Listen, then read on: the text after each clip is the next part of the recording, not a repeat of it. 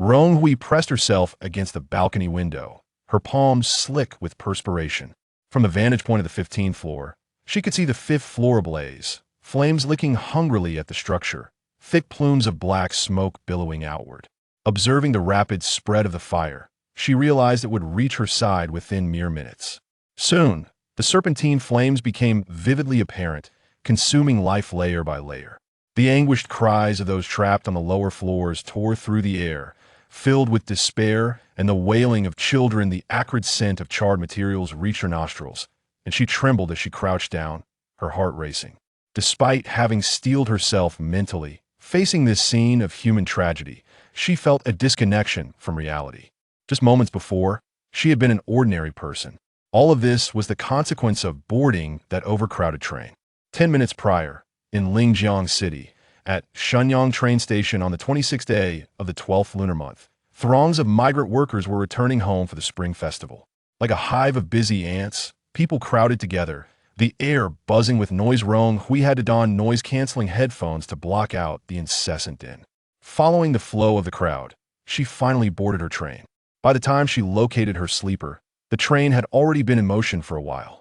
Rong Hui shoved her suitcase beneath the bed and settled onto the blue-sheeted bunk, exhaling in relief. The exertion had flushed her previously pale complexion with a hint of color.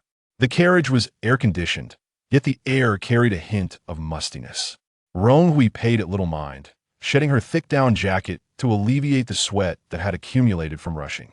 It was a rare indulgence to travel by sleeper train, and she felt a sense of novelty. Looking around, she noted the ordinary green train cars and the crowded compartments, but thankfully, it remained relatively quiet. Modern trains were now electrically powered, producing little noise. She placed her cherished instant photo box beside her bunk, lay down, and quickly succumbed to slumber, having risen early that day to catch her train. Clang, clang, clang to the distinct sounds of an old steam train's metal clashing and horn jolted Rong Hui awake, her brow furrowing as she opened her eyes wide. It was so inconsiderate as to make such a racket. Sitting up abruptly, she sensed something was amiss. The vibrations and horn did not emanate from her phone, but were transmitted from beneath her. Yet she was aboard an electrically driven train. Where could these sounds of a steam locomotive be coming from? Gripping the bed frame tightly, she felt the rhythmic vibrations beneath her, slowly regaining her composure. As she surveyed her surroundings, she momentarily believed she was still dreaming. The partition walls of the carriage had vanished, revealing an endless expanse of bunk beds crammed into the narrow train, with barely half a meter of space between each. Each bunk was occupied by individuals, both male and female. Rong Hui estimated that she could see over 4,000 or 5,000 people, far exceeding the capacity of a single train. Her scalp prickled with unease. Was this some sort of prank show? She turned to inquire of a fellow passenger, only to be met by a pair of dark, piercing eyes. A young man sat on the adjacent bunk, dressed in casual attire, his backpack resting beside him, his posture tense as he silently scrutinized her. "Hello, do you have any idea how we ended up here?" Rong Hui ventured, hoping to glean some insight. "You don't know. My ticket was to Xiangqing, and suddenly I found myself here," the young man replied after a brief pause. "Xiangqing?" Rong Hui was taken aback. She was headed to Dongqing. He didn't appear to be a fraud. Yet how could individuals from different trains be inexplicably gathered together without any awareness of it? Such a phenomenon seemed beyond the realm of scientific explanation. Similar conversations echoed around her, with people awakening, gasping, and even banging on the walls, calling for the train attendants. This isn't even the worst part. Look outside. The young man turned his gaze toward the window, his brow furrowed. Rong Hui followed his gaze, only to see that the previously white metal window had transformed into a vintage wooden frame adorned with blooming morning glory motifs. The walls had turned to iron sheets, resembling an antique train. Suddenly, a grotesque, blood-colored mass splattered against the window, and as she focused on it, a crimson eyeball materialized from the gooey substance. It fixated on Rong Hui, its gaze brimming with malice. A chill raced down her spine, horrified by the surreal sight. Smack! Smack! Smack! Countless unidentified fleshy blobs rained down against the window, which soon became stained with blood-like streaks. Rong Hui hastily averted her gaze, her skin crawling. What in the world is that? Her throat constricted. Moreover, She noticed that the outside world was shrouded in an impenetrable darkness. Although it had been 9 in the morning when she boarded, why was it now night? Swarms of questions swirled in her mind. Beep suddenly, the train's intercom emitted a jarring electrical noise, compelling everyone to cover their ears in discomfort, before fading into a profound silence. An inorganic, mechanical female voice announced, "Greetings, passengers. Welcome aboard the Doomsday train. Please strive to survive the beginner station. We wish you luck." The announcement concluded, and no one dared to speak. Before her, a computer screen-sized virtual interface materialized, resembling a VR gaming display. Rong Hui glanced around. Everyone's gaze was fixated on the void before them, indicating that this screen was individual to each passenger, invisible to others. In the next moment, the screen began to display rows of text. "Greetings, player Rong Hui. You have bound yourself to the Doomsday train system. Please do your utmost to survive at the beginner station. The beginner station is approaching, countdown commencing. 180s, 179s, 178s no." What was this countdown about? Rong Hui was bewildered, and the other passengers around her began to murmur and express their fears, the word survive inciting widespread panic. Another notification popped up on the screen. "Player Rong Hui, the system will issue a virtual backpack. Please select 3 items to take with you into the beginner instance." Immediately, an unremarkable backpack icon appeared on the screen, revealing 3 empty slots when clicked. Rong Hui tentatively touched the screen with her water bottle beside her. Item 1. Pure water from Waxy. It truly stored the item. The water bottle vanished from her hand, replaced by a bottle of water in her system backpack. Could this be the space described in novels? Next, she selected another bottle of water, and a small 2 appeared in the corner of the displayed slot, indicating that similar items could stack within the system backpack. With the countdown nearing its end, Rong Hui hastily selected a bag of bread and her instant photo box, as those were the only items within reach. Backpack is full. The train intercom resumed. "Dear passengers, the beginner station has arrived. Please take your belongings and disembark." In the next instant, Rong Hui felt a wave of dizziness wash over her, and she lost consciousness. Chapter 2. Novice Instance. High-rise fire. Beneath the glaring sun, Rong Hui gradually opened her eyes. In the first moment of regaining consciousness, she sprang up like a fish out of water. Ouch!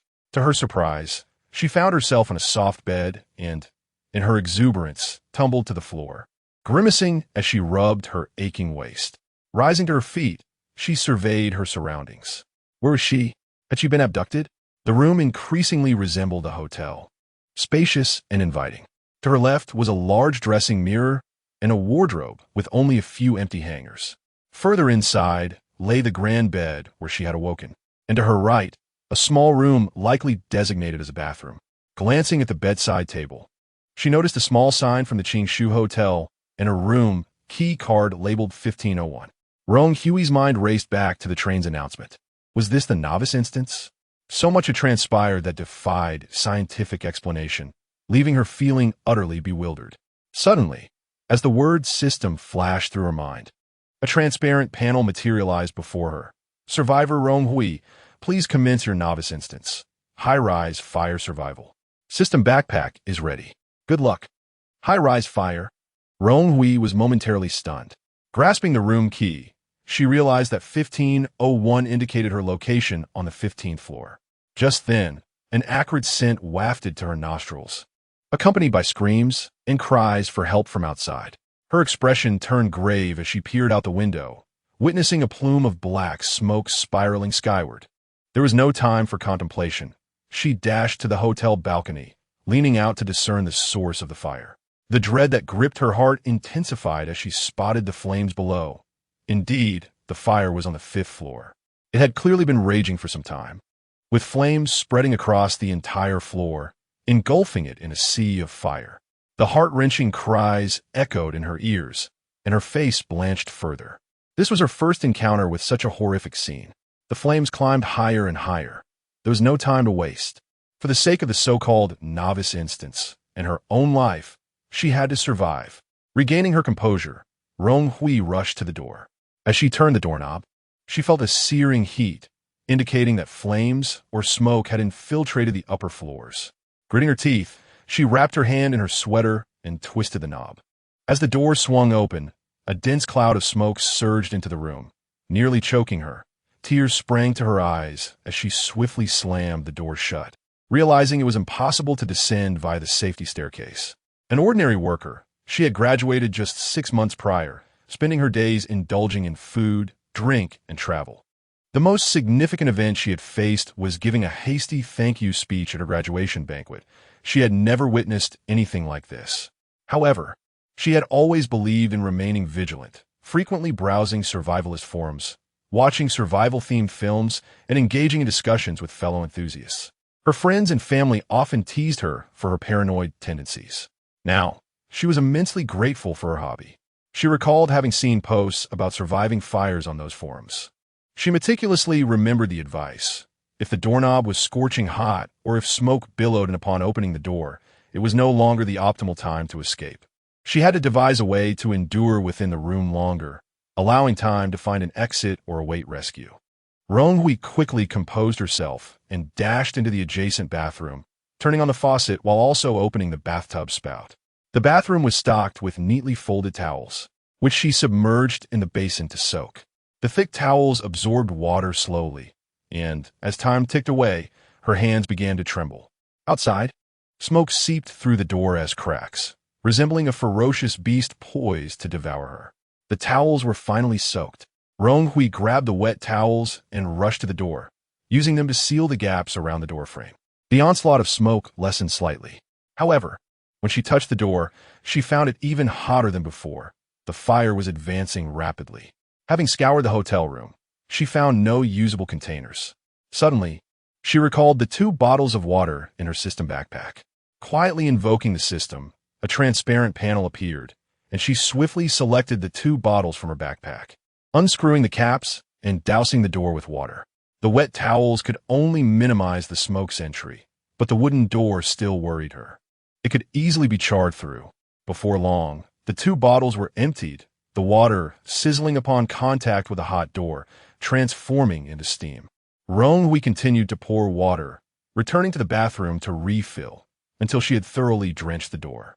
With the crucial measures in place, she turned and hurried to the balcony, intent on closing the window, facing the fire to prevent air from fueling the flames and to delay their spread. Returning to the bathroom, she covered her mouth and nose with a damp towel, having inhaled too much smoke when she opened the door, and felt a wave of dizziness wash over her. After a brief pause, she dragged the comforter from her bed and submerged it in the bathtub, which was now half filled with water, sufficient to soak the blanket. Closing the bathroom door, she wedged the wet blanket into the doorframe, curling up in a corner and continuously dousing water onto the door. If the main door to the room were to be breached by flames, the bathroom door would serve as her last line of defense. As she mechanically poured water, her thoughts spiraled into uncertainty. Was she merely a theorist, having never truly experienced a fire? Should she dash out to find the safety route? Was climbing down from the window the way to go? Was it right to sit idly by? Would she perish? Time slipped away, and amidst her growing despair, she recalled the instant photo box in her system backpack. She retrieved it, holding it tightly in her hands. The palm-sized box contained hundreds of instant photos, chronicling her cherished memories since adulthood. Even if death loomed, she would gaze upon beautiful things before her end. Opening the box, the topmost photo revealed her in a light blue dress, beaming at the camera while holding a plate of tantalizing pig trotter rice. This was taken during her summer trip to Chaos Han, where she and her friends had traveled to Longjiang in search of authentic pig trotter rice, and they were not disappointed. The genuine Longjiang pig trotter rice required minimal accompaniments. The meat was tender, and the skin melted in their mouths. Although she and her friends were not fond of pig trotters, that day they indulged in serving after serving. Gazing at the joyful reflection of herself in the photo, Rong Hui pondered whether she would ever experience such happiness again. The heat in the air continued to rise, and the crackling sounds of flames grew alarmingly close. Her fingers clenched the photo tightly. Ding! Congratulations, Survivor Rong Hui. You have triggered a permanent item, the magical memory box. Beautiful memories are your proof of existence. May your radiant smile endure forever. Chapter 3. Novice Instance, High-Rise Fire, Part 2, Magical Memory Box. The box contains a total of 288 instant photos. Each item depicted can be materialized in reality. Note: 1. Each item can be materialized 3 times. 2. Living creatures cannot be materialized. The system has detected your craving for pig trotter rice. Please receive Longjiang Pig Trotter Rice 1. A flurry of text erupted from the system panel, leaving Rong Hui in a state of bewilderment. In a flash of white light, a serving of pig trotter rice appeared on the floor before her. Rong Hui picked it up for a closer inspection and took a whiff. It was indeed the very dish she had photographed. Unable to resist, she had taken a bite before capturing the image, leaving a noticeable gap in the plating. A mixture of laughter and tears welled up within her. She was elated to possess a golden opportunity, but disheartened that it had come too late. She was uncertain if she could even survive this fiery ordeal, and her appetite for pig trotter rice was the least of her concerns. Wait! A sudden flash of inspiration struck Rong Hui. Could she perhaps discover items in these photos that would aid her in overcoming this crisis? Her fingers trembled with excitement as she feverishly rifled through the box of pictures. Upon spotting one particular image, her eyes sparkled with hope. It depicted her first participation in an amateur cross-country hiking event, showcasing a girl with a high ponytail leaning against a mountain bike, flashing a peace sign with her signature radiant smile. The bicycle itself was of little consequence. What truly mattered was the riding pack strapped to the back. She recalled her enthusiasm for cycling at the time, having amassed an array of peculiar equipment, most of which remained unused aside from a bottle of water. Perhaps this was what they referred to as the plight of a struggling student with excessive stationery. Among those items was an emergency fire blanket. She had mistakenly purchased a fire blanket instead of an emergency thermal blanket when shopping online. Rong Hui remembered that this blanket lay dormant in her storage locker, long thought to be unnecessary. Focusing intently on the image of the riding pack, Rong Hui silently chanted, "Materialize, materialize, materialize," hoping for a miraculous repeat of fortune. Please receive the mountain bike with peculiar equipment 1. Success. Although the bicycle had materialized alongside the riding pack, Rong Hui was nearly overwhelmed with joy. She quickly unfastened the riding pack and unearthed a compression bag, emblazoned with the words "Emergency Fire Blanket" in bright orange. With a tug on the 2 pull tabs, a lightweight, white fire blanket emerged, large enough to envelop most of her body. Equipped with this advantageous item, her options had expanded. Rong Hui promptly reclined in the bathtub, allowing the water to soak her thoroughly. Once her sweater and sweatpants were sufficiently drenched, she wrapped the fire blanket around herself from head to toe. With no sign of rescue forthcoming, she resolved to change her strategy. After all, this was merely a game world, unlike the real world. There might not be firefighters arriving in time to save her. If she remained huddled in the bathroom, her fate could very well be sealed. The temperature within the room continued to rise, the water previously doused on the bathroom door evaporating entirely. As she touched the doorknob, it felt warm but not unbearably so. Perhaps the flames had yet to invade her bathroom. After a moment of contemplation, Rong Hui decided to venture outside to assess the situation. She was on the 15th floor, and the balcony would provide a panoramic view. At the very least, she could ascertain if anyone was coming to her aid. If no one was present, she would attempt to climb to the rooftop, for descending from the 15th floor was out of the question, and she had no way to scale down from the window. Her phone remained in her jacket pocket. Left behind, she pondered whether her device could function in this instance world. Should she fail to find an escape route outside, she could always retreat back to the bathroom. Prolonging her survival, even for a little while, would be advantageous. Resolute in her decision, Rong Hui stowed the mountain bike and pig trotter rice into her system backpack. It was then that she noticed the photo box had vanished, replaced by a small icon in the upper right corner of the system panel, allowing her to select each photo at will, thus expanding her backpack's capacity. She set aside the bread from her backpack, secured the riding pack, and prepared for her next move. With everything in order, she covered her mouth and nose with a damp towel, squinted her eyes, and bent low. She recalled the layout of the room, needing to dash to the balcony within mere seconds. As she twisted the doorknob, a wave of thick smoke rushed towards her, accompanied by a searing heat. Quickly, Rong Hui draped the fire blanket over her face. The visibility within the room having plummeted, she could scarcely discern the extent of the fire's reach. Holding her breath, she sprinted toward the balcony, flinging open the window. Her heart leapt at the sight of a vibrant red fire truck below. Several fire engines were stationed on the ground floor, with a ladder extending towards her. Elated, she could hardly breathe. There was hope. It appeared that this instant's world operated similarly to reality. Help had arrived. Help! Help! There's someone on the 15th floor. Help me! Rong Hui shouted with all her might, her silver fire blanket glinting in the sunlight, drawing the attention of firefighters on the ladder, who began extending it toward her. Just then, a deafening explosion resonated as the room's temperature soared to a critical point, an inferno erupting behind her. A surge of heat slammed into her, nearly propelling her out the window. Ah, it hurts! Both of her hands, clutching the fire blanket, suffered burns, the intense pain causing her vision to blur, while a portion of her hair was singed away. As the ladder drew closer, Rong Hui crouched down, hugging her knees and enveloping her entire body within the fire blanket. She had to hold on. Please, I'm only 23, I don't want to die. She fervently prayed within her heart. Every second felt like an eternity in this life and death moment. Just as she felt she might succumb to the heat, a divine voice broke through. Are you okay? Can you stand? The firefighter's voice resonated before her. The ladder had reached her window as a torrent of firefighting foam cascaded over her. Rong Hui felt a wave of relief wash over her. She mustered the strength to rise and crawl towards the window until she collapsed onto the ladder. Only then did the pain strike her with full force. Glancing down, she saw her calf had been burned, the horrific wound entangled with torn remnants of her pants.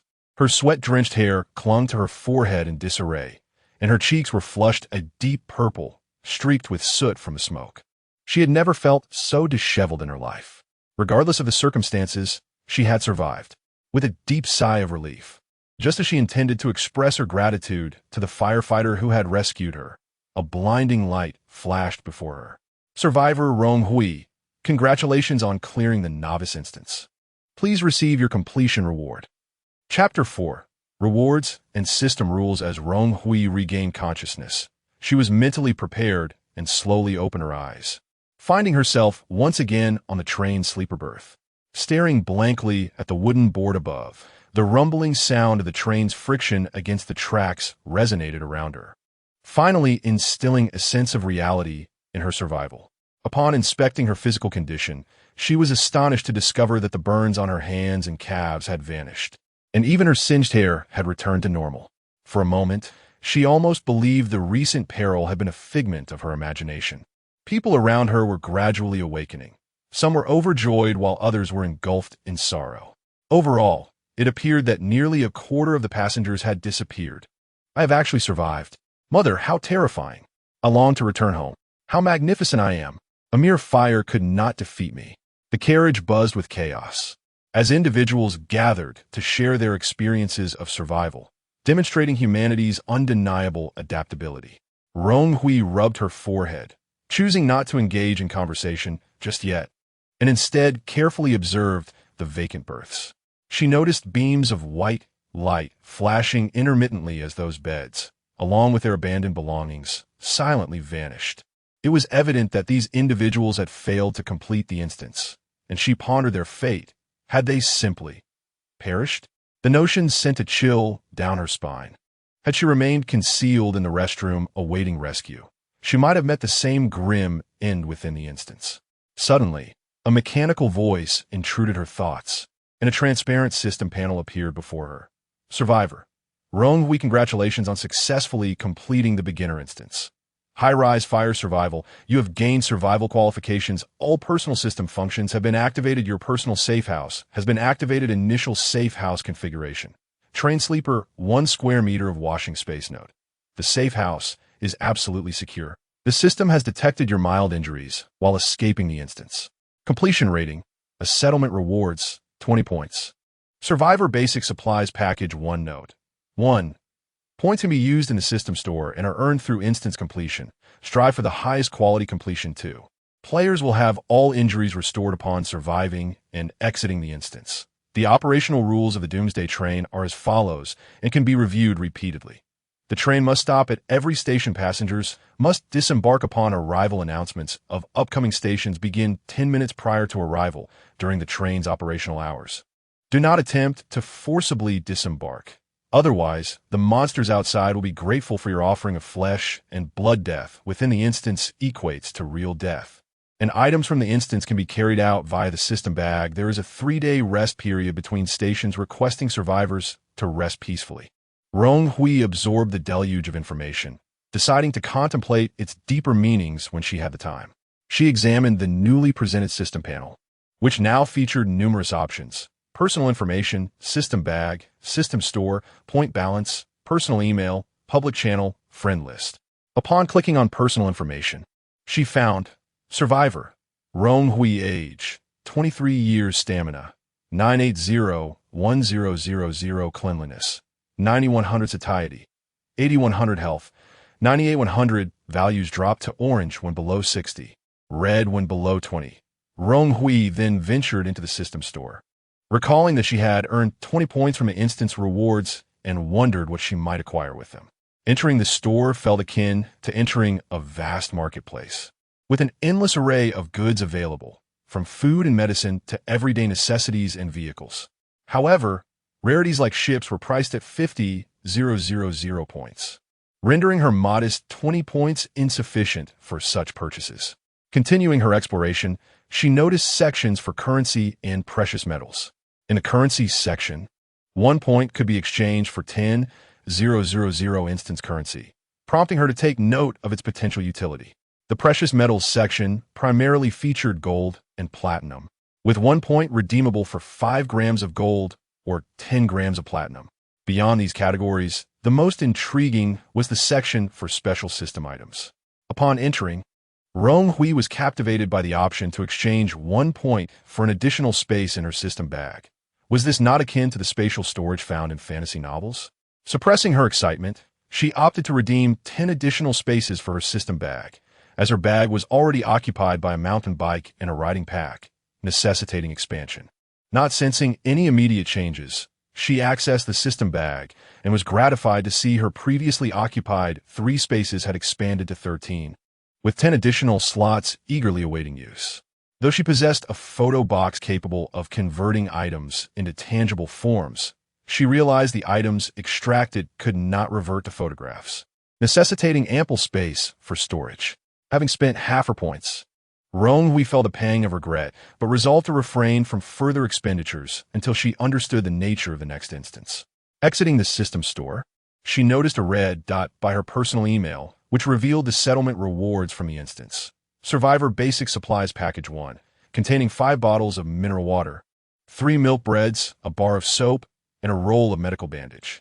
She discerned a correlation between these supplies and her personal metrics, particularly the cleanliness stat, which piqued her curiosity.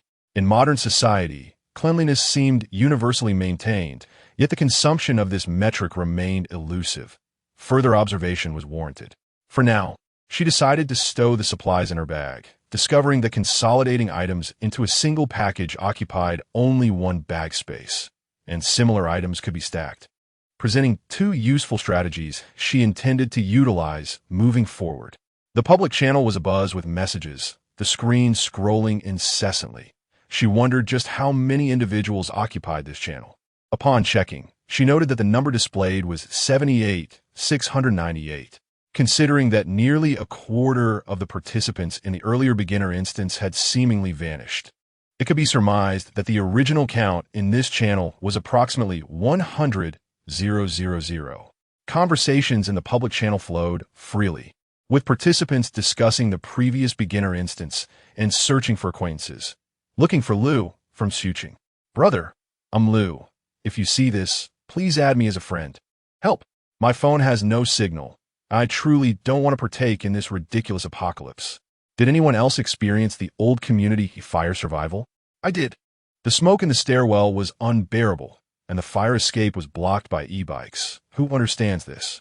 My beginner instance was high-rise fire survival. I almost got trapped in the building. If my brother hadn't been able to climb to the roof, I would have been doomed. Is anyone from the 6th floor of the residential building? I tied all my sheets together to escape through the window. When I reached the 2nd floor, the sheets were too short, and I had to jump down, breaking my leg. Who was worse off? I've been waiting for rescue, and just before I lost consciousness, I was saved. Haha. Aren't you all supposed to be adaptable? What kind of instance is this? It scared me senseless. Has anyone noticed? Items in the system bag can be stacked with a limit of 99. Don't ask how I know. I just tried with peanuts one by one. Wow. Thanks to the person above. May you have a peaceful life. Wishing you a smooth instance. My instant settlement rating was B, with a reward of 15 points. Is anyone higher? Wow. The person above is amazing. My rating is merely D. The system claims I have sustained fatal injuries and grants me a scant 5 points, rendering me unable to purchase anything from the marketplace. As Rong Hui perused the public channel, she discovered an abundance of information. It appeared that everyone's novice dungeon experiences varied significantly, and the methods to conquer them differed as well, rendering mutual experience largely unhelpful. However, the tidbit that each backpack slot could accommodate up to 99 identical items proved invaluable. The channel was abuzz with individuals sharing their completion ratings. Yet Rong Hui had no desire to join the fray. She surmised that there were certainly others with higher ratings. True experts often blend seamlessly with the crowd, and she preferred to avoid embarrassment. Regarding the search for others, she felt no compulsion. Since her parents' divorce at the age of 15, she had become a burdensome outcast, relying on government aid and her own labor to complete her university education. Rong Hui had long abandoned any fantasies of familial warmth, presenting an indifferent facade to the world, with only a few close friends with whom she could share her thoughts. This spring festival, her visit home was primarily to see her grandmother. Otherwise, she would have spent the holiday alone in her rented apartment, likely never encountering this peculiar Doomsday train system. To be honest, after navigating the novice dungeon, Rong Hui's perspective on the system had completely transformed. Her life had never been so exhilarating and wondrous. The adventurous spirit within her stirred restlessly, and she felt a burgeoning desire to explore just how far she could go. Chapter 5. On the train, Rong Hui turned off the system panel and sat on her bunk, beginning to organize her belongings. Currently, she had only her backpack, a thick down jacket, and a wool scarf by her side. Her suitcase, which had been tucked beneath the bed, was now missing. Perhaps she should be grateful that the system had left her snow boots, or else she would be barefoot. Inside her backpack, there were a few bread rolls and apples. The 2 bottles of water she had brought with her had been consumed in the novice dungeon. Although her phone and power bank were fully charged, the signal bars were blank, rendering her unable to make calls. A mobile phone without network or signal was akin to a mere brick. Rong Hui first stowed her phone and scarf in her backpack, unwilling to let these trivial items occupy space in her system bag. After packing her belongings, she felt a pressing need to relieve herself. She recalled what the system had mentioned about a 1 square meter washing area. After rummaging through her surroundings, she finally spotted a green button at the foot of her bed, inscribed with the word restroom. Upon pressing it, a door seemingly materialized from thin air, akin to the magic door from Doraemon. Looking around, Rong Hui noticed that many people were absent from their bunks, yet the beds had not vanished, indicating they had entered the restroom. Turning the doorknob, she stepped into this otherworldly space. Upon entering, she found herself nearly unable to turn around, as it was indeed only 1 square meter in size. She addressed her physiological needs and was astonished to discover that this tiny space could accommodate a toilet, a sink, and a shower. She couldn't help but admire the system's ingenuity. After washing her hands with soap from her basic supplies, she observed her cleanliness stat rise from 90 to 100, and her health from 98 to 99. It appeared that everyday items like soap were crucial for maintaining their health. She made a mental note of this before exiting the restroom. As she stepped out, she locked eyes with a young man from the adjacent bunk. Rong Hui nodded in acknowledgement, but had no desire for further interaction, feeling mentally fatigued from her recent dungeon experience. The young man returned the nod silently, indicating he too was disinterested in conversation. Just as Rong Hui intended to lie down for a brief rest, she encountered a significant problem. The train and oppos, as sleeping arrangements were densely packed, offering no semblance of privacy. While ordinarily a few hours of sleep on a train would pose no issue, it seemed she would be on this train for an extended period, which was quite distressing. She could hardly ignore the predatory glances from a few men nearby. Among the survivors, she was the only woman, making her an enticing target in the crowd. These men had been eyeing her for some time, likely curious about the contents of her backpack and waiting for her to reveal a weakness. However, Rong Hui remained cautious, not straying from her bunk and adopting a closed-off demeanor, thus denying them an opportunity. A cold smile played on her lips. Indeed, after just one dungeon, some individuals could not suppress their thieving instincts. Without hesitation, she searched the system store for bed curtains. True to form, the all-encompassing system presented her with over a dozen styles, priced from 1 to 20 points, each boasting various features such as absolute soundproofing, item detection prevention, and odor isolation, everything one could desire. Rong Hui selected a pair of curtains priced at 2 points, which offered soundproofing and odor isolation. The curtains that provided item detection prevention were too expensive. She was reluctant to spend so many points at this moment.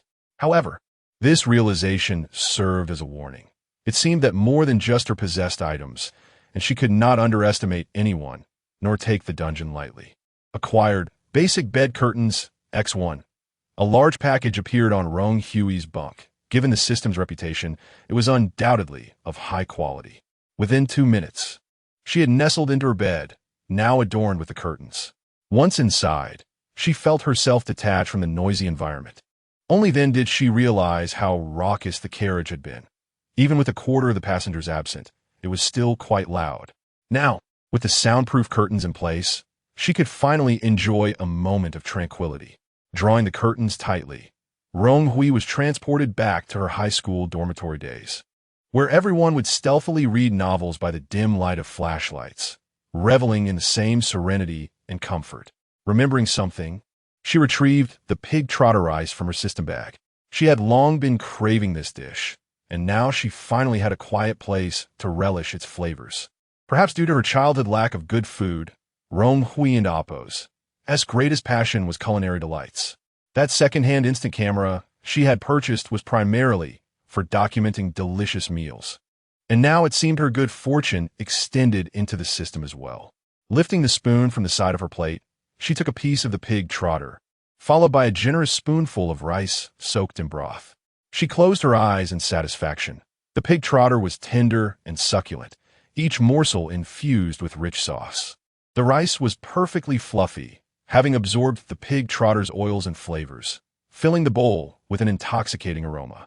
As she savored each bite, the pork melted in her mouth, rich yet not greasy, lean yet not dry, the robust sauce melding perfectly with the pork's tenderness, leaving her yearning for more. Rong Hui felt as if she could smell the summer evening breeze, transporting her back to the streets of Chaozhou. According to the rules of the items she had obtained, this dish of pig trotter rice had 2 transformation opportunities remaining. Furthermore, her photo box contained hundreds of images of delicious foods and scenic views. She was filled with anticipation for a bright future. Having finished the entire plate of pig trotter rice, Rong Hui let out a satisfied burp and checked her personal information. Indeed, her fullness level had reached a perfect score of 100, and her health had also risen to 100, though her stamina had dipped to 700. It was time to rest. Setting an alarm on her phone, she draped her down jacket over herself and fell into a deep slumber within the rare quietude. Suddenly, the alarm rang.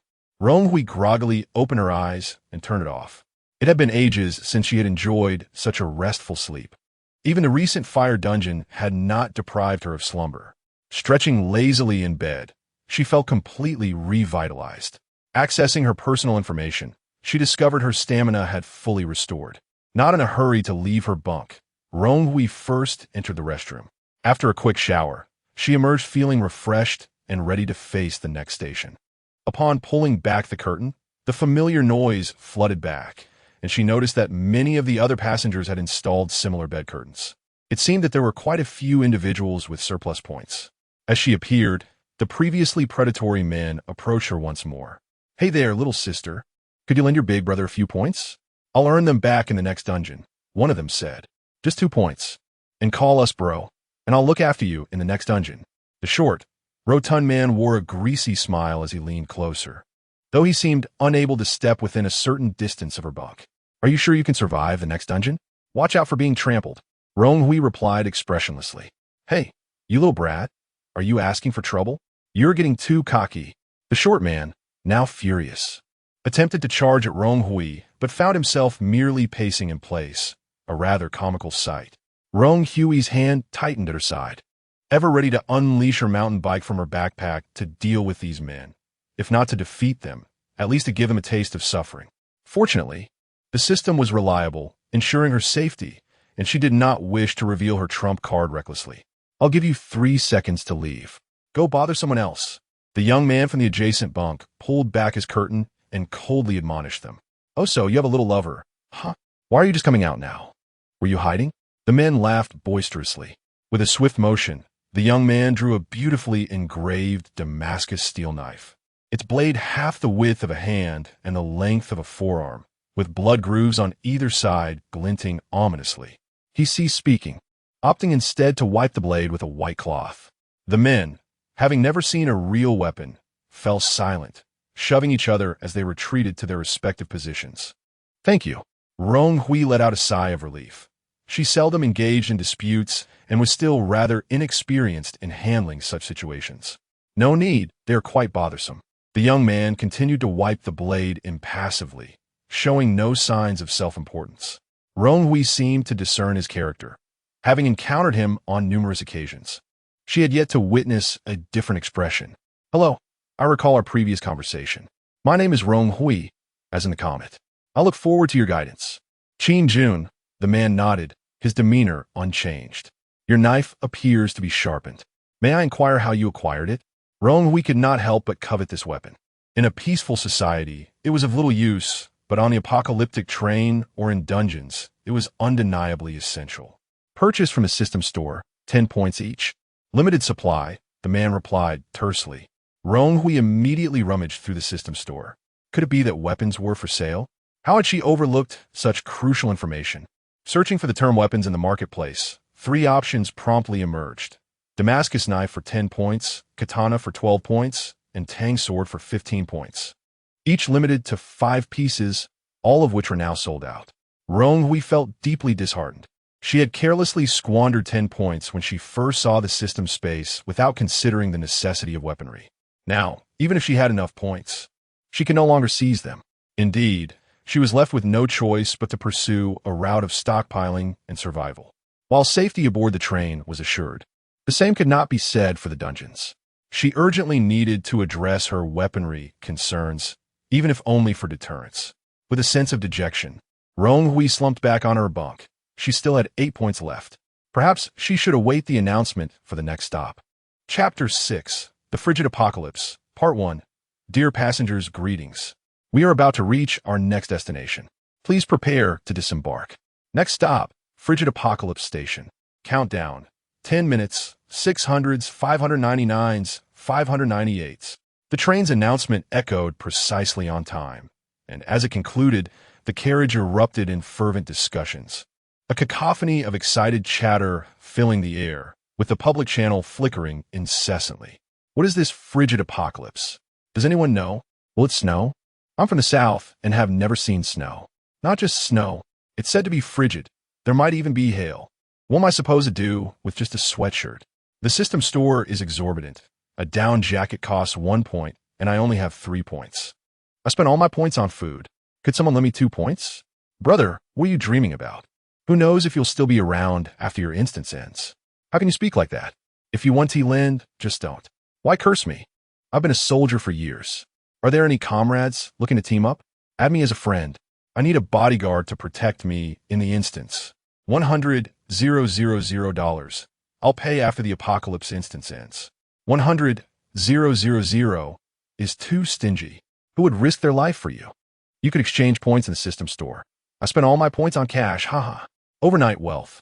The carriage was rife with chaotic discussions, most of which were trivial complaints. Rong Hui chose not to engage. She needed to prepare thoroughly in the limited time available, since it was going to be frigid. Her thick down jacket would surely come in handy. Fortunately, she had dressed warmly in anticipation of returning to her northern hometown, and her initial gear was already commendable. Upon entering the system store, Rong Hui discovered numerous items suited for the frigid instance, such as hand warmers and electric heaters, but the point prices were steep, which she found burdensome. After contemplating for a moment, she decided to exchange 5 points for 50,000 instance currency.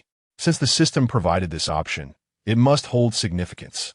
In normal times, and under typical consumption levels, stockpiling currency in the instance would likely prove more economical than purchasing from the system store.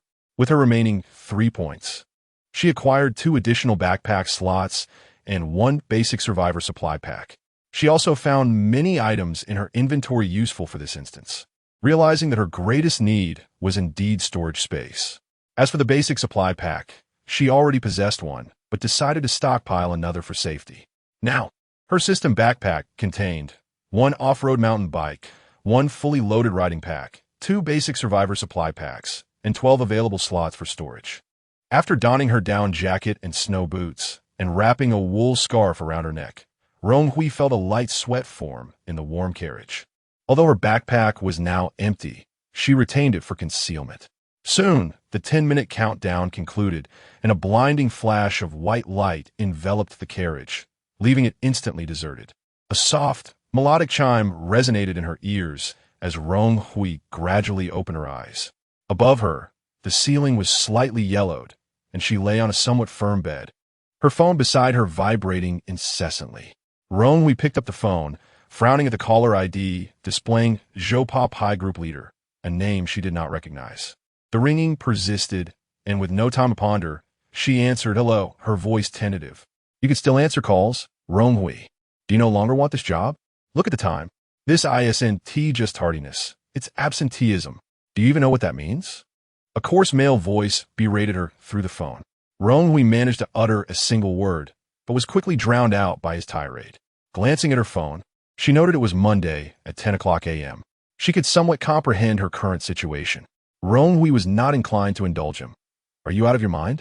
Can you speak properly?" I might hang up. Though she was puzzled as to why he also called her Rong Hui, she truly did not recognize him. Anyone would feel irked by such unwarranted scolding. "Well, Rong Hui, so you think you're tough, huh? You don't need to come to work tomorrow." "Never again." The breathless fury on the other end nearly pierced her eardrums. She hung up the phone, unwilling to waste any more time on him. Such foolish leaders were not new to her. She had encountered many during her school and early career days, those who, with a modicum of power, strutted around arrogantly. However, it appeared that the system had assigned her the identity of a worker.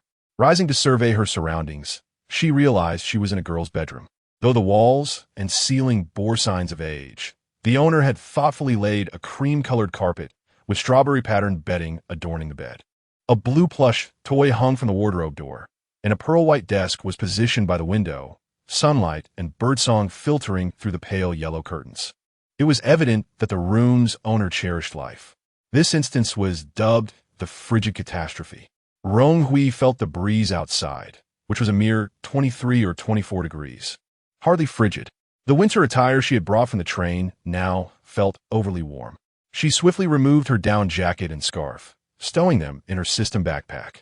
"Survivor Rong Hui, you have entered the frigid catastrophe instance. Time, 12 o'clock p.m. Disaster has struck. Survive for 20 days to exit the instance. Survive for 30 days to receive additional rewards. Good luck." The system's voice rang out promptly.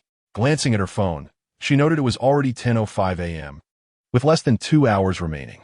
Thankfully, she and T wasted time arguing with that Zhou Pa Pai. She checked her personal stats. Survivor, Rong Hui age, 23 years stamina, 1,000 cleanliness, 95-100 hunger, 70-100 health, 96-100, all her stats were green, indicating no immediate need for replenishment. The onset of the frigid apocalypse would result in halted transportation, crumbling infrastructure, shuttered shops, and production stalling. This would inevitably lead to shortages of supplies, social unrest, widespread frostbite, and famine. Given that she needed to survive at least 20 days in the instance, adequate survival supplies were essential. In short, she needed to stockpile swiftly. After spending several minutes thoroughly searching the room, Rong Hui discovered the original owner's cash and bank cards, along with the 50,000 she had exchanged in the system store. Now, she had over 110,000 at her disposal. She also found the original owner's car keys, solving her transportation dilemma. With less than 50 minutes remaining, she grabbed the house keys and dashed out. The original owner's vehicle was a Xixiang Mini, and Rong Hui stared wordlessly at the pastel-colored car. The bow on the front, so pink it was blinding. Well, having a car is better than none, she thought, as she had no time to rent another. Not knowing what the situation would be like after the disaster struck, she decided to stockpile while everything was still normal. Chapter 7, The Frigid Apocalypse, Part 2. The first destination was the pharmacy adjacent to the residential complex. Upon entering, Rong Hui procured 2 thermometers, 10 boxes of frostbite ointment, 10 packs of anti-inflammatory medication, 10 boxes of fever reducers, 5 bottles of disinfectant iodine, 10 large rolls of medical bandages, 5 large bottles of fish oil, and 5 large boxes of multivitamins. Additionally, she purchased some cold medications and ointment for bruises. Noticing a supply of medical heating pads and masks at the cashier's counter, she acquired 100 of each. These medical supplies were critical for her, whereas food was not an immediate concern. The total expenditure amounted to over 8,000. The pharmacy attendant, beaming with delight, packaged Rong Hui's purchases in a large paper bag, recognizing that a client of this magnitude was a rare find, thereby doubling her commission. As Rong Hui placed the medical supplies in her vehicle, a man in his 30s rushed into the pharmacy, demanding all the frostbite ointment and fever reducers. The pharmacy staff exchanged puzzled glances, bemused by the sudden influx of customers seeking frostbite ointment. Rong Hui refrained from turning around. She surmised that this man was another survivor sent by the system, indicating that she was not the only one vying for survival in this world. Caution was now imperative for her next steps. Once seated in her car, Rong Hui stowed the large bag of supplies into her system backpack, intending to reserve a compartment solely for medical items. Her next stop was an outdoor equipment store. Given that this mission was dubbed extreme cold, ordinary winter gear would undoubtedly be insufficient. Upon entering the store, she expressed her desire to purchase gear for skiing and camping. The staff, eager to assist, promptly recommended a new high-tech down ski suit that was both warm and waterproof, albeit at a steep price of 8,900. Rong Hui did not haggle, opting to exchange the onesie for standard zippered pants and requested 2 sets. Under the astonished gaze of the attendant, she also selected a wind-resistant tent, an inflatable mattress, an envelope-style down sleeping bag, 2 compressed-down blankets, a 40L hiking backpack, a hanging thermometer, anti-slip snowshoes, a rabbit fur hat, wool socks, a windproof mask, and a headlamp. She also cleared the promotional display of protein bars and chocolate stationed outside the store. After contemplating a few details, Rong Hui purchased 10 sets of base layer fleece clothing, 5 sets of fleece jackets and pants, and 100 sets of disposable underwear. Acknowledging the importance of personal hygiene, which was reflected in her cleanliness index, she requested the staff to pack her items in the largest waterproof containers available and even secured 2 commercial-grade craft paper boxes measuring 2 meters on each side. The total bill came to 65,000. With limited compartments in her system backpack, she aimed to maximize the storage of her supplies in the boxes before placing them into her backpack to save space. Her next destination was a supermarket, and she chose one renowned for its fresh produce, located far from the original owner's residence. She believed that the survivor supply pack distributed by the system might serve as an optimal means for stockpiling, having a standard answer to follow. Therefore, she decided to focus on ready-to-eat meals. Rong Hui purchased 99 1L bottles of mineral water, filling an entire compartment of her backpack, as well as 99 packets of instant chocolate bread and soap, alongside a compartment for medical supplies. With these provisions, her 4 personal metrics were now secure. Once assured of her foundational supplies, a sense of relief washed over her, and she indulged in a moment of carefree shopping. Fried chicken? Purchased. Salmon? Acquired. Durian? Obtained. She gathered every delectable item in sight. Concentrating on ready-made foods, she noted that the original owner's home lacked even a pot. Indicative of a life spent relying on takeout, she filled her cart with sushi platters, instant pastries, ready-cooked meat rice, and various other dishes, taking 5 boxes of each flavor. Stacking them high, she resolved to reserve a compartment in her backpack specifically for food, confident that even if she could not consume it all during this mission, it could be traded or transported into the next. Curiously, once items entered her system backpack, they floated in their compartments like in a game interface, appearing as freshly placed. This delighted the stockpiling enthusiast within her, as she no longer needed to worry about preservation issues. After selecting her favorite foods, Rong Hui regained her composure and added a box of luncheon meat, a box of instant noodles, a box of canned meat, a box of nut-flavored compressed biscuits, and a large carton of farm-fresh eggs. These items were easy to preserve and compact, allowing for discreet consumption or exchange. After securing her food supplies, she sought out smokeless charcoal for barbecuing, acquiring 5 boxes, and also purchased some raw meat skewers and seafood, as charcoal was increasingly hard to come by in the bustling city. Making several trips to the parking lot, Rong Hui utilized the cover of her vehicle to gradually transfer her supplies into the system backpack. For her final trip, she bought a few packs of cigarettes and several bottles of high-proof liquor. In the event of a material shortage, cigarettes would serve as hard currency, while the liquor could be used for disinfection or warmth. Her last stop was a building materials market, where she needed to buy insulation cotton and tarpaulin. Uncertain of the extent of the impending disaster, she realized she must first take refuge in the original owner's home, necessitating protective reinforcement measures. Insulation cotton could temporarily buffer temperature changes during the extreme cold, while tarpaulin would prevent leaks and broken windows. If time permitted, she would have preferred hiring a construction team to renovate the original owner's home, but time was of the essence, and she had to rely on her own efforts for fortification. After finding contact information for several stores online and confirming their addresses, Rong Hui drove directly to the locations. There, she purchased 20 meters of 1 meter wide insulation cotton, 50 meters of tarpaulin, and a thick industrial felt she encountered, acquiring it all. She also obtained several bottles of industrial glue, nearly depleting her funds. Placing everything in her car, she noticed the time, 11:35. Her swift movements indicated that she still had time to return home, as the system warned of the disaster's onset at noon. Rong Hui was unwilling to gamble on what might occur if she remained outside at that hour. Driving her vehicle to the base of her apartment complex, she checked her phone, 11:45, still within the time frame. After parking the small pink car in the basement and locking it, she decided to visit a nearby convenience store to procure some inconspicuous daily necessities. Upon entering the store, she saw the owner stocking the shelves, with stacks of cardboard boxes at his feet. Today, it seemed, a frenzy had overtaken many shoppers, with money losing its value. The owner, cigarette dangling from his lips, mumbled complaints. Rong Hui quickly deduced that these were also survivors from the same mission. However, she had not encountered anyone scrambling for supplies at the larger fresh produce supermarket, where patrons had leisurely browsed. A moment's reflection revealed that not all survivors had access to vehicles. The supermarket was several kilometers away, making the community store the most convenient option for procuring supplies within a limited time frame. Although she felt a twinge of disdain for the original owner's small pink car, she had to admit that having a vehicle was exceedingly advantageous. In the community convenience store, Rong Hui selected some hand soap, tissue paper, and sanitary pads, then proceeded to check out, preparing to return home, which was just 6 floors above.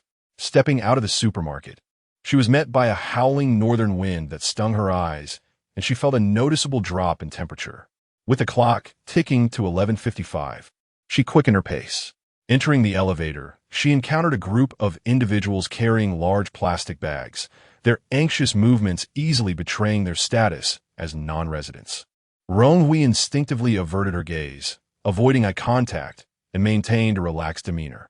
The individuals nearby exchanged knowing glances, one of them attempting to initiate a conversation, only to be restrained by another. Upon reaching the 4th floor, they all disembarked. "Why don't you let me inquire? What if she is a player as well? Did you not notice the items in her bag? Just a few rolls of paper. Anyone moving leisurely at this hour is certainly not a player. We must not expose ourselves." The group deliberated in the corridor on the 4th floor, while Rong Hui listened intently from the 6th floor, remaining silent until they entered their residence. at which point she unlocked her door and returned home.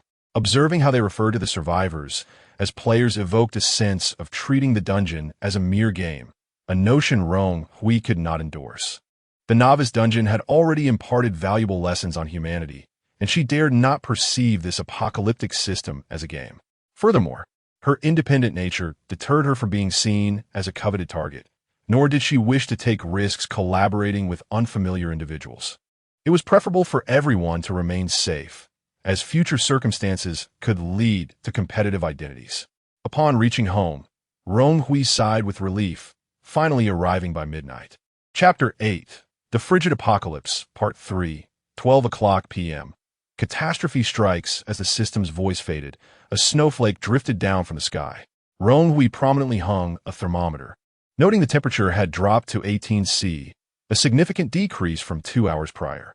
She moved the sofa and cabinet aside, clearing a space in the living room to unpack a pile of supplies she had recently purchased from her system backpack. In an instant, the floor was cluttered with an array of items. Rong Hui set aside 2 large boxes from the outdoor supply store, one designated for food and the other for clothing and miscellaneous goods, including equipment purchased from a store and some everyday items that were not immediately needed.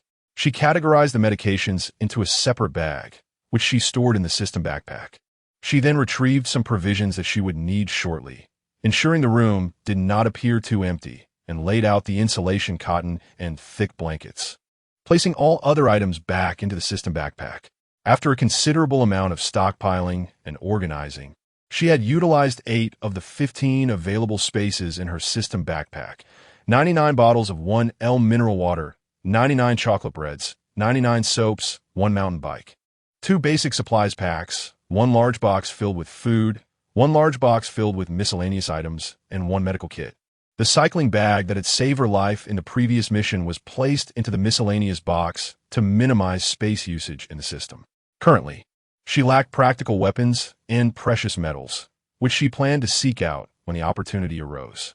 Within the limited time allocated in the instance, Rong Hui had prepared as thoroughly as possible before she could catch her breath. The system in Oppo's voice abruptly announced, "System phase task released, optional, survive from days 1 to 5 of the instance while maintaining personal values above 80. Completion of the task will yield substantial rewards." Noticing the word optional, Rong Hui understood that this task was not mandatory, and failure to complete it would not incur penalties. Nevertheless, she was intrigued by the system and Oppo's rewards and wished to attempt it. With her supplies organized, she sank into the sofa, exhaling with relief. It had been 2 hours since entering the instance, and her mind had remained taut with tension. Suddenly, her phone buzzed twice. She glanced at it to find a warning message from the Meteorological Bureau, due to unknown reasons.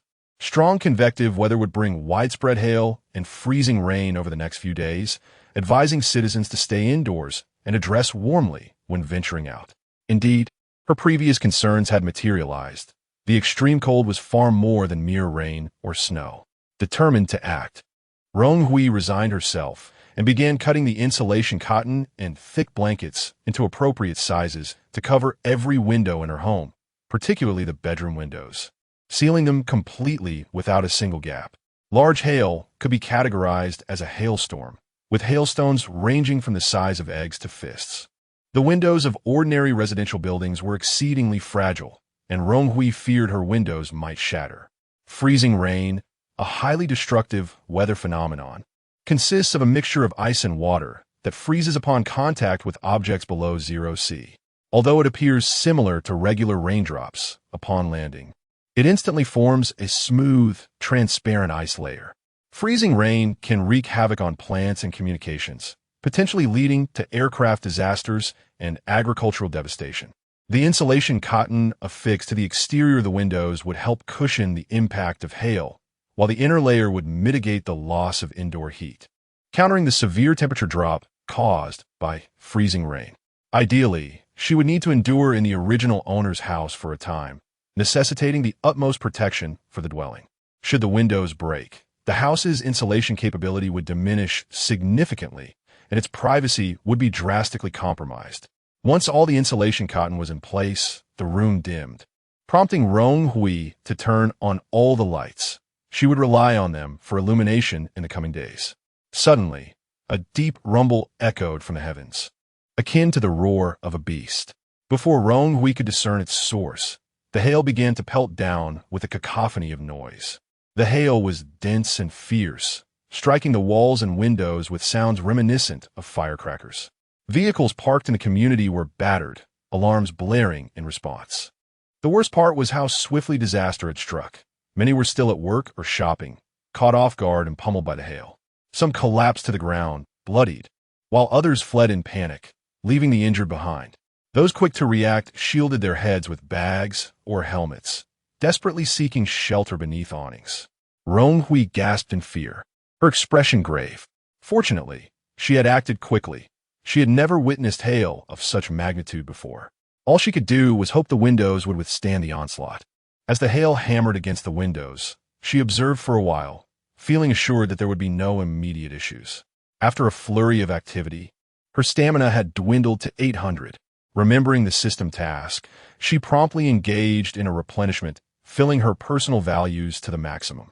This data-driven sensation was rather fascinating, reminiscent of survival games she had played before, where she would always ensure her in-game inventory was brimming.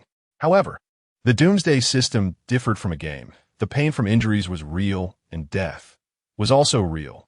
Shaking her head, Rong Hui dismissed her contemplative thoughts, reminding herself that survival was the priority. To shield herself from the hail and tempest, she retreated into the enclosed bathroom. Her phone vibrated in her pocket, and upon checking, she found a group chat named Building 12 Homeowners Family flooded with messages. Owner 203. Damn it, when has it ever hailed here? This is terrifying. Owner 102. The weather forecast has never been reliable. Yesterday it claimed today would be sunny. Owner 301. My husband saw the warning message and insisted on going out to stock up. He hasn't returned yet. What should I do? Owner 402. The message clearly stated to avoid going out. Those who don't heed the warning are in for trouble. Owner 703. Did you see the pictures online? The largest hailstones are the size of a head. People have been killed. This statement sparked a flurry of responses in the group. Rong Hui quickly searched online, but due to the urgency of the hailstorm, most information was official warnings. After refreshing several times, she finally came across posts from netizens. Some lived in the countryside, where the yard was in disarray. The smallest hailstones they collected were the size of fists, with larger ones the size of grapefruits, and their roofs had been breached. Many livestock had been killed. Others posted desperate pleas for help, reporting that their companies had issued emergency closures, and they were caught in the hail on their way home. Huddled with a crowd at a bus stop seeking refuge, Rong Hui gazed at the horrifying images, once again struck by the terror of natural disasters. The forces of nature were eternally beyond human resistance. Chapter 9. The Frigid Apocalypse, Part 4. The hailstorm persisted for nearly an hour, the cacophony of sound echoing all around. Rong Hui remained sheltered in the confined bathroom, shielding herself from the possibility of the hail smashing through the windows. Gradually, the clamor outside diminished, and the hail finally ceased, leaving only the sound of snowflakes being whipped by the wind against the window. Rong Hui, her limbs stiff, emerged from the bathroom, acutely aware of the plummeting temperature. A glance at the thermometer revealed it had already dropped to 10°C. She surveyed her home, discovering that aside from the deformed security screen on the balcony, all the windows had miraculously withstood the onslaught. With a sigh of relief, she donned her down jacket and lifted the thermal insulation to peek outside. The sky was a dreary gray, and a mix of rain and snow continued to fall incessantly. The greenery in the community lay flattened on the ground from the hail, a myriad of white ice pellets blanketing the earth. Vehicles parked outside bore indentations from the hail, and Rong Hui couldn't help but feel grateful for having parked her little pink car in the underground garage. Cries for help and groans of pain filled the air. Many were not as prepared as Rong Hui. Not only had their windows shattered, but they were also lacerated by the broken glass.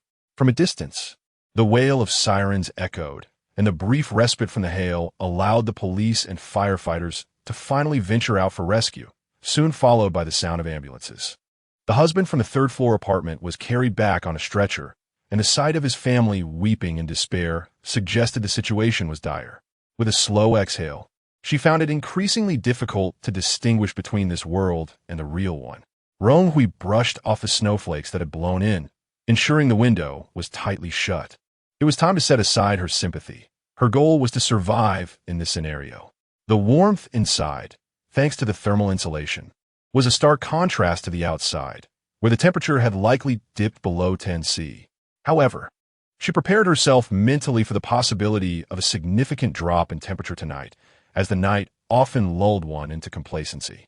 As dusk approached, Rong Hui noted it was already 5 o'clock in the afternoon, prompting her to decide on an early dinner. She accessed the system panel, a sense of anticipation swelling within her as she opened the item tab. It was time for her first meal in this realm, and with no one else around, she intended to savor it fully. Opening the instant photo box, an array of vibrant, tempting food images awaited her selection. It felt akin to being an emperor choosing his feast, what to indulge in tonight. With the north wind howling outside, why not feast on a steaming hot pot? Rong Hui found the desired picture, a snapshot of her smiling with a bowl of fresh, sweet iced jelly in front of a bubbling pot of classic Chongqing hot pot, laden with ingredients such as tripe, fatty beef, and various vegetables. That photo was taken during her first visit to Chongqing, where she enjoyed the most authentic beef oil hot pot. The shimmering beef fat was rich and flavorful, and with a touch of garlic and sesame oil, it transformed into a feast. When overwhelmed by the spiciness of a pure chili pot, a bowl of refreshing iced jelly served as the perfect remedy. The brown sugar syrup drizzled over the translucent jelly, garnished with bits of hawthorn and raisins, made it easy to indulge in several bowls. Selecting this image, she silently willed it to transform. Please receive Chongqing 9 Palace Old Hot Pot 1. A square table appeared before her, adorned with a bubbling pot of beef oil hot pot, surrounded by an array of ingredients that made her mouth water. Clearly, this was too much for one sitting. After all, she had shared such a meal with 2 friends. Without further ado, Rong Hui set the hot pot table in the dining area, plugged it in, and meticulously adhered to the 7-up, 8-down rule as she added her favorite tripe, fatty beef, and duck intestines. The ingredients were enveloped in glistening beef fat, which she dipped into the sesame oil and garlic mixture before savoring the exquisite flavor that made her forget herself. The authentic Chongqing crispy meat, battered in egg and fried to a perfect crunch, delighted her senses. Each bite offered the aroma of egg and the juiciness of meat, a culinary delight.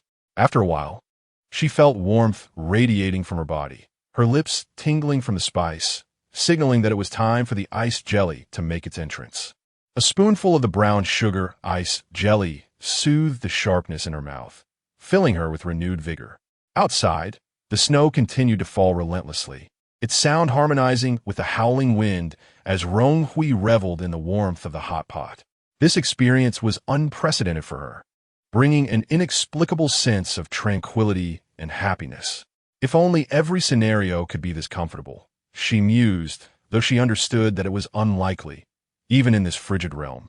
Countless dangers awaited her. Having satisfied her appetite, she noted that 2/3 of the hot pot ingredients remained, wrapping them in cling film. She felt assured that they would not spoil at this temperature. Checking the time, she saw it was now 7:30, and the night had descended outside. After a hearty meal, Rong Hui decided to prepare her sleeping arrangements. The thermometer in the living room now read 8°C, with the temperature steadily dropping. If she wished to avoid frostbite in her sleep that night, she needed to take precautions. Upon her arrival, the temperature had been a mere 24°C, and the original bed was quite sparse, covered only by a thin air conditioning blanket, insufficient for the current weather, particularly with the risk of further nighttime drops. She scoured the house and found 2 blankets compressed by the previous occupant, weighing about 8 pounds in total, far from thick. Rong Hui laid the 2 blankets on the bed and placed an electric heating blanket on top, followed by the down comforter she had purchased at the outdoor goods store. Tonight, she planned to keep her clothing on, avoiding any unexpected situations. With her bed prepared, Rong Hui decided against sleeping just yet. She resolved to allocate time every day for exercise. As a delicate university student and novice in the workplace, the concept of physical activity was foreign to her. But in this realm, fitness was paramount. Reflecting on the prior scenario involving a high-rise fire, she realized that had her strength been sufficient, she could have scaled to the rooftop. She had witnessed others doing just that in the public channel. However, with her slender arms, even escaping to the balcony could have ended in disaster, let alone climbing higher. The life and death stakes were unsettling, and Rong Hui understood the need for rigorous training to at least enhance her speed and agility. After completing 3 sets of burpees, 50 sit-ups, and 10 minutes of planking, she collapsed onto the bed, utterly exhausted. She recognized her weakness. Physical fitness would require gradual improvement. Checking her personal stats, she noted her stamina had dwindled to 850. After a quick wash-up and changing into clean clothes, she cozily nestled into her prepared warm bed. The electric blanket enveloped her like a comforting embrace. And she couldn't amp, oppose, to help but marvel at the sheer comfort it provided, truly one of humanity and amp, oppose, S greatest inventions. Chapter 10. The Bitter Cold Apocalypse, Part 5.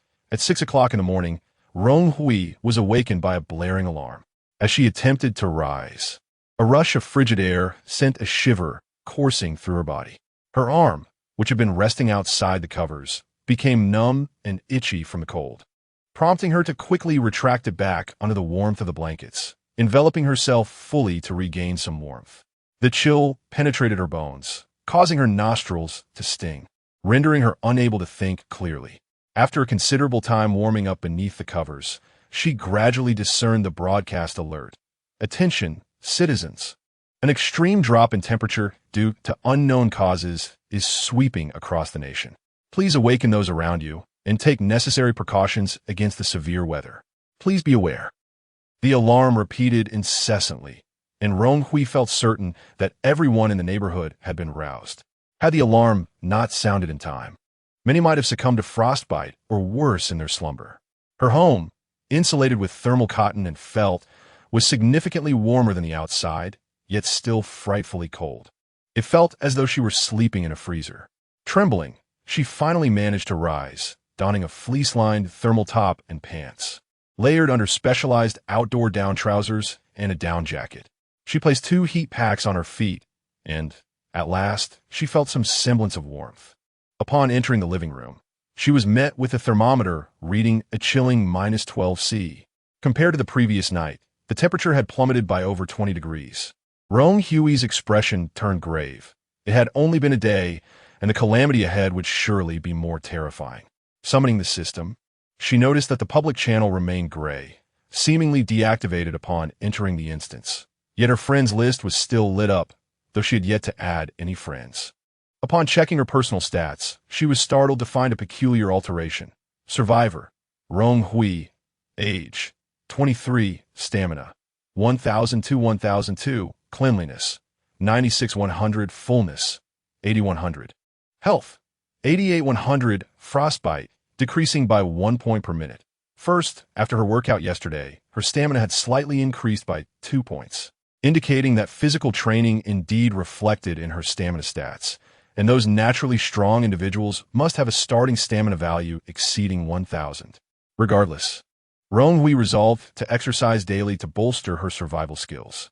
Secondly, her health was marked with a frostbite status, decreasing by 1 point every minute. Glancing at her slightly numb arm, she noticed frostbite had set in, her fingers bearing a faint purplish hue. She hastily retrieved frostbite ointment, applying a layer before wrapping it with medical bandages. Checking her personal stats once more, she saw the frostbite status now displayed, recovering, and the health loss had ceased, allowing her a moment of relief. The current temperature remained bearable, but the rapid decline was alarming. Examining her home as facilities, she confirmed that the water, electricity, and gas were functioning normally. She turned on all the faucets to allow a trickle of water to flow, attempting to prevent the pipes from freezing. From her system backpack, she unearthed a large box of eggs. While there was still gas available, she planned to boil half a box of eggs. Most of her supplies were already prepared foods, making boiled eggs easier to carry and trade with others. For breakfast, she consumed 2 eggs and a cup of hot milk, filling her stomach and noticing her health beginning to recover, which eased her mind. With nowhere to go, She performed a set of exercises at home before turning her attention to a nationwide map she found online. Her phone, somewhat sluggish from the cold, began receiving a flood of warning messages. Opening the community group chat, she found the messages had surged to over 99. Owner 802. Help. My mother fainted from the cold last night. I can't get through to 120, and our electric car 1T start. Is there anyone with a gas vehicle? Please. Someone take my mother to the hospital. She might not last. Owner 102. We just replaced our electric car this year, and now it's freezing in this extreme weather. Owner 503. 8th floor resident. Try calling all the emergency numbers. 120 must be overwhelmed. Owner 701. Why not ask the property management if they have a vehicle available? Rong Hui felt a pang of sympathy, but her own vehicle was electric, and having driven it down to the garage yesterday, it too might be frozen and out of power. Owner 401. I have a gas vehicle and can help, but I'll need 10 grams of gold. Owner 303. What? Are you robbing people? Owner 103. This is absolutely disgraceful. A life is worth more than all the wealth in the world. Owner 401. I have fuel and a vehicle. Whether you choose to come is up to you. Rong Hui frowned. The 401 owner was demanding gold instead of money, which seemed highly suspicious in the wake of this disaster. Recalling the individuals she encountered on the 4th floor yesterday, it was likely that the occupants of 401 were among the survivors. In such dire times, they sought to take advantage, and should societal order collapse further, who knew what they might do? Though Rong Hui was uncertain about the workings of the apocalypse system or the reality of the instant's world, the throngs of people on the streets, their smiles so vivid and genuine, made it impossible for her to ignore the impending disaster. She cannot prevent it, yet she would never harm those inhabiting the instant's world. Owner 802. Thank you all for your suggestions. I've contacted the property management, and they have a vehicle to assist. Owner 701. The elderly will be fine. Just get them to the hospital quickly. Owner 401. We regularly operate this service. Transportation costs 5 to 10 grams of gold. Owner 103. Your greed is appalling. When the weather improves, how will you live with yourselves? Owner 401. The weather won't improve. Owner 103. Stop with the nonsense. Your messages are nothing but gibberish. Owner 401. You wouldn't understand. Rong Hui observed the farce unfolding in the group, noting the cryptic messages from the 4th floor survivors. It dawned on her that the system likely prohibited survivors from disclosing details about the apocalypse. She opened the app to attempt posting about the apocalypse, only to find her message transformed into gibberish upon submission. Clearly, the system's monitoring was both extensive and stringent. No longer preoccupied with the idea of warning the people of the instant's world about the disaster, she realized that without concrete evidence, she would only be deemed insane. During lunchtime, she laid out the hot pot ingredients that remained from yesterday, now preserved by the frigid air of her home, which had transformed into a natural cold storage. The delicious, steaming hot pot momentarily chased away the cold, filling Rong Hui with warmth. After her meal, she continued to scour the internet for strategies to cope with the extreme cold. Those who thrive in a peaceful society often lacked the vigilance and common sense needed to confront such dire disasters. Drawing upon a wealth of knowledge on avoiding harm, she learned that ordinary buildings were inadequate for warmth in such extreme conditions, while igloos formed from snow would provide far greater insulation. She noted these insights, aware that she had at least 20 days of survival ahead, hoping to endure longer and more effectively. At 3 in the afternoon, another warning text arrived on her phone. A new wave of hail was imminent. Rong Hui inspected her windows and insulation, watching as the sky darkened ominously, as if something was about to unleash from the depths of the night. Beep! The alarm in the community blared. Bang! A massive hailstone struck the glass, followed by a barrage of hailstones raining down like cannon fire. Rong Hui heard the shattering of glass and the screams of people from below. Chapter 11. The Frigid Apocalypse, Part 6, Crash. The windows of the Rong family were not spared, and as predicted, the balcony with 3 floor-to-ceiling windows was the first to succumb. Rong Hui dared not approach to inspect the damage. Fortunately, the glass door at the junction of the balcony and the interior had been sealed with insulating cotton and felt, providing temporary protection against the hailstorm. The hail pounded against the building and the ground, while freezing rain clamored for attention, icicles forming like barbs on branches and eaves. The interconnected telephone poles could not evade the freezing rain, which left streaks of water that soon solidified into ice. The hail, striking like cannonballs, continued to batter the brittle poles, igniting a cascade of sparks. In no time, nearly half of the poles were shattered, plunging half the city into darkness. The air conditioning in Rong Hui's home ceased to function, and the power went out. Initially, the indoor temperature hovered around 0 degrees Celsius, but once the air conditioning stopped, it plummeted sharply, dropping to -15 degrees within minutes. Her hands and feet began to grow cold, and she now understood the daunting nature of the system and Oppo's task.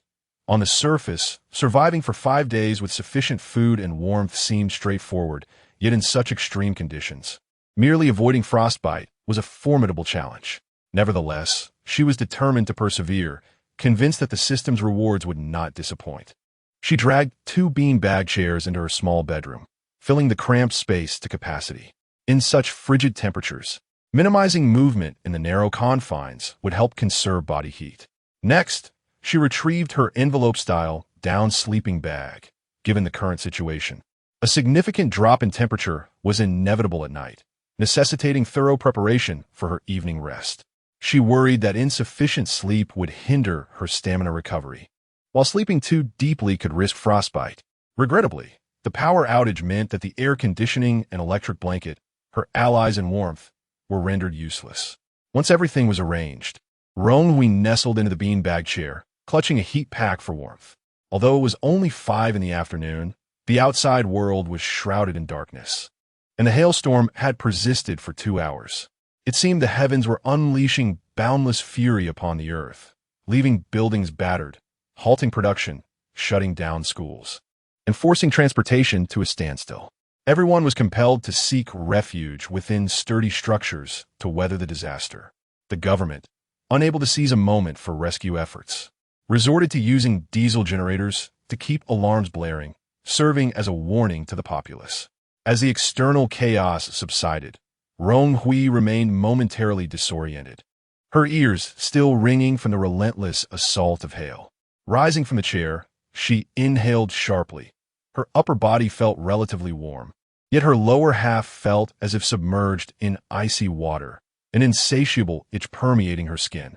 Glancing at the thermometer, she noted that the indoor temperature had plummeted to -20 degrees Celsius, colder than a typical freezer, while the outside likely dipped to -25. This calamity could claim countless lives. As the wind and snow gradually abated, Rong Hui sighed and ventured to inspect the damage on the balcony. She observed 2 significant breaches in the upper left and center, with shattered glass and hail strewn across the floor. Carefully avoiding the shards, she picked up a fist-sized chunk of hail, weighing it in her hand. Its cold, hard texture made her shudder at the thought of being struck by such a projectile. Using a broom, she diligently cleared the hail and glass debris, temporarily sealing the breaches with insulating cotton, as the windows were beyond repair. Suddenly, a wail erupted from several floors below, intermingled with the cries of a child. Rong Hui furrowed her brow and checked the property group chat, discovering that a family on the 5th floor had encountered misfortune. When the hailstorm struck, their windows had shattered, and their 7-year-old child had been injured by the hail and glass shards, blood streaming from a head wound. Emergency services were unreachable, and the few survivors on the 4th floor with cars were reluctant to venture out, fearing further hail. The young couple from the 5th floor frantically searched for bandages and medicine to tend to their child before seeking help. In the freezing cold outside, walking to the hospital without a vehicle could lead to dire consequences. The chat buzzed with noise, yet no one offered to share supplies. As everyone was confined to their homes, rationing what little they had without wishing to extend kindness to others. The young couple on the 5th floor was using cloth to staunch the child's bleeding, but the severity of the head wound necessitated proper disinfection. The thought of potential complications like infection or fever made the parents' hearts ache. Suddenly, a series of knocks interrupted their sobs. "Who is it?" The man rose to peer through the peephole, only to find the corridor empty. Cautiously, he opened the door, greeted by a blast of frigid air. Outside stood no one. only a plastic bag hanging from the doorknob. Opening it, he was astonished to find a small bottle of iodine, a roll of medical bandages, and a pack of anti-inflammatory medication. Their child was saved. The man rushed back to his wife, using the unknown benefactor's supplies to carefully disinfect and bandage the child's wound. Relieved to have the anti-inflammatory medication, knowing their child could endure until they reached the hospital, the couple wept tears of joy, endlessly grateful to their anonymous savior. Meanwhile, on the 6th floor, Rong Hui quietly closed her door, warming her frostbitten hands. She discreetly placed the medicine down and left, desiring neither gratitude nor attention. Now alone at home, having extra supplies could pose a risk, yet she could not bear to ignore someone in need, and thus found compromise. Perhaps saving a life lightened her spirits, for before she knew it, dinner time had arrived, and she resolved to treat herself to something special. After sifting through her photo box, she finally settled on a steaming bowl of beef and pickled cabbage rice noodles. During her travels in Changsha, she had fallen in love with the local rice noodles, indulging in over 10 varieties throughout her week-long stay, each one delightful. In no time, a steaming bowl of noodles appeared before her, and she returned to her bedroom to savor her meal. The rich, milky broth served as a base, and the bowl was heaped with an abundance of ingredients: crisp pickled cabbage, tender, flavorful beef, accompanied by silky noodles. She twirled a mouthful, slurping the noodles as the steam enveloped her, flushing her cheeks with warmth. In the midst of the biting cold, a bowl of hot soup noodles not only filled her stomach, but also filled her heart with contentment. She polished off the entire bowl, leaving no broth behind, and reclined comfortably on the sofa, feeling warmth coursing through her body, a remedy for her temporarily impaired circulation. In life, sometimes it is these fleeting moments that truly matter. Chapter 12. The Frigid Apocalypse, Part 7. On the 5th day of the relentless cold, at 7 a.m., Rong Hui opened her eyes in response to the alarm. Over the past few days, she had maintained a disciplined routine of early morning exercises, as dawn was the coldest time of day. To shield herself from the numbing chill, she adhered to an early bedtime. As she emerged from her down sleeping bag, the frigid air enveloped her, causing her to shudder. A glance at the thermometer revealed that the indoor temperature had plummeted to a staggering minus 30 degrees Celsius. Even though Rong Hui had grown up in the north, she could hardly withstand the harsh winter without heating. Such temperatures were seldom encountered in her hometown, and now, devoid of warmth and electricity, many would surely suffer. Fortunately, the outdoor gear she had purchased at great expense proved reliable, allowing her to sleep soundly at night. Checking her personal stats, she noted her stamina was at 1010, indicating that her recent workouts were yielding results, gradually increasing her stamina cap. Rong Hui firmly believed that incremental changes would lead to significant transformations.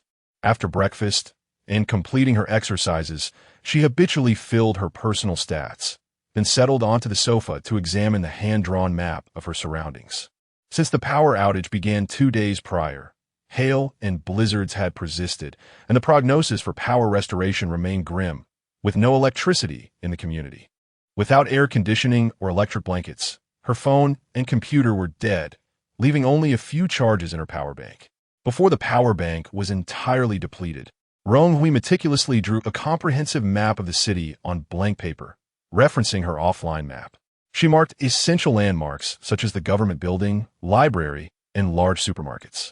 This map had consumed 3 days of her effort, as she understood that disasters would not cease. Once societal order began to deteriorate, she could no longer afford to linger in crowded areas. Sometimes, humanity is more terrifying than nature's wrath. H City, where she resided, was a relatively prosperous southern city, boasting robust infrastructure and a large population, most of whom lived in apartment buildings. She circled the larger shopping centers and ecological parks on her map with a red pen, anticipating that the former would contain the weapons and precious metals she sought, while the latter, being distant from the city center and sparsely populated, could serve as a refuge should chaos ensue. As noon approached, the system and Oppos, this announcement finally arrived. Survivor Rong Hui, congratulations on completing your phase mission, successfully surviving days 1 to 5 of the dungeon while maintaining personal stats above 80. Please choose one of the following rewards. A. Increase stamina cap by 100B. 5 system points C. Life-saving pill restores all personal stats by 50. The system has detected heartfelt gratitude from 2 natives. You may select 2 rewards from the 3 options. Rong Hui was momentarily taken aback. Gratitude from 2 natives? It must be that couple from the 5th floor. Is there truly a reward for aiding the natives? It appeared the system encouraged survivors to assist them. Regardless, her motivation for helping others was not rooted in seeking rewards. With a joyful expression, she deliberated. The 3rd option was a certainty, for in a strange dungeon world, survival essentials were paramount. As for the first 2, she hesitated. Ultimately, she opted to increase her stamina cap by 100. While system points were beneficial, they were not unattainable. Completing the dungeon efficiently would yield points naturally. However, as a weaker individual, increasing her stamina was a challenge. After making her choice, a small black pill appeared in her palm, and her stamina adjusted to 900-1110. Upon reflection, she felt a significant lightness in her body. Meanwhile, on the 4th floor, several disheartened survivors huddled together. The 4 men, bundled up like spheres in thick clothing, gathered in the living room to warm themselves, each suffering from frostbite on their ears and hands. "Brother Chun, is it really okay if we don't complete the system task?" One man inquired, his expression grim. "Do you think I wish to fail? None of us thought to stock up on daily necessities. We only hoarded food and clothes in the 2 hours before the disaster struck." They had merely found a single bar of soap to share, as the hail trapped them indoors, and their cleanliness value continued to dwindle. Initially indifferent, they soon realized the gravity of the situation when their cleanliness fell below the red line, causing their health to plummet as well. Eventually, they unearthed a bar of soap from the bathroom, sharing it among the 4 of them to barely elevate their cleanliness to 50. As for the system's requirement of 80, that was a distant dream. Who could have guessed that cleanliness would prove so crucial? "I wonder what the system in Appos' generous rewards entail," one man muttered, stirring the fire with a chair leg, his mood dark. On the 6th floor, Rong Hui, the affluent woman who had hoarded 99 bars of soap, was contentedly stowing away her life-saving medicine while attempting to don the professional ski attire she purchased from an outdoor supply store. Since the hail had ceased falling for the past 24 hours, the community's announcement had just informed residents that a government supply truck was distributing survival materials at the Citizen Square, urging them to bring identification. Though Rong Hui lacked for supplies, her curiosity compelled her to investigate the situation. The temperature outside had plunged to a terrifying -40 degrees Celsius, a chill she had never experienced before. Daily, she could hear cries echoing through the community, and the electricity that had failed on the 2nd day of the extreme cold had yet to be restored. Fortunately, her ski suit was designed for waterproofing and insulation.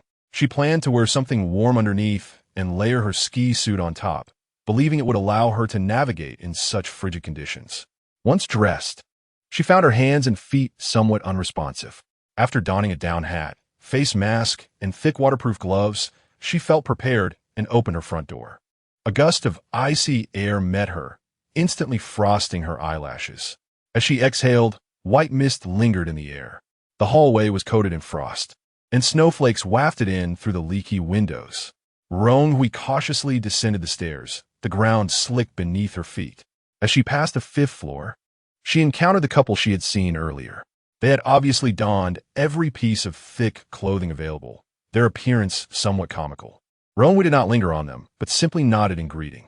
Continuing down the stairs, she noticed that several floors were eerily quiet. She hoped that the others had merely departed before her, and that no mishap had befallen them at home. Upon exiting the building, she found the pristine white snow had completely blocked the path. As she stepped into the snow, it reached up to her knees. The relentless hail and freezing rain had already solidified the ground, but the heavy snowfall that began last night had draped the world in a silver veil. Thus, she trudged forward, each step a laborious effort. Upon reaching the community entrance, she finally spotted people on the road, all making their way slowly towards the citizens in Appos' Square. Chapter 13.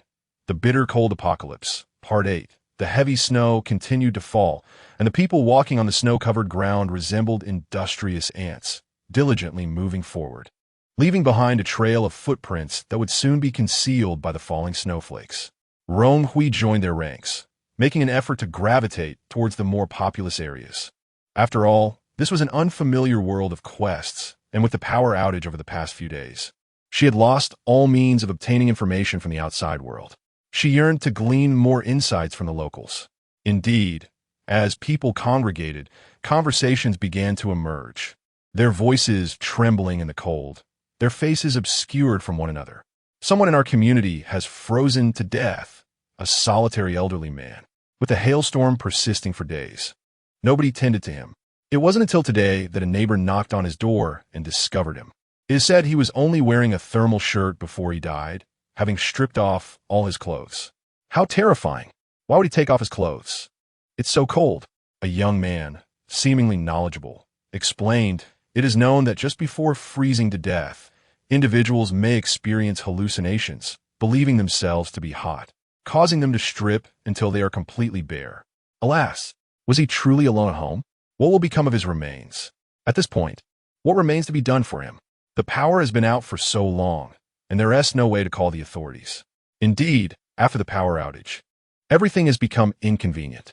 The surveillance systems in our community have been vandalized, and theft has become rampant. These thieves seem undeterred by the cold. To steal at such a time, have they lost their minds? What choice do we have, with all the supermarkets closed? We can hardly find a place to buy supplies. We've hidden our food more securely than our money. I've heard that the government is controlling the supplies from the supermarkets, and what we receive now must be distributed from there. That must be it. Who knows what they hand out?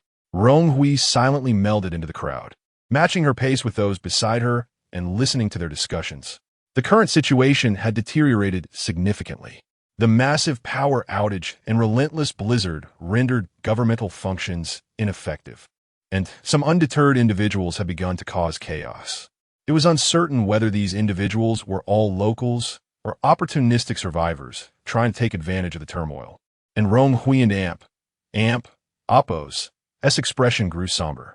After walking approximately 2 kilometers, the icy roads and blinding snow had taken at least 2 hours to traverse. Fortunately, she finally spotted the large sculpture in the city square, now blanketed in a thick layer of snow.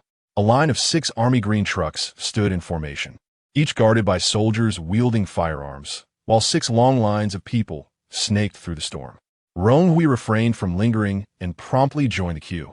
Having found her identification card in the original owner and Oppos' home, she was eager to discover what survival supplies the government would distribute. As more people arrived, her position at the end of the line quickly filled with others. Strangely, the sight of so many people brought her a sense of happiness. Even amidst such dire natural calamities, humanity always found a way to adapt and survive. After waiting for over half an hour, it was finally her turn. Before her stood a rudimentary 2-person table, where 2 soldiers in military attire sat upright, registering the citizens.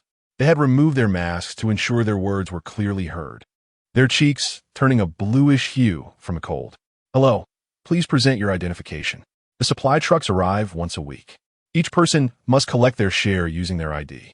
If you are collecting for elderly or children, you must present the household registration book.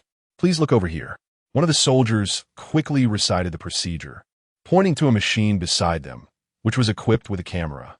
Upon handing over her ID, a mechanical voice proclaimed successful recognition, indicating that the government had deployed facial recognition technology to prevent fraud. Soon, a hefty white package was handed to Rong Hui. She opened it briefly to inspect its contents. A large bag of compressed biscuits, several bottles of water, a bundle of candles, and a few assorted fire-starting tools. Most notably, there was a bulging black bag whose contents remained a mystery. Not wishing to attract attention in the crowded area, Rong Hui tightly secured the package and turned to leave, planning to examine it in the privacy of her home. However, as she stepped beyond the confines of the military trucks, she felt several malevolent gazes fixated upon her. Pressing her lips together, she lowered her head and quickened her pace. Sure enough, after walking a few hundred meters, as the supply trucks and soldiers faded into the snowstorm, 3 figures cloaked in bulky clothing emerged, blocking her path. Hey, little beauty, have mercy. We have 4 elders and children at home to care for. Seeing you dressed so well, why not hand over your supplies to us?" Despite the words, the 3 men formed a menacing perimeter, their eyes brimming with arrogance, devoid of any semblance of supplication. The soldier had mentioned that supplies could be claimed with a household registration book, and the elderly and children each had their share. Rong Hui's gaze turned cold as she glared at the trio. "Damn it! Stop wasting time and hand over the goods. Otherwise, I'll strip you and make you run naked." One of them, impatient, revealed a grotesque expression. Noticing Rong Hui and Appo's eyes drifting towards the military trucks, the others sneered. "You better comply. It's too far now for those soldiers to help you. Hand over that coat too." Rong Hui felt her anger surge. In such frigid weather, they sought to rob her of supplies and clothing, clearly aiming for her very life. Casting a furtive glance at her surroundings, she realized there was not a soul nearby. Those who passed by hastily circumvented the scene. They shall not succeed. With a sudden shift in her gaze, a heavy titanium-framed mountain bike appeared out of nowhere, crashing towards the 3 men with a loud thud. The men, already bundled in layers, were knocked down into the snow, unable to rise. Seizing the opportunity, Rong Hui tucked away the mountain bike and quickly dashed in the opposite direction, turning to secure the substantial supply package into her system backpack, which would otherwise draw too much attention.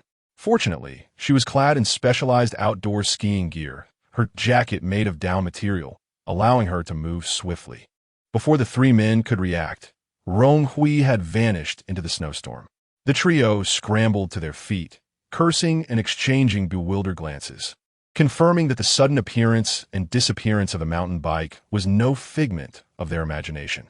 Rong Hui continued running for quite a distance before halting. As her stamina increased, her speed had markedly improved. Finding a sheltered alley, she slipped inside, resting her hands on her knees, gasping for breath. The frantic sprint left her heart racing. This encounter had underscored the significance of weaponry, while her system backpack had aided her escape unexpectedly if she encountered malicious survivors. Such tactics would no longer suffice. In critical moments, possessing a deterrent weapon was paramount. However, her current points were insufficient to procure anything from the system, compelling her to search for weapons within this quest world. Originally, she had intended to venture to the mall for a stroke of luck. Taking out her map, she discerned her direction using the notable landmarks around her, deciding to head towards the nearby Jinsheng department store. Chapter 14. The Bitter End of Winter, Part 9. The Jinsheng department store stands as a 5-story comprehensive shopping center, with 2 underground floors housing various dining establishments. The first floor features a gold and jewelry store, while the second floor caters to women and oppos, as apparel, the third to men and oppos, as in children and oppos, as clothing, the fourth houses an amusement park, and the fifth is dedicated to a cinema. After trudging through the snow for approximately an hour, at 4 in the afternoon, Rong Hui finally located the sprawling shopping center. The building's façade was battered and exposed to the elements. The panoramic glass roof, once a marketing gimmick, was now marred by spiderweb-like cracks from days of hail. Damaged billboards dangled precariously, creaking under the northern wind. The open plaza was littered with electric bikes, many rendered as scrap metal, remnants of a time that seemed almost forgotten. Rong Hui sighed heavily, confronted by the stark contrast of the store and Appo's former vibrancy and its current desolation. Even if she were to complete this quest, would it truly signify the end of the calamity in this world? Would humanity merely endure in a relentless cycle of disaster until civilization itself faded away? She fervently hoped that, regardless of the reality of this world, people could survive the myriad of tribulations and continue to pass on their brilliant culture. Not wanting to dwell too long on these thoughts, Rong Hui cautiously stepped into the department store. Upon entering, she immediately felt a slight increase in temperature, as the howling wind and snow were effectively shielded by the building and Appo's structure, leaving only the sound of snowflakes tapping against the glass. The interior, albeit dim due to the power outage, appeared relatively intact. At least the hail and blizzard had not intruded. However, a glance upwards at the glass roof revealed that, while it had not been completely shattered, it was barely holding up under the weight of the accumulating snow, and she wondered how much longer it could endure. Venturing deeper, she spotted several gold shops, her brow furrowing at the sight of shattered glass strewn across the floor. While a nearby bubble tea shop remained unscathed, an evident sign of human intervention. Carefully stepping over the shards, she entered one of the gold stores, only to find the display cases completely ransacked.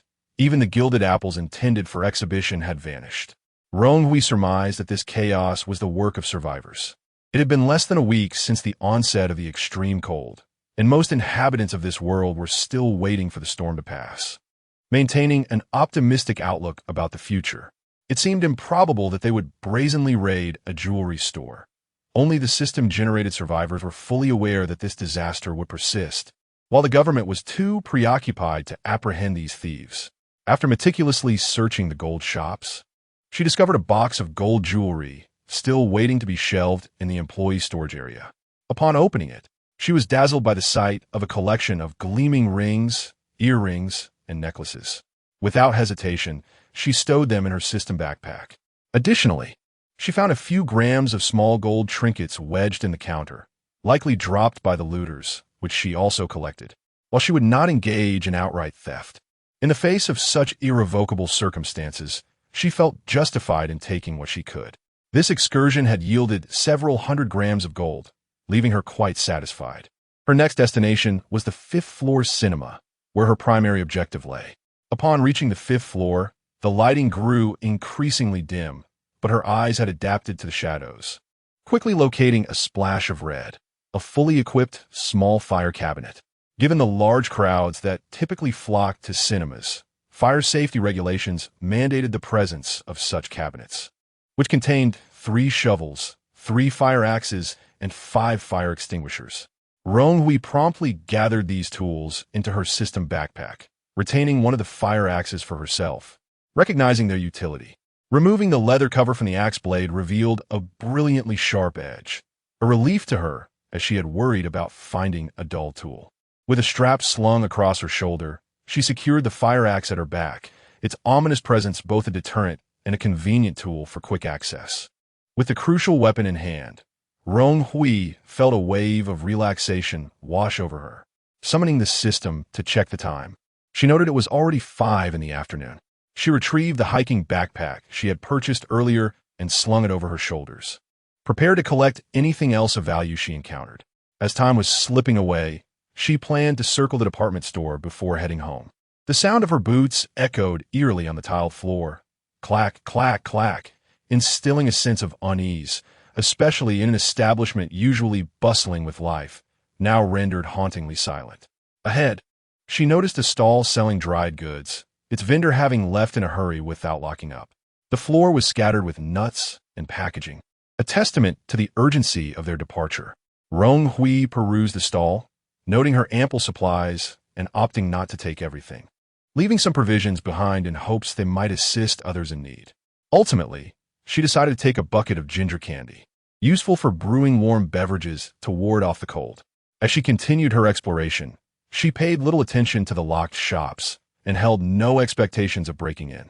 Afterward, she supplemented her supplies with a large box of heating pads and disposable undergarments from a convenience store. By the time she returned to the first floor, her backpack was nearly full. After a moment of hesitation, she descended to the basement level, intending to survey the 2 underground floors for potential resources, knowing she could return later. The lower levels were noticeably warmer than the upper floors, with temperatures hovering around -20 degrees, a stark contrast to the -40 outside, akin to stepping into a heated environment. The first basement level featured numerous hot pot restaurants, small stir-fry eateries, porridge shops, and braised meat establishments, all showing signs of neglect as no one had tended to them for nearly a week. Rong Hui refrained from disturbing the leftover food and instead gathered some dried seaweed, scallops, and rice to add to her collection. As she descended to the second basement level, a peculiar scent wafted through the air, a mixture of burning wood and food. Cautiously, she moved along the wall, suspecting that she was not alone. Sure enough, after advancing another 100 meters, she was met with the flickering glow of a simple bonfire, illuminating the darkness of the underground space. A group of individuals encircled the fire, 5 women, 3 men, and 3 small children, totaling 11 people.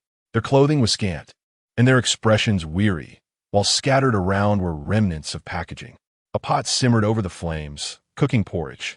What is happening outside? When will this accursed hail cease? A middle-aged woman suddenly exclaimed, her voice hoarse with despair. Who knows?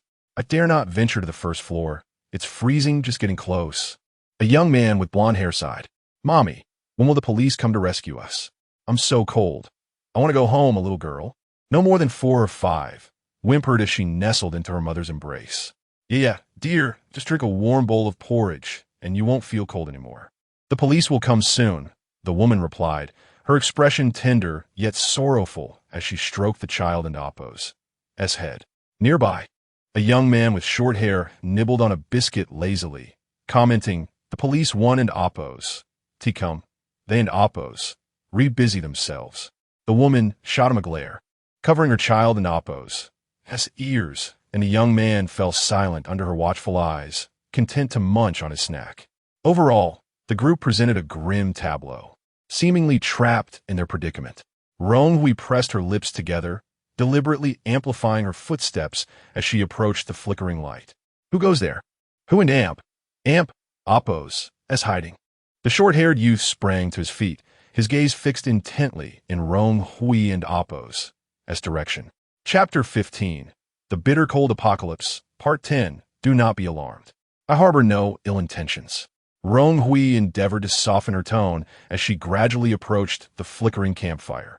The warm, orange glow enveloped her in a hazy filter, accentuating her azure ski suit and the fluffy cap perched atop her head, exuding an air of amiability.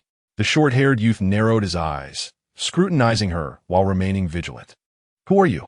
Have you been hiding in the mall these past few days? How many of you are there? I entered from outside. I have never been to this mall before. I merely came in search of supplies. Rong Hui replied with calm composure, strategically omitting his final inquiry. Hasn't it been hailing outside? How did you get here? Did you ride in an armored vehicle? Inquired a young man with blonde hair, rising from his seat. Did the police come to rescue us? Can we leave? A woman cradling a child spoke with palpable excitement. Rong Hui remained silent, contemplating her words. If she spoke the truth, matters would only worsen. The mall might not serve as their long-term refuge. It's a long story. Come closer to the fire, and I will explain. By the way, where did you procure this firewood? Indoor burning shouldn't produce carbon monoxide, should it? She attempted to appear relaxed, seating herself beside the blaze and removing her gloves to warm her hands. The group exchanged glances, ultimately settling down in silence. They had been trapped here since the onset of the hailstorm and were eager to learn about the outside world. After conversing for some time, Rong Hui learned the reasons for their gathering. On the first day the hail began, they were shopping in the mall when the torrential downpour shattered the glass, injuring many. Approximately 100 individuals sought refuge within, fearing that the glass ceiling might cave in, prompting them to relocate to the second underground level. When the hail briefly paused, they called for help, and military personnel arrived to assist in evacuating civilians, escorting dozens back home. However, as the hail intensified, they were left with no respite. Soon, the electricity failed, temperatures plummeted, and the remaining few were trapped within, with no further assistance arriving. Fortunately, both levels contain restaurants, so at least we have ample food. We've dismantled countless chairs for firewood. I shudder to think of the compensation we'll owe, lamented a middle-aged woman, recalling her fondness for shopping after her square dancing sessions, now rendered moot as she was confined indoors. You must have more than 11 people, then. Where are the others? Rong Hui surveyed her surroundings. According to their account, at least 20 or 30 should still remain. The short-haired youth regarded her with an inscrutable expression and lazily remarked, We take turns on watch. There are still 15 individuals napping in the adjoining restaurant. It's warmer in the private dining rooms. But you haven't told us. What is happening outside? Rong Hui pursed her lips, but chose to be forthright. It was evident that these individuals were victims of misfortune, and she intended to find a way to guide them, at the very least, to reunite with their families. If the mall and Apo's roof were to collapse, their lives would be in peril. She briefly outlined the situation outside, and, as she mentioned that the hail had ceased, Expressions of relief washed over them. However, when she disclosed that the temperature had plummeted to over -40 degrees, gasps of dismay echoed in response. It was no wonder they felt the chill descending. Even in the relatively warmer second underground level, they had not anticipated the external conditions could be so dire. In Oppos, it's no wonder you're bundled up. Has it become cold enough outside to freeze to death? A middle-aged man queried. Rong Hui acquiesced, acknowledging the numerous lives lost to the hail and frost in recent days. A small girl, listening intently, nestled in her mother's embrace and curiously asked, "Mommy, is this what they call the apocalypse, like in the movies?" Her mother could only manage a wry smile, gently stroking her head, pondering how such a small child could endure the bitter cold. Rong Hui retrieved a handful of ginger candy from her backpack, distributing some to the 3 children, and added the remainder to the simmering rice porridge to combat the chill. "So, you're not sent by the government to rescue us? Why are you here, then?" Several of them inquired, puzzled. "I came to the mall to gather supplies." After the hail stopped, the government began distributing emergency supply packages at the civic square. With an ID or household registration, one could collect them. "I had returned home with my package," she explained, popping a piece of candy into her mouth. "Are there military personnel? Will soldiers come to rescue us?" The middle-aged man stood up, brimming with excitement. Rong Hui nodded, uncertain when assistance would arrive, yet resolved to help them in any way she could. However, the power has been out for quite some time, and, currently, only fuel trucks can operate. "I will inform the soldiers that there are people here awaiting rescue at Jincheng Department Store. However, the quickest way home remains to walk back. Do any of you live nearby?" The blizzard had obscured visibility, but she could recall a few nearby neighborhoods. "I do. My home is just behind Jincheng. My daughter and I were out for a stroll after dinner when we got trapped here," the woman with the child stated earnestly. After a brief discussion regarding their addresses, a man went to awaken those resting in the private dining rooms, gathering everyone around the fire. Rong Hui found herself encircled once more, reiterating the situation outside. Ultimately, half of the group expressed their intention to walk home, while the other half, whose homes were farther away, wished to wait for military assistance. Rong Hui took out paper and pen to note down the addresses and identification numbers of those individuals, ensuring that the soldiers would have evidence to support their claims. As she leaned against the wall to write, a tall figure obscured her light. Looking up, she found it was a short-haired youth. Upon closer inspection, she realized he was rather handsome, with deep-set brows and eyes that sparkled like stars, though his gaze towards her remained somewhat peculiar. "Do you need something?" Rong Hui inquired, perplexed. "I have a question for you," the man replied, crouching down and leaning closer to her ear, halting at a distance just within her comfort zone. "What color is the train you boarded?" His eyes fixated on her, gauging her reaction. Rong Hui and Oppos. His eyes widened. This individual was also a survivor placed by the system. He was the first of his kind she had encountered in the scenario. Rising, she moved to a secluded corner, with the man following closely behind. "Did you arrive here directly from the mall?" Rong Hui asked candidly, deciding to reveal her identity as a survivor. The man chuckled with interest, but his smile froze upon hearing her question. "What do you mean? Aren't and Oppos? To you? I woke up in the mall and Oppos' restroom." Rong Hui shook her head. "The mall and Oppos' restroom? That seems rather unfortunate. However, the system granted you 2 hours, which should suffice for your return home." She posed a question, watching as his expression soured further. "My home is 20 kilometers from this mall. I truly do not understand why it's so far. Time was too tight to stockpile supplies, so I had to shop in the mall first and planned to take a taxi home afterward. But then," he furrowed his brow, continuing, "the hail started soon after we left. The windows were shattered. The driver and I sought shelter for hours before we ultimately returned to wait out the storm, and here I am, 5 days later." Rong Hui felt genuine sympathy for him. It was astonishing to encounter someone so unfortunate, as if the system were conspiring against him. Chapter 16. The Bitter Cold Apocalypse, Part 11. They exchanged names. The short-haired young man was called Shun Li, who had previously studied in Russia.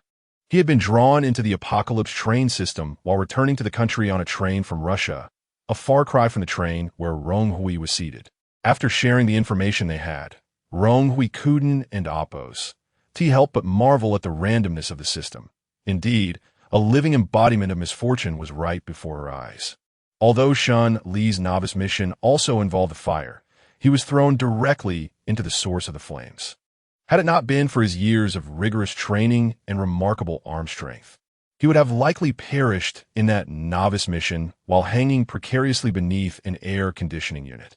Rong Hui endeavored to mask her expression, but a hint of admiration slipped through. Despite his dark demeanor, he had survived until now, a true testament to his strength. Shun Li, somewhat perplexed, touched his face. Why did this girl look at him as if he were a piece of delectable meat? Nonetheless, Shun Li felt quite pleased. In the previous days, he had encountered other survivors, most of whom were either mentally unstable or cunning individuals attempting to extort him. In contrast, Rong Hui exuded a calm and upright aura, clearly faring better than him, and he was more than willing to engage with her. Suddenly, a system panel popped up, displaying a prompt. Survivor Shun Li requests to add you as a friend. Would you like to accept? Shun Li flashed a bright smile, revealing his white teeth.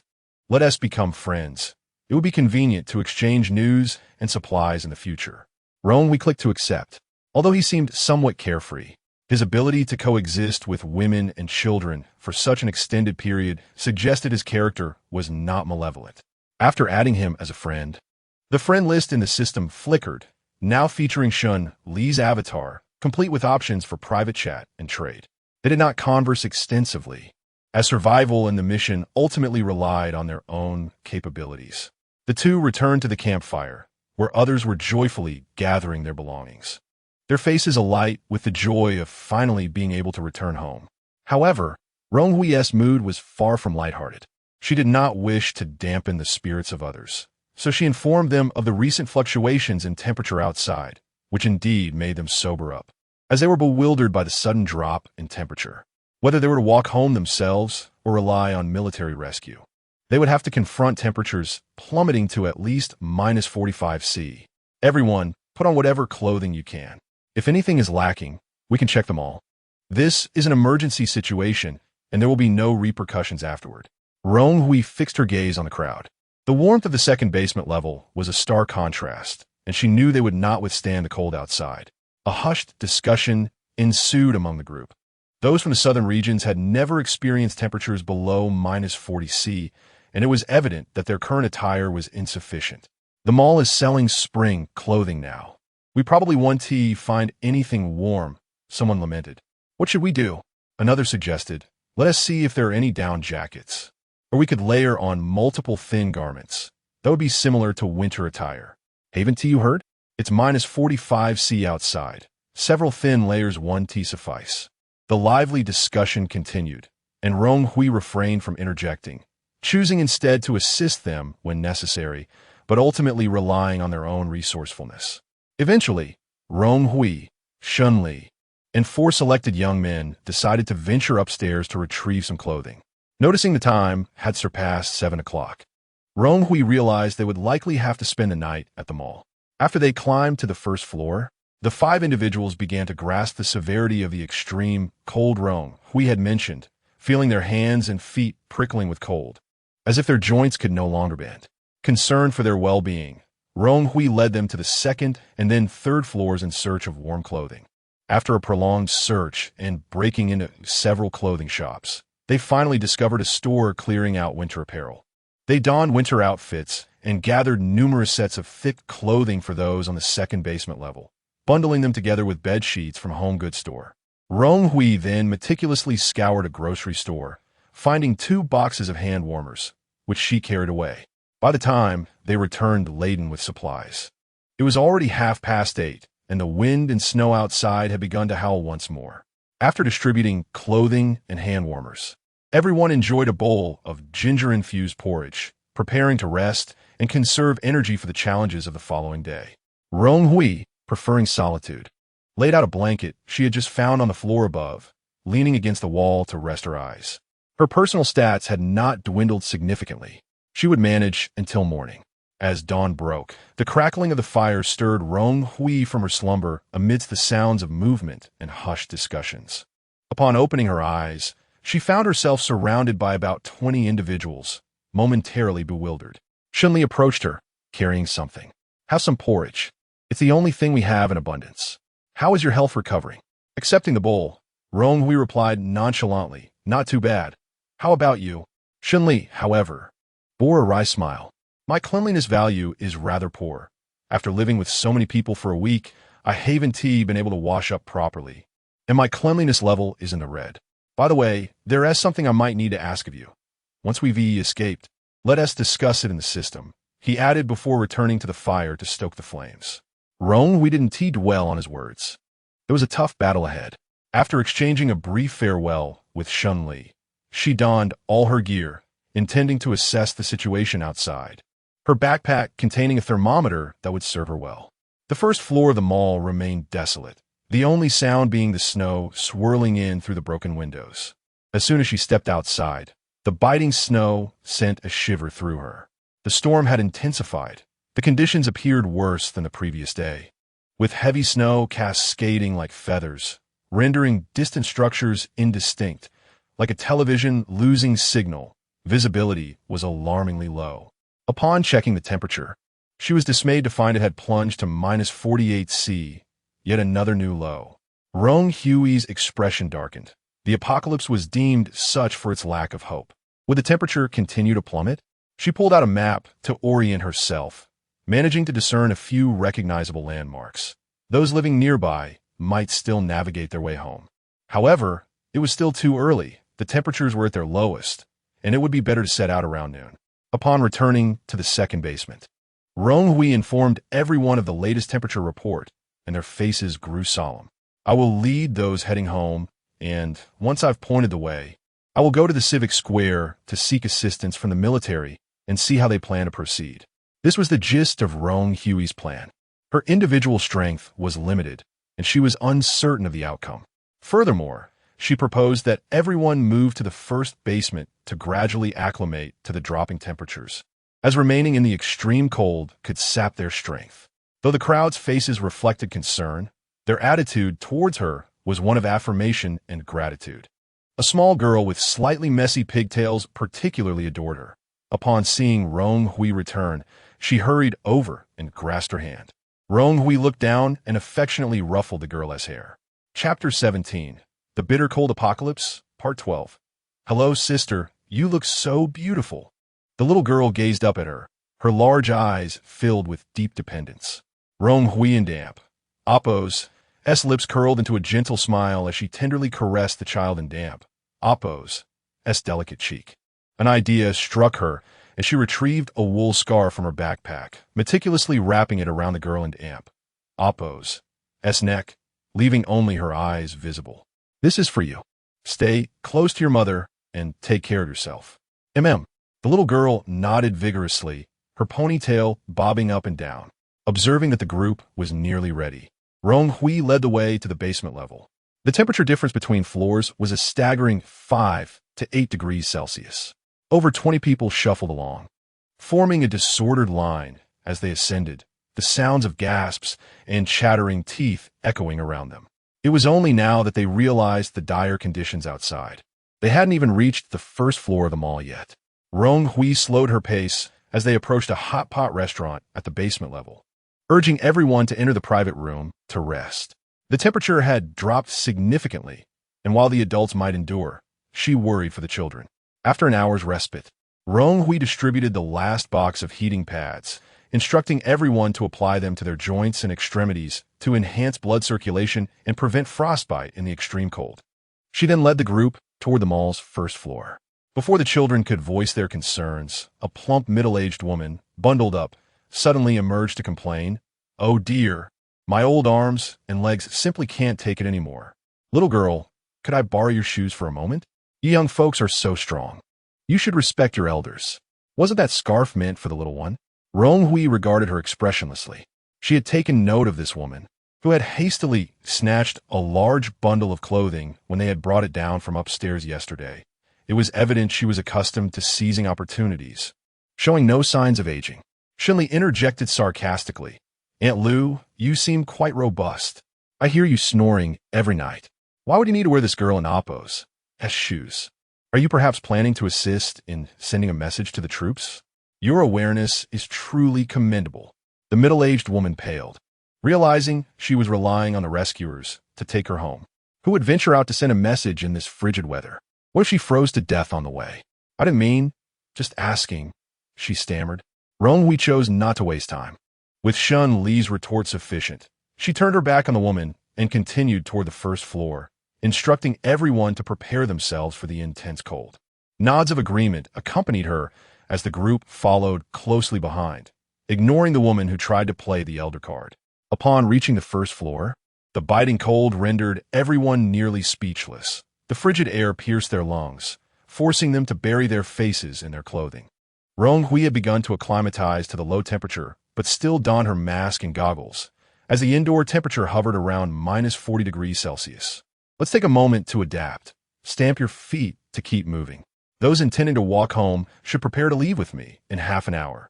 At her words, those who lived nearby began to hesitate, the horrifying weather outside making them question their ability to return home on foot. Gradually, 5 or 6 individuals withdrew from the walking group, opting to wait for rescue. Rong Hui respected their decision and gathered the remaining members to examine the map. Although her map was rather rudimentary, it sufficed for the long-time residents familiar with the area. When we go out, stay close to me and support each other. Watch out for the potholes. I will guide you to a point about 1 kilometer from home. If anyone recognizes their house, feel free to separate from the group. Understood? Rong Hui reiterated the plan.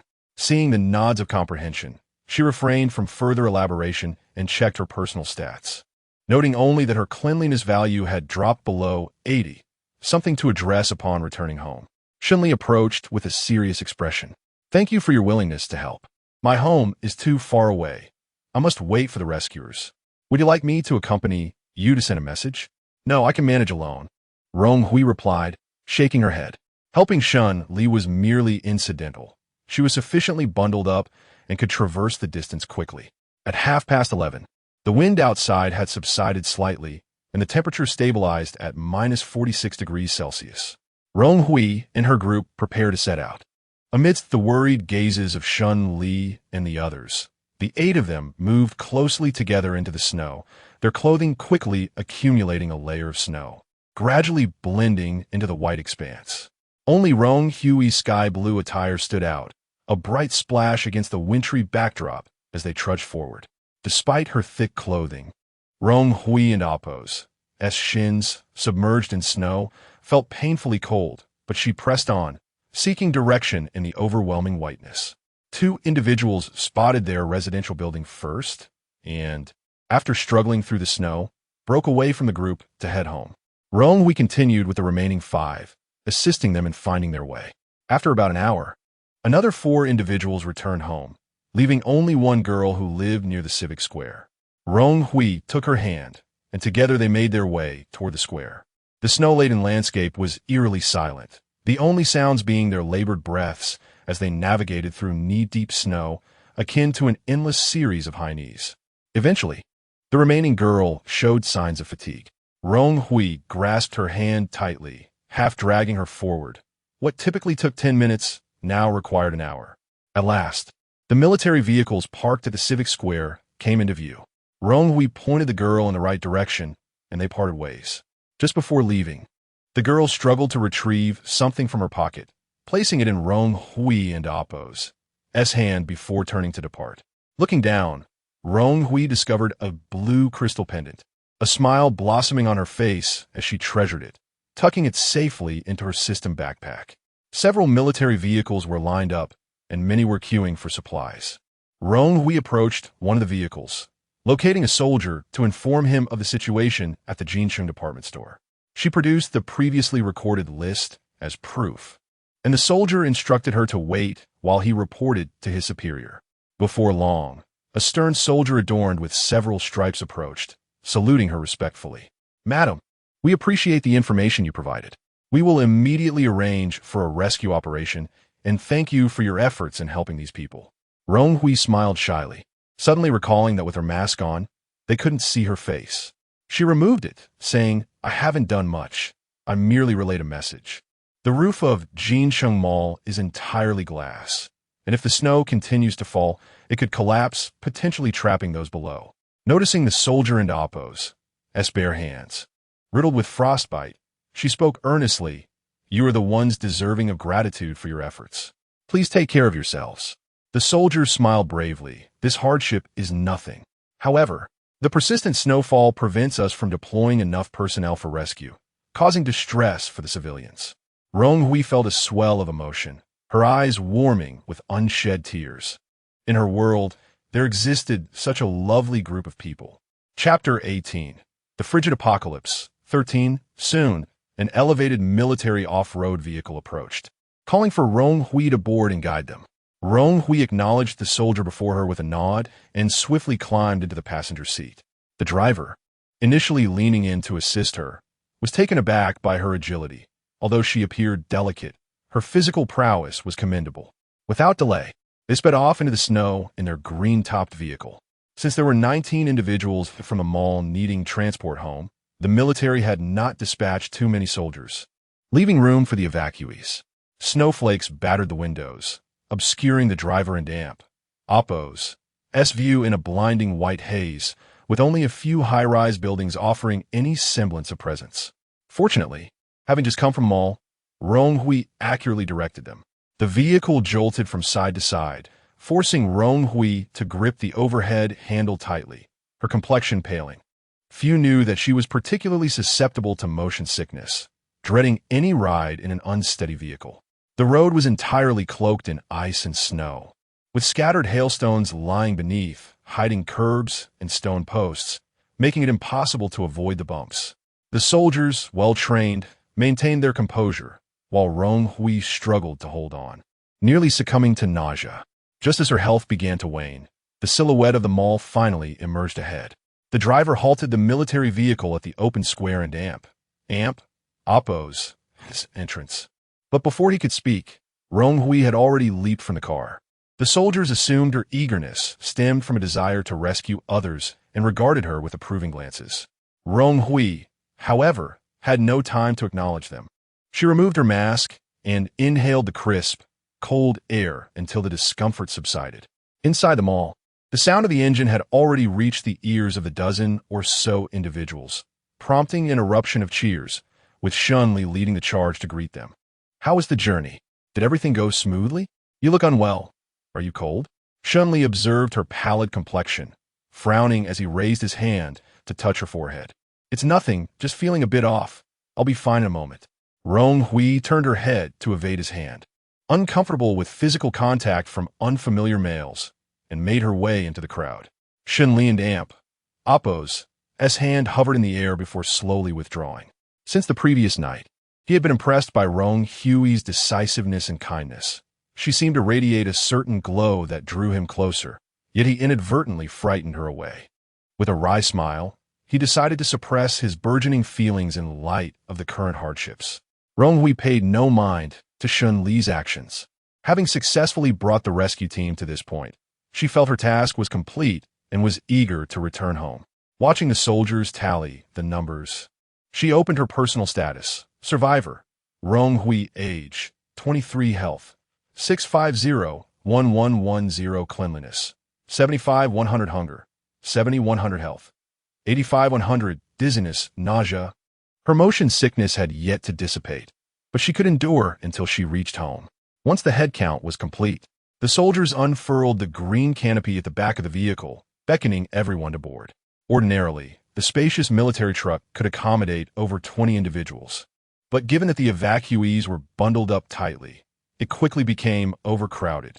The soldier in charge of counting promptly decided that Rong Hui should remain in the passenger seat, while he would return to the main unit on foot, feeling a sense of obligation to ensure she was safely transported home, given her significant contributions to the rescue effort.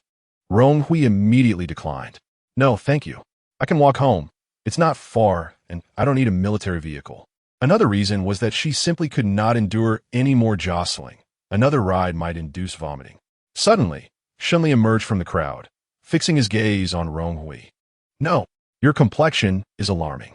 You've been trudging through the snow for so long. I'll get down, and you take my place. I'll wait for the next ride." With that, he attempted to leap from the vehicle, Rong Hui found his concern puzzling. Despite being fellow survivors, they had only known each other for a day.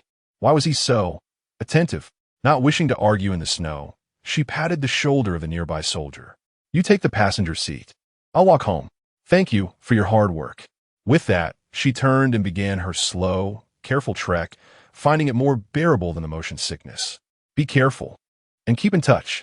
Shunli called after her as she refused to look back, his voice tinged with resignation. Understood, she waved back as the military vehicle pulled away. With the temperature plummeting, the vehicle had to keep its engine running. The driver, glancing in the rearview mirror at Rong Hui's diminishing figure, couldn't help but admire her selflessness. A young girl, unconditionally rescuing so many, relinquishing her seat and departing without a second thought. The soldier in the passenger seat nodded in agreement, filled with respect. He could have run back to the civic square, but was unable to refuse her swift departure. Both silently resolved to recommend her for a commendation upon their return. Meanwhile, Rong Hui trudged through the snow, having endured a long day. It was now 4 in the afternoon, and the blizzard had begun to ease. She retrieved a trekking pole from her system backpack, using it to support her as she moved forward. Being surrounded by so many people had made it difficult to access her supplies, let alone eat. After another hour of walking, her mask had frozen solid, but she finally spotted the entrance to her community. A few individuals were coming and going, leaving winding footprints in the deep snow, likely heading out for supplies. Breathless, she climbed to the 6th floor, pushing open her front door. Snow cascaded from her shoulders and head as she shook off the cold, and the moment she locked the door, she nearly collapsed to the ground. She had spent far too long walking in the snow. Had it not been for her increased stamina, she might not have made it. After resting briefly in the foyer, Rong Hui regained some strength and removed her heavy rabbit fur hat, mask, and windbreaker goggles, momentarily blinded by the sudden brightness. The outside world was a stark white, and her prolonged gaze at the snow had induced a temporary snow blindness. Closing her eyes for a few seconds, she resolved to wear sunglasses during future outings. Inspecting her home, she found no signs of disturbance. She had secured all valuable items before leaving, so there was little for a thief to steal. Checking the time, she noted it was already 5:30 in the afternoon. The indoor temperature hovered around minus 35 degrees Celsius, while it appeared daunting. It was bearable after a day spent in temperatures reaching minus 40 outside. She changed into comfortable clothing and discovered the bathroom pipes had frozen, yielding no water. The thin stream she had previously left running had turned into a solid icicle hanging beneath the faucet. Sighing, she retrieved a bottle of mineral water for immediate use.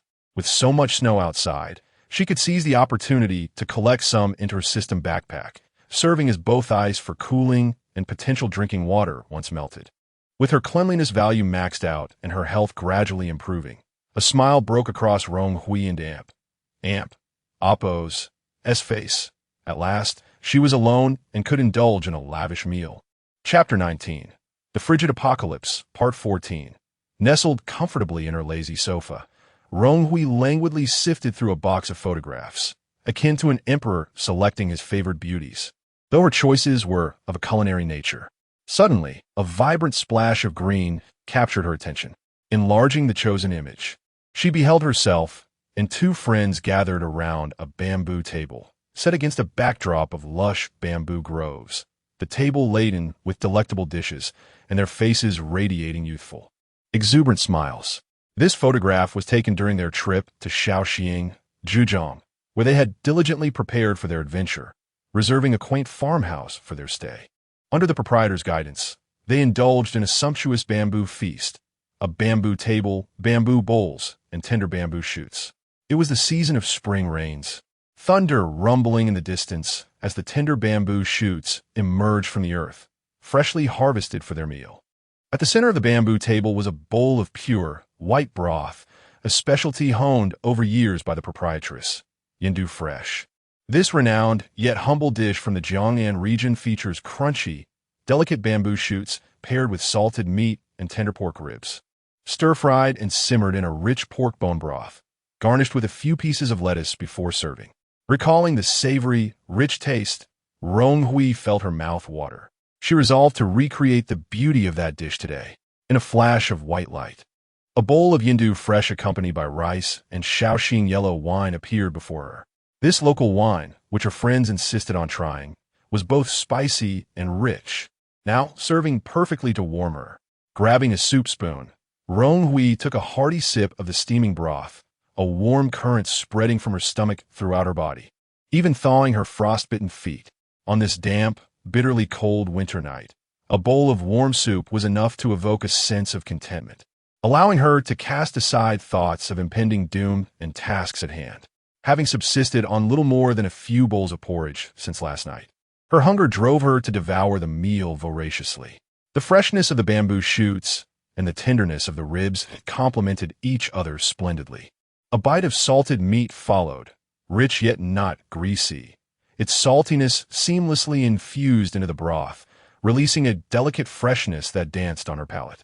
After finishing a generous bowl of rice and another helping of hot soup, Rong Hui set down her chopsticks, reclining comfortably against the sofa, succumbing to a pleasant drowsiness. Having just endured a series of arduous trials, she felt no urge to resist this moment of languor, settling into the sofa, doing nothing while listening to the howling wind outside, akin to a rock melody. After a brief nap, when she opened her eyes again, the storm outside had calmed, and upon checking the system, she realized it was already 10 o'clock in the evening. Just as she contemplated shifting into her sleeping bag for more rest, a notification popped up on her screen. Shunli and Appo's avatar flickered slightly, a small red indicating a new message, piquing her curiosity. Shunli, have you made it home? Did you encounter any dangers? Shunli, are you there? Why Haven and Appo's? T replied. Is there an emergency? Shunli, your avatar is still online, so you must be safe, right? When you have a moment, please respond.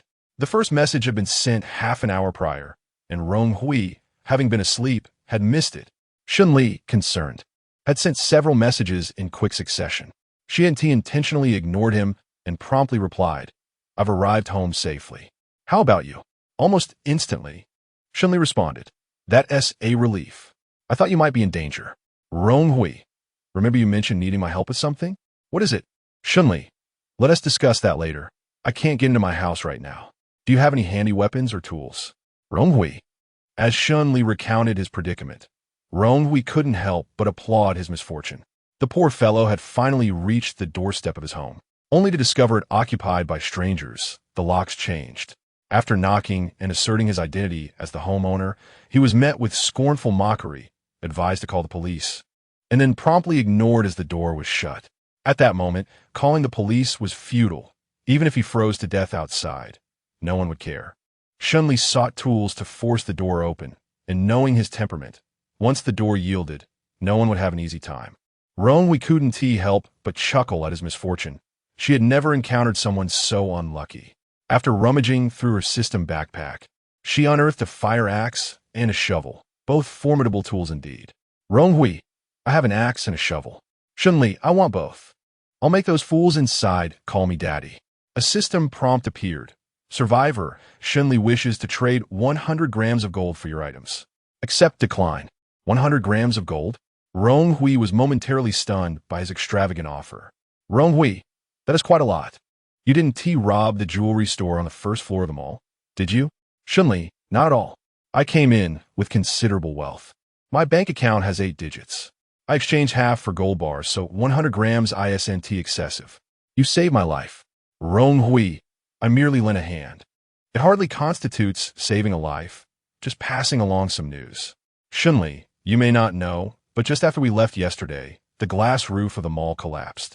Had I still been hiding in the basement, I wouldn't have been able to escape. Thank you, Sister Rong, for saving my life. Rong Hui couldn't help but laugh at his earnestness, though a sense of dread crept in. After 7 consecutive days of hail and snow, the roof of Jinsheng department store was unlikely to hold much longer, which was a significant reason for her decision to intervene. No longer wishing to barter with Shunli, who seemed to be wealthy in nothing but money, she clicked to accept, feeling the weight of a gold bar in her hand, stamped with the inscription, 100 grams. She gingerly touched it before trading the fire axe and shovel. Shunli, thank you, Sister Rong. Expect good news from me. Rong Hui couldn't help but chuckle. Despite being older than her, he still carried the demeanor of a student, perhaps unscathed by the harshness of life. It was late, and Rong Hui closed the system, unfurling her down sleeping bag. For now, her warmth-retaining equipment was sufficient. However, if temperatures continued to drop, it might not hold up. Lying flat and relaxed, as she drifted into slumber, a nagging thought lingered. Something remained undone. The emergency supply package from the government had yet to be organized. Determined to retrieve the emergency supplies from her system backpack, heavy eyelids, however, thwarted her efforts, and she turned over, succumbing to a deep sleep. Tomorrow, she decided, the world may be vast, but sleep reigns supreme. Chapter 20. The Frigid Apocalypse, 15. On the 7th day of the frigid onslaught, the temperature plummeted to a staggering -50°C, a condition inhospitable to most life forms on Earth. Within the emergency supply package issued by the government lay a substantial bag of self-heating packs, which explained its considerable weight. The black packaging was adorned with usage instructions, and as Rong Hui brushed her teeth, she perused the details. These packs, upon contact with water, would generate heat, representing a superior iteration of standard self-heating food packets. In this snow-laden environment, such heating packs proved invaluable. The large bag contained 10 individual packs, sufficient for a family to sustain themselves for a week if used judiciously. Having completed her morning routine and achieved optimal cleanliness, Rong Hui commenced her customary exercise. Without the distraction of her mobile phone, she found herself feeling remarkably lighter, having adopted a regimen of early rising and physical activity. Just as she contemplated checking the system for the time, she noticed 2 unread messages in the notification bar, evidently sent in the dead of night. Opening them, she read, "Survivor Rong Hui, the system has detected that you have received heartfelt gratitude from over 20 natives. Triggering a special profession, Lantern Bearer. Current profession level, LV1. Initial skill, Light of the Saint. Those illuminated will gain a 10 increase in health. Unlimited recipients. Specific individuals can receive exclusive light therapy, increasing health by 50, limited to 3 individuals. Note: 1. The skill can be used infinitely until the survivor and Oppo's stamina reaches 0. 2. Mastery of the initial skill or triggering new skills will enhance the profession level. 3. Skills can also be applied to the survivor themselves. Rong Hui and Oppo's expression turned sour. While triggering a profession was indeed a cause for celebration, the name of this skill struck her as rather derogatory. The heartfelt gratitude from those 20 natives presumably stemmed from the shoppers she had assisted, surprisingly, some of whom possessed a sense of gratitude. Despite her interactions with them being marred by a few abrasive individuals, she had not anticipated their thanks, only wishing to act with a clear conscience. As she had surmised, the individuals she rescued from the mall did not uniformly express gratitude. Some felt her efforts to traverse the blizzard merely constituted a trivial act. However, the 2 soldiers who participated in the rescue relayed her selfless deeds to their superiors upon returning, thus leaving a mark in the government's records and culminating in the collection of 20 heartfelt thanks. Curiously, she decided to test her new skill. A small oil lamp, encased in glass, materialized before her, its transparent shell radiating a warm yellow light that flowed like liquid, illuminating the entire room.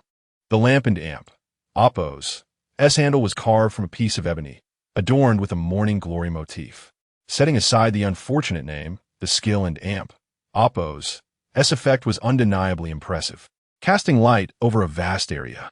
Yet, she pondered how she had veered toward the healer and amp, Oppo's role. She had initially yearned for a skill that wielded formidable offensive power, not one to let an opportunity go to waste. Rong Hui focused her intent on herself. The glow from the oil lamp concentrated into a beam, enveloping her. Instantly, she felt rejuvenated. The fatigue and minor frostbite accumulated since entering the instance vanished. Checking her personal stats, she noted, health, 100-100. It proved effective. Her health had previously hovered around 88, and now, under the influence of the light of the saint, it had reached full capacity, an invaluable boon for her survival. After stowing the oil lamp, she opened the second unread message. Congratulations, Survivor Rong Hui. You have triggered a special item, ice crystal pendant. The world cannot exist without girls. Please carry my blessings and persevere. Note: wearing this pendant increases your health limit by 50. Rong Hui was elated. She remembered the girl who had gifted her the pendant the previous day. Despite her own exhaustion, she had refrained from burdening her savior. Even when fatigue urged her to request a moment in damp, oppose as rest. To receive such a generous gift was a delightful surprise. While the mechanics behind this trigger remained a mystery, it undoubtedly stemmed from the girl's kindness. Rong Hui resolved to express her gratitude should she encounter her again. Adorning herself with the pendant, a shimmering blue light flickered around her neck, instantly raising her health limit to 150. With this enhancement, she felt more equipped to face any hailstorms ahead. The allure of playing the healer was not without its merits, allowing for both survival and combat. Overwhelmed by a series of fortunate events, Rong Hui decided to treat herself to a sumptuous serving of French toast for breakfast as a celebratory gesture. After relishing a leisurely morning tea, she seized a large bucket from her home, preparing to gather ice from downstairs. In this weather, filling a bucket with compacted snow and sprinkling a bit of water would swiftly yield a sizable block of ice. The forthcoming instance might unleash various calamities, possibly extreme heat or water shortages.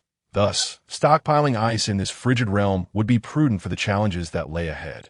In the biting cold of -50°C, the community was largely deserted, save for a few figures near the entrance. Rong Hui made her way to the sheltered area behind the building, embarking on her ice-gathering endeavor. With each bucket of frozen blocks formed, she stored them in her system backpack, aiming to fill an entire space with ice. The relentless snowfall had accumulated into a solid, thick layer over the past week, occasionally revealing hailstones that made her task effortless, with her shovel proving invaluable. With her health at an optimal level, Rong Hui felt no trepidation regarding her personal metrics and continued to dig vigorously. As twilight approached, by 6 in the evening, she had successfully amassed 99 blocks of ice, her stamina nearing its limits. Having resolved this pressing task, she headed home, the hallway filled with the enticing aroma of compressed biscuits, indicating that the government's provisions had alleviated the immediate concerns of many. Currently, with shops shuttered and factories closed, rural dwellers fared better, as most households had stockpiled grains to weather the storm. In stark contrast, urban residents faced dire challenges. With markets and grocery stores closed, they had no access to food. Thus, the government's distribution of supplies was indeed a timely lifeline amidst the adversity. Chapter 21. The Frigid Apocalypse, 16. A few days swiftly passed, and the temperature decline seemed to slow, dropping steadily by 2 degrees each day. Although the chill remained severe, it provided a modicum of adaptability. On the 10th day of the extreme cold, the outside temperature plummeted to a terrifying -56°C. At some point, Rong Hui sensed an unusual atmosphere. Initially, people comforted themselves with the belief that the harsh weather would soon pass. But as the temperature continued to drop and the heavy snow gradually transformed into ice, there were no signs of improvement. The reassurance provided by the government's recent distribution of supplies began to wane. People slowly realized that this disaster might not be a fleeting occurrence. Would the scant supplies they had be sufficient for survival? Once panic took hold, social order began to unravel. Last night, the sound of shattering glass jolted Rong Hui awake, followed by the shouts of men and the screams of women reverberating through the darkened community. Having grown immune to such sounds during the hailstorm, she opted not to investigate. Early this morning, Rong Hui donned thick clothing and a mask to descend and assess the situation, a daily ritual for her. Upon stepping out of the corridor, she spotted a crowd gathered at the entrance of the community supermarket. Despite being frozen and hunched like quails, they could not suppress their instinct to gawk at the unfolding scene. A sense of foreboding washed over her as she approached the throng. Upon closer inspection, she found a man lying in the snow, his body a mottled blue from the cold, blood streaming from his head to his shoulder, forming a crimson icicle. A mere glance confirmed his lifeless state, his complexion ashen. "Darling, open your eyes and look at me. Don't leave me. What will happen to our child if you die?" "It's all that wretched robber's fault." A woman, bundled in thick clothing, collapsed onto the man's body. weeping uncontrollably and shaking him, desperately trying to awaken him. Beside her stood a child of 5 or 6, his face frozen and pale, staring blankly at his grieving mother, his small frame trembling uncontrollably. Through the woman's wails and the murmurs of the bystanders, Rong Hui finally discerned what had transpired the previous night. A band of robbers, armed and ruthless, had raided the community supermarket. The owner was killed in the struggle, and the store was stripped bare, while the owner's wife and child were ordered to lock themselves in the bedroom for safety, thus escaping the carnage. Rong Hui recalled visiting that very supermarket on her first day, where she had purchased daily necessities. Though small, it was well stocked with rice, flour, and various goods. As the disaster dragged on for 10 days, the supermarket had become the nearest source of supplies. She remembered when her phone still had battery life. The supermarket was bustling with customers, its shelves nearly emptied. A few days prior, the owner had announced a temporary closure due to a lack of stock. Little did they know, this would attract the attention of nefarious individuals. With the owner's life extinguished and his family's means of survival stripped away, the young child was left to navigate a perilous existence with his mother. This was the first time Rong Hui confronted the stark reality of death. Gazing into the man's unblinking eyes, her heart sank. The chaos was just beginning, and more lives were likely to be lost. With a sigh, she approached the child standing helplessly nearby, took his small hand, and led him into the supermarket to escape the biting wind and snow. Upon entering, she was met with a scene of devastation. Shelves had collapsed, shards of glass littered the ground, and remnants of blood hinted at the horror of the previous night. Rong Hui knelt down, gently stroking the child's head. "Little one, you must be terrified." The child's dark eyes were filled with fear and confusion, his lips trembling, the sound of his chattering teeth audible. "Do not be afraid, the bad people have gone. Let me show you something magical." As her words faded, a charming little oil lamp appeared in Rong Hui's hand. The child felt a warm sensation wash over him, and the painful frostbite that had plagued his face and hands melted away, leaving him pleasantly warm, with a hint of color returning to his cheeks. "Are you a magician?" the child asked, his eyes wide with wonder. "I am indeed a magician, and this is our little secret," she replied with a smile, standing up and finding a mask for the child to wear. Given the sudden improvement in his condition, it was best to keep their little miracle hidden from prying eyes. The owner's family lived just behind the supermarket, and Rong Hui suggested that the child return to their bedroom to rest, as the adult matters outside were too grim for him to witness. Exiting the supermarket, she found a crowd engaged in discussions about how to bury the supermarket owner. Most believed the culprits were homeless drifters, driven to desperation and violence. After listening for a while, Rong Hui departed, feeling deep down that the robbers were likely from within the community or at least had inside information.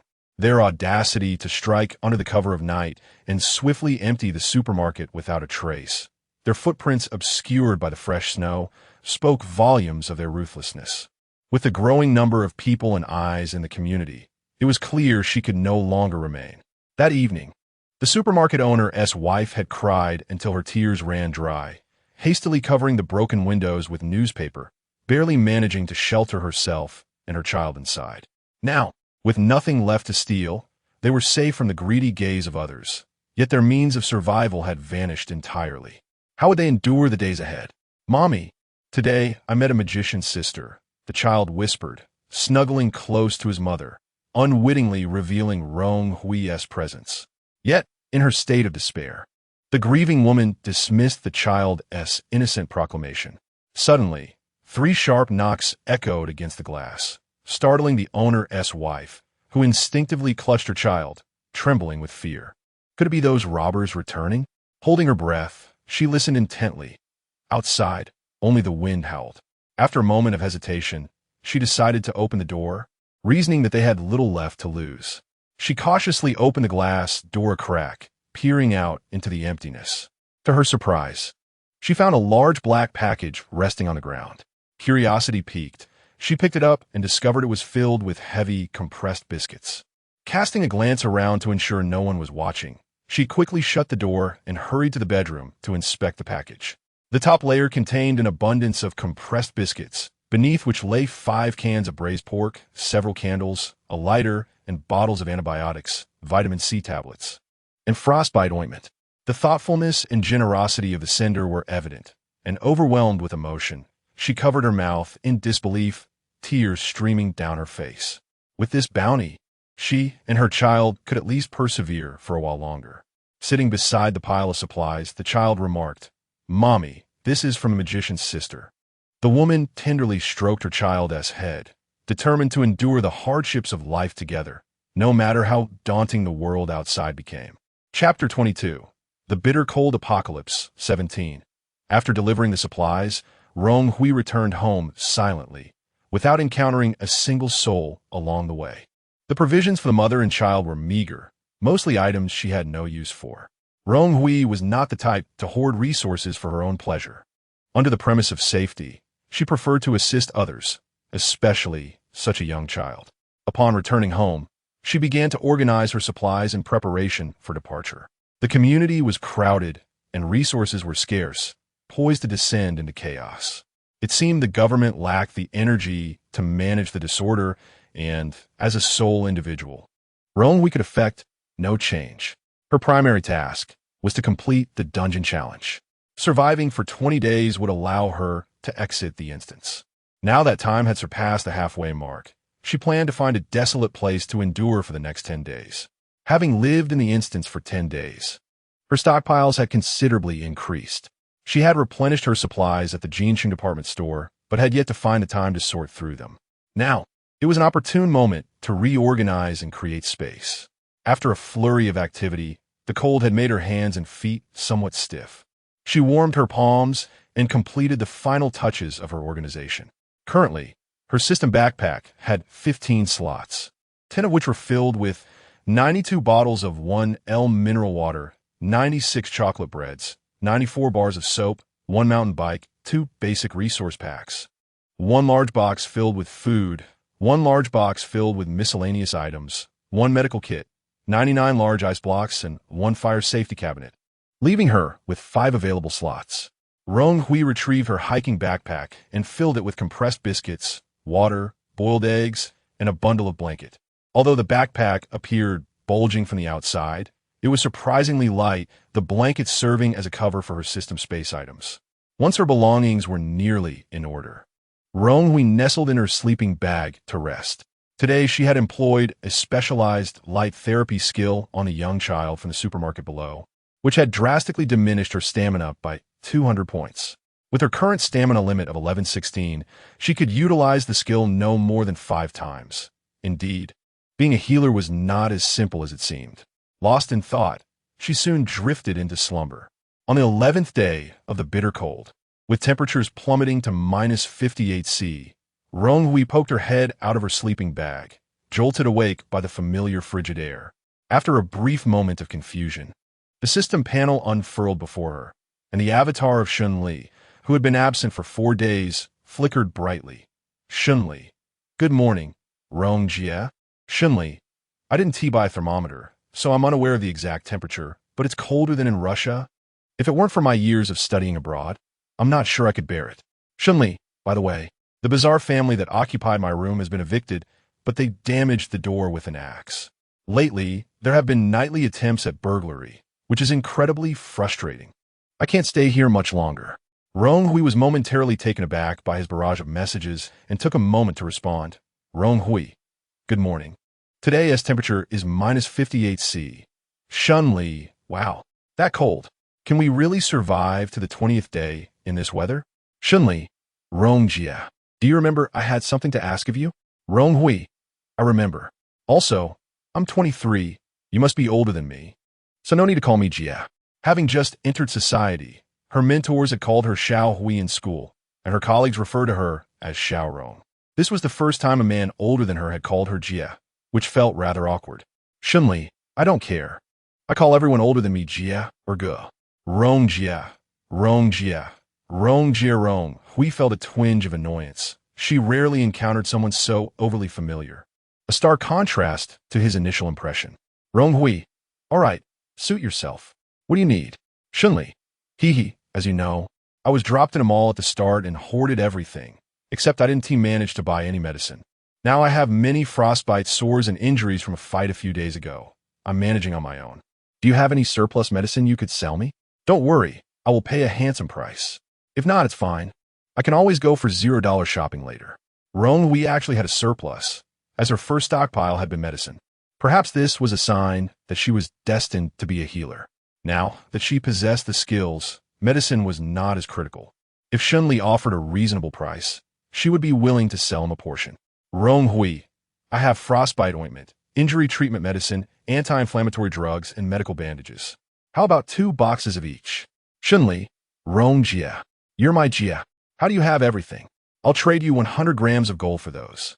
Rong Hui found herself quickly succumbing to his golden persuasion. It was as if he treated gold as casually as currency. The transaction concluded swiftly, and her gold reserves had now accumulated to nearly 600 grams, making her a modestly wealthy woman. After finalizing the deal, Shunli revealed significant news. The government, which had previously been silent and inactive, was quietly undertaking substantial efforts. A base had been established in a neighboring city, encouraging local residents to seek refuge there, where generators and sufficient diesel and coal were available for collective heating. Shunli, I plan to head to the base. The situation in our community has become chaotic. Would you like to join me?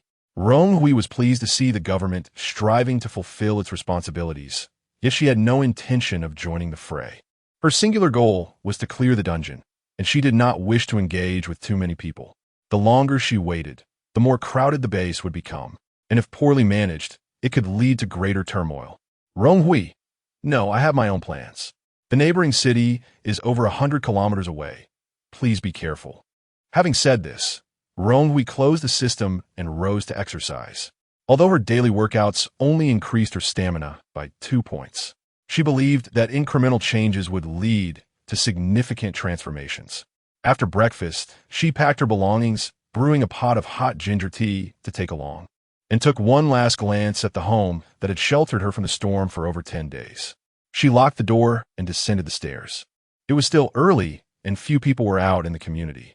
Rong Hui did not encounter anyone on her way out, successfully exiting the neighborhood. Her destination was the wetland park, 8 kilometers away, a vast and sparsely populated area perfectly suited for her to remain concealed. Consulting her map to confirm her direction, Rong Hui shouldered her pack and plunged into the snowstorm. The biting northern wind made it challenging to lift her feet, forcing her to take small, deliberate steps. The 8-kilometer journey seemed interminable. Chapter 23. The bitter, cold Doomsday. 18. Snowflakes swirled in a relentless tempest, blanketing the earth in a desolate hue. Towering mounds of snow flanked the road, resembling fluffy cotton balls, while an occasional vehicle crept by, leaving behind dark tracks pressed into the surface. Rong Hui donned sunglasses to guard against snow blindness, trudging laboriously through the slushy terrain.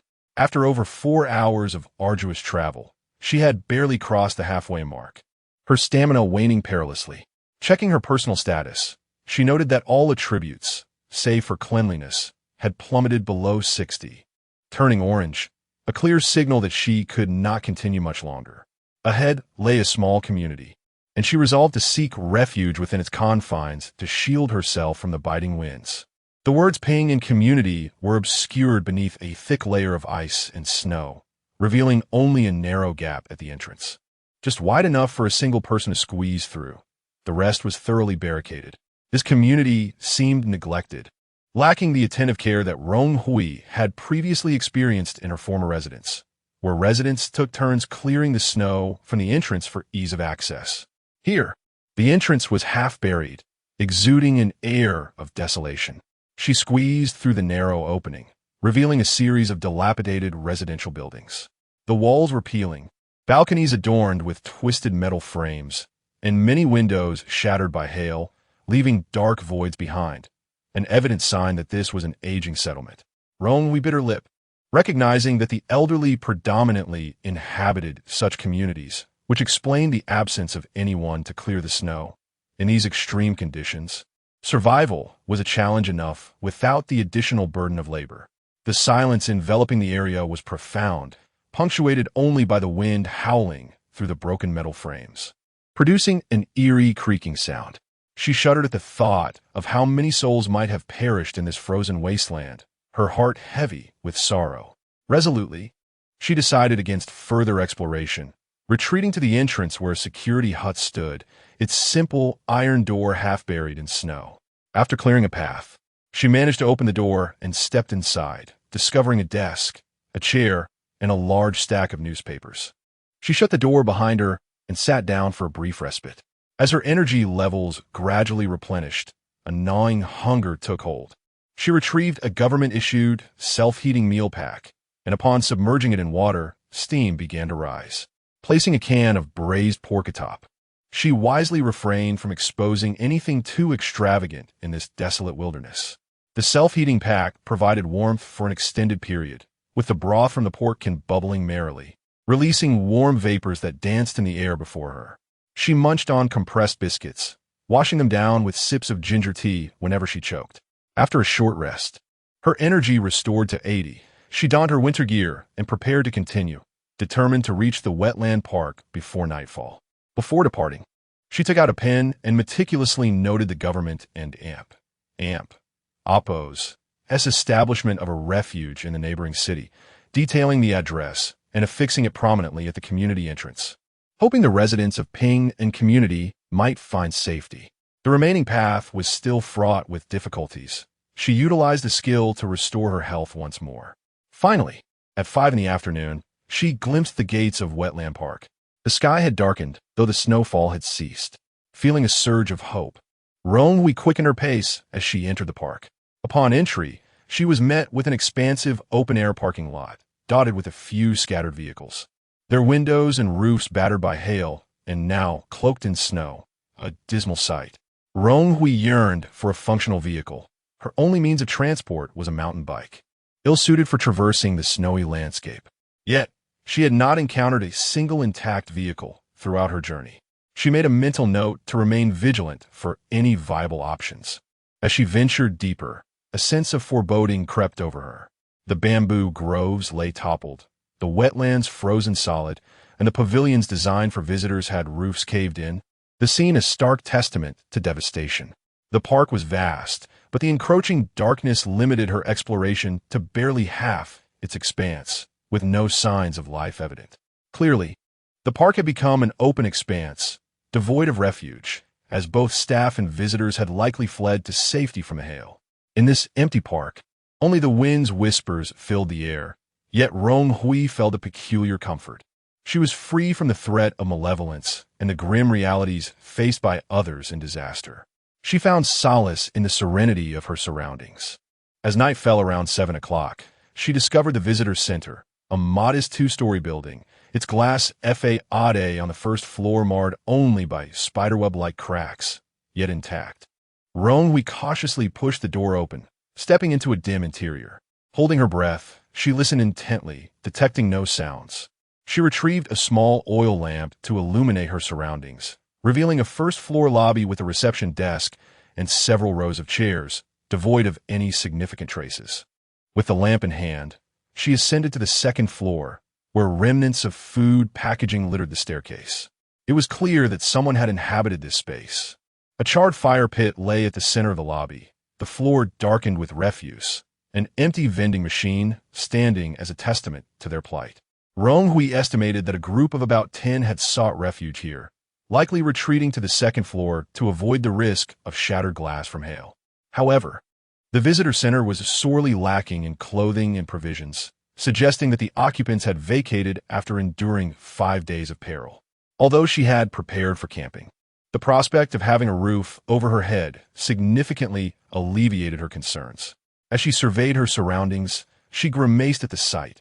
Thankfully, the frigid temperatures kept the stench of the accumulated waste at bay. After mentally steeling herself, she resolved against staying on the second floor, deterred by the overwhelming filth. Instead, she opted to set up her tent in the first-floor lobby. Time was slipping away, and she placed the oil lamp on the reception desk, casting a warm glow around her within a 2-meter radius. This persistent little light proved invaluable for illumination. Unpacking her tent and mattress purchased from an outdoor supply store, she quickly assembled them according to the instructions, adding a pillow and 2 down blankets to create a cozy nest. Rong Hui retrieved a self-heating meal pack, weary from her long journey, opting not to expend energy on a fire. She filled a small kettle with water and placed it atop the heating pack to warm, planning to fill a hot water bottle for comfort, as temperatures in the wetland park were significantly lower than in the city. The kettle hissed softly as she settled cross-legged nearby, conjuring a dish of pig's trotter rice from her supplies. Each item could be transformed 3 times. And this was her last use for the pig's trotter dish. Savoring the aromatic rice, the rich fats and carbohydrates soothed her spirit, complemented by the kettle beside her, evoking a sense of warmth and camaraderie. Rong Hui pondered her living conditions compared to other survivors. Perhaps they were not as lavish or indulgent. Yet her heart was tranquil and content, and that was enough.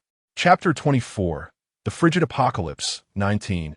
On the 12th day of the relentless cold, the temperature plummeted to a staggering -59°C. The wetland park lay desolate and damp, the perceived chill even more severe. Dressed in a thick down coat and a rabbit fur hat, Rong Hui strolled through the depths of a forest within the park. The trees, most of which bore the marks of age, stood stout with broad canopies resembling umbrellas, resilient against the ravages of hail. She meandered, occasionally picking up dry twigs from the snow-covered ground, intending to build a modest fire pit, her ample time allowing for such a venture. Whether it was due to acclimatization to the bitter cold or an improvement in her physical stamina, she found herself moving with agility in such frigid conditions. After a period of exertion, her physical capacity had risen to 1120, rendering Rong Hui quite nimble. After exploring the remaining half of the park, she encountered no signs of human activity, save for the tracks of small creatures, likely squirrels. This discovery eased her mind, and she leisurely returned to the visitor center. She arranged a conical structure with several branches, piling smokeless charcoal beneath. Lighting a newspaper and placing it underneath to aid combustion, she soon had a roaring little fire. To prevent carbon monoxide poisoning, she opened the door halfway. As the flames danced, the indoor temperature rose significantly. Rong Hui retrieved a small iron pot intended for outdoor camping, added a handful of rice, poured in half a pot of water, and included some dried scallops, shiitake mushrooms, and salt, covering it to simmer. Today's brunch would be a delightful seafood porridge. The crackling fire radiated warmth, making Rong Hui comfortably squint her eyes. Savoring the aroma of rice wafting through the air while admiring the snowy landscape outside, everything felt so serene. Suddenly, a message from Shunli, who had been absent for 2 days, appeared on the system panel. Shunli, Sister Rong, I've arrived at the shelter. It's essentially 3 large gymnasiums interconnected by heated corridors, reportedly able to accommodate hundreds of thousands. Rong Hui, so soon? How did you traverse over 100 kilometers? Shunli, money can make the devil turn the mill. I traded 20 grams of gold for a ride. Shunli, by the way, it's really warm here. God knows how long it's been since I felt the temperature above 0. Inside the shelter, it's around 5°C. Astonished by his efficiency, Rong Hui reflected on how the roads had deteriorated since the disaster struck. She had seen many blocked paths and heaps of vehicles rendered useless by hail on her way. Rong Hui, is it crowded there now? Shunli, it's just been established, so not many people are here yet. However, military vehicles are going out to rescue people and bring back many victims. The numbers will surely rise. Rong Hui, what is the order like? With so many people, stay cautious. Shunli, there are patrols every hour. Everyone is too miserable to cause trouble. However, the food I bought earlier is no longer convenient to access. I've been surviving on compressed biscuits and instant noodles. Rong Hui deeply empathized. One of her reasons for avoiding the official shelter was the inconvenience of eating amidst a crowd of hungry individuals, making it arduous to enjoy better food under such pressure, and her supplies were also cumbersome to utilize. Shunli, additionally, currency has become practically worthless. The authorities have introduced a new equivalent, exchange points. Working for the government or turning in rare supplies can earn these points, which can be exchanged for food and drink. Rong Hui raised an eyebrow at the mention of exchange points, finding them reminiscent of their system's points. Shunli, do you want to come over? It's too warm here. I'd rather endure without good food than remain in the instance. Rong Hui, Not for now. I still prefer solitude. With that, she closed the panel, preparing to enjoy her fragrant seafood porridge. However, she soon found herself eating her own words. Having cooked a bit too much porridge, she finished half and, while still warm, stored the remainder in her system backpack for later consumption. Before she could rise, the system in Oppos, this announcement rang out. Survivor Rong Hui. System phase task released, optional. Please survive until exiting the instance and obtain 1,000 exchange points at the official shelter.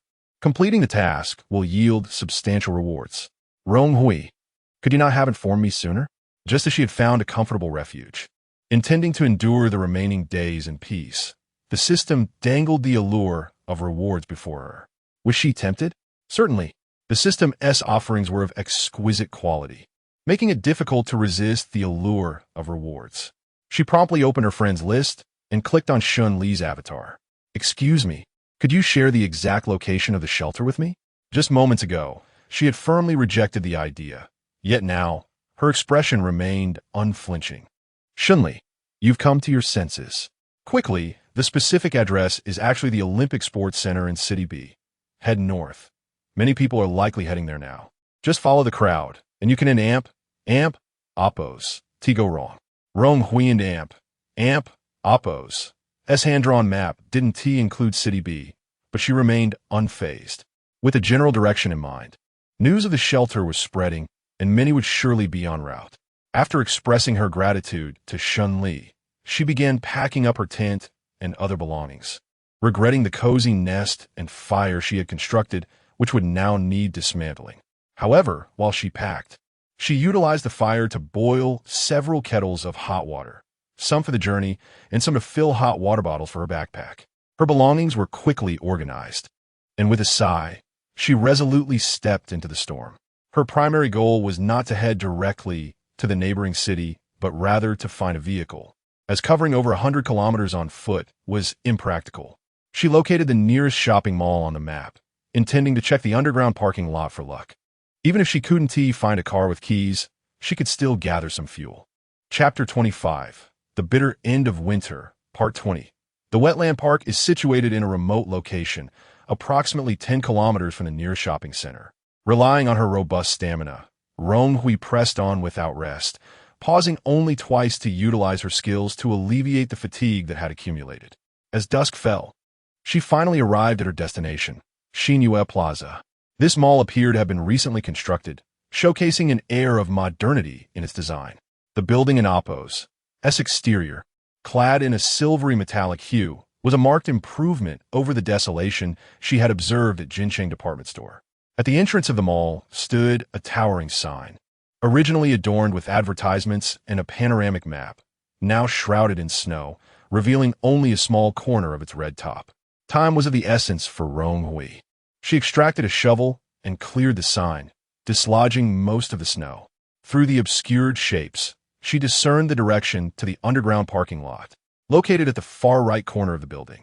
Upon reaching the entrance of the parking lot, she was taken aback by the chaotic scene before her. Vehicles lay haphazardly on the slope, with rear-end collisions being a minor issue compared to the several cars piled atop one another, completely obstructing the wide exit. Navigating cautiously through the gaps between the cars, she found the interior of the parking lot in even greater disarray.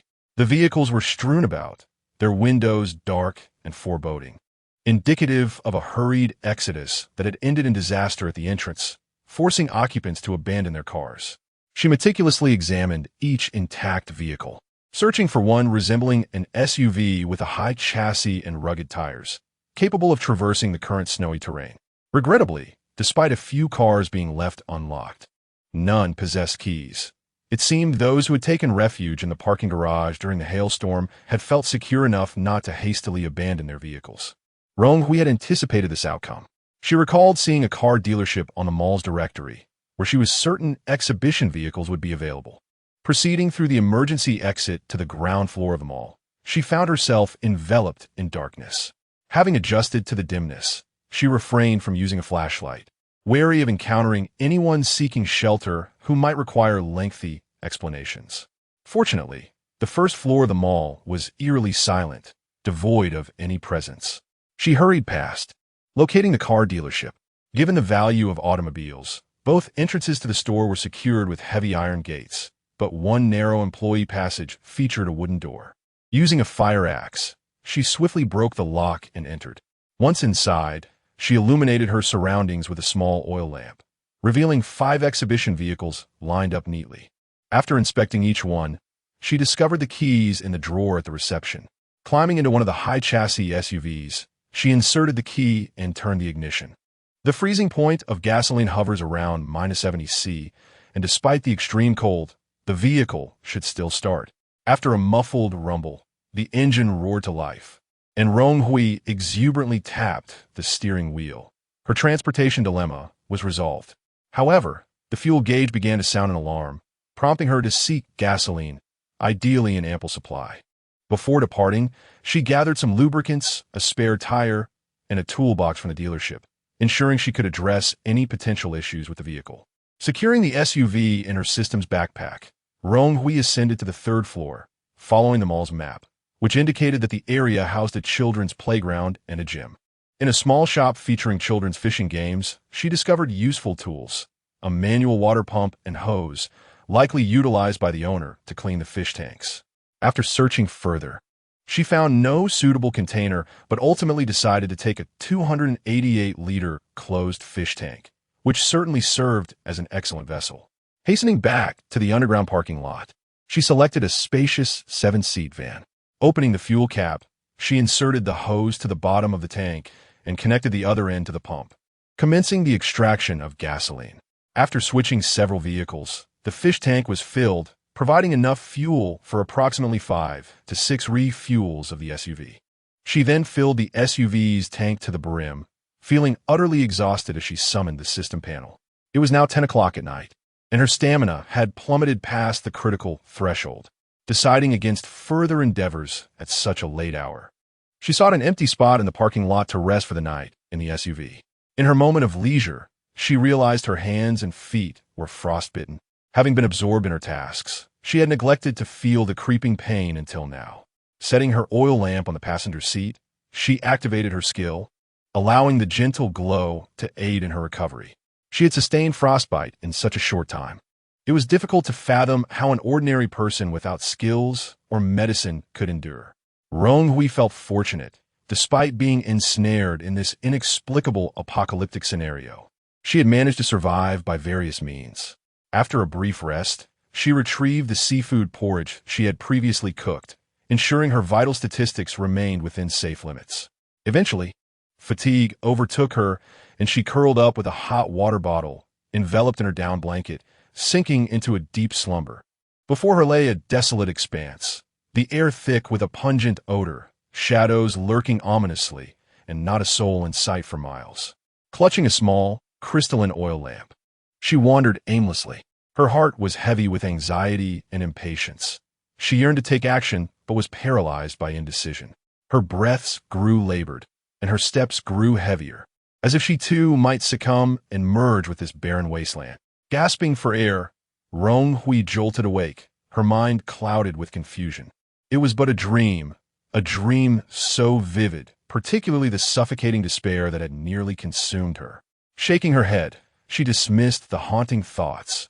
Surely, such anxiety stemmed from the oppressive tension of her current predicament, as the day and as thoughts often lingered into the night. No longer wishing to squander time, she noted that it was now 8 in the morning. She stowed away the vehicle and made her way back to the surface. Today's temperature had plummeted to a terrifying -60°C. Consulting the map to orient herself, Rong Hui climbed into the SUV and set off northward. Chapter 26. The Frigid End of Days, Part 21. It must be said that having a vehicle is tremendously convenient. Rong Hui navigated the icy roads with caution. Although her speed was a mere 35 miles per hour, it was exponentially faster than walking. The snowfall today was light, quickly sliding off the windshield, negating the need for windshield wipers. With unwavering focus, Rong Hui kept her eyes on the road to prevent any unforeseen incidents. As she ventured further north, the number of pedestrians and vehicles increased, indicating that news of the refuge had spread, prompting many to make their way there. However, In the biting cold of -60 degrees Celsius, the harsh weather compelled individuals to hunch their necks, daring only to proceed without pausing for rest. Any cessation of movement could lead to the risk of frostbite. As Rong Hui drove by, those on the roadside cast envious and yearning glances at her. She feigned ignorance. With so many in need of assistance, to help one would mean helping them all. Thus she chose to ignore them entirely. "Mom, I'm so cold. So cold." A small girl shivered as she clutched her mother's hand. She appeared to have been well taken care of, bundled in layers of thick clothing, topped with an adult-sized down jacket, moving like a little penguin. "Sweetheart, we will reach the shelter soon. It has heating and food. You must hang in there." The mother, her lips tinged with a bluish hue from the cold, forced a smile for her daughter. Her own attire was not particularly warm. Layers of spring and autumn clothing could be seen peeking from her collar, barely sufficient against the chill. She bore a heavy backpack, which bent her back under its weight. The woman, Wang Li, 36 years old, was divorced and lived alone with her daughter. The extreme cold had descended suddenly upon them. Wang Li had a habit of stockpiling supplies and had managed to stay comfortably indoors with her daughter for a time. However, as the temperatures continued to plummet and utilities remained unrepaired, thievery began to plague their neighborhood, claiming lives in the process. They, as a vulnerable mother and child, were perceived as easy prey. Upon hearing news of the shelter, she swiftly gathered their belongings and left. Staying in their community was no longer an option, and she sought to carve a path to survival for herself and her daughter. She had dressed her daughter in the warmest clothes available, while she herself struggled against the harsh weather. Her vision began to dim, her legs numb from the weight of her backpack. Wang Li lowered her head and bit her lip hard, attempting to keep herself awake. Unfortunately, her efforts were in vain. As her daughter screamed in terror, she collapsed heavily onto the ground, nearly sealing her fate in the freezing cold. Her eyelids felt as though they were laden with lead. She fought desperately to rise, to embrace her daughter and reassure her, "Sweetheart, do not be afraid." Since leaving her volatile ex-husband, she had vowed to protect her daughter. Would she truly break that promise now? Footsteps approached from behind, and Wang Li turned her eyes in desperation, hoping for assistance. Instead, she saw a man reaching for her backpack, his expression twisted with a malevolent excitement that bore a striking resemblance to her ex-husband. Her heart raced with dread. "Put it down and get lost." A hand clad in a blue glove suddenly intervened, halting the man's advance. "Mind your own business." The man snapped, grasping the bag strap. He had been watching the mother and daughter for some time, and with the woman now incapacitated, this seemed like a stroke of fortune. He looked up, glaring at the intervening figure, a woman clad in thick clothing, her eyes devoid of emotion, gripping the other side of the bag strap with one hand while wielding a glimmering axe in the other. The man recoiled, his resolve faltering. In such dire times, sustaining injuries was tantamount to death. He decided it would be wiser to rob someone else. A real man does not engage in conflict with a woman, he thought, huffing in irritation. Rong Hui, holding the axe and exuding an intimidating presence, sighed. Initially, she had intended to remain uninvolved, but upon witnessing the sheer terror on the little girl and Appo's face, she could not help but stop. "Can you still move? My car is just ahead. Let me give you a lift." Rong Hui offered, assisting the woman and brushing the snow off her clothing. Wang Li felt as though she had heard a celestial voice. Her eyes sparkled with hope. She wished to express her gratitude, but her frozen lips could only manage a slight nod. "Come, take your mother and Appo's hand. Do not be afraid." Rong Hui glanced at the little girl, relieved to see her cease her tears. Gently, she helped Wang Li into the vehicle, with the girl following closely to sit beside her mother. Observing the disparity in their clothing, Rong Hui felt a surge of maternal compassion emanating from Wang Li. She poured a cup of ginger tea from a thermos in the passenger seat and handed it to Wang Li, then took out 2 heat packs and nestled them in her arms. Soon, Wang Li began to feel her body temperature normalizing. Rong Hui casually retrieved a small lamp from her bag, illuminating the interior of the car. Wang Li suddenly felt significantly better and became aware of the pain in her lips. To avoid raising suspicion, Rong Hui merely employed her benevolent aura. "Thank you so much, miss. If it weren't for you, my daughter and I would surely be in peril," Wang Li exclaimed, her voice filled with gratitude as she began to regain her composure. "It's nothing, just a small act of kindness. Where are you headed?" "I can take you there," Rong Hui replied humbly. As she encountered many unfortunate souls along her journey, but could not assist them all. "We plan to go to the shelter in City B.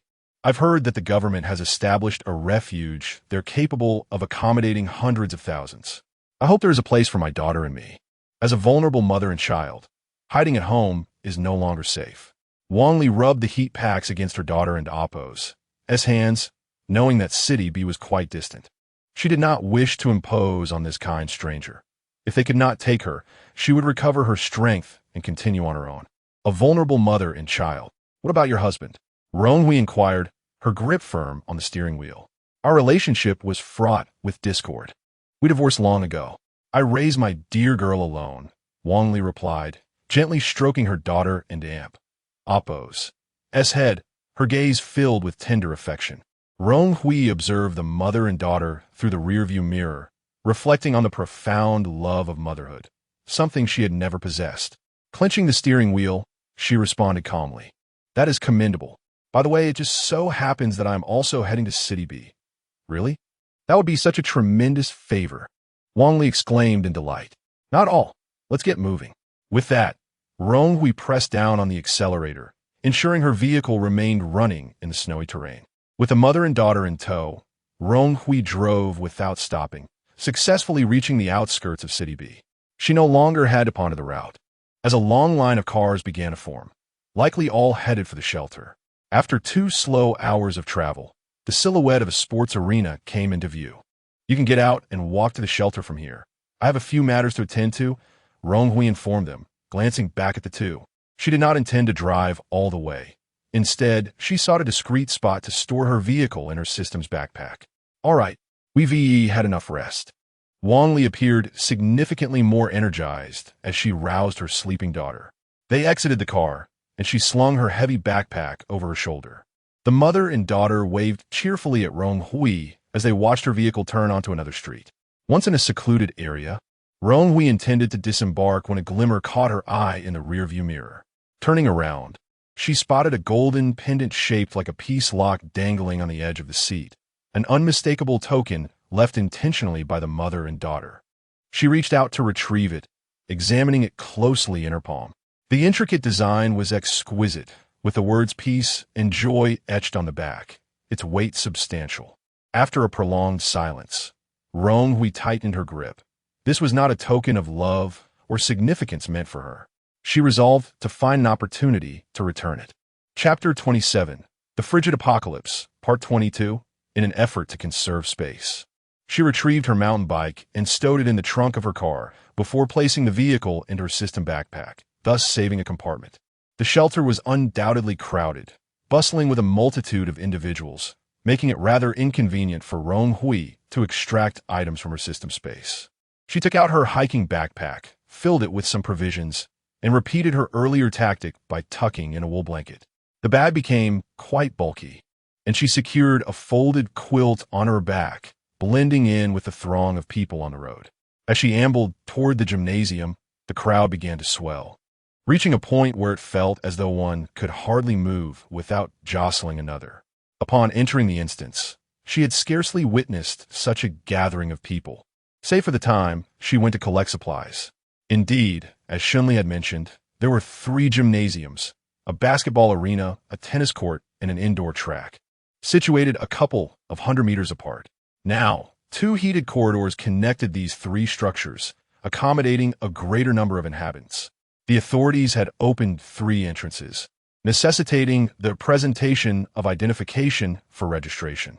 Towering military vehicles lined the entrances, and the queue snaked for several hundred meters, with more individuals arriving continuously.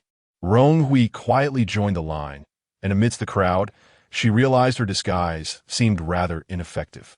The man ahead of her had wrapped his head in 2 or 3 flimsy scarves, creating a somewhat comical appearance, yet he was visibly shivering. The family behind appeared to be clad in coats fashioned from blankets. Though cumbersome, they exuded warmth. Those like her, dressed suitably yet comfortably, were indeed a rare sight. Many cast curious glances at her, particularly at the down comforter strapped to her back, as if it could be penetrated by their stares. Adjusting her mask, she nonchalantly focused ahead, straightening her back, thinking that if they wished to look, they could do so. Her quality of life was simply superior, and that was that. The wait in line extended for quite a while, and by the time she reached the front, dusk had settled in, with the line behind her growing longer. The soldier responsible for registration appeared visibly fatigued, snow covering his uniform, and in front of him sat a computer. As the authorities had activated a generator for electronic data registration, Rong Hui presented her identification, glancing at the computer screen out of nostalgia for such functional electronics, which she hadn't in APOS seen in ages. Hello, Rong Hui. Your information has been successfully registered.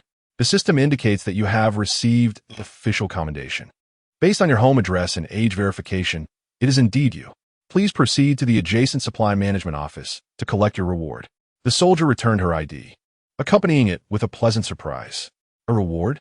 Rong Hui was taken aback. Her dealings with the authorities had been limited to that one occasion. Where could this reward possibly stem from?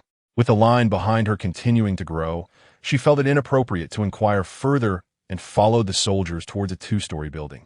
This structure had once served as the cafeteria for the gymnasium, now repurposed by the authorities as a supply management office, its windows concealed by black fabric, obscuring the interior from view. Hello, the soldier at the registration desk directed me to collect an official reward. Rong Hui addressed the guard station at the entrance, feeling somewhat anxious due to her uncertainty. Very well, comrade. Please proceed to the hall and find Director Zhang. The guard offered a salute as he spoke. Rong Hui nodded repeatedly, hastening inside, apprehensive about the possibility of a mix-up or a case of mistaken identity, which would surely be embarrassing. The hall was not particularly spacious. Upon entering, she immediately spotted a middle-aged man seated directly opposite the entrance. Hello, might you be Director Zhang? I am here to collect a reward. Rong Hui still felt a hint of confusion. Ah yes, I am Zhang Liwen, the director of the supply management office. Please hand me your identification. This Director Zhang had a friendly demeanor, his tone measured as he opened a ledger to verify Rong Hui and APOS. SID. Found it. The record indicates that on March 30th, you reported to the official stronghold, assisting in the rescue of over 20 individuals, thereby averting a significant loss of life. The soldiers who participated in the rescue returned specifically to commend you for your actions. The review has been approved for quite some time. What took you so long to come? Zhang Liwen and APOS. S expression softened, though his voice remained earnest and affirming. I did not expect a reward. I merely reported the situation as a matter of course. It was nothing significant. Rong Hui was surprised that the events of her previous encounter still resonated. Nevertheless, she felt a surge of joy, a smile gracing her lips. Zhang Liwen retrieved a thin card, placing it in Rong Hui's hand. Such humility among the youth is rare. The reporting soldiers mentioned that you even offered your seat to others. Acts of kindness deserve recognition. This is our official reward of 200 exchange points, stored on this magnetic card, which will be used at our official machines. Rong Hui examined the card closely. Though thin, it was durable. With this, she had completed 1/5 of her task, and her spirits lifted considerably. Zhang Liwen smiled at her. Allow me to explain the concept of exchange points. Given that we have now entered the Ice Age, with the likelihood of enduring low temperatures, the authorities will be adopting new equivalents. In the shelter, you can directly use exchange points at our supply management office to procure goods. One exchange point can typically be exchanged for 1 kilogram of rice, along with various other supplies. Ice Age. Rong Hui had only heard that term in animated films before. Indeed, geographers and meteorologists worldwide believe that this unprecedented global cold snap signifies the onset of an ice age, catching everyone off guard. Alas, the authorities can only hasten the organization of shelters in hopes of minimizing casualties. Zhang Liwen's tone grew somber, revealing traces of weariness. You have all done a tremendous job. I have previously received the emergency supply pack issued by the authorities, and I am truly grateful for your efforts. Rong Hui's expression turned serious. She sincerely wished for the safety and health of those who sacrificed their own comfort for the greater good. Enough of that. The 200 exchange points will suffice for you to fare well in the shelter. should you wish to earn more exchange points. You can keep an eye on the tasks and positions we publish. Zhang Luwen patted Rong Hui and Appo's shoulder before returning to his work. With 200 exchange points in hand, Rong Hui departed with a light step, sensing that acquiring exchange points would not be a daunting task. There was still hope for her system's objectives. She made her way to the nearest gymnasium, swiping her ID at the entrance machine to gain entry. Presumably for insulation, the gymnasium's entrance was draped with thick layers of blankets, serving as a curtain. She pushed through the heavy fabric, and a rush of warm, damp, and somewhat stuffy air enveloped her. Her goggles immediately fogged up, reminiscent of stepping into a steam room. Quickly, she removed her glasses and hat, realizing the temperature in the shelter must have risen above freezing. Chapter 28. The Frigid End of Days, Part 23. Before her lay a vast playground. Faint traces of running tracks, still discernible. Thousands of seats were arranged in a serpentine manner, encircling the central expanse, making it easy to envision the vibrant scenes of competition that once thrived here. Now, the open area was densely populated, with some individuals having laid down makeshift beds, lying close together as if sharing a single quilt. The spectator stands were cluttered with various belongings. The crowd was not yet overwhelming, allowing a few to claim multiple seats for rest. A casual glance suggested that the stadium could accommodate tens of thousands. In a populous setting, disorder often ensues. Rong Hui observed 2 teams of soldiers patrolling the venue with their firearms. For now, order was maintained. It seemed the authorities had employed coal for heating, as the temperature within the shelter remained stable. Dressed warmly, Rong Hui had already begun to perspire slightly. Once individuals' basic needs were met, they naturally regained their social vitality. Exchanges of greetings, inquiries for news, and the cries of children reverberated within the stadium. Rong Hui found herself regretting her decision to forsake the tranquility of Wetland Park for the chaos of the shelter. With a sigh, she resolved inwardly to depart the refuge as soon as her task was complete. The burden on her back was not substantial, so Rong Hui took her time to survey the stadium, receiving curious and envious glances from passers-by. Clad in clean attire and shouldering a large pack, she appeared as a figure of affluence in the eyes of the onlookers. Paying them no heed, she reassured herself that with the military's presence, severe misfortune was unlikely to occur. Upon reaching an entrance, she found a rudimentary yet secure warm corridor, presumably connecting to other stadiums. A glance revealed a public notice board, which she approached for a closer inspection. Indeed, it bore official announcements divided into 3 sections, the first for essential news, the second for job openings, and the third for special tasks. The important news section elucidated the concept of the Ice Age, preparing everyone for the upcoming circumstances, while also explaining the idea of exchange points and their usage, leaving blank spaces for inquiries. The job opening section sought cooks for the cafeteria, cleaners, construction workers, doctors, and other roles, with pay settled daily in exchange points. After a cursory glance, Rong Hui concentrated on the 3rd section, which contained the key to acquiring exchange points. The special tasks listed high exchange point rewards, many ranging from 30 to 50 points, with 2 tasks highlighted in bold, offering 100 exchange points each. The former involved accompanying official convoys to rescue disaster victims, generally a same-day round trip, while the latter required traveling hundreds of kilometers to a factory to search for specific supplies, likely necessitating a few days outdoors. Having experienced the shelter and Appo's above freezing temperatures, she found it hard to convince herself to venture into the -60°C exterior, making overnight tasks exceedingly daunting, fraught with risks of frostbite or illness. Despite the generous rewards, few were willing to undertake them. To accept tasks, one simply needed to approach the staff on duty in the warm corridor. Once enough people gathered, they would set off together. Rong Hui took note of this information, realizing she would need to rely on accepting tasks to accumulate exchange points, as working jobs would prove too slow to amass 1,000 points before exiting the instance.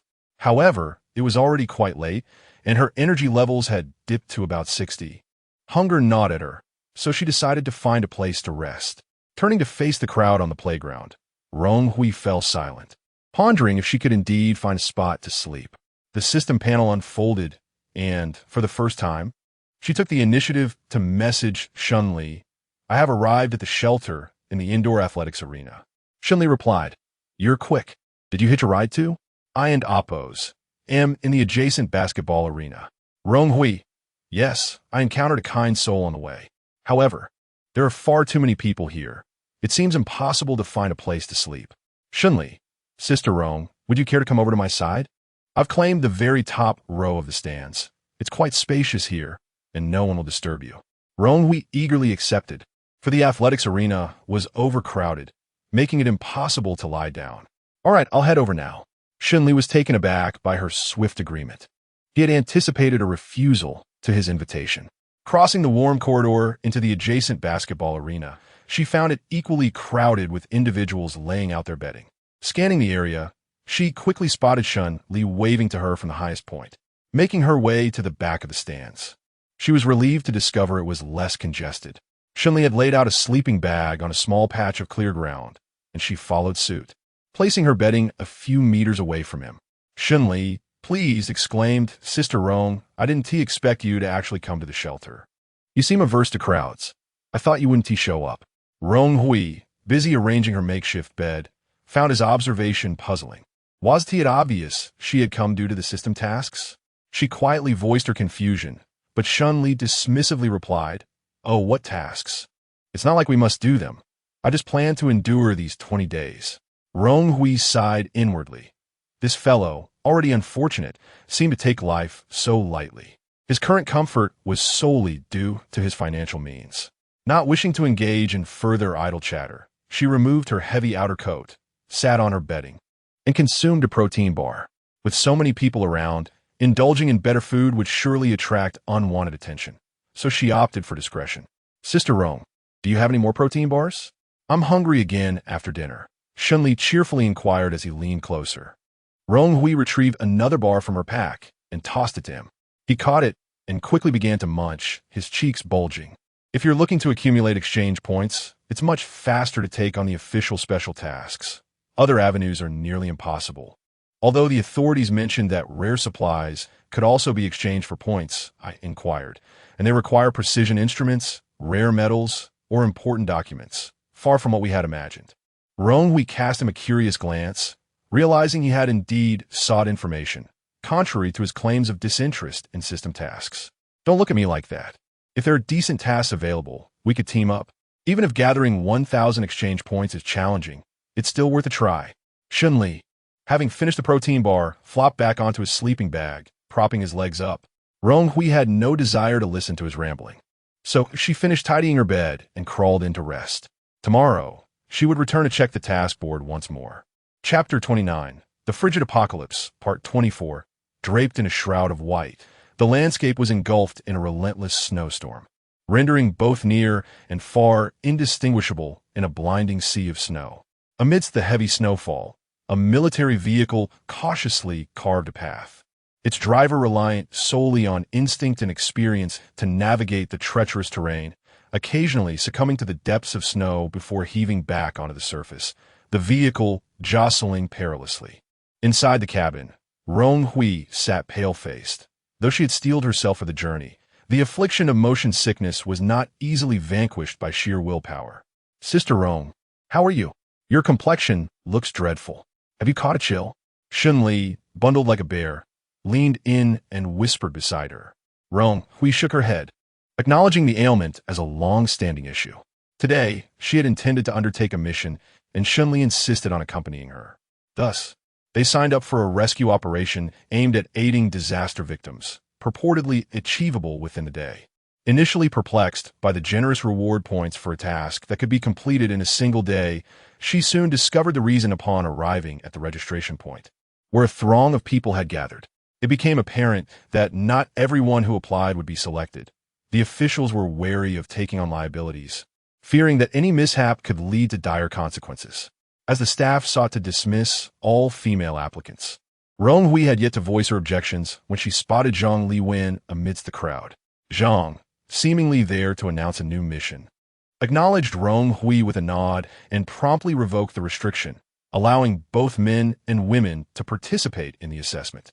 Having experienced a significant boost in her physical capabilities through relentless training, Rong Hui's strength was now comparable to that of an adult male. She persevered through the push-up and plank assessments, surprising herself with her stamina. To her astonishment, Shunli also passed the selection process, proving to be more resilient than his usual demeanor suggested. Once the evaluations concluded, only 8 individuals remained for the mission, granted a brief 15 minutes to prepare before gathering in the outdoor square. The assignment was to rescue disaster victims from the city library, where dozens were sheltering, some ill and others injured, necessitating their safe return. Upon spotting the familiar green military vehicle in the square, Rong Hui hesitated, her expression betraying her reluctance. "Why aren't you coming? Hurry," called a soldier accompanying the mission. Reluctantly, she steeled herself and boarded the vehicle. Fortunately, the library was not far from the gymnasium, and they arrived at their destination just in time for Rong Hui to stave off nausea. The library and Appo's sign had been battered by hail, several letters missing. Yet the structure stood robustly, suggesting that those sheltering within had chosen wisely. A total of 13 individuals were assigned to the mission, with the driver resting and inspecting the vehicle, while 4 team leaders each guided 2 members for a thorough search of the building. They were instructed to signal for help in case of danger and to regroup on the first floor within an hour. The commanding soldier outlined the task distribution. The library consisted of 4 levels, with 3 members assigned to each floor. "Understood," the teams replied in unison as they entered the library. Upon stepping inside, Rong Hui was immediately greeted by the familiar scent of smoke, her brow furrowing as she discovered charred remnants of paper scattered across the first floor. In the biting cold of -60°C, it was evident that those seeking refuge had resorted to burning books for warmth. Following her team to the second floor, they found further evidence of desperation. With 16 victims huddled close to a fire, their inadequate clothing leaving them fearful to stray far from the heat. Weak from hunger, they leaned against one another, barely clinging to life. Rong Hui and her companions assisted in carrying the victims downstairs, expending considerable effort to transfer everyone to the first floor. Tragically, they encountered several bodies, frozen to death, as they moved through the 4 levels. Once all survivors were relocated, the lead soldier organized a larger fire to provide warmth. Someone ignited a pile of books with a lighter, the flames swiftly spreading, the once white pages curling into charred black. Rong Hui sighed, seeking out a wooden chair to smash, recognizing the dire situation of those burning books for warmth. Yet, she felt it was unnecessary to join in such destruction. Some soldiers were explaining the concept of a shelter to the victims, while others collected books according to a list. Observing their extensive inventory and the packing of books, Rong Hui realized that their mission encompassed more than mere rescue. The atmosphere held a rare warmth, the grateful and joyful gazes of the victims instilling a sense of pride in the ordinary individuals undertaking the mission. Just as they basked in this moment of camaraderie, a plume of smoke erupted skyward. Unbeknownst to them, someone had ignited another pile of books in the crowd, flames roaring to life as pages fluttered about, igniting the clothing of some seated nearby, prompting a chorus of terrified screams. The disaster victims, already on edge, succumbed to panic, their frantic movements inadvertently trampling the fire pit, sending embers flying to previously untouched areas. "Stay calm, everyone. The snow is outside." Rushed to the snow to extinguish the flames. The soldiers desperately attempted to guide the crowd, but their voices were drowned out by the cacophony of screams. Sparks leapt to a nearby bookshelf, igniting a conflagration. Amidst the chaos, Rong Hui remained remarkably composed, perhaps due to her previous experience escaping a fire in another mission. She gently brushed off Shun Li's attempt to pull her away, retreating to a corner to retrieve a fire extinguisher from her system's backpack. She opened the valve and dashed into the fray. With a loud hiss, a torrent of white foam erupted, transforming the scene into a sea of white as Rong Hui methodically extinguished the flames, ensuring to douse the embers surrounding the bookshelf. The individuals who had been rolling on the ground began to regain their composure, realizing that the flames had not yet caused any harm. "Thank you, comrade. You've been a tremendous help," The soldiers expressed their gratitude as they assisted those who had fallen. I found the extinguisher in the corner. The library surely has provisions for such emergencies. It was nothing. Rong Hui brushed aside the praise, knowing that an explanation of how a fire extinguisher functioned in such frigid temperatures would be challenging. Having narrowly averted disaster, the soldiers wasted no time in organizing the disaster victims for transport back to the shelter. Due to the large number of people, the mission team prepared to return in the second wave. With some idle time, Rong Hui joined the soldiers in sorting through the books, relieved that the recent fire had not caused extensive damage to the shelves. Perhaps due to her recent heroic act, the soldiers held her in high regard. You reacted swiftly just now. Had those books been lost, our mission would have been half failed. Are we still required to search for books? Rong Hui inquired with curiosity, as she had not seen that stipulation when accepting the mission. It is not part of your obligation. You are merely assisting. The higher-ups wish to preserve and protect the books, hoping that when this calamity ends, there will still be ample literature for future generations. The soldier's words carried a hint of hope. That will surely come to pass. Rong Hui replied earnestly. Chapter 30. The Frigid End Times, Part 25. The shelter was not far from here. Within half an hour, the second vehicle arrived. The soldiers worked in tandem, loading box after box of books into the carriage, urging everyone to prepare for the return journey, thus marking the successful completion of this mission.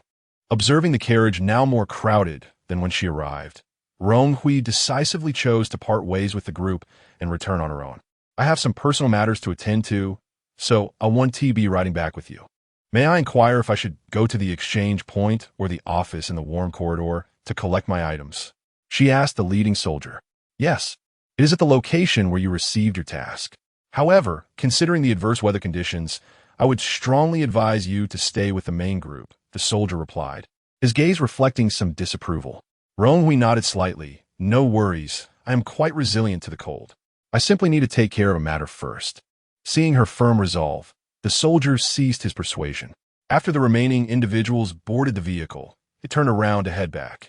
This time, Shunli refrained from his usual antics, sensing an eerie familiarity in the scene. Could it be that Sister Rong suffers from motion sickness? As he touched upon the truth, he could not help but chuckle.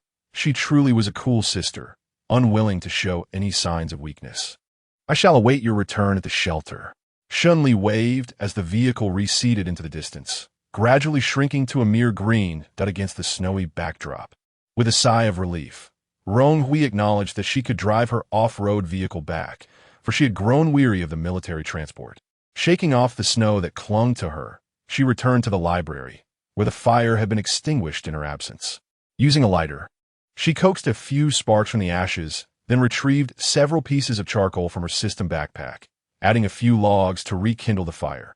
With no one around, Rong Hui took the opportunity to warm herself and engage in some physical exercise. The shelter was far too crowded for her to find space to work out. It must be said that quantity leads to quality, having persevered in her physical training for over half a month since entering this realm. Rong Hui had transformed from a mere weakling into someone remarkably different. Her stamina had increased, her strength had intensified, and her agility had notably improved. After her workout, she felt a noticeable warmth in her body, and her once numb feet began to thaw. Sitting cross-legged beside the fire, she let out a long breath. Beyond her daily exercises, the second thing she yearned for most was a hearty meal. Upon returning to the shelter, even instant noodles seemed a tad too ostentatious. Summoning the system panel, Rong Hui opened the photo box, and a series of images swiftly flashed by. Today, she had a clear objective. Her eyes darted rapidly, and amidst the dazzling array, she swiftly selected the desired image. The vibrant red chili peppers on the photo initially captivated her attention, but she was fixated on a small black pot in the corner, meat pie soup.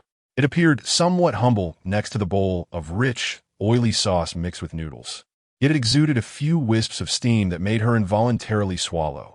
She knew all too well how delicious it was. Meat pie soup is a specialty dish from Nanchang, Jiangxi.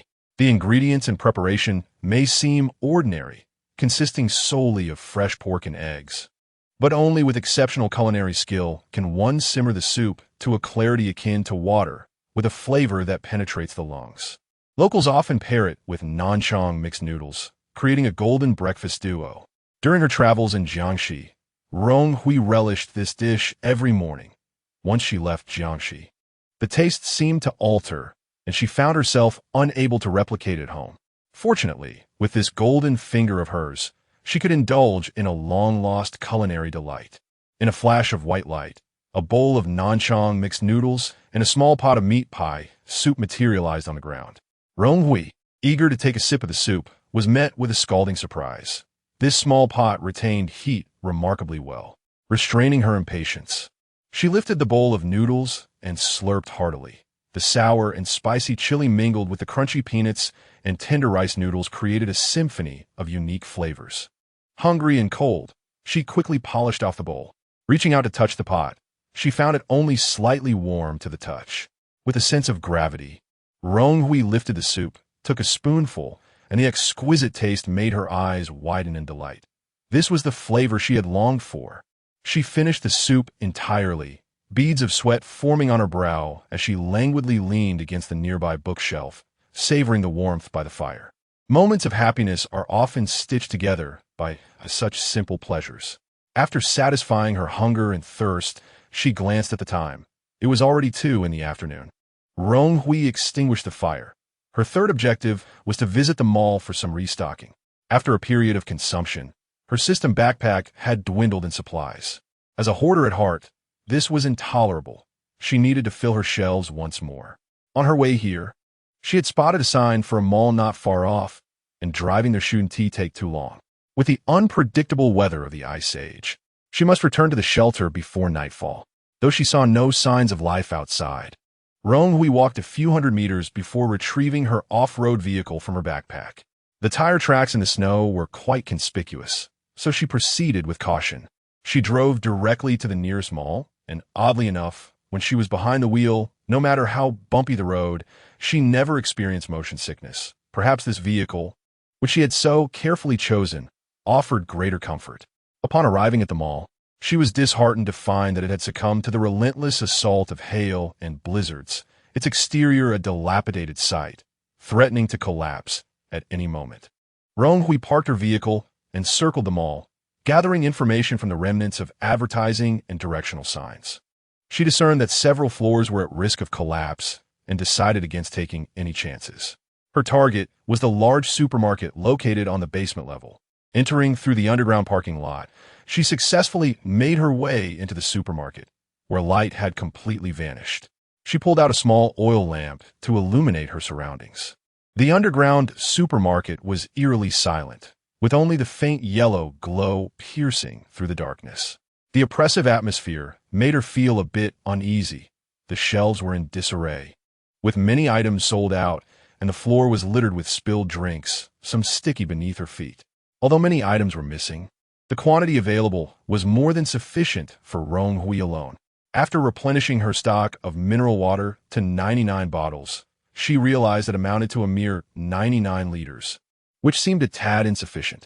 After pondering for a moment, she found an empty shelf nearby and transferred all the mineral water from her system backpack onto it. Discovering that 99 bottles only filled a small portion of the shelf, she then attempted to store the shelf within her backpack, and to her delight, she succeeded. The system recognized the water bottles and the shelf as the same item since they were connected at the base. With her experiment a success, she filled the bottom of the shelf with 24-liter barrels of mineral water as a base, placed 1-liter bottles and 500-milliliter bottles in the middle for easy access. And on the top 2 tiers, she added whatever drink she fancied: milk tea, fruit juice, carbonated beverages, and beer, until the shelf was brimming. After retracting the shelf, her system backpack displayed 1 shelf filled with goods. The success of this first step filled her with encouragement. She then freed up 4 more empty shelves, arranging the food, daily necessities, medicines, and miscellaneous items within her system space onto them, thus creating ample space for newly acquired supplies. With the extreme cold having persisted for some time, she refrained from taking frozen vegetables, fruits, and fresh produce, opting instead to stock up on canned goods, biscuits, and jerky, while also filling a shelf with chocolates. After retracting the 4 shelves, her satisfaction as a hoarder reached its zenith. A a smile of delight gracing Rong Hui's face. Chapter 31. The Frigid Apocalypse. 26. The underground supermarket was damp and cold, resembling an ice cellar. Frost covered the corners and the ground, producing a creaking sound underfoot. Holding a small oil lamp, Rong Hui continued her exploration, guided by the gentle glow. Upon reaching the bedding section, she approached to take a closer look. The display bed was in disarray, showing signs of having been slept in and littered with snack wrappers. It seemed that someone had taken refuge here for a time. Furrowing her brow, she bypassed the large bed and moved towards the shelves at the back, pleasantly surprised to find a wall lined with bed linens. The bottom shelf, filled with blankets and warm bedding, was empty, which did not concern her, but the upper shelves held sheets and pillowcases that remained untouched, piquing her interest. She carefully selected 10 complete bedding sets, including cotton and milk velvet options, sufficient for all 4 seasons. These were not intended for use within the instance, but rather to be taken out to adorn her train bunk. Given that she would be living on the train for some time, as someone who valued quality of life, she wanted to make her narrow, sleeping space comfortable. Having grown up with her grandmother, who was frugal and mixed various colors and styles of bedding, adorned with faded peony patterns, Rong Hui had longed for a complete set of her own since her teenage years, a modest wish that had yet to be fulfilled.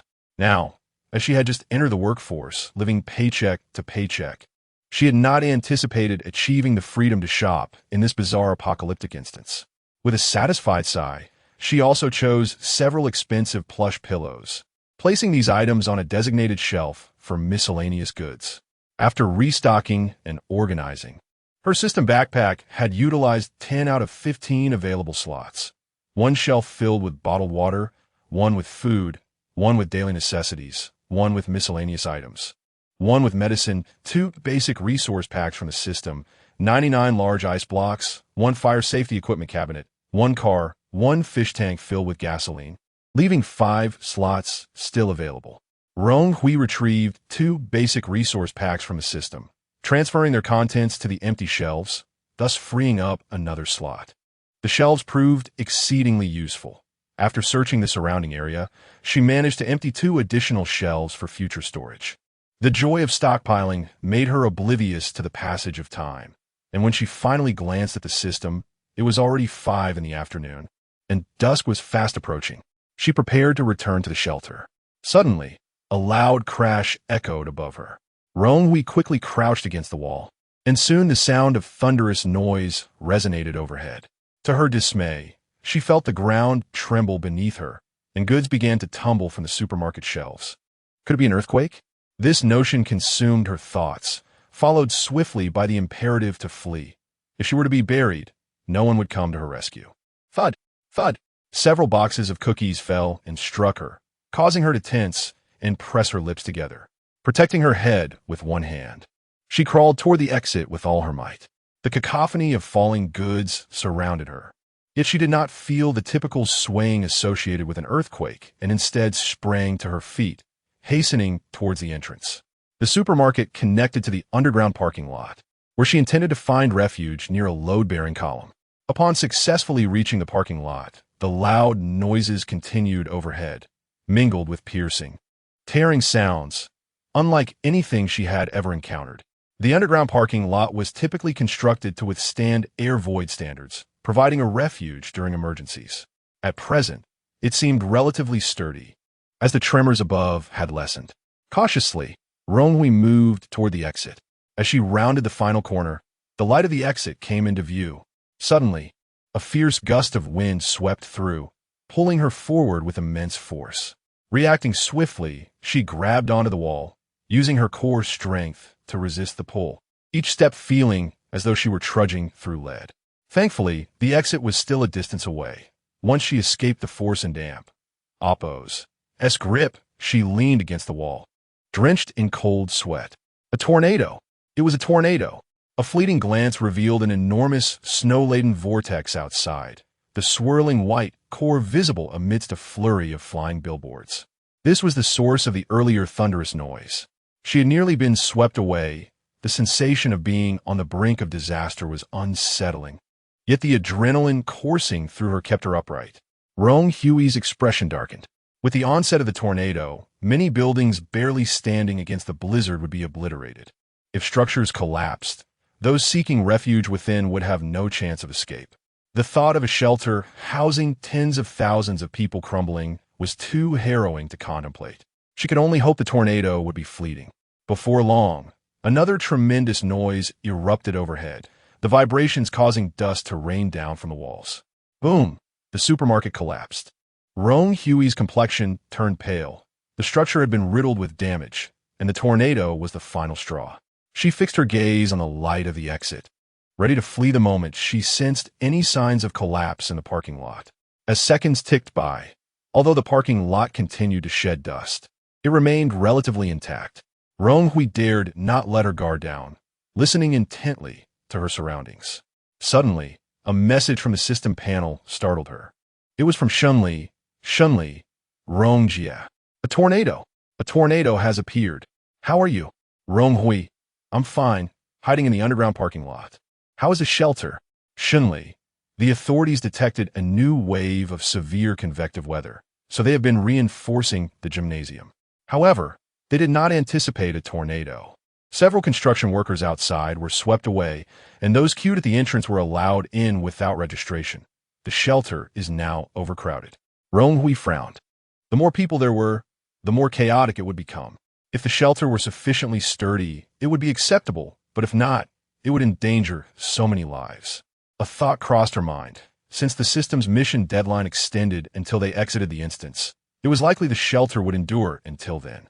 The authorities must possess robust resources and manpower to weather this crisis. Releasing a deep sigh, Rong Hui endeavored to relax her body. Since she had accepted the mission, she was determined to see it through. She had to return to the shelter. Chapter 32. The Frigid Apocalypse, 27. Uncertain of how much time had elapsed. The cacophony outside gradually subsided into silence. Rong Hui shifted her feet, inhaling sharply as a chill coursed through her calves, which felt both stiff and numb, akin to the prick of needles. Noticing that her health status had deteriorated to frostbite, she retrieved a small oil lamp and utilized the skill to restore her health to its maximum, feeling warmth gradually return to her limbs.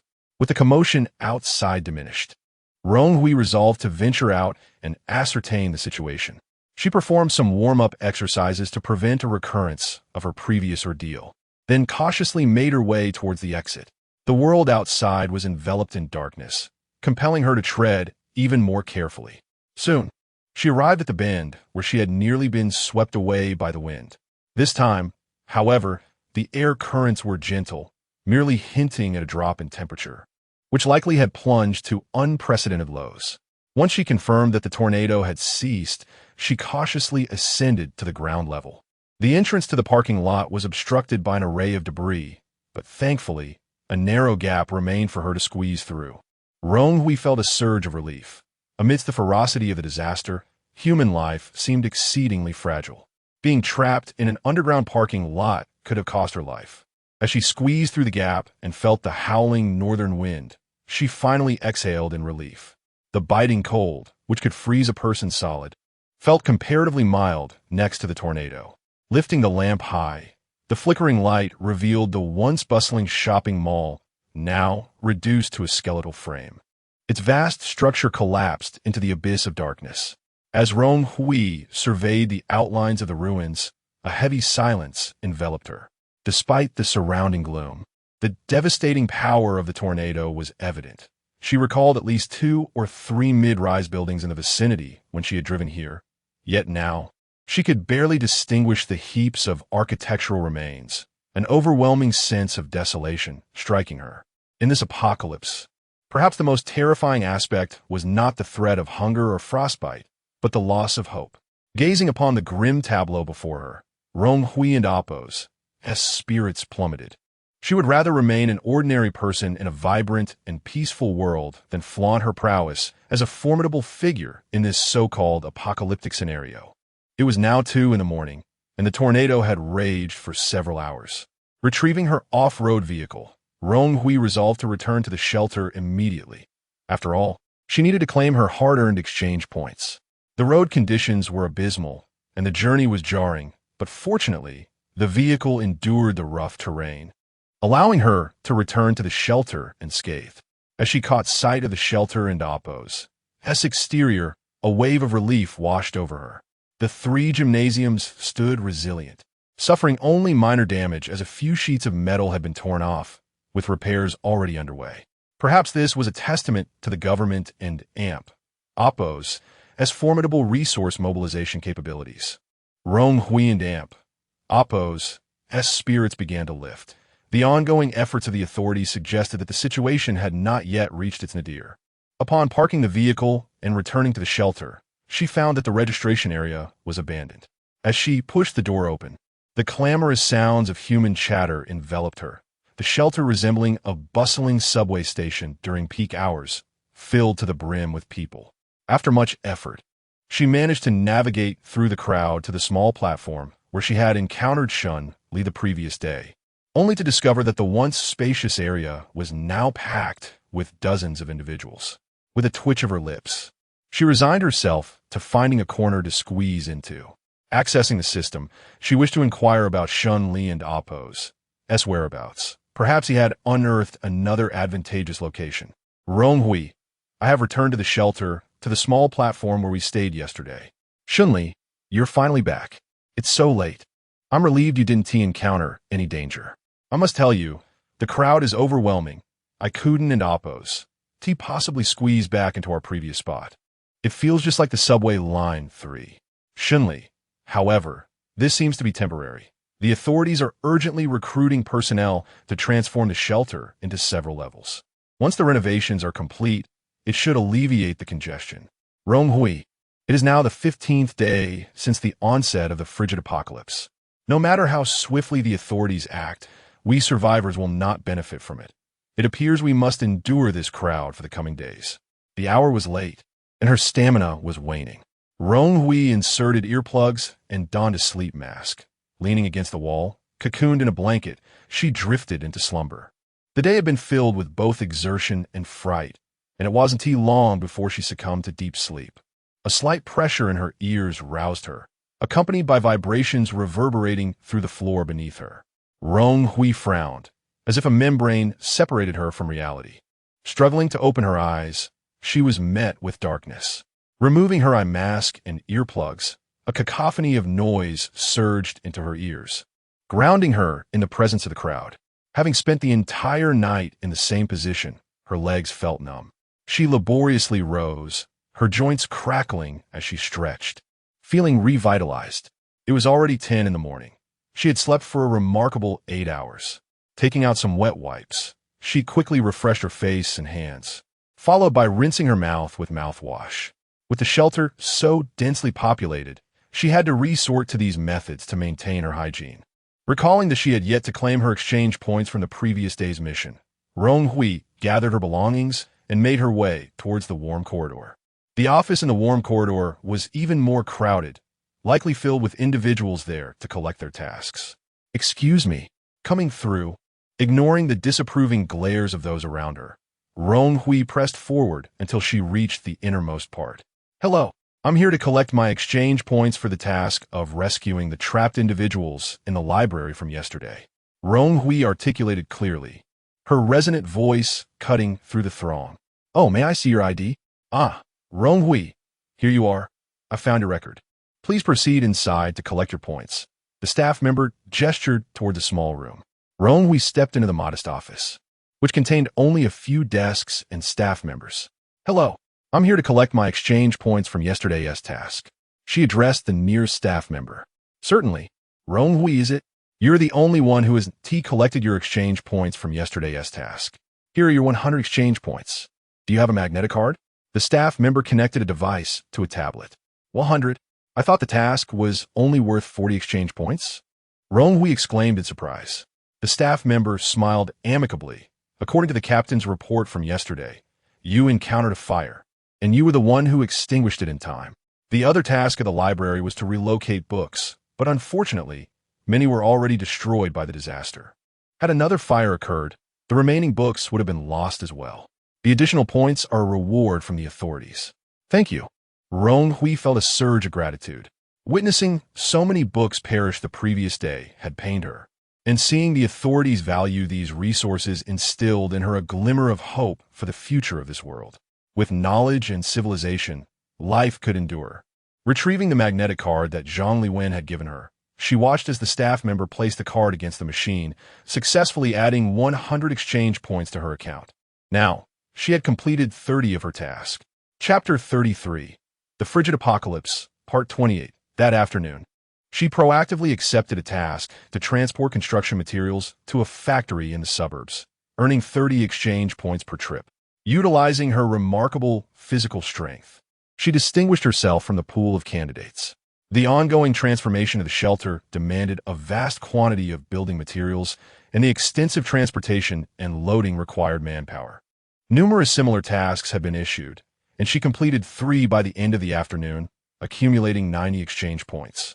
By evening, after completing her final assignment, Rong Hui's coat had frozen stiff, and a layer of frost had formed from her eyebrows to her mask. Upon returning to the warm shelter, the ice gradually melted, trickling down her cheeks. Exhausted to the point of unsteadiness, she first queued for the restroom, using her skills twice to restore her health points. Were it not for this ability, she would not have dared to undertake 3 tasks in a single day. Leaning against a corner, she nibbled on a few protein bars and sipped ginger tea, continuing to cleanse herself with wet wipes and mouthwash, ensuring her cleanliness remained within acceptable limits before drifting into slumber. Human adaptability is astonishing. The following day, amidst the bustling crowd, Rong Hui awoke feeling surprisingly refreshed, oblivious to the curious and greedy gazes surrounding her. Today marked the 16th day of the extreme cold, with outdoor temperatures plummeting to -65°C. It seemed a tornado had struck again during the night, as she gleaned from the discussions around her. Furrowing her brow slightly, she pondered the danger posed by such unpredictable tornadoes. Without a sufficiently sturdy shelter, venturing outside could be fatal. Navigating through the throng, she approached the bulletin board to check for tasks, only to be halted by a staff member. "Hello, you must be Rong Hui?" "Yes. Is there something I can assist you with?" she replied, recognizing the staff member responsible for distributing exchange points. "Please come to the office. We need to discuss something in detail." With that, the staff member turned and entered the warm corridor. Rong Hui entered the familiar office, where she found several soldiers in uniform, including Zhang Liwen, to whom she nodded in acknowledgement. This is Rong Hui, who has completed 4 tasks and received 2 official rewards. She possesses excellent physical abilities, agility, and, most importantly, a sharp mind. She is a remarkably kind young lady. Zhang Liwen introduced her with a warm smile. Rong Hui felt the scrutiny of several individuals, their gazes appraising her from head to toe, leaving her somewhat bewildered. Then, the foremost soldier smiled and nodded affirmatively to Zhang Liwen, seemingly reaching a decision. Zhang Liwen turned to her. "May I call you Xiao Rong? Please come here. I have something to discuss." He held a document and led her into the adjacent conference room. After Zhang Liwen's thorough explanation, she finally grasped the situation. It turned out that the military required capable hands for a special mission. Due to her previous visibility in official tasks, Zhang Liwen had recommended her directly. With various disasters occurring frequently, the number of refugees in the shelter had surged, many suffering severe injuries or frostbite, leading to fatalities. The medical supplies gathered at the establishment of the shelter were now insufficient to meet the demands. The officials had decided to venture hundreds of kilometers away to a pharmaceutical factory in search of medications and medical equipment. Time was of the essence, and the task was daunting. The plan required at least 4 days for a round trip, and the military lacked personnel. Thus, they had summoned those who had excelled in prior tasks for discussion, and she was the first person Zhang Liwen thought of. "What do you think?" he inquired, his demeanor still cheerful yet serious. After a moment of contemplation, Rong Hui resolved that if she were to accompany the military, she would not be able to act independently and would need to endure prolonged bouts of motion sickness. Nevertheless, she decided to accept the mission, driven by an inexplicable intuition that this journey would yield significant rewards. "Thank you for your trust. I have decided to accept this task," she stated earnestly, meeting Zhang Liwen's gaze. He nodded, patting her shoulder. Make sure to return safely. Exiting the conference room, Zhang Liwen advised her to prepare and see if there was anything she needed to exchange at the supply management office, as they would be gathering a few more individuals and departing at 10 in the morning. Rong Hui had accumulated her exchange points solely for completing system tasks and had no intention of using them. Her system backpack was sufficiently stocked, but given that the next few days would involve group activities, retrieving items from it would be impractical. Upon leaving the warm corridor, she headed to the entrance of the large restroom in the shelter, where there were 4 restrooms, 2 large and 2 small, typically requiring a wait. The large restroom featured several shower stalls, though few utilized them in such frigid weather, as personal hygiene seemed less pressing. Rong Hui decided to visit the shower stalls to organize her necessary supplies, while also freshening up to maximize her cleanliness. The queue at the women and Oppo's restroom was particularly long, but seeing she had ample time, she patiently waited. Suddenly, a young woman in Oppo's voice pierced through the crowd. "Did you steal my stuff?" The surrounding chatter ceased, and heads turned to locate the source of the commotion. Human curiosity is ever present. At the front of the line, a young girl clung to an older woman, her eyes red with urgency, glaring fiercely at the woman. "In Oppo's SU. You were right behind me, and now my chocolate is gone. Where did you hide it?" As she reached to search the woman's pocket, the older woman swatted her hand away. "Who do you think you are, you little brat? You dare touch me?" The older woman, stout and powerful, had a sharp, cutting voice. "How could it not be you? I just checked my pocket a minute ago, and you were the only one pressing against me. If it wasn't you, then who else could it be? You even tried to run away. If you weren't guilty, why would you be so eager to flee after waiting in line for so long?" The girl in Oppo's words, though soft, were clear and rational, unfazed by the woman and Oppo's aggressive demeanor. "Who knows who touched you? Maybe a wild man grabbed your rear. How shameless can you be to shout so loudly?" The older woman's shrill voice echoed, drawing a growing crowd around them, causing the girl's face to flush with embarrassment. Rong Hui, initially seeking tranquility, found herself inundated by the ruckus. She glanced at the brazen woman, noting her oversized down jacket cinched with a scarf, revealing several incongruous bulges at her back. Frowning slightly, though it was evident that the older woman had stolen something, she was reluctant to intervene in such trivial matters. The patrol team was approaching, and she decided to let them handle the situation. Just as she intended to close her eyes again, her gaze fell upon the girl's profile, and she froze in recognition. This was the girl who had gifted her the ice crystal pendant. Chapter 34. The Frigid End of Days, 29. Rong Hui still recalled the description that accompanied the activation of this particular item, which had enabled her to survive time and again amidst calamity. She held deep gratitude for the girl who had gifted her the pendant. Although the girl had only revealed her eyes at the time, Rong Hui distinctly remembered a beauty mark at the corner of her right eye. Comparing it to the person before her, she felt an unwavering certainty. With swift steps, Rong Hui approached and, from behind, seized the elderly woman and Oppo's neck with astonishing strength. "Ugh! Ugh!" The elderly woman gasped, caught off guard, her body leaning back as she flailed her arms in a desperate attempt to free herself. Seizing the moment when the woman and Oppo's hands left her waist, Rong Hui deftly untied the tightly bound belt, causing a cascade of items to tumble out: candies, bread, canned goods, and a box of chocolates. A commotion erupted among the onlookers as the stolen goods spilled forth. After releasing her grip, Rong Hui took a step back, while the elderly woman clutched her throat and turned to glare at Rong Hui with malice. "Those are my chocolates, and you dare claim you didn't steal."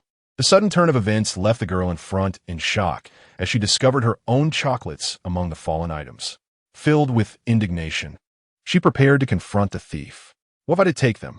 Do you not understand the virtue of respecting your elders?"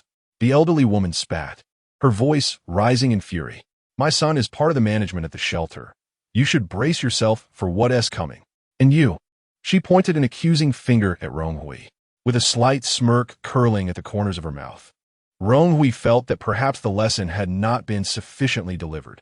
Grasping the elderly woman and Oppo's plump hand, she twisted it backward. "Ah, my hand." It hurts. The once aggressive expression of the elderly woman paled, becoming far more agreeable.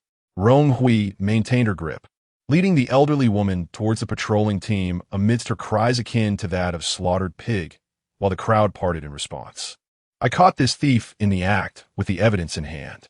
I hope for swift action, Rong Hui declared, tossing the woman before the patrol team and disdainfully wiping her hands on a piece of paper. The patrol team, taken aback by her display, quickly adopted a serious demeanor upon hearing her words. Thank you. Could you please inform us where you apprehended her? At the entrance of the large restroom. The people in line there witnessed everything. You can verify it. Nodding, Rong Hui departed, aware she needed to gather soon, and time was of the essence. Upon returning to the restroom's entrance, she sighed at the long queue ahead, realizing she would have to wait again. Just then, a charming round face emerged from the front of the line, waving enthusiastically at her. It was the girl who had given her the pendant. Rong Hui felt a warmth spread through her as she approached. I remember you, valiant heroine. You've helped me once more. The girl beamed, her eyes sparkling, the beauty mark seemingly dancing with joy. Rong Hui couldn't help but smile in return. Valiant heroine? I merely lent a hand. By the way, my name is Fong Qian. I owe you a great deal. This box of chocolates is the most valuable thing I possess right now. I planned to savor a piece whenever I felt overwhelmed, but I nearly lost it. You scared me. Lowering her gaze, she tenderly caressed the chocolate box, opening it with care and extracting a generous handful. Fong Qian pressed the overflowing chocolates into Rong Hui and Appo's embrace, exclaiming, "Take these. If it weren't and Appo's tea for you, I would have suffered in silence. May these chocolates bring you joy." Rong Hui hurriedly cradled the nearly slipping chocolates, smiling helplessly.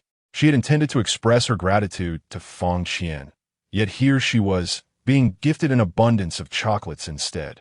The system's words rang true. There cannot exist a world devoid of girls. Time was of the essence, and Rong Hui did not wish to squander it on pleasantries. She swiftly stowed the chocolates in her pocket, quelling the envious gazes from those nearby. Fong Qian, I would like to request a favor. Could you allow me to take your place in line? I am in a bit of a rush. Of course. You are my benefactor, Fong Qian replied cheerfully, fluttering to the back of the line with a smile. Rong Hui beamed, her first genuine smile since entering this ordeal. Such delightful girls were treasures bestowed upon the world. She resolved to offer Fong Qian a token of her appreciation, for the pendant she had gifted her was akin to granting her an additional half-life. Fong Qian and Amp. Appo's position was quite forward, and it wasn't in Appo's tea long before she was at the entrance to the shower room, the curtain parting to reveal a cloud of mist. Locking the door behind her, Rong Hui finally found solitude. She emptied her backpack, rearranging supplies from the system, ensuring food, water, daily necessities, and medications were meticulously packed. This mission would be lengthy, and she couldn't treat others as simpletons. The previous ruse of obscuring her actions with a blanket would not suffice. After securing her backpack, she added 2 flasks of ginger tea and attached her trusty down sleeping bag to the bottom. Finally, she stowed a knife in an outer pocket, completing her preparations. Next, she swiftly disrobed, washing her body and donning a fresh set of undergarments, ensuring her cleanliness value was at its peak. Thus, even if opportunities for cleansing were scarce, she would not descend into filth that could jeopardize her health. With all preparations in order, Rong Hui dressed and fastened her backpack snugly against her body. Contemplating what to offer Fong Qian in return, she decided against overwhelming her with excessive supplies. To bear too much could attract unwanted attention. Rong Hui retrieved a pack of jerky and ginger candies, along with 2 boxes of frostbite ointment and a box of anti-inflammatory medication. Tying them securely together, she concealed them in an opaque bag, which she then placed inside a sanitary napkin box, meticulously checking for any flaws before stepping out of the shower room. Chapter 35. The Bitter Cold of the End Times, Part 30. She had been inside for a while, and outside, Fong Qian and Appo's figure had vanished. Rong Hui squeezed through the crowd, searching anxiously. If she did not find her this time, their next meeting might be 4 days away. The throng of people surged around her as she meticulously scrutinized every young girl, hoping Fong Qian had not strayed too far. "Hey, Hero, are you looking for me? A lively hand tapped Rong Hui's shoulder as she turned swiftly to find Fong Qian standing there. A smile broke across Rong Hui's face as she grasped Fong Qian's hand and led her to a corner. I haven't introduced myself yet. My name is Rong Hui. As in the comet. Come with me for a moment. They arrived beneath a staircase, where Rong Hui handed Fong Qian a box of sanitary pads. Inside are some supplies to improve your living conditions. I worry that giving you too much might cause trouble. Once the shelter is repaired and you have a safe place to stay, I will provide you with the rest. Fong Qian stared at her, slightly dazed. My period is about to come. Thank you. Rong Hui and Amp. Oppose. S lips twitched. It and Amp. Oppose. That's not just for your period. Wait until no one is around to open it. I am in a hurry for a mission and may not return for a few days, so please be careful. After giving her these instructions, Rong Hui remembered something and reached into her backpack, retrieving a pack of 30 sanitary pads to hand to Fong Qian. Take this too. Make sure to take care of yourself. I must leave now, goodbye. Time was of the essence. Rong Hui turned and hurried into the crowd, making her way swiftly toward the exit, leaving Fong Qian standing there, bewildered, holding 2 boxes of sanitary pads. After a few moments, Fong Qian snapped back to reality and called out, "You take care too." Rong Hui did not look back, but waved her hand as she disappeared into the throng. When she arrived at the office, it was precisely 10 o'clock. A line of soldiers stood orderly, poised for action. Besides the uniformly dressed soldiers, there was a disparate group of individuals standing nearby, likely fellow participants in a mission, comprising 6 men and 1 woman. As Rong Hui approached, they cast curious glances in her direction. "Rong Hui, over here. Come collect your supply pack," Zhang Liwen called out, his uniform distinct in the crowd. Seeing Zhang Liwen in military attire for the first time puzzled Rong Hui. Wasn't he the director of the supply management office? Surely, such a high-ranking individual would not participate in this mission. Suppressing her questions, she walked over to Zhang Liwen and received a hefty box labeled Military Emergency Supply Pack. "Thank you." With little further exchange, she turned toward the group of non-military personnel. "Whoa, a little beauty has arrived." A tall, burly man whistled as Rong Hui passed by, his well-defined chest muscles threatening to burst from his shirt. He leaned down and leered at her, the unpleasant scent of smoke wafting toward her. Unfazed, Rong Hui walked past him, heading to the farthest end of the area. "Haha, look at that. The beautiful woman ignores you. And even the little beauty one and Amp. Oppose. T give you the time of day." A shorter man beside the tall one slapped his shoulder, unabashedly mocking him. The tall man narrowed his brows in irritation, swiftly shaking off the hand that had touched him. "Get lost." "Ah, sharp tongue indeed." The short man sighed dramatically. Rong Hui appeared oblivious to their antics, offering them not a single glance. Beside her stood the only other woman, towering at least 175 centimeters. Clad in a practical windbreaker, with a face mask covering most of her features, save for a pair of striking, upturned eyes. Rong Hui exchanged a brief nod with her as a form of greeting. The leader of the office stepped forward, addressing the crowd. "All right, everyone is here. Our mission this time is to search for medical supplies and equipment at the pharmaceutical factory and bring them back safely. The soldiers will be the primary force, and Director Zhang Liwen will oversee the operation." He gestured toward Zhang Liwen, who smiled and nodded at those looking his way. Director Zhang is an expert in structural engineering. Should the pharmaceutical factory collapse, we will need his assessment to determine our next course of action, ensuring everyone in Amp, Oppose, as safety. The leader then turned his gaze toward Rong Hui and the other elite participants. "You 8 have all demonstrated exceptional performance in various missions or received official commendations. We hope you will comply with arrangements and provide your utmost assistance. The rewards for this mission will be substantial, not one to mince words." The leader acknowledged that they were all here for the points. Rong Hui and the others nodded in agreement. "All right, time is of the essence. Let us set out while the weather is still warm." "Yes." The soldiers responded in unison. Consequently, the group exited through the newly constructed door of the warm corridor, making their way toward the square where several military vehicles awaited them. A total of 4 military vehicles would be deployed, with only the first carrying passengers. The subsequent trucks were likely intended for transporting supplies. Rong Hui regarded the familiar military vehicles with an air of tranquil detachment, after so many bouts of motion sickness. She had grown accustomed to it. They, the non-military personnel, occupied the rear of the truck, seated in two facing rows. The young man directly across from Rong Hui was slender, and for reasons unknown, she thought he resembled a monkey, perhaps due to his nimble, wiry frame, which the heavy clothing did little to hinder. Chapter 36, The Frigid Apocalypse, Part 31. Greetings. I am Ichong. The slender young man noticed Rong Hui and Appo's gaze, lifted his head to greet her, and was met with a friendly demeanor. Rong Hui adhered to the principle of fostering goodwill with those who extend kindness towards her, and she nodded in response. Hello, Rong Hui. Their conversation shattered the silence within the carriage, invigorating the atmosphere at the rear. The previously quiet short man cleared his throat and suggested, since the journey is long, why don't we introduce ourselves? The others remained non-committal, while a tall, robust man scoffed lightly, as if mocking the short man's eagerness. The short man, slightly embarrassed, quickly donned a smile and attempted again. Well, we'll be collaborating for several days at least. It's essential to familiarize ourselves before commencing our work. Wouldn't you agree, Director? He directed a smile towards Zhang Liwen, who was seated at the front of the carriage. Zhang Liwen maintained his approachable demeanor and nodded at the short man. It would indeed be beneficial for all of us, as we are all elites. Encouraged by Zhang Liwen's words, the short man straightened his back and declared, I'll go first. My name is Chun Lei. You can call me Old Chen. I served in the military for 2 years, so we're comrades. Ha! Ha! You're as short as a stump, and you've been in the military?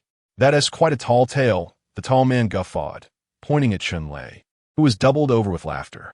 Chun Lei and Appo's expression darkened momentarily as he glared at the man, but within seconds, he managed to force a wry smile. Wu-san, you do enjoy jesting. Rong Hui observed the two with keen interest, sensing an odd dynamic. On the surface, they appeared to be friends.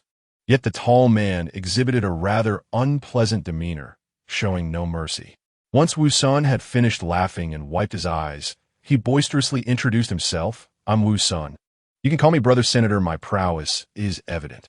Ladies, if you need anything, feel free to approach me. He flexed his arms, the fabric of his coat straining against his muscular physique, a clear testament to his formidable strength. With a swift motion, the imposing woman beside Rong Hui could no longer contain herself. Her expression was as frigid as ice as she drew a tang dao from behind her, positioning it before her. I am Qin Mu, skilled in the art of the blade, as well as in free combat. The last few words were directed pointedly at Wu. Senator Wu-san crossed his arms, a greasy smile lingering on his lips as he regarded Qin Mu with heightened interest. When it was Rong Hui's turn, she introduced herself slowly, adopting a demeanor that was deliberately unremarkable, wishing to evade attention. 3 more men remained. All were quite burly and introduced themselves as Zhang Ming, Wang Shuai, and Wang Yi, 2 of whom bore a striking resemblance, likely siblings. Once the introductions concluded, the atmosphere did not improve. Instead, it grew more charged, tinged with tension. Rong Hui lowered her gaze to her knees, having carefully observed each individual during their introductions. She was convinced that among this group, there were indeed survivors. Before their departure, she had inquired with Zhang Liwen whether the authorities would provide sustenance for this long-distance mission. The answer had been negative, as they needed to conserve space for the supplies from the pharmaceutical factory. Thus, the 8 of them were responsible for their own food and water. The authorities would reward them with generous exchange points upon successful completion of the mission. Therefore, aside from Rong Hui, Zhang Ming, and the Wang brothers, who carried large packs, the other 4 could be considered lightly equipped. Wu-san, with his imposing stature, would undoubtedly require substantial energy, yet he carried only a sleeping bag and a small backpack, which appeared deceptively filled but hardly contained anything of significance. It was almost certain he was a designated survivor from the system. The diminutive Chun Lei and the lanky He-chong also seemed similar, their tents and sleeping bags taking up the bulk of their load, leaving little else. Observing their expressions, Rong Hui noted they did not appear to be lacking in food. Qin Mu was even more straightforward. Her backpack was small, containing only a few cylindrical objects and a long knife. which bore a resemblance to a system-issued weapon that Rong Hui had failed to acquire. Rong Hui meticulously adjusted her gloves, having resolved to blend into the crowd and simply complete the mission. Thus, she understood that there would inevitably be survivors choosing a different path from hers. Regardless, as long as they did not obstruct her progress, she would not concern herself with their matters. The vehicle rumbled along for a considerable time, and Rong Hui gradually acclimated to this disorienting sensation, unexpectedly finding that her motion sickness, which had plagued her for 2 decades, had been cured within this simulation. Suddenly, a shift in the wind. The falling snowflakes were amiss. A radio announcement alerted all drivers to prepare for seeking shelter from an impending tornado. Without warning, Zhang Liwen, who had been observing outside, raised a warning, "Prepare for shelter." The soldiers immediately responded, shouldering their packs and awaiting further orders. Several military vehicles, guided by the map, located an abandoned underground parking garage, the entrance of which was piled high with snow and debris. All soldiers disembarked to commence clearing the entrance, with Rong Hui and her companions joining in.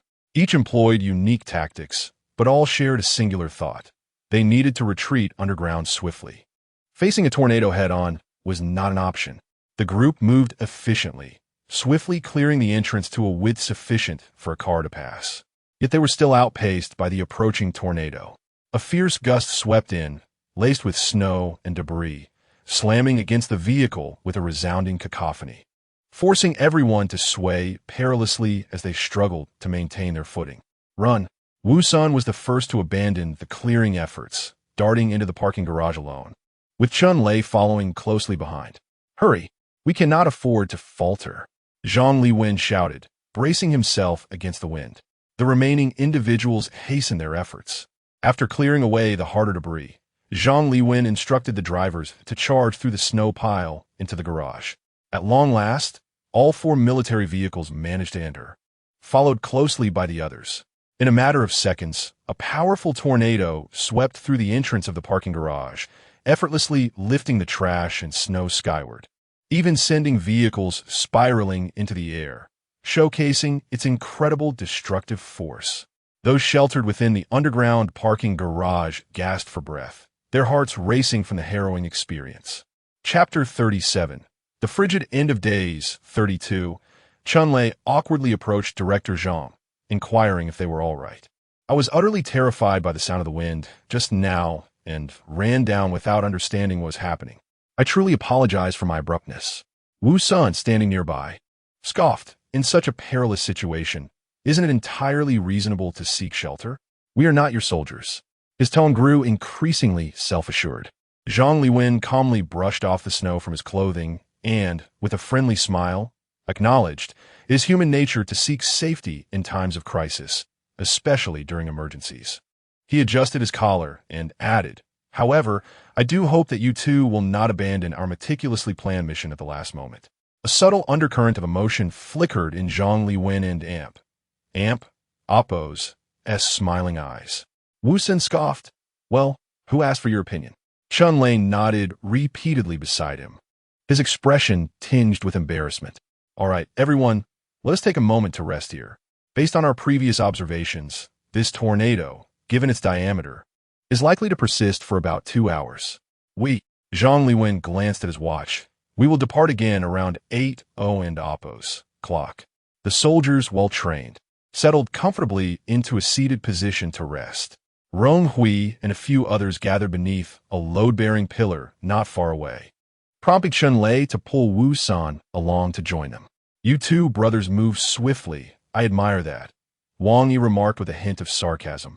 Chun Lei remained indifferent, but Wu San and Appo's temper flared. "Are you looking for a fight?" Wang Shui gently patted his younger brother and Appo's shoulder, calming him. "My brother is quite young and speaks rather directly. Please bear with him." His smile was warm and amiable, in stark contrast to his brother and Appo's demeanor. After all, everyone ventured out for the sake of earning exchange points. There was no need for discord among comrades. Chun Lei quickly seized the opportunity to diffuse the tension. "Oh, we were merely joking around, haha." Wu San, still sulking, distanced himself from the group, retreating to a secluded corner to rest. Rong Hui quietly retrieved chocolate and a thermos from her bag, replenishing her energy. Her health and cleanliness levels were still at their peak. After finishing one chocolate bar, she offered another to the resting Qin Mu. "Would you like one?" Qin Mu, half-closed eyes resting, glanced at Rong Hui and accepted the treat with a murmured thanks. Wang Yi looked on enviously, hoping Rong Hui would share with him as well. Wang Shui playfully tapped his foolish brother on the head, stuffing a compressed biscuit into his mouth. Outside, the wind howled menacingly, and the underground parking lot was inhospitable for warmth. The group felt as if they were trapped in an ice cellar. Were it not for their relatively good physical condition, enduring such weather would have been nearly impossible. Having satisfied her hunger and thirst, Rong Hui tidied up her thermos as Zhang Liwen approached her. "Rong Hui, please come with me. I have something to discuss." The group sitting nearby turned their curious gazes towards her, but Rong Hui seemed unfazed as she rose to follow Zhang Liwen. They walked a short distance away, where Zhang Liwen, unusually serious, remarked, "Rong Hui, I believe you can sense the instability within our team. For the time being, we can only select the most capable individuals to form a team, yet we cannot guarantee that everyone possesses good intentions." He took a few steps inward before continuing. "In truth, your group of 8 has a mission that extends beyond merely exploring the pharmaceutical factory."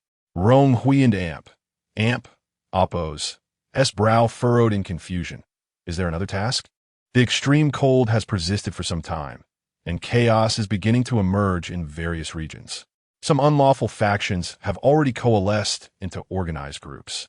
On our route to the pharmaceutical factory, we will pass through the Luosu service area, which, according to official intelligence, has been occupied by several escaped convicts who have recruited many criminals and frequently set up obstacles to rob travelers. Zhang Liwen and Oppos' voice was low and grave. He then produced the route map, pointing out the Luosu service area. "We previously dispatched a team of soldiers to eliminate these scoundrels, but they concealed themselves well and even used vulnerable women and children as shields, resulting in several children suffering frostbite on their limbs. You and your companions will travel in a separate vehicle, serving as bait to lure the criminals into attempting a robbery. Your mission is to gather intelligence on their operations and assist the authorities in capturing them all." Zhang Liwen revealed the plan to Rong Hui. Her expression tightened at the thought of using themselves as bait. It was a perilous scheme that might not sit well with Wu San and Chun Lei. Zhang Liwen seemed to anticipate her concerns. "I understand the high risks involved in this plan, but I also recognize that each of you possesses the ability to protect yourselves. I hope you can take on a leadership and mediating role within the team, maximizing your collective strengths." His words hinted at something deeper, but Rong Hui maintained her composure, feigning ignorance. It seemed that exchange points were truly not easily earned. "I am willing to attempt this plan, but what if others do not agree?" She responded with a wry smile. Zhang Liwen appeared to have a solution. "Leave the rest to me. All I need from you is an affirmative response." "Rong Hui, you are both courageous and resourceful, yet possess a kind heart, which is why I wish to entrust you with command." He patted her shoulder encouragingly.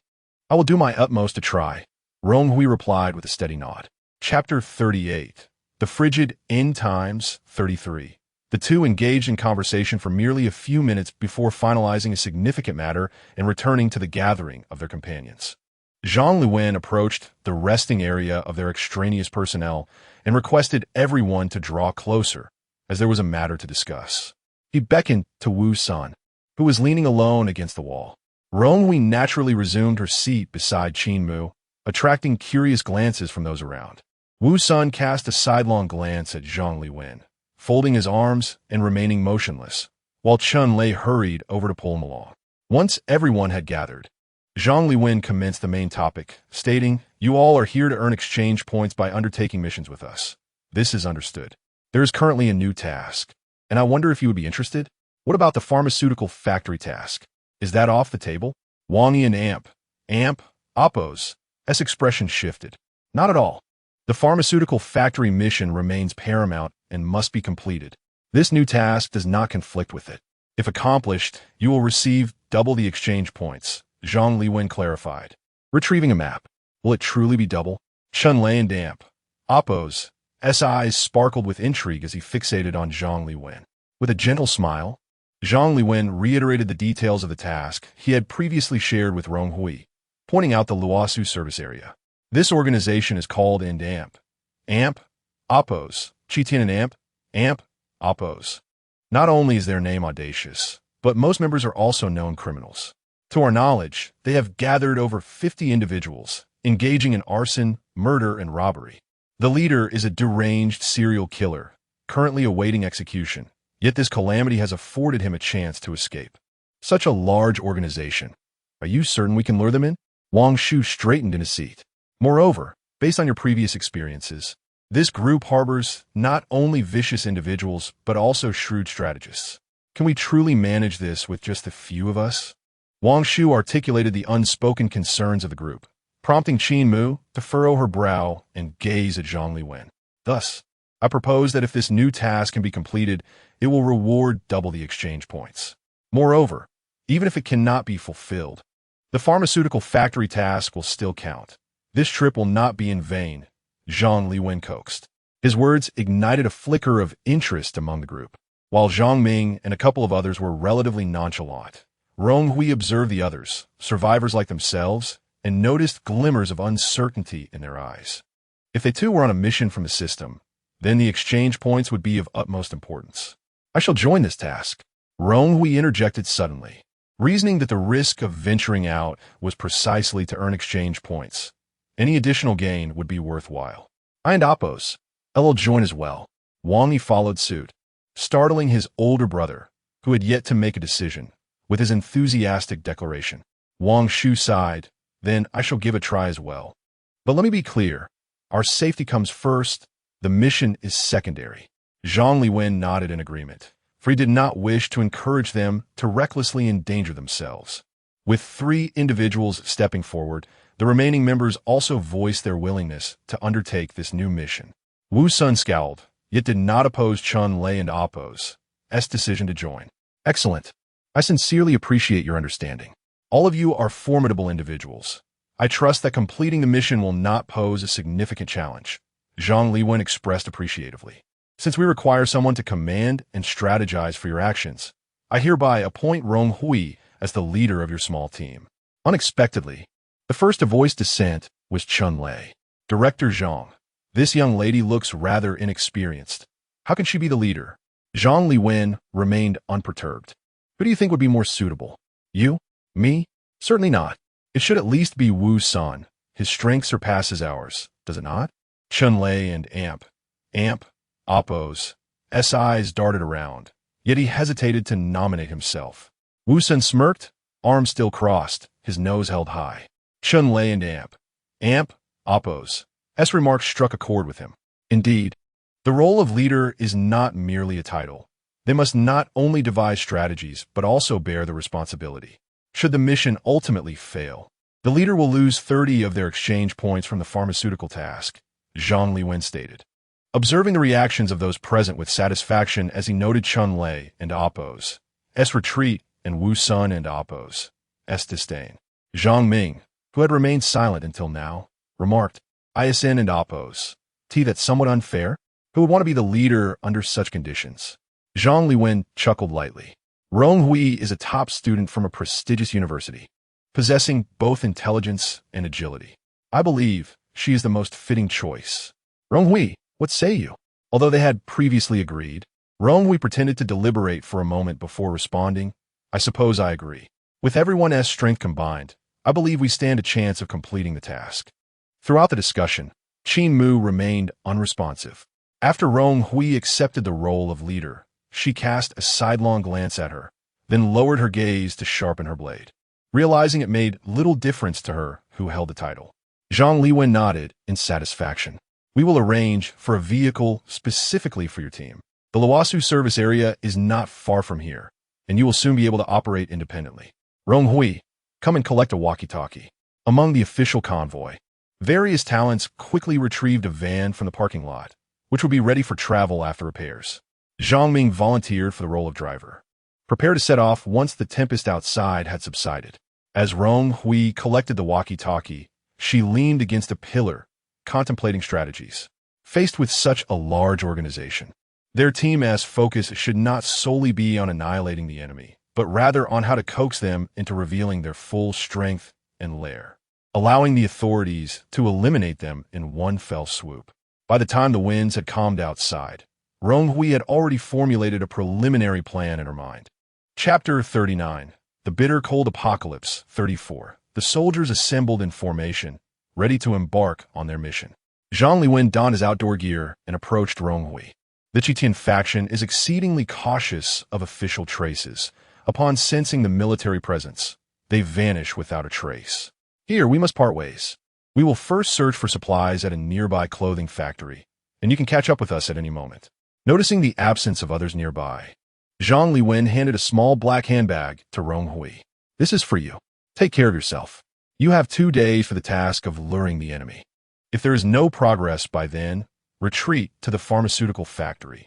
Rong Hui accepted the handbag, her fingers brushing against the cold, hard shape of a firearm. Her eyes widened in astonishment. Is this a gun? How could you entrust me with something so crucial? But I don and amp, oppose, to know how to use it. Rong Hui admitted candidly. It need not be used. It can serve as a deterrent. We must reach our destination before dawn. Remember to stay in contact via the walkie-talkie. Farewell. Zhang Liwen returned to the military pickup truck, its engine roaring to life. Leaving behind only a van and their group of 8, Rong Hui stowed the handbag in her backpack, which actually meant placing it within her system. Previously, she had developed a keen interest in firearms, having perused numerous posts and studied the fundamentals of foreign weapons. However, her knowledge had only extended to loading and disengaging safeties. She had never handled one in reality. This gun could now be considered one of her trump cards. Captain Rong, what did Director Zhang just give you? A secret weapon? Chun Lei and Amp, Oppose. beady eyes caught sight of Rong Hui opening her backpack, and he approached with a hint of flattery. With an impassive expression, Rong Hui replied, "In an amp, Oppose, SA spare battery for the walkie-talkie. Would you like to check it?" "Of course not. I trust you completely." Chun Lei chuckled awkwardly. Ignoring him, Rong Hui signaled for everyone to board the van. Unbeknownst to her, Chun Lei shot her a dark glare as she turned away. In Chun Lei and Amp, Oppose, mind, Zhang Liwen and Amp, Oppose. Repeated private conversations with Rong Hui indicated that she had employed some underhanded tactics to secure her position as captain. What would she possibly be worthy of? Despite his surreptitious thoughts, Chun Lei wore a smile as he bounded onto the van. Even making room for Wu, Senator Wu Sun regarded Chun Lei and Oppose as obsequiousness with disdain. He held Rong Hui in contempt as well. Rong Hui took her place in the passenger seat, leading this motley crew as they set off. As they exited the parking lot, the only sound was the faint whisper of the wind, a silence reminiscent of the calm before and after a tornado. Everyone visibly exhaled in relief against nature and Oppose. As formidable wrath, human efforts often feel like a futile struggle. "Captain, where are we headed now?" "In an Oppose. Already 8:30. Zhang Ming inquired, gripping the steering wheel in uncertainty. Rong Hui unfolded a map, encircling the Losu service area. Zhang Liwen had chosen a different direction for his team, heading to the clothing factory, a decision no doubt laden with significance. She traced a route, directing Zhang Ming to follow it westward, indicating they needed to find a place to rest for the night. Her operational plan deemed the location of their encampment as critically important. Zhang Ming followed her instructions, driving westward on the wide road, which was otherwise deserted save for their vehicle. The tire tracks reflected a cold sheen under the lights. Damn it, this weather is truly bizarre. In our world, temperatures never plummet this low. Chun Lei shivered uncontrollably, unable to suppress a curse. His words revealed much. Qin Mu and He Chong exchanged glances, while Rong Hui remained unfazed. Chun Lei, realizing he had misspoken, covered his mouth and glanced around nervously. Wu Sun scoffed, mocking his foolishness. Rong Hui observed Chun Lei through the rearview mirror, finding his behavior peculiar. He was quite the smooth talker, yet his directness resembled a coded message. 5 kilometers from the Losa service area, they stumbled upon a village. Rong Hui instructed Zhang Ming to halt. She disembarked and surveyed the surroundings. ultimately selecting a 3-story farmhouse with a modest courtyard, half of its walls buried in snow. Though the windows were dilapidated, the roof remained intact, sufficient for shelter against the elements. As night fell and snowflakes danced in the air, Rong Hui entered first. The snow reached her knees. "We'll stay here tonight. It offers ample space and visibility for observation." Everyone, chilled to the bone, was eager to kindle a fire for warmth as they filed into the courtyard. The rusted iron gate creaked in the wind. Rong Hui took her time assessing the building. Since they intended to lure the enemy, the encampment required careful preparation. Stepping into the front room, she shook the snow from her shoes, expecting everyone to be tending to the fire. Instead, she encountered a standoff between Wu Sun and Wang Yi. Wang Yi held several disassembled chair legs, his brow furrowed. "Didn't you only bring a small backpack? Where did you get the charcoal? You didn't go looking for fuel, did you?" Wu Sun nonchalantly brandished a large bag of charcoal. The brand name clearly printed on the packaging, indicating it was not freshly acquired. His expression was mocking and malicious, clearly unwilling to respond to Wang Yi. After all, the characters within this scenario were merely lowly beings. He, having descended from a superior world, regarded them with an air of condescension, viewing them as mere insects, akin to NPCs in a game. Chapter 40, The Frigid End of Days, Part 35. The atmosphere plummeted to a freezing point. Wang Yi fixated on Wu Sun and Appo's expression, which brimmed with malice. He was genuinely perplexed. What was there for Wu Sun to be so arrogant about? He perpetually wore a condescending demeanor, relishing in the misfortune of others. He and his brother were no fools. Upon their initial encounter, they had already noticed the oddities among the members of the group. Not only did they lack sufficient supplies, but their demeanor was also marked by an unusual detachment and unfamiliarity, which he initially attributed to the eccentricities of seasoned experts. It was only when Wu Sun brazenly retrieved a conspicuously large bag of smokeless charcoal from his backpack that Wang Yi's astonishment reached its peak. Instead of concealing it, Wu Sun eagerly awaited his reaction, as if he were a curious researcher observing a lab rat. The sensation it invoked in Wang Yi was infuriating, pushing him to the brink of tolerance. Wang Shui returned from the backyard, clutching a bundle of dry twigs, and immediately sensed the tension in the air. With a stern expression, he cast aside the twigs and positioned himself beside his brother, inquiring about the situation. After listening to Wang Yi, his demeanor softened. "What a fuss over nothing. Everyone's supplies are undoubtedly concealed for a reason. Why pry into others' privacy? You really ought to be more considerate." He then approached Wu Sun, patting him on the shoulder. "Brother, we're all here to earn exchange points. Let us not harbor such malice. We may need to collaborate in the future." "Collaborate?" Wu Sun scoffed, shaking off his hand as if it were sullied. "Whether there will be a future remains to be seen." "You." Wang Yi's face flushed with anger as he clenched his fists, ready to charge at him. Wang Shui interposed his body to block his brother's advance, lowering his head to obscure his expression. "Captain Rong, how much longer will you watch? Are we to descend into infighting before we've even begun our mission?" Rong Hui, secretly aligned with Wu Sun, pondered silently. What could she say? The deeper they delved, the more entangled the situation became.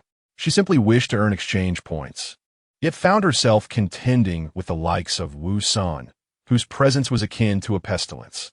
As she continued to brush the snow from her clothing, she remarked nonchalantly, "It and Appo's. It's over 60 degrees below zero, yet everyone is so irate. You all truly possess remarkable physical resilience. I arrived late and saw nothing. I have no desire to investigate further. I merely wish to complete the task. We've all gathered here temporarily. If anyone wishes to withdraw from the mission, now is the time to leave. You should still catch up with Director Zhang and the others." Silence fell over the group, the frigid air intensifying their discomfort. Picking up the fallen twigs, Rong Hui produced a flint and began to construct a fire pit.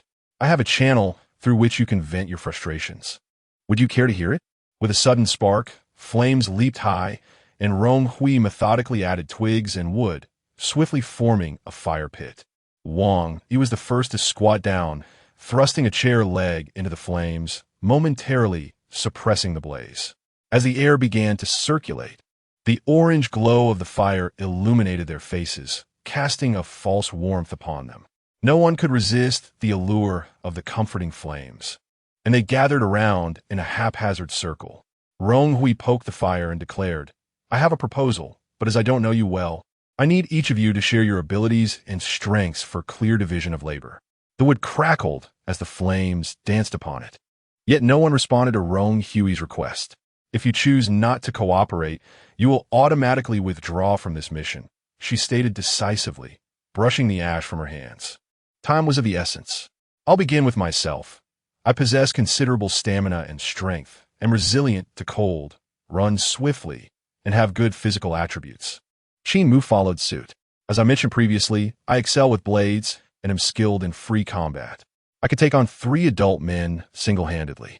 Wu Sun let out a whistle, glancing at the stunning Qin Mu. "But can you handle me alone?" Before he could finish, a gleaming blade was pressed against Wu Sun's throat. Qin Mu's voice was icy as she warned, "If you seek death, feel free to continue your bravado." Chun Lei recoiled in fright, retreating to a safe distance, silent. Wu Sun and Amp, Oppos, S. Adam and Amp, Oppos, S. Apple bobbed nervously. He dared not swallow, feeling the palpable threat of death. His heart nearly stalling. He realized he was mistaken. Qin Mu was not merely a rose with thorns. She was a knife that drew blood the moment it was unsheathed. Rong Hui gently placed her hand over Qin Mu and Amp, Oppos, S. grip on the knife. "Let us discuss this after the mission. No attacking one another during the task. And keep the insults to a minimum." She shot Wu Sun a cold glance, deeming him a fool. Qin Mu performed a graceful flourish with her blade before sheathing it again, her murderous intent toward Wu Sun palpable. After a moment of catching his breath, Wu Sun finally dared to speak. I have great strength and muscle. You can see that, right?" He had rarely been cautious, but now he avoided meeting Qin Mu's gaze. Yi Chong, who had remained silent, finally spoke in a gentle tone. "I excel in running, jumping, and agility." Rong Hui observed him more closely, noting that he bore a resemblance to a monkey, an apt description. Chun Lei, timidly, added, "I don't have any remarkable skills, but my defense is quite high, and my combat skills are average." Zhang Ming introduced himself, noting that before the calamity, he had worked on construction sites and was proficient in plumbing and electrical work. Rong Hui's eyes brightened at this revelation. They needed someone like Zhang Ming to renovate their current shelter.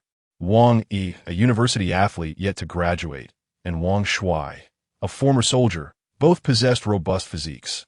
Chapter 41. The Frigid Apocalypse, 36. After a round of introductions, the atmosphere remained unchanged, devoid of warmth. Rong Hui was indifferent, solely focused on swiftly completing their mission without allowing anyone to hinder their progress. Having grasped the general situation, she proceeded to outline her plan. Following the ordeal with Qin Mu, no one dared to voice their opinions further. Rong Hui turned to Qin Mu. "You and I will lure the enemy, capturing 1 or 2 individuals for interrogation to ascertain the specifics of their gang. He Chong, you will accompany us." Qin Mu and He Chong nodded slightly in agreement. "As for Zhang Ming, there is a particular arrangement that requires your expertise. Please set traps around the small building and the courtyard, utilizing various types. Determine what materials and manpower you need, and design it accordingly before reporting back to me." Rong Hui recalled various traps she had seen in the past. In this apocalyptic world, considerations of harm and legality were no longer relevant. Whatever was necessary would be done. "Traps? Are we not merely resting here?" Zhang Ming straightened, his expression serious. "Of course, we must entice them to come to us. We shall engage in a fierce battle here." Rong Hui narrowed her eyes. She nodded at Zhang Ming, emphasizing that the traps should possess significant lethality, capable of incapacitating individuals temporarily. "You can collaborate with Wang Shuai to discuss the details. The formal setup should commence tomorrow during the day." Wang Shuai, having served in the military, undoubtedly possesses more knowledge than these ordinary individuals. Turning her gaze to the eager Wang Yi, Rong Hui hesitated briefly. "The other 3 will assist in setting up the traps for now. Your roles will come into play later."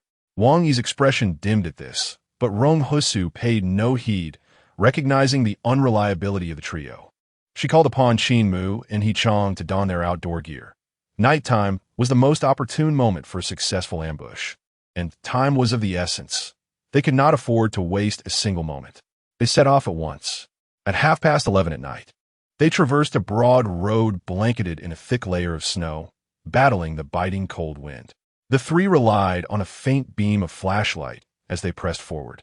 The nighttime temperature rendering human activity increasingly uncomfortable. Rong Hui felt a twinge of doubt about the feasibility of their nocturnal assault. In such harsh weather, even the boldest would seek refuge indoors for warmth.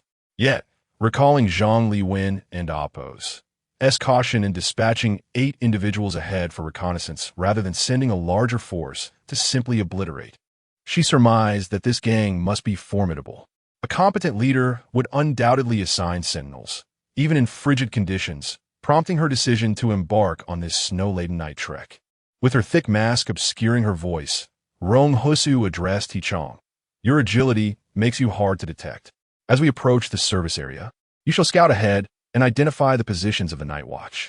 Return and inform us, but exercise caution. He Chong nodded earnestly. Understood, this is my forte. I will not be discovered. In a sudden flurry of movement, He Chong darted away, his figure merging seamlessly into the night. A level of swiftness not achievable by ordinary individuals, unless he were a legendary master of lightness. The air fell silent for a moment as Qin Mu glanced at Rong Hui, who met her gaze confidently. An unspoken understanding lingered between them. Rong Hui's previous discretion regarding their identities as survivors stemmed not from fear, but from a desire to avoid complications. Yet, there was no need for excessive concealment, and Qin Mu had discerned as much without concern. She shrugged, returning to the matter at hand. While I may not relish it, our identities as women will indeed lower their guard. I will engage them in conversation. Your task is to incapacitate and carry them away. Are you strong enough for this? Rest assured, I could even storm their headquarters if necessary, Qin Mu replied. Her tang knife, wrapped in cloth, resembled a long-handled umbrella, a request from Rong Hui. The two fell silent, heads bowed against the biting wind and snow, their footprints in the snow quickly obscured by the fresh flakes. Approximately 800 meters from the Luosu service area, Rong Hui called a halt. They were close enough to capture the patrolling sentinels. They did not wait long before a piercing sound sliced through the air, and He Chong reappeared, his presence ghostly. There are 2 individuals on watch in the eastern corner, about 300 meters from here. His tone was calm, delivering good news. I circled the entire service area. The defenses are quite meticulous. Many individuals are awake, with sentinels stationed at every corner. The eastern side is the most concealed, allowing us to abduct someone without immediate detection. He Chong and Apos' expression turned serious. The leader of this gang indeed possessed considerable skill, capable of organizing such a robust defense with a mere rabble. Rong Hui nodded slightly. Qin Mu and I will advance. You should conceal yourself. Once we subdue them, come assist us in dragging them away. He Chong acknowledged her words and vanished once more into the shadows. Rong Hui, Kuden, and Apos' helped but feel a pang of envy for his abilities, questioning whether they stemmed from some special equipment or an innate talent. The 2 women cautiously approached the eastern side, and soon, amid the howling wind, they discerned voices engaged in conversation. Damn it, that idiot Ah Bing has put me in this position. Come help me keep watch tonight. Third brother, why not return to rest? I can manage the watch alone. Who in their right mind would venture out in this wretched weather at night? Don't be ridiculous. If the boss finds out, he'll strip me down and freeze me like a popsicle. As long as I can hold out until dawn, I'll be fine. 2 men, bundled like small mountains, leaned against the wall, one wielding a stick as they chatted idly. Suddenly, a timid voice broke through. Excuse me, is this the Luosu service area? Who? The 2 men gripped their sticks tightly, their voices low and threatening. Chapter 42. The Bitter Cold Apocalypse, 37. Seemingly startled by the demeanor of the 2 individuals, a melodious feminine voice trembled further. I'm a good person, merely seeking directions. Rong Hui and Qin Mu huddled in a corner not far away. Despite being heavily clothed, their frail figures were still discernible. One of the men, wielding a stick defensively, warily inquired of his companion. Third brother, do you think these two are suspicious? Should we report to the boss?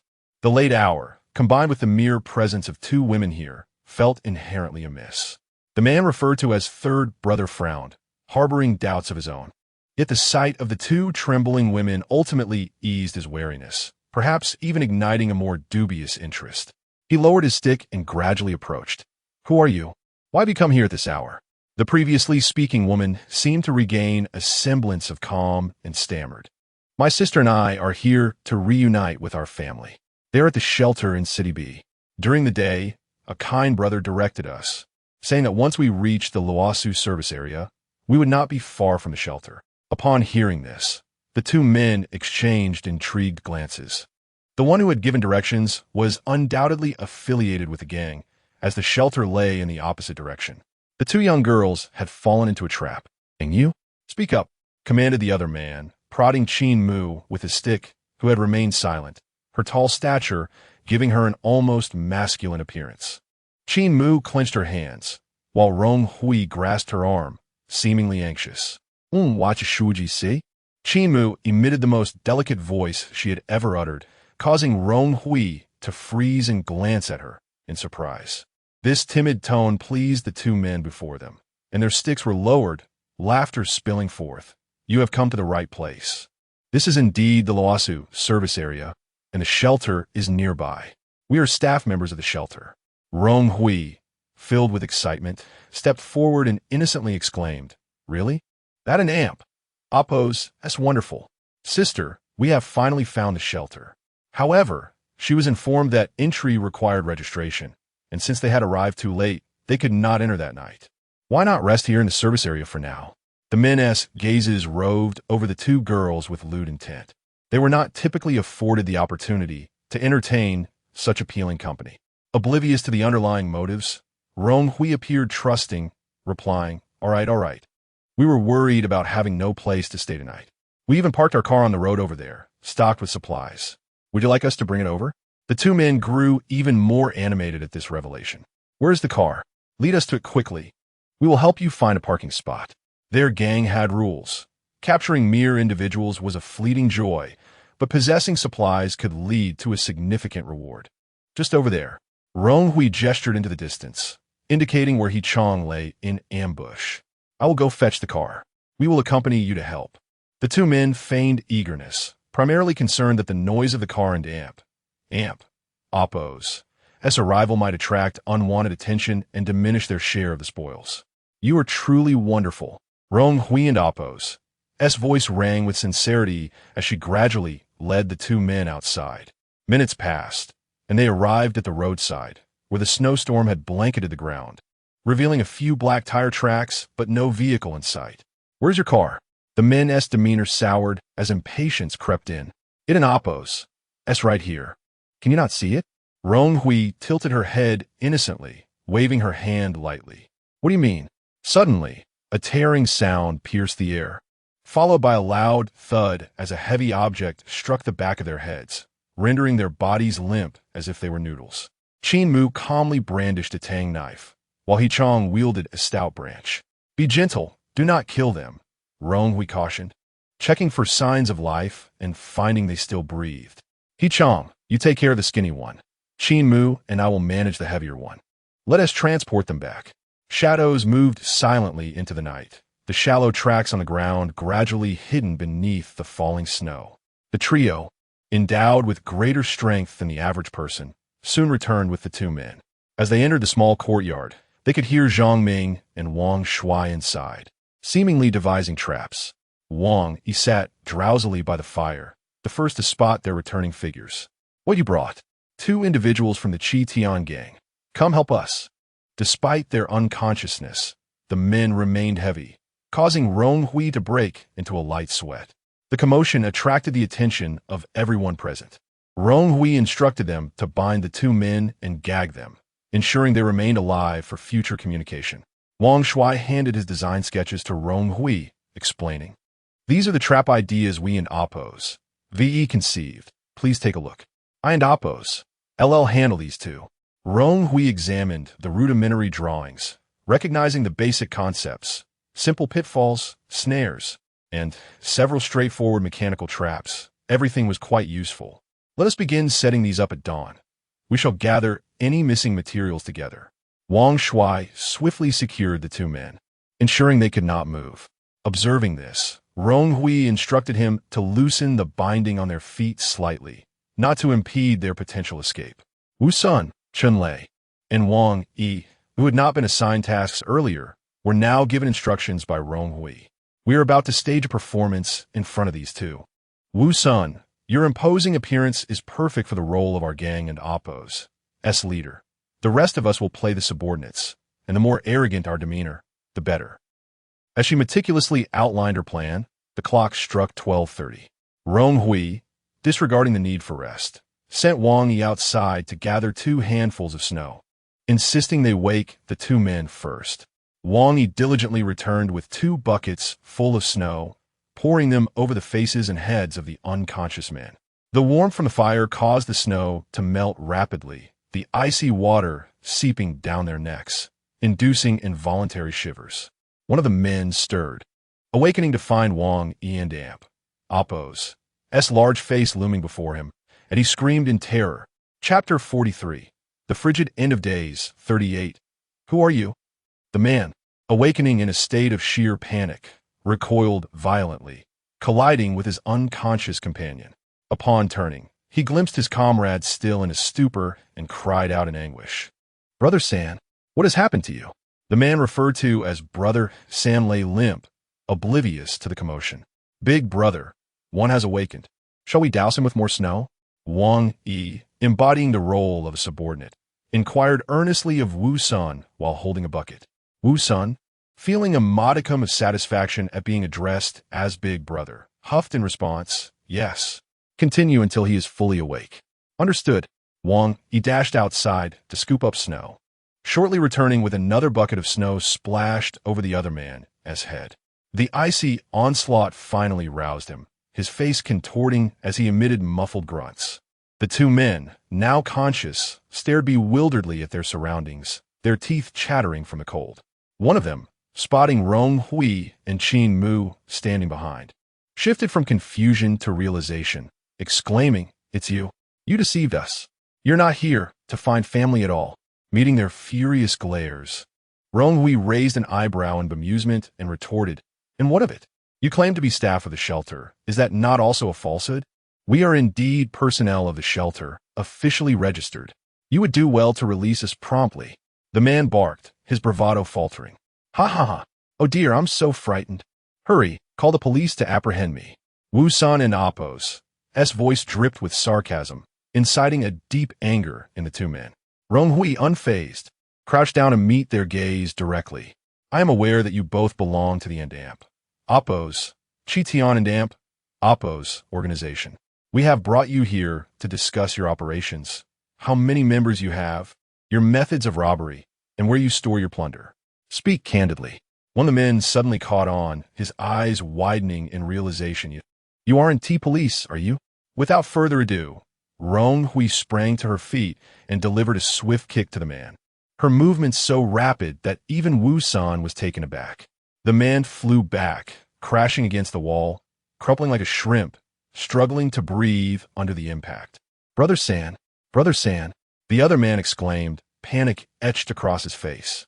Rong Hui picked up a sturdy piece of wood from beside the fire and began tapping it against her palm, addressing the other man. "If he refuses to cooperate, you shall take his place. What are both of your names, and why do you call him Brother San? Get lost, you filthy wench. Who do you think you are?" The man spat defiantly, refusing to answer. Sighing in exasperation, Rong Hui turned to Wang, saying, "Come here and teach them some manners."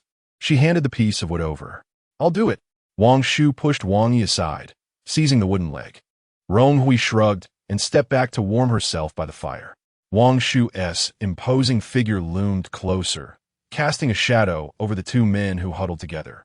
"Don't come any closer. Our leader will not spare you." The sounds of fists striking flesh and wood splintering echoed, mingled with the men's cries for mercy. Eventually, the 2 men were willing to divulge information. Under duress, they revealed that they were both inmates from B-City's prison, one sentenced to 3 years, the other to 4. Following the hailstorm, chaos erupted in the prison, but fear kept everyone from escaping. Days later, a death row inmate named Sujio knocked out 2 guards who were still holding the line, leading to a complete upheaval.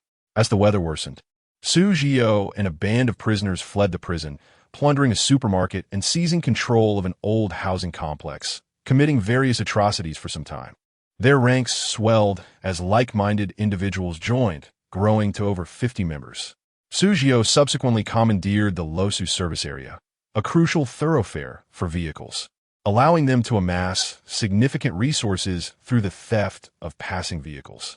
The authorities, aware of this gang, sought to eradicate them, but Sujio, both bold and cunning, would retreat at the slightest hint of military presence, using women and children as shields, which complicated military action amidst the ongoing disasters. Sujio had several highly educated criminals among his ranks who devised plans for storing looted goods across multiple warehouses. Most of the gang remained ignorant of the precise locations, and even after Wang Shu pummeled the 2 men, he failed to extract this crucial information. I advise you to release us promptly. If the incoming shift discovers our absence, they will undoubtedly trace us here. The end amp. Oppose. Chi-Tian and amp. Oppose. Organization will not show you mercy. The man warned, glaring defiantly at Rong Hui and her companions. A mere small gang, claiming to be Chi-Tian, that makes me the great sage. Wang Yi scoffed, eliciting a flush of embarrassment on the men's faces. Wang Yi feigned the demeanor of a rogue, casually suggesting, though small, this gang seems to have ample resources. Why not seize them outright? He gestured dramatically with his hand. Wu Sun glanced at Rong Hui, and upon receiving her nod, declared arrogantly, "We shall take all the resources and dispose of the lot of you. You are of no use." With the interrogation nearing its conclusion, Rong Hui interjected, "It's getting late. We shall reconvene in the morning to continue our inquiries." As night deepened, exhaustion weighed heavily upon them. They scattered around the fire, while the 2 men, their mouths sealed, leaned against the wall, unable to find rest. The night passed in silence, occasionally disturbed by faint rustlings. The following morning, upon rising, Rong Hui and her companions discovered the ropes binding the 2 men and the cloth used to gag them strewn about, the 2 men having vanished without a trace. Did they wait until dawn to escape? Rong Hui mused, glancing at the clock, which read 7:30 a.m. Wang Shu nodded. In less than half an hour, I feigned a trip to the restroom and kicked some glass shards near them. They must have just fled. We can still catch up. Then we must quickly set a trap. We have a battle to prepare for. Rong Hui called for Zhang Ming and the others to join her. Given the cautious nature of amp, Oppose, Chi-Tian and amp, Oppose, they would likely deliberate for some time before launching an attack, making their timely preparation essential. Chapter 44. The Frigid End of Days, Part 39. Chun lay, motionless, puffed and huffed. What if more than 50 members of Chi-Tian come charging at us? With just a few of us, we stand no chance. Perhaps we should just retreat. Leave if you wish. Enough of your incessant whining. Wang Yi, youthful and impetuous, held Chun Lei's hesitant attitude in contempt. Although Rong Hui initially intended to ignore him, she feared the doubts brewing in everyone's hearts. According to Chi-Tian and Oppose, as cautious modus operandi, they could not possibly send a large contingent. At most, they would dispatch 9 or 10 as vanguards, as they perceived us as merely 8 insignificant individuals. She took the lead in grasping the blueprint. Having accepted this mission, they were all in the same boat. Any further hesitation would jeopardize their chances of redemption. Her words instilled a sense of resolve in everyone, prompting them to assist Zhang Ming in scouring for materials. Zhang Ming envisioned traps to be laid both in the front and backyards. To ensure a high trigger rate for these traps, they needed to guard the only accessible entrance, compelling the adversary to scale the surrounding walls. Once they entered the courtyard, they would be met with a myriad of traps. Zhang Ming instructed everyone to search the village for intact iron gates, while he carried a portable diesel welding torch to repair the main gate. Next, they began digging pits along the perimeter of the courtyard, aiming for a trench at least 2 meters deep, topped with a trapdoor. Anyone who stepped into that area would fall directly into the pit. The trapdoor was designed to open one way. Only under pressure would it suddenly give way. And with a spring-loaded mechanism, it would promptly close again, potentially ensnaring two individuals with a single pit if fortune favored them. Rong Hui assigned Qin Mu and He Chong to search the village for wooden planks and springs while Wu Sun, Chun Lei, and Wang Yi were tasked with digging. Every household in the countryside possessed a shovel, and each grabbed one to commence work. Although the frozen earth was hard, their physical prowess made the task manageable. Rong Hui circled the area, collecting shards of glass and iron nails to lay at the bottom of the pits, ensuring that anyone who fell would be rendered combat ineffective. There were no longer rules against causing harm, and they intended to be ruthless. No matter how sturdy the iron gate, it could only withstand so much assault.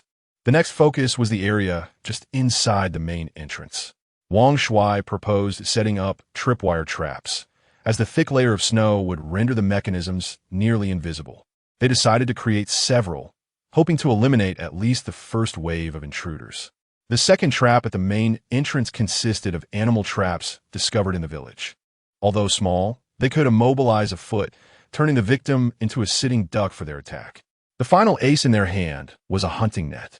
Given the proximity of the village to the mountains, it had been common for villagers to hunt there. Rong Hui unearthed a dusty net from an abandoned home, its corners weighted down and ready to ensnare anyone beneath it once triggered. They worked swiftly, testing various traps, and by midday, all but the deep pit had been completed. Zhang Ming, having exerted the most effort, was covered in sawdust. Rong Hui patted his shoulder, urging him to take a break. She called for the others to rest and replenish their energy, while she moved to the second and third floors, dragging wardrobes and desks to the windows for visibility, and draping sheets and curtains to obscure the view from below. Finally, she started the van parked in the courtyard, the engine's rumble echoing through the small yard, drawing attention. The group gathered around the fire, eyeing Rong Hui and Appo's actions with curiosity.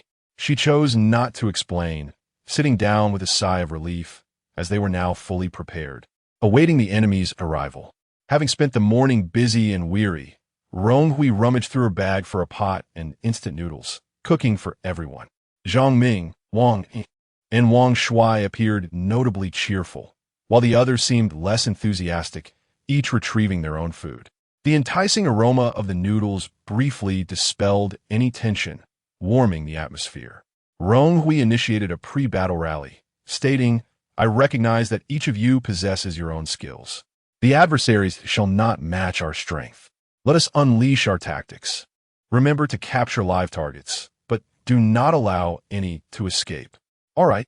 Wang Yi, mouth full of noodles, was the first to respond. Although the others were not overly animated, confidence shone in their eyes, especially Wu Sun, whose fierce determination was palpable. Meanwhile, at the Luo Su service area, the Chi Tian gang convened in urgent discussion. "You mean to say there are only 8 of them, and 2 are women?" Su Jiao, the leader of Chi Tian, lounged lazily in his executive chair, donned in a fur coat, as a woman behind him massaged his back. The 2 who had escaped from Rong Hui's building sat despondently on the ground, battered and bruised. "Yes, boss. They were incredibly arrogant, first luring us to gather supplies, then ambushing us and subjecting us to torture. But we said nothing. They were insufferably brazen, claiming they would seize Chi Tian and Appo's resources and replace us." "Huh," Su Jiao scoffed. "A mere 8 individuals daring to confront Chi Tian? What do they think they are? Are they lawmen?" "Boss, I can assure you they're not. They come in all shapes and sizes, and they're in Appo's, even a muscular brute among them, fierce and intimidating. Last night, as we rested, they exhibited a variety of gear, some good, some bad, yet they were all on high alert, showing no signs of training," one man declared, thumping his chest in confidence. Standing beside Su Jiao was a tall, slender man wearing glasses and dressed in clean, thick clothing, indicative of a comfortable life within the gang.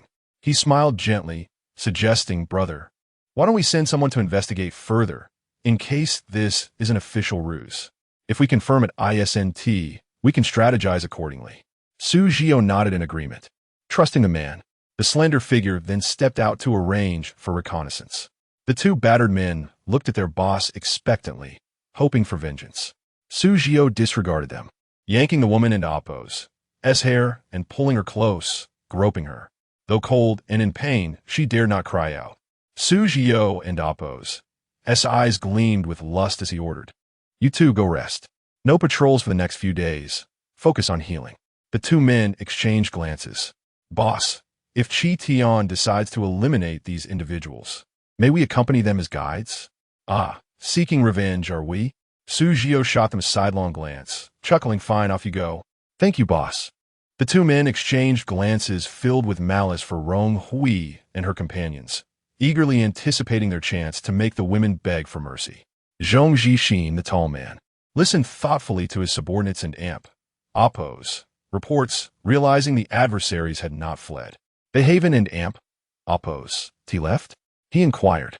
His subordinate respectfully bowed his head, replying, "No.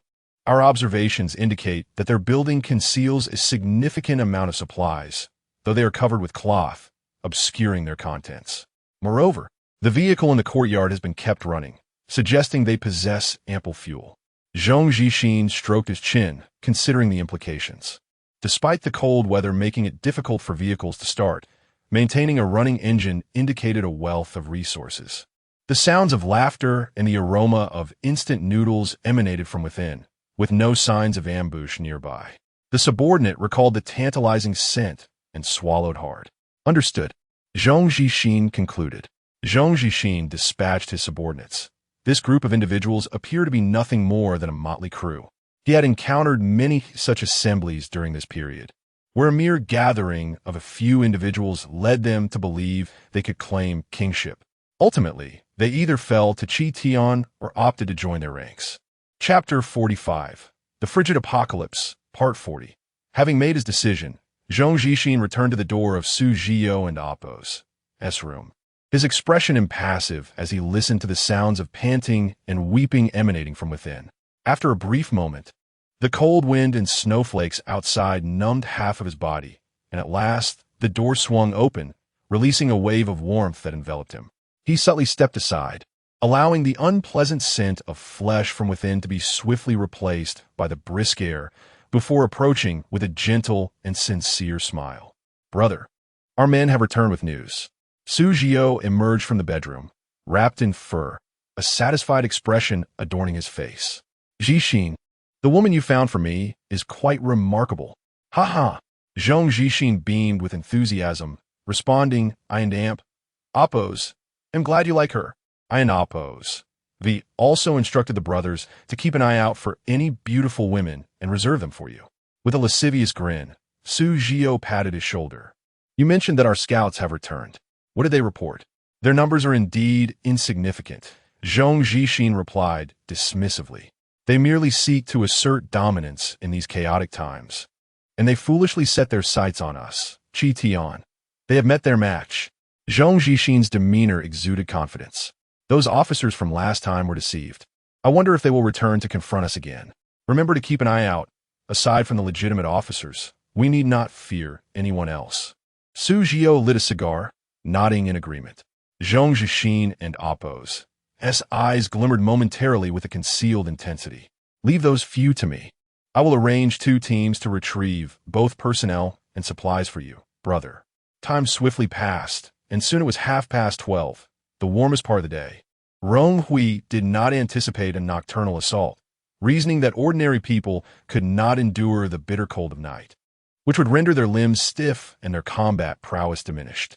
She gathered her belongings and added a few more pieces of coal to the fire, raising the indoor temperature considerably to approximately -50 degrees. Rong Hui removed her cumbersome ski suit to maintain the agility of her limbs and retrieved a fire axe from her pack, removing its sheath. Weighing the axe in her hands, she felt her heart race. Blood would surely be shed today. The others were preparing as well, some wielding knives, others brandishing clubs. Wu San produced a large cleaver from seemingly nowhere, his imposing figure adding to its intimidating presence. Before long, distant laughter and shouts echoed from outside. Rong Hui tightened her grip on the axe. They were coming. A group was approaching, their voices growing clearer. unable to discern their numbers through their banter. She resolved that none would escape today. Wang Shui, take positions by the left and right walls. The door is welded shut. Someone will surely attempt to scale the wall. Once they fall into the trap, you are to deliver the final blow. Rong Hui calmly instructed. Understood. The two brothers armed themselves and moved to either side of the courtyard. She then turned to Zhang Ming. Zhang Ming, Chun Lei, you two guard the back wall. There's Shuden and Amp. Oppos, TB Mini try and scale it. You are sufficient. Really? Shuden and Amp, Oppos, I stay in the front yard with you? Chun Lei hesitated. Zhang Ming, wielding a dagger, said nothing further and forcefully pulled Chun Lei toward the backyard. Chun Lei stumbled, irritated. What are you doing? I can walk myself. He angrily swatted Zhang Ming's hand away. We remaining will hold the main room and adapt as necessary. Each of you possesses formidable skills. There is no need for pretense among us, Rong Hui implied meaningfully. Fear not. We and Oppos. LL leave them with barely a breath. Qin Mu slowly unsheathed her blade, its cold gleam illuminating her face. Nearby, Wu Sun shuddered at the sight, while He Chong brandished an iron chain adorned with blades. Outside the courtyard, one of the men remarked, according to the second elder, this place is brimming with supplies. Who knows if it's true? Is that even a question? Just look. See that window? The second and third floors are stuffed full. Imagine the wealth. There are only 8, right? We have 12 from our 2 teams. This will be a piece of cake. According to Biaozi, there are also 2 pretty ladies. Hee. Hey, brothers. Let us have our fun first, and then take them back. The Chi Tian men outside were a cacophony of noise, quickly encroaching upon the small courtyard. The leaders kicked the door fiercely, but the newly repaired iron door stood resolute. Damn, this turtle shell is tough. Brothers, ready your weapons. We'll climb over the wall and pry the door open. With that, several men scattered, preparing to leap the wall, while 2 others circled around to the backyard, hoping to breach from there. Thud! Thud! Ouch! What the hell is this? Oh, my leg feels broken. Help! What is happening? There's an ambush! The chilling cries of agony echoed from all sides of the walls. As the Chi Tian men scaled the wall, they landed directly on wooden planks, only to plummet into a deep pit. However, the pit was not merely a hole. Rong Hui had prepared nails and shards of glass within, which embedded deeply into their bodies upon impact. Some fortunate souls stumbled awkwardly, avoiding the pit, yet were swiftly dispatched by the Wang brothers, each receiving a strike from a club. 4 men fell into the front yard, 1 into the back. Rong Hui counted heads, coolly assessing the battlefield. Outside, the remaining men sensed something was amiss and halted their ascent. Damn, what is going on? Why are there so many traps in this courtyard? What does this mean? It signifies that they are undoubtedly wealthy. They must have set these traps to protect their supplies. Brothers, we are in for a big score. Let us go through the front door and rescue our people. The remaining men hurried toward the front entrance, finding no traps at the door and preparing to pry it open.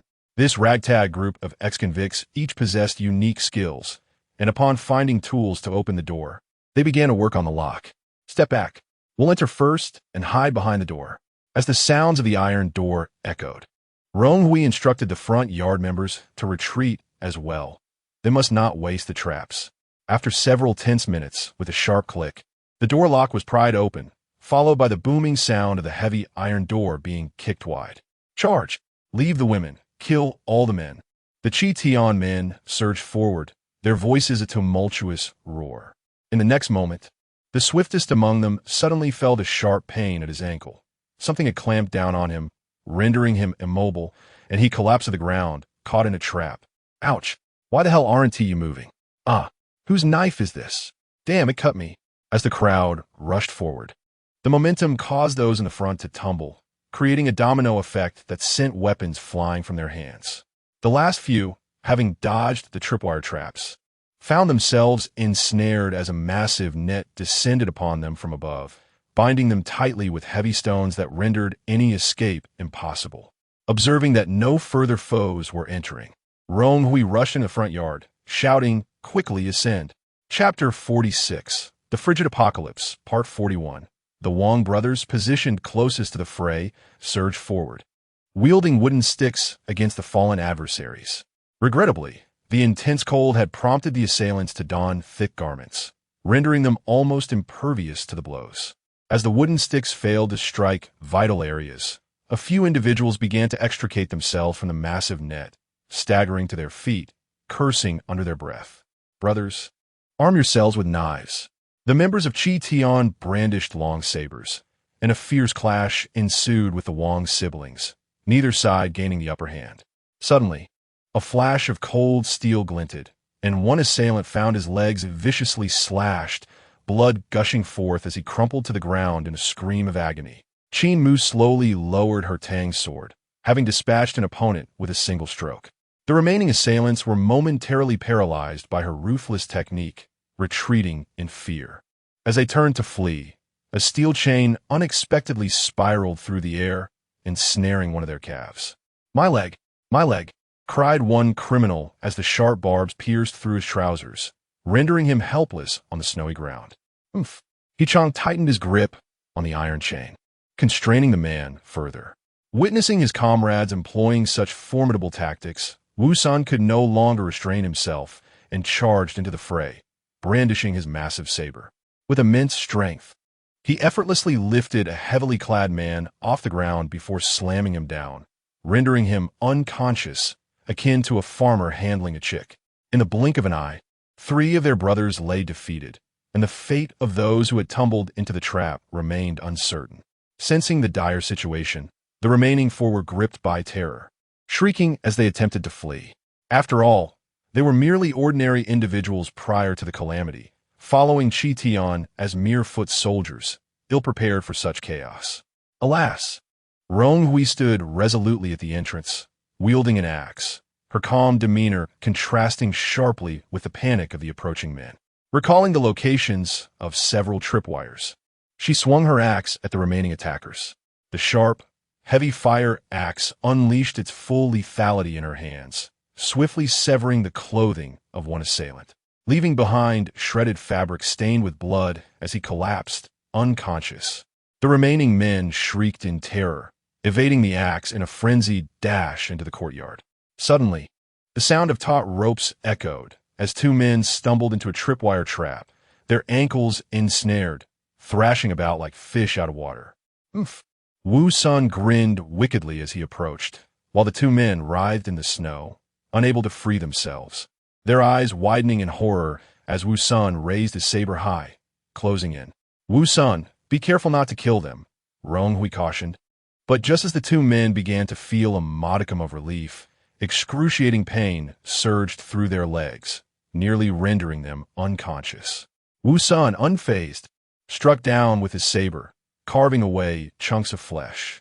He treated the incapacitated men with the ruthlessness of a butcher, severing pieces of meat, blood gushing forth, transforming the pristine snow into crimson patches, the cacophony of their groans and screams deafening. Rong Hui shook her head, wiping the blood from her axe, hoping to avoid any fatalities. Now, only one assailant remained. She gazed at the trembling figure, reminiscent of a lion eyeing its prey, signaling to Qin Mu and He Chong. They coordinated to surround the last man, binding him tightly with rope. Rong Hui had previously noted that this individual had been orchestrating commands within the group of criminals, lurking at the back as they entered, suggesting he held a position of authority and likely possessed more knowledge than mere lackeys. Thus, she refrained from rendering him unconscious, fearing it would hinder their inquiries. In the backyard, Zhang Ming and Chen Lei dragged a captured assailant, tightly bound, toward the chaos unfolding in the front yard, their eyes widening in shock at the bloodshed. Are there fatalities? Zhang Ming and Appo's honest visage reflected terror, as his mind, conditioned by a lawful society, immediately leapt to legal ramifications, fearing imprisonment for the bloodshed and injuries inflicted. Are you afraid of that? Know that these men are all escaped convicts. We are ridding society of its scourge. Chen Lei scoffed loudly. There are no deaths, only unconsciousness, Rong Hui reassured, urging everyone to secure the incapacitated assailants inside for questioning. The group complied, retrieving the criminals from the traps, while Rong Hui called out to Zhang Ming, assigning him another task. You are to repair the traps that have been used. This is merely the first wave, and the traps remain functional. Clean the courtyard as well. The bloodstains are too conspicuous, she directed, glancing at Chun-Lei, who had been slacking off.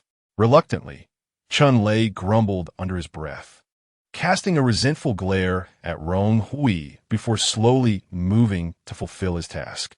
Rong Hui brought the one remaining conscious assailant into the room, intending to commence interrogation. However, as soon as she removed the cloth gag, the assailant erupted in curses. You and Oppos. Refinished. Chi Tian will not spare you, you filthy whore. It appears you are rather oblivious to your circumstances. How troublesome, Rong Hui replied, furrowing her brow as she leisurely removed her gloves. Her hand tightening around the man and amp, Oppos' throat, squeezing progressively.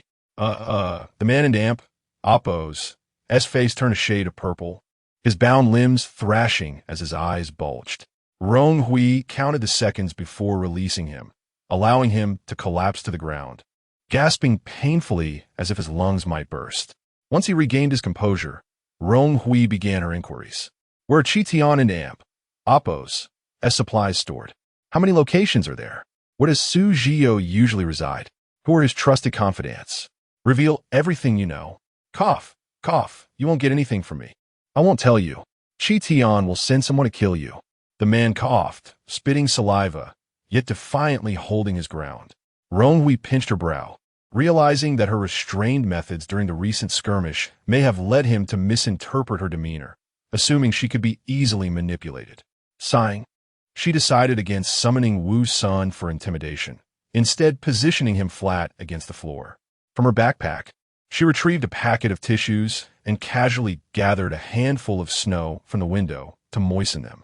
Having seen historical dramas, she recalled an ancient punishment known as tied to the official, where wet paper was placed over a person and Oppos' face, leading to suffocation, a method that generally proved fatal after just 5 or 6 layers. While this form of punishment was not overtly brutal, it instilled a profound sense of fear, as no one could endure the anxiety of impending death. Initially, Rong Hui had no intention of employing such severe tactics, wishing to avoid bloodshed, but alas, the man's lack of cooperation left her with little choice. Chapter 47, The Frigid Apocalypse, Part 42. Rong Hui approached slowly, and the man seemed to sense something amiss. His gaze darting about anxiously. What are you planning to do? Bring your boss out to speak with me. I have something to discuss with him. Speak directly to me. You have 10 seconds left, Rong Hui said, her movements languid as she meticulously prepared the tissues, ensuring each one was evenly moistened. 10, 9, 8, 7. The man harbored a sense of foreboding, yet he still looked down on the seemingly frail Rong Hui, defiantly shouting, Don't send a woman to deal with me. Where's your boss? I want to talk to him. Rong Hui regarded him impassively. 3, 2, 1, time's up. We can discuss things later. With a swift motion, she planted her foot on the man and amp, Oppos' chest, immobilizing his upper body. She dragged over a heavy solid wood cabinet, which they had left untouched while starting their fire, and toppled it onto his legs. The man heard the sickening crack of his leg bones, his face turning pale from the pain. Now reduced to a helpless victim, the man lay like fish on a chopping block, unable to move. Rong Hui delicately placed the first damp tissue over his face, the cold air causing it to adhere snugly to his mouth and nose as his rapid, anxious breaths softened the tissue. Ugh, huh. The man desperately attempted to shake off the tissue, but Rong Hui kicked him into the corner, twisting his neck awkwardly, making breathing even more laborious. He extended his tongue in a futile attempt to lick through the tissue, only succeeding in making it even wetter. At that moment, Rong Hui slowly placed a second tissue over him. The man and Oppos' complexion almost instantly turned a shade of deep purple, his chest trembling and convulsing, teetering on the brink of death. I read online that this method of torture can prolong a criminal's life until the 5th or 6th tissue before they perish. Care to challenge the record today? Rong Hui said, feigning kindness as she removed the tissue from the man's face. He gasped for air like a drowning swimmer, saliva spilling from his mouth uncontrollably. Will you speak now? Rong Hui inquired, her demeanor unruffled. The man greedily inhaled the frigid air, yet a flicker of cunning shone in his fearful, murky eyes. If Qi Tian discovered that both their teams had not returned for such a long time, he would surely send someone to investigate, and help would arrive. However, if he divulged Qi Tian's secrets to these people now, he would certainly be killed by his boss, or worse, used as bait. He could not speak. He shifted his expression, feigning vulnerability as he looked at Rong Hui. Please, I truly know nothing. You can interrogate someone else. I merely stole 2 cars and served a few years in prison. I'm a good person who was forced to join Qi Tian, unlike the others who are murderers. Rong Hui's shoe pressed down on the man's chest as she sighed. What a pity. You may not want to talk, but your companions have already confessed. Otherwise, how could we have been so prepared for your arrival today? The 2 from yesterday said everything they needed to, and even promised to lure you here to your doom. What? Biaozi and Lao San would never do such a thing. The man and Appo's, as pupils dilated, struggling to believe Rong Hui and Appo's words. What's impossible? If you all die here, there will be no witnesses. They're exchanging your lives for theirs, she replied, rearranging the tissues, her eagerness palpable. The man regarded her as if she were a devil. No wonder Biaozi and Lao San feigned concern when they set off today, claiming they would lead the way. He had merely advised them to take care of their injuries, and they had willingly abandoned their plan to accompany him. It was all an act. Biaozi bruised and battered, and Lao San, we really need to recover. The man's expression wavered. If he lost his life here, Biaozi and the others would surely tarnish his name. Was he truly ready to speak? Rong Hui remained unfazed by his hesitation, pressing her foot onto his forehead and expertly covering him with 2 tissues. As he trembled and fought for breath, she added a third, and before long his skin had turned an ominous shade of purple and black from oxygen deprivation. Convulsing as he attempted to resist, Rong Hui's foot barely kept him still as he writhed in agony, and just before he lost consciousness, she removed the tissues. The man, now on the verge of blacking out, gazed at Rong Hui in terror. This merciless woman genuinely intended to kill him. Now tell me, how many resource storage points does an amp?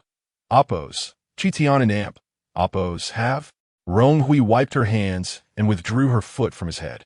The man, gasping heavily, replied, There are 3 warehouses.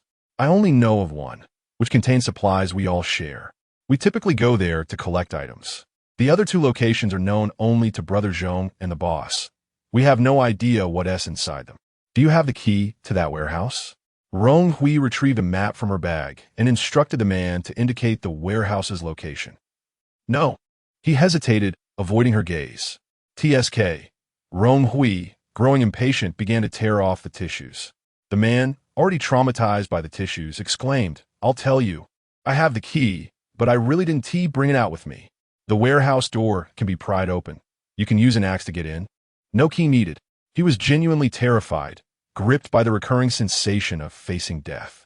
Seeing his newfound cooperation, Rong Hui lost interest in further tormenting him and discarded the tissues. Who is this Brother Zhong you mentioned? Zhong. Brother Zhong was the first to respond to the boss while in prison. He and the boss killed 2 prison guards together. He is highly educated, convicted of economic crimes, and now serves as our second in command. The boss consults him on all matters, and it was Brother Zhong who dispatched our 2 teams here. The man spoke timidly, meticulously marking the warehouse and amp, Appo's, location on the map. Rong Hui furrowed her brow in thought. Where does your boss usually reside? Since the last time he nearly got caught, he has been constantly changing his residence. He typically has several brothers with him. I truly don't know. We rarely see the boss. We just take turns guarding outside. After posing several more questions and noticing the man had divulged nearly all he knew, Rong Hui folded the map and stood to leave. I will verify this information with others. If you dare deceive me, be prepared for me to personally send you off. With a resounding bang, the door slammed shut. The man collapsed limply, only to realize he had actually wet himself, his pants now foul and damp. This woman was terrifying, her aura so commanding that it felt as though she were the true leader here. Chapter 48. The Bitter End of the Cold, 43. How is it, Sister Rong? Did you manage to get anything out of them? Wang Shuai inquired as he approached Rong Hui, who emerged from the room holding a map. Rong Hui was momentarily speechless. Previously, In an effort to conceal her identity, she had insisted that they refrain from calling her and Oppos, Captain, and Oppos. Yet, these individuals had taken it upon themselves to refer to her as Sister Rong, much like Shunli, despite the fact that she was the youngest among them. Well, not counting Wang Yi, who was younger but appeared more mature. Outside, those waiting regarded Rong Hui with newfound respect. They had all heard the chilling screams from within the room, a testament to the terror that accompanies life-threatening situations. Although she presented as a frail university student, they could only speculate about the unspeakable tortures she had employed. I have gleaned some information, but I cannot guarantee its accuracy. You all should interrogate the other criminals separately. Inform them that the leader of this operation has confessed. Once we have all interrogated them, we shall share our findings. Rong Hui outlined succinctly. She added a cautionary note. Regardless of the methods you choose for interrogation, do not go too far and do not take their lives. Ultimately, we will need to present these individuals to Zhongli Wen, and if we leave too many scars on Qi Tian's people, it may cast a negative light on us, despite their heinous actions. The group nodded in agreement and proceeded to their respective rooms, each dragging along their captive for questioning. Rong Hui had anticipated that Wu Sun would be the most enthusiastic about the task, given his penchant for violence. However, he merely tossed one criminal into a side room with a lack of interest. He had little desire to engage further. Surprisingly, it was Chun Lei who exhibited the most excitement. Throughout the operation, he had consistently shown dissent towards Rong Hui's decisions. Yet when it came to torturing these criminals, he displayed an almost fervent enthusiasm. His small, triangular eyes gleamed with malice as he dragged a captive into the room, a sinister smile playing on his lips. Rong Hui couldn't shake the feeling that Chun Lei's captives might suffer the most. The crackling sound of wood burning filled the air as Rong Hui rested beside the now-empty fire pit, listening to the cacophony of screams and shouts echoing around her. Naturally, she retrieved a steaming bowl of braised pork rice from her system backpack. After days of inadequate sustenance, she craved a high-calorie meal to replenish her strength. This rice bowl, a stockpile from her visits to the fresh food supermarket, was still warm, adorned with 4 generous pieces of braised pork atop glistening white rice, complemented by vibrant green vegetables that bore traces of the rich meat sauce. A sprinkle of sesame seeds added a delightful touch, making it utterly tempting. As she savored a large piece of meat, it melted in her mouth, perfectly rich and tender, neither overly sweet nor too salty.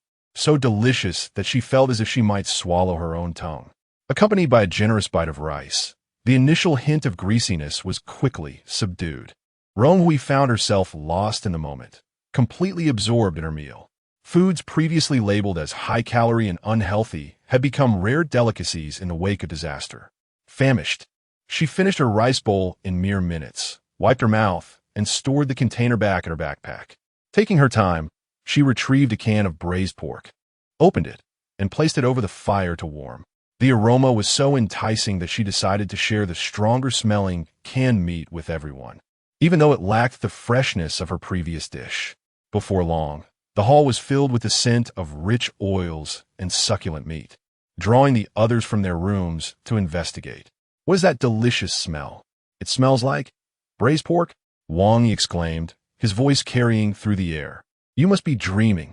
It's probably just instant noodles. Don't get your hopes up for braised pork. Wu San scoffed, igniting a playful argument between the two. Seeing everyone gather, Rong Hui invited them to sit. Indeed, it is braised pork. I brought a can for everyone to share as lunch. Really? Wang Yi jumped with excitement. As a sports student who thrived on meat, he had endured days of eating nothing but compressed biscuits, and he felt his muscles dwindling. The others were more reserved in their reactions, though they too expressed joy, pulling out their own food to complement the meal. Only Qin Mu continued to eat her jerky and compressed biscuits alone, unaccustomed to sharing meals with strangers. Having satisfied her hunger, Rong Hui leisurely munched on a protein bar while inquiring about the results of their interrogations. Qin Mu was the first to report back, sharing the most information. I learned that Su Jiao has 3 trusted subordinates. One of them, Zhong Jiexen, is particularly valued by Su. It is said he even gave his sister, who came to join him, to Su Jiao, truly ruthless. Wang Yi followed up, confirming Qin Mu and Amp, Oppo's, findings and adding his own. Currently, Qi Tian has 52 core members. After accounting for the 12 we have captured, that leaves 40. I've heard they've also kept many women and children to serve their desires and as human shields. And in times of food scarcity, they might resort to cannibalism. His expression was one of disgust. It is futile to try to understand the twisted mindset of such individuals, as it may corrupt your own thoughts, Rong Hui remarked casually. Yet, she acknowledged that if the bitter cold persisted and agricultural production remained halted, the specter of cannibalism would eventually rear its head, driven by insatiable hunger. Wang Yi, mouth full of meat, froze at her words, a bitter expression crossing his face as he swallowed. He continued with his findings. Their subordinates are poorly armed, primarily wielding sticks.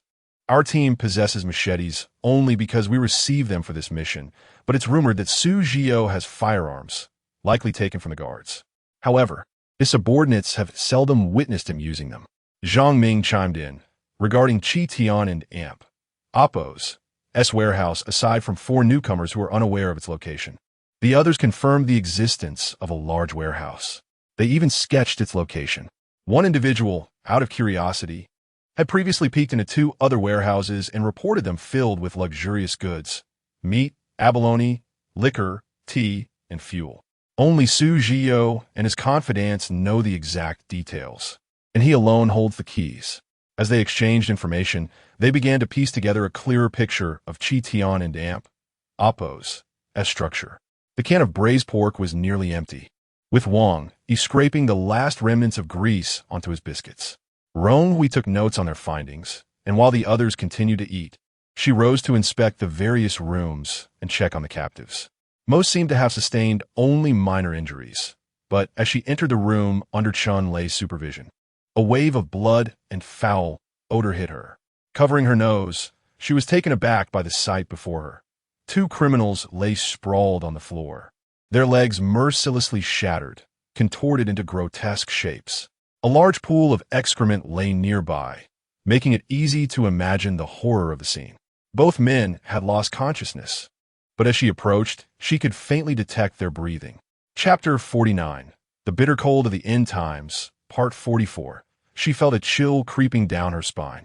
Chun Lei was undeniably unsettling, bordering on the perverse. Typically, individuals would temper their words and actions, presenting a facade of normalcy. Yet, once absolute control over someone or something was achieved, their true nature would unmask itself. Chun Lei was a prime example of this. Rong Hui strove to suppress her mounting fury as she exited the room with a stoic expression. The others gathered by the fire turned their gazes toward her. Chun Lei, you are responsible for everyone in this room. Before handing over the captives to Director Zhang, you may employ any method you wish, provided their lives are not endangered. Otherwise, the exchange points for this mission will be out of reach. How dare you? Chun Lei abruptly sprang to his feet, his ordinarily round face clouded with shadows as he glared fiercely at Rong Hui. You only specified not to harm them fatally. I have not killed them. Rong Hui's countenance remained cold. While you may not have killed them, you have methodically shattered their leg bones. Those 2 are as good as dead. The group was taken aback by Rong Hui's words.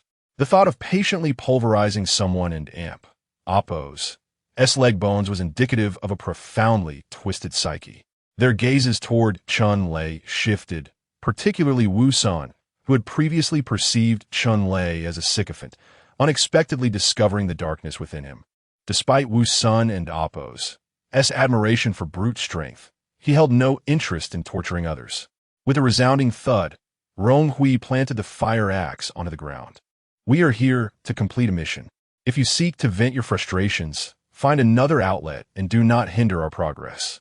Casualties during combat are understandable, but needless torture resulting in death is utterly unwarranted.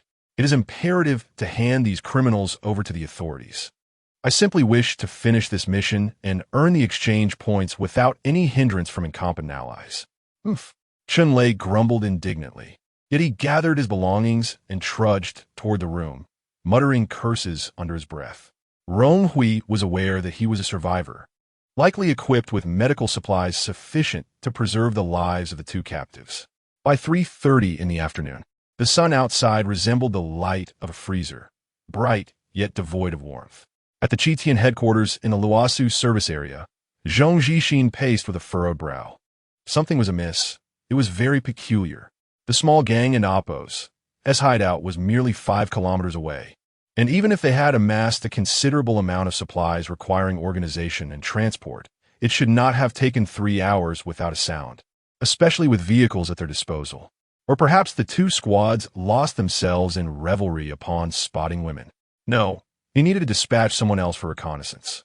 Ashu, you possess commendable skills. Go investigate the nearby village. If you encounter the two squads, urge them to return swiftly. Zhong Jixin instructed his subordinate with a calm demeanor. Ashu complied and set off. Half an hour later, Zhong Jixin received a report. Second brother, I reached the vicinity of that small building, but I heard no commotion. I did notice fresh tire tracks, seemingly leading into the courtyard. What about the two squads? 12 living individuals. Zhong Jixin could hardly believe it. The path in and out is the same. I did not see them, and there were no signs of struggle outside the courtyard. I did not dare approach inside. The subordinate continued, seemingly recalling something. Oh, and second brother, I believe I caught a whiff of meat. It seems the people inside just finished eating. Zhong Jixin and Appo's brow deepened in concern.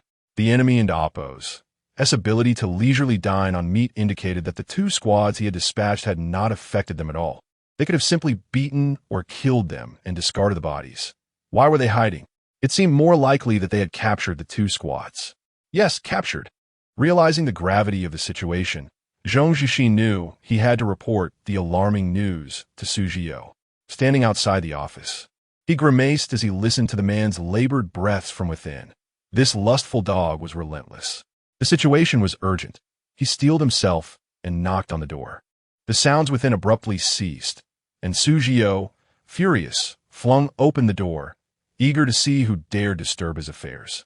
As the door swung open, he was met with Zhong Jixin's distressed visage, causing Su Jiao's anger to dissipate. Come in, he grumbled, rolling his eyes. Upon entering the room, Zhong Jixin was struck by the sight of a youthful girl, her body twisted on the bed, clothes disheveled and eyes vacant, unresponsive to their presence. Bring her out. Su Jiao barked, gesturing for the girl to be removed. Once the business was concluded, he would return to his pursuits. What do you wish to discuss? It must be of significance. Zhong Jixin respectfully nodded. Yes, brother, it is as follows. He recounted the day and Appo's operational plans and the intelligence gathered by his subordinate. Bang! Su Jiao slammed his hand on the table. What? 12 men sent out have not returned. Grabbing a cup, he hurled it against the wall, shattering it into pieces that cut across Zhong Jixin and Appo's cheek. What the hell have you been doing? Is it so arduous to deal with these 8 individuals? Do you want me to handle it personally? Brother, it is our fault. Do not let your health suffer in anger. Zhong Jixin earnestly apologized, his wounds appearing alarming. If capturing them had been the objective, it could have been achieved. He had previously underestimated them, but his expression turned grave. However, I observed their behavior, and it seemed rather peculiar, almost as if they were under surveillance. Su Jiao's head snapped up, his gaze fixed intently on Zhong Jixin, akin to a serpent spotting its prey. 2 individuals had previously been captured and escaped. Summon them. Understood, brother. In the rural, small building 5 kilometers away, Rong Hui was engaged in discussions regarding their next steps. Our time is limited. We must act before Chitian can react, catching them off guard. Hichong, you go to the Luosu service area and investigate the warehouse mentioned by these individuals. Pay close attention to the patrols and security. Understood. I shall proceed immediately. Hichong donned a white mask and exited the courtyard swiftly, his pale figure soon blending into the snowy landscape. Rong Hui then turned to Zhang Ming. Can you drive the minibus that and Appo's, Chitian and Appo's, used? We need to explore their warehouse using that vehicle. I can handle even a large truck. This will be a breeze. Zhang Ming declared confidently. Excellent. Everyone, empty your backpacks. We are about to embark on a heist. A smile crept across Rong Hui's face. the thrill of a hoarder's spirit igniting within her. Chapter 50, The Bitter Cold Apocalypse, Part 45, Luosu Service Area. Originally, a Biao and Lao San, who were leisurely recuperating on the large bunk, were unexpectedly dragged over for interrogation. They naively believed that some reward awaited them. Instead, they received a brutal beating, leaving them dazed and in agony, lying on the ground in a state of despair. Su Jiao, having vented his fury on the two, panted heavily, while Lao San crawled over to clutch Su Jiao's feet. "Big brother, we truly did not lie. There are only 8 of them. Weren't you the ones who said they were merely a rabble?" Su Jiao's eyes blazed with fury as he glared at the duo. "Igriagis. Apart from the gang leader and 2 younger men, the rest are old, weak, sick, or disabled. I swear it, big brother."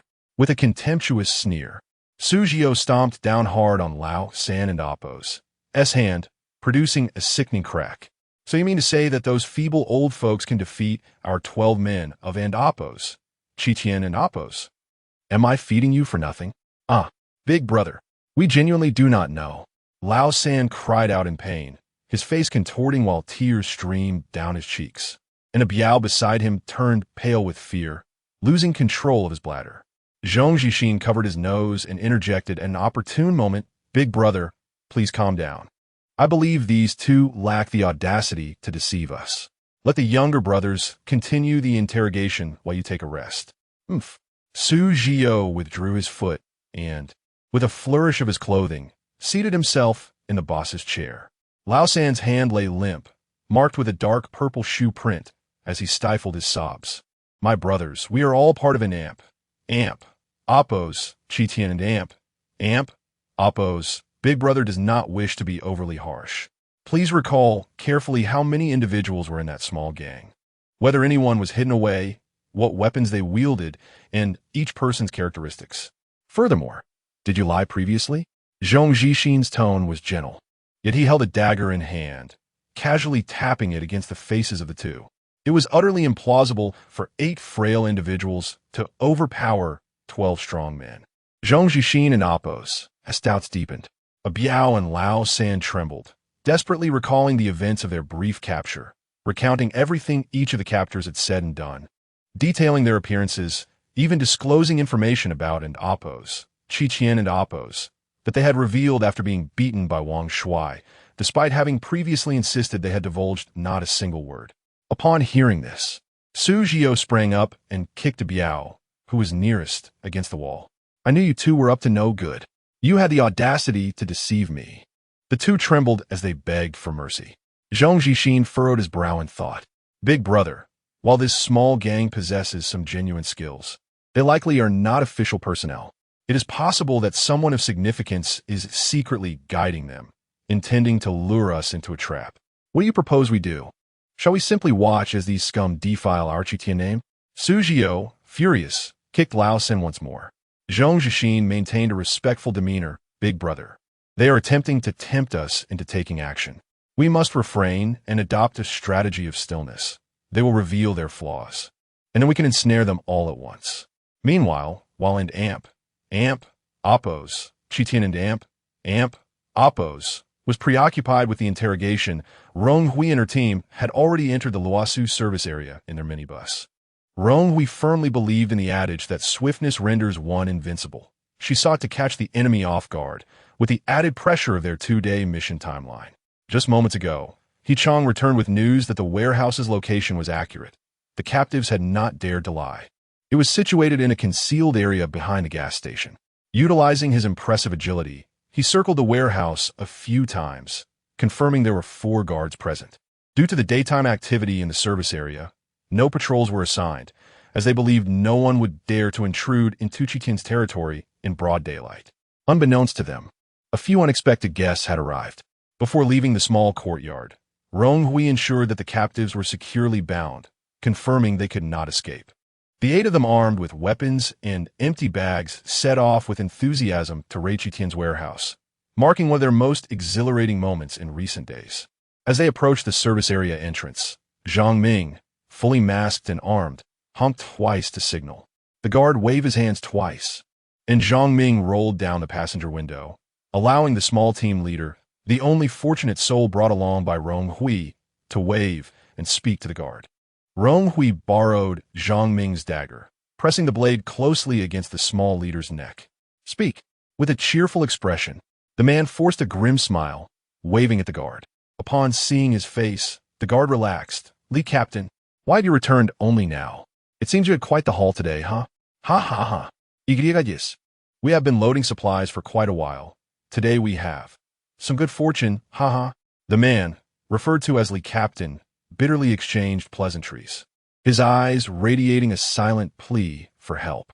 Unfortunately, the guard was too preoccupied with speculating about the treasures hidden in the minibus's tinted windows to notice his nearly convulsing gaze. "Go on in. Let us drink together tonight." The guard manually opened the gate. Yeah. The man nearly burst into tears, exclaiming, "What is wrong with you all? Why think about drinking when our homes are being robbed?" Thus, the minibus smoothly entered the service area. Zhang Ming followed He Chang's directions, driving straight to the warehouse. This is going too smoothly. Wang could not help but whistle. "Brothers and sisters, I have cooperated with you. You must keep your word. Once the task is done, let me go back, all right?" The man in the passenger seat shrank back, nervously glancing at the others. When he accidentally met Rong Hui and Appo's gaze, he instinctively recoiled. Rong Hui did not withdraw the dagger, but merely loosened her grip slightly, maintaining the blade within a 2-second distance of his life. "Rest assured, as long as you cooperate, we will not harm you." The Chechen members they encountered along the way regarded the minibus with indifference, offering no special attention. Soon, they arrived at the warehouse entrance, which indeed was well concealed. The snow piled at the entrance appeared intentionally unshoveled, making it challenging to detect the warehouse from a distance. And it was far removed from the densely populated leisure center, an ideal location for nefarious deeds. As the minibus approached, the 4 guard stationed nearby drew near, each brandishing a long knife. "Who is it today?" One of them rapped the window with the back of his blade. The window slowly rolled down, revealing the man's face. This time, he dared not make eye contact, feeling the sharp sting at the base of his neck. He stiffly smiled at an Appo's me. "Today, our 2 teams went on a mission and brought back quite a bit." "Oh, Ligu is mighty, having snagged a good haul again." "Huh?" The guards recognized the man and relaxed their vigilance, leaning closer to inspect what treasures he had brought back. With a swift motion, the car door opened, and the guards peered inside, only to be met by a pair of eyes filled with malice. "Why you and Appo's? Not one of us from Appo's. Chitin and Appo's." Before he could finish, Wu Sun and Appo's powerful arms seized the guard and Appo's neck and slammed him against the steps, causing the guard to faint without a sound. "Deshaun, what is happening?" The remaining guards sensed something was amiss and raised their long knives in defense. Chapter 51. The Frigid Apocalypse, 46. 3 vigilant guards formed a tight circle around the minibus, one of them reaching for the walkie-talkie at his waist, ready to alert other gang members at the first sign of trouble. "Oh no, did Dasha fall? Was he bitten by one of the dogs we brought back?" Captain Lee, forced out under the threat of a knife, wore a stiff expression, half obscured by the car window, making it difficult for the guards to see him clearly. "By the way, we brought back a few wolfhounds this time. We can feast on dog meat hot pot tonight, haha, but we must be cautious while capturing them." "Really?" The guards exchanged doubtful glances, and the one holding the walkie-talkie, fearful due to a childhood dog bite, lowered it and shielded his face with his jacket. Just as they reached the door of the vehicle, a shadow suddenly leaped out. The shadow, as light as a swallow, pounced on one of the guards, snatching the walkie-talkie and wrapping his arm around the guard and Appo's neck, twisting violently until the guard fell silent, crumpling to the ground. The entire encounter lasted less than 2 seconds, leaving the other 2 guards momentarily stunned. Only when their comrade lay motionless did they frantically react, brandishing their long knives and shouting, "Who goes there?" However, only the fallen guard had a walkie-talkie. The remaining guards could only brace themselves and advance, hoping for reinforcements from their gang. At that moment, both guards felt an unexpected lightness in their bodies, their feet lifting off the ground. Terror filled their faces. Before they could scream, they were slammed to the ground by Wu Sun, who grasped each of them firmly. Blood erupted from their heads and faces like a fountain, and they lay still, twitching slightly. The initial shadow, revealed to be He Chong, approached to assess the situation. Wu Sun had been excessively brutal. He barely managed to find the pulses of the two unfortunate souls, who likely suffered severe concussions. All four guards were swiftly neutralized, leaving the man in the passenger seat in utter despair, clinging to the hope that these individuals would honor their promise and spare him. Rong Hui gagged his mouth with a cloth and bound him to the seat with rope, rendering him immobile before signaling everyone to exit the vehicle. The group listened intently for a moment, confirming that the commotion had not drawn attention. They could only blame Chi Tian for choosing such a secluded location for the warehouse, which had inadvertently facilitated their actions. Rong Hui searched the four guards, discovering keys on the one who carried the walkie-talkie. The 8 of them, faces alight with excitement, approached the massive iron door of the warehouse. With a creaking sound, the door swung open smoothly, revealing a breathtaking sight that left everyone gasping. Mountains of white rice and flour were stacked before them, barrels of oil arranged neatly and frozen to a pristine white. Instant noodles piled into 2 small hills in vibrant colors, and various cured meats and hams hung from the rafters. Shelves on either side brimmed with sugar, canned goods, compressed biscuits, and blankets, and thick clothing that seemed ready to burst from their confines. The group was overwhelmed. Rong Hui and her companions managed to hold their composure.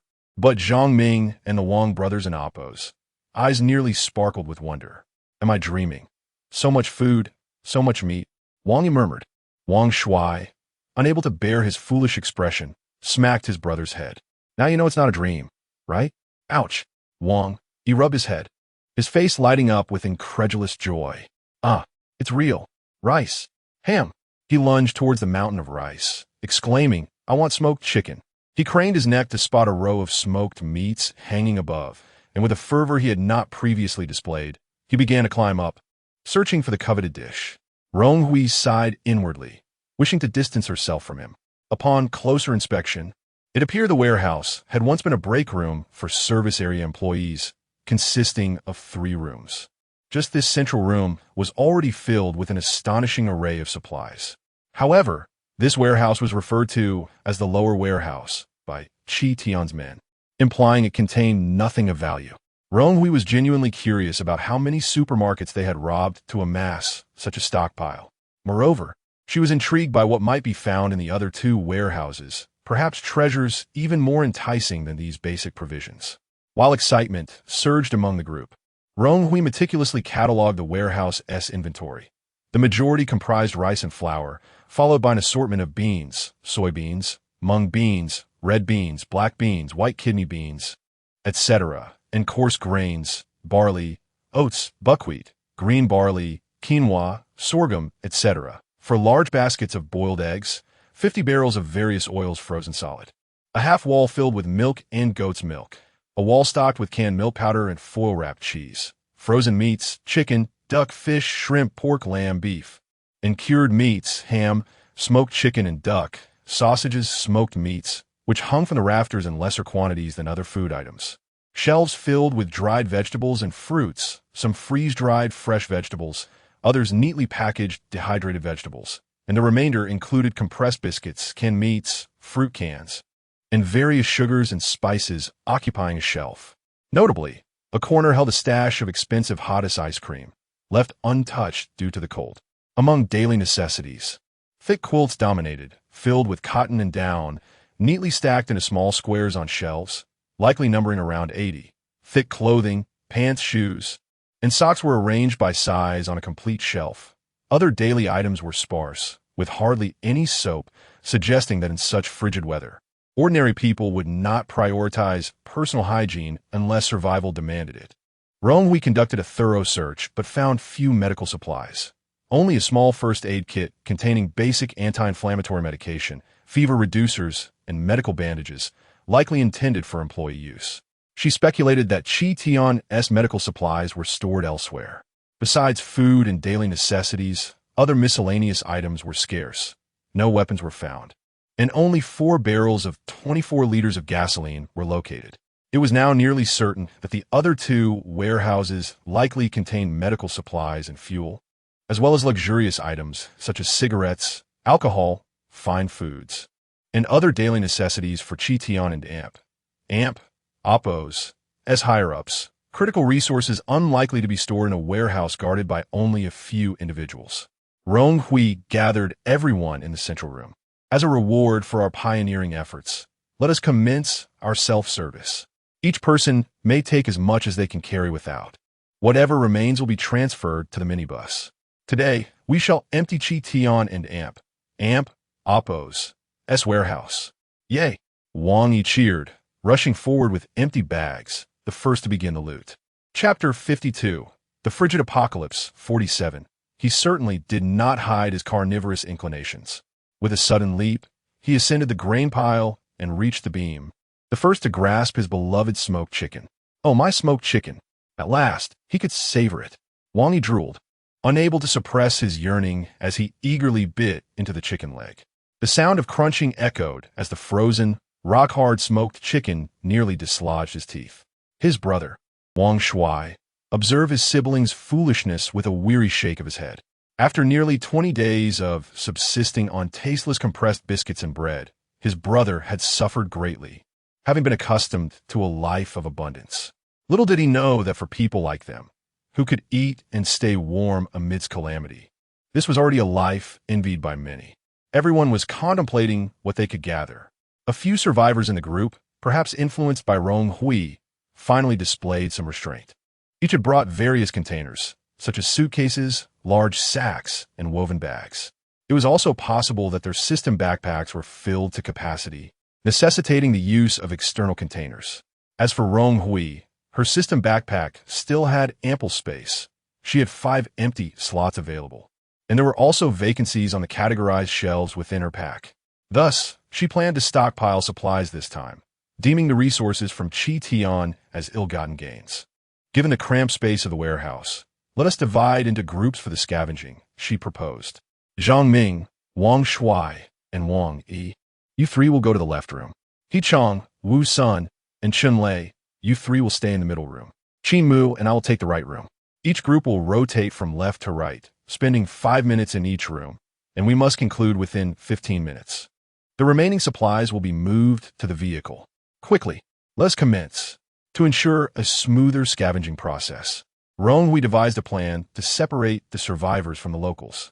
Additionally, as the quantity of medical supplies and fuel was insufficient to be evenly distributed, they would first transfer these to the vehicle and discuss their allocation later.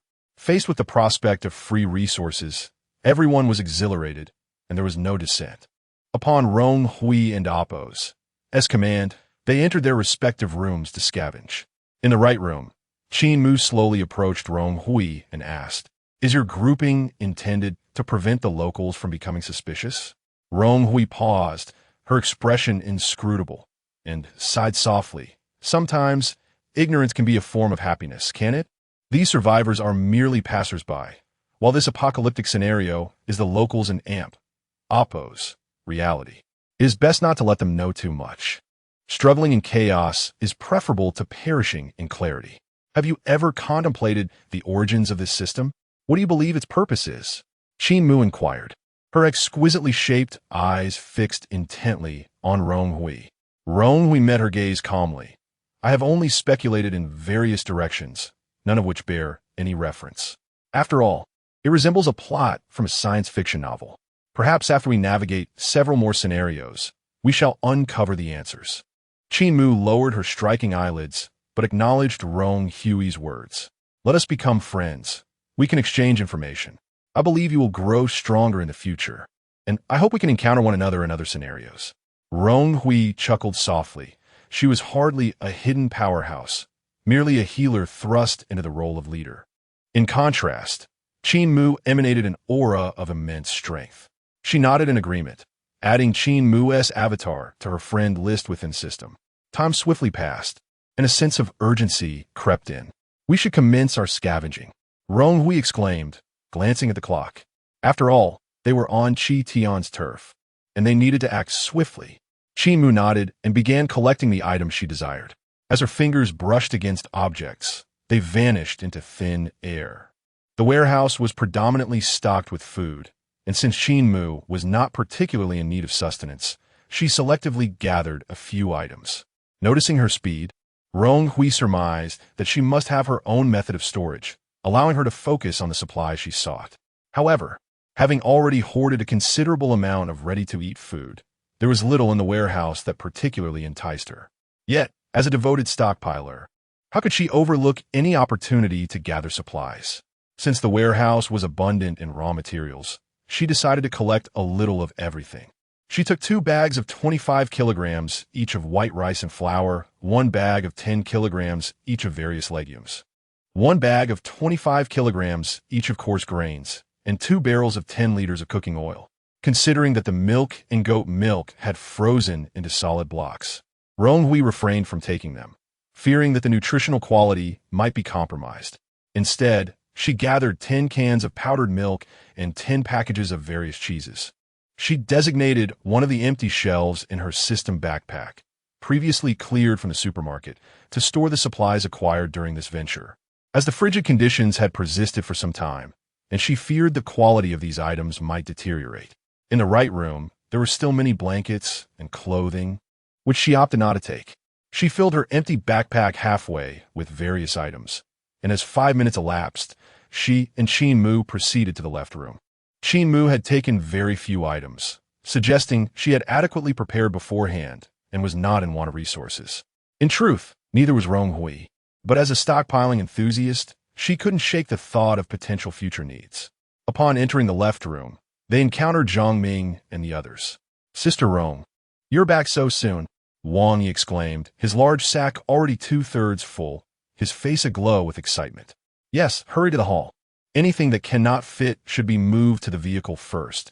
We could devise a plan upon our return," Rong Hui replied, nodding to them. If all went smoothly, they might even manage to acquire a vehicle to transport more supplies back to the shelter. The left room was filled with fresh eggs, which Rong Hui did not take. She gathered 10 bags of dehydrated vegetables and dried fruits, each weighing 10 kilograms, leaving some behind due to their limited quantity. In various apocalyptic environments, fruits and vegetables were rare. These were precious resources that could be brought to the surface. She selected various types of compressed biscuits, canned goods, and candies that she had not previously stockpiled, while also collecting ample seasonings, as she had just acquired numerous raw materials, making seasonings crucial. She gathered 5 of each: salt, MSG, chili powder, Sichuan pepper powder, cumin powder, curry powder, sesame seeds, and a blend of 13 spices. Due to the low temperatures, many liquid seasoning bottles had frozen and shattered, rendering them unusable, but she managed to collect 2 boxes of soy sauce paste. Chapter 53. The Frigid End of Days. 48.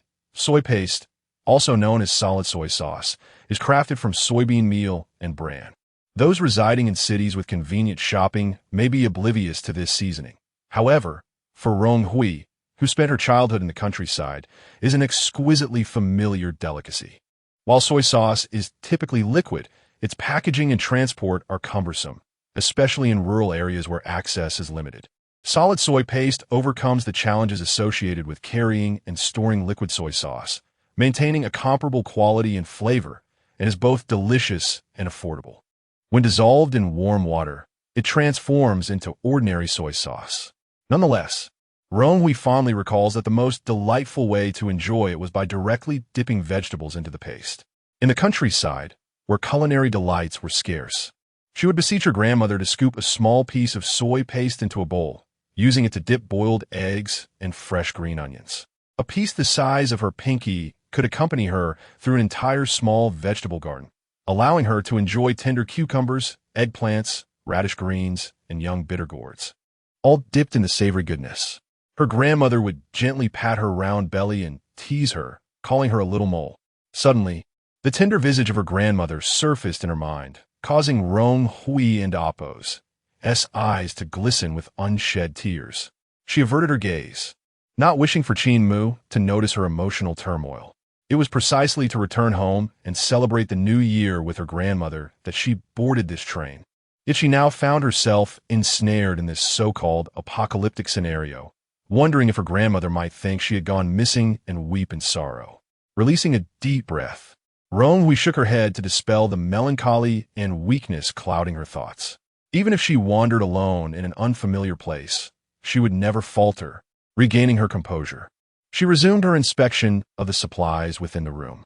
The variety was largely similar to that in the adjacent chamber, with the most significant finds being fresh fruits, vegetables, and seasonings. She refrained from taking more, opting instead to return to the central hall with Qin Mu. In the hall, they encountered Wu Sun and his companions. He Chong wore a nonchalant expression, while Chun Lei appeared distressed, glaring at Wu's senator after considerable effort. They had discovered a crate of Erguo-Tu liquor hidden amongst a pile of clothes, likely stashed away by the warehouse keeper. Wu Sun swiftly claimed the entire crate for himself, ignoring Chun Lei's protests about sharing. You should blame your own slowness. It's merely a crate of Erguo-Tu. Is it really worth your incessant complaints? Wu Sun dismissed Chun Lei, who continued to grumble as they entered the adjacent room, neglecting the presence of Rong Hui and Qin Mu. Rong Hui shrugged off the trivial dispute, allowing them to resolve it themselves. As the scavenging came to a close, the hall's contents had been significantly diminished, with others having taken their share. Most remaining items were clothing, blankets, rice, flour, and a heap of had-ass ice cream that no one seemed inclined to touch in the frigid weather. Intrigued, Rong Hui felt a twinge of embarrassment. She had never tasted had-ass ice cream despite having salivated over its advertisements as a child, knowing her grandmother could not afford such luxuries. Now that she had the means, her enthusiasm had waned, replaced by more delectable alternatives. However, her passion for the ice cream was reignited. Why not seize the opportunity? Vanilla, strawberry, rum, chocolate. She would take them all. In a flurry, she collected an assortment of ice cream, drawing several curious glances from Qin Mu. After days of heavy snowfall, Qin Mu regarded the ice cream with trepidation, while Rong Hui beamed with joy, relishing her peculiar delight. The hall's beams still bore remnants of meat, with approximately 2/3 already taken.